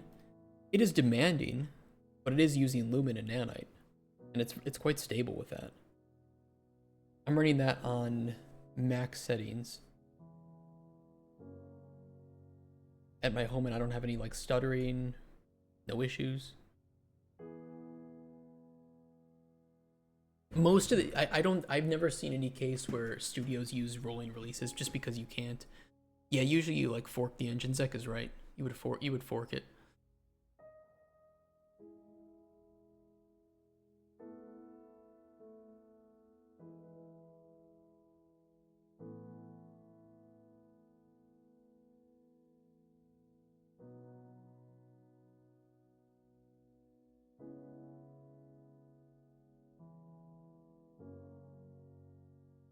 It is what it is. You have to usually you see big studios doing engine locks, and between games they might, like in pre-production for the new game, they might update their engine version, or they might update if there's some like really necessary features, or they'll pull in some updates but not others, especially if there's like optimizations that are easier to pull in. But it can get pretty dangerous to do that. You don't have direct access to Epic's Perforce Depot. They do not consider you to be a customer. I haven't heard that. I mean, that could be true. I just haven't heard that. I think that some studios do get inside help from Epic. And generally speaking, if you reach out to Epic's developers, they'll be helping you. And, you know, if you're like CD Projekt Red, you know, you're going to have close collaboration with Epic developers. Which is why you get big AAA studio to make game and optimize, and then you pull in their changes into the release branch. That's something that's very commonly done, so that's why we're getting a lot of new features with Unreal 5.7 because of what CD Projekt Red has been working on with Unreal Engine 5. Yeah, I'm hoping too that the collab results in big improvements, and I think that it will. I'm surprised Borderlands 4 didn't. I don't know what happened, but I'm sure they had a custom fork of Unreal Engine, but it just seems like they didn't have they didn't have engine programmers. I don't know, maybe they fired them, maybe they're like, oh, we'll just use out-of-the-box solutions. Maybe they didn't have the right tech artists. Something or multiple things went wrong during Borderlands 4 development that game was just performance trash. But I think that most other AAA releases of Unreal Engine these past couple years have been better than Borderlands. Even with older versions where you're looking at like 20-30% worse performance with Nanite and Lumen combined. Like Stalker 2. But even Stalker 2 I was able to run at a really good frame rate with pretty high settings. And like I mentioned, Outer Worlds 2 and Avowed are running very well, very stably. For me at least.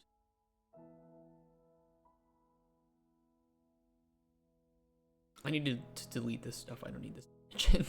Just forgot. I don't know if everything they're used is going to be in 5.7. But for sure there's going to be improvements to Chaos Flesh, Nanite Assemblies, and Nanite Foliage. Oh, and animation improvements for multi-threaded animations for crowds. So I think improvements to mass. A lot of good stuff.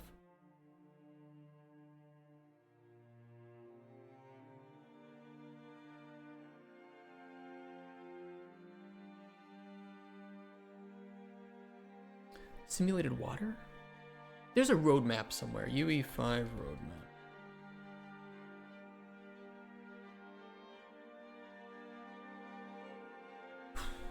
Substrate, nanite foliage, and skinning. That's experimental. Megalights is moving to beta, which is nice. SMAA support. Some improvements to first-person rendering support. Well, that's nice. That is nice, actually. Control rig. Motion matching chooser. Forgot about that. A lot of metahuman stuff. Metahuman, I think, is becoming public too, so anybody can use metahuman. Custom H-LODs.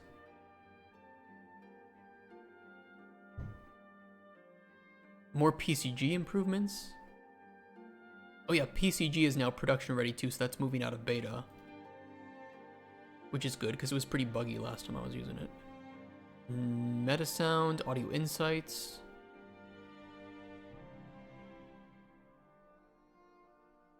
Some motion design is production ready. That's a pretty awesome one too.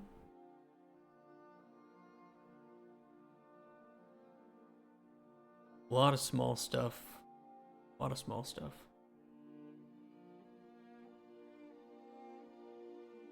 Mass debugger, state tree runtime, state tree rewind debugger. Great stuff for state tree. Which is good too, because that was pretty buggy last time I used it as well. Chaos cloth, chaos destruction, a lot of chaos improvements. Which is good, because chaos was running like shit in a lot of cases. Isn't there new mocap thing too? Yeah, like live link, so that people can mocap with just like a phone now. You used to be able to do that with an iPhone, but I think they're integrating a lot better. They showed something like that in the Unreal Fest. Is it only for the head?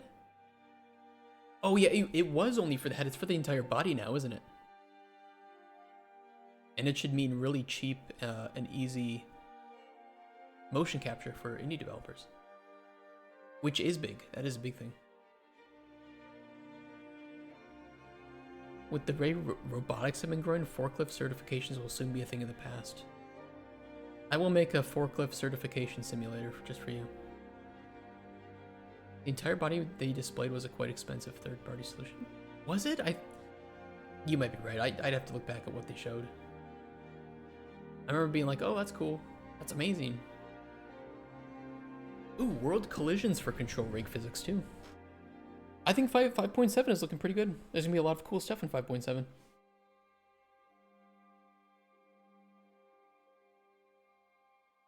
And then we'll see what 5.8 brings.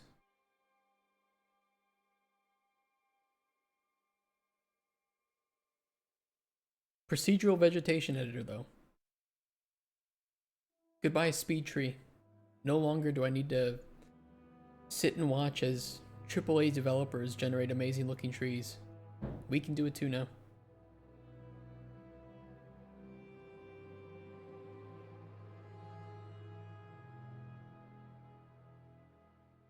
Well, that's gonna be it for me today.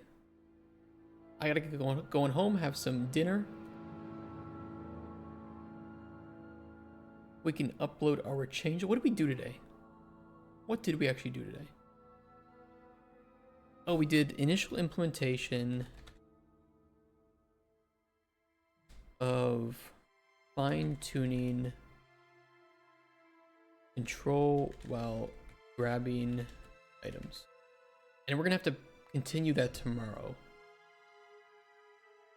Mainly we just need some like widget to show on screen for the controls for it. Yeah, I like these tech talks too. And you guys are like super knowledgeable about some of these things and you help me understand it. And the better that I can understand Nanite, Lumen, and all this shit, you know, it makes me a stronger candidate for jobs and it means that I can push back against some misinformation. Good stuff.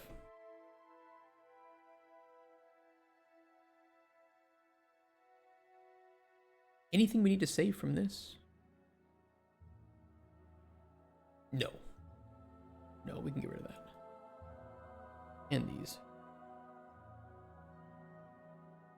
I think I need to start cleaning up some disk space.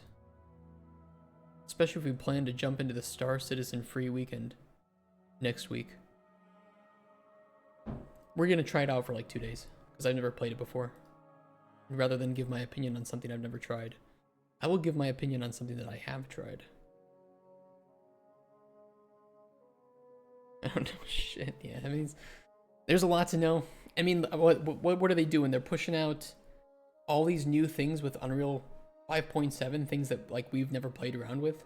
And then by the time we kind of learn them, there's 5.8 with some new editors that we have to learn again. It's really hard, I think, as an indie developer to stay up to date with Unreal's capabilities. Probably impossible. Very, very difficult. But yeah, guys, I will see you tomorrow. Thank you again for all the follows and for the raids. It's good to be back. I'm applying for jobs, you know, and maybe at some point I'll get one. And we might have to, you know, say bye-bye to the full-time streams, but for now we're doing them and I enjoy doing them and it's nice to talk to you guys. So take care, have a wonderful rest of your Wednesday. I'll see you tomorrow for more game development. Peace. Much love. Stay awesome. Stay warm. Stay cool. Cheers, guys.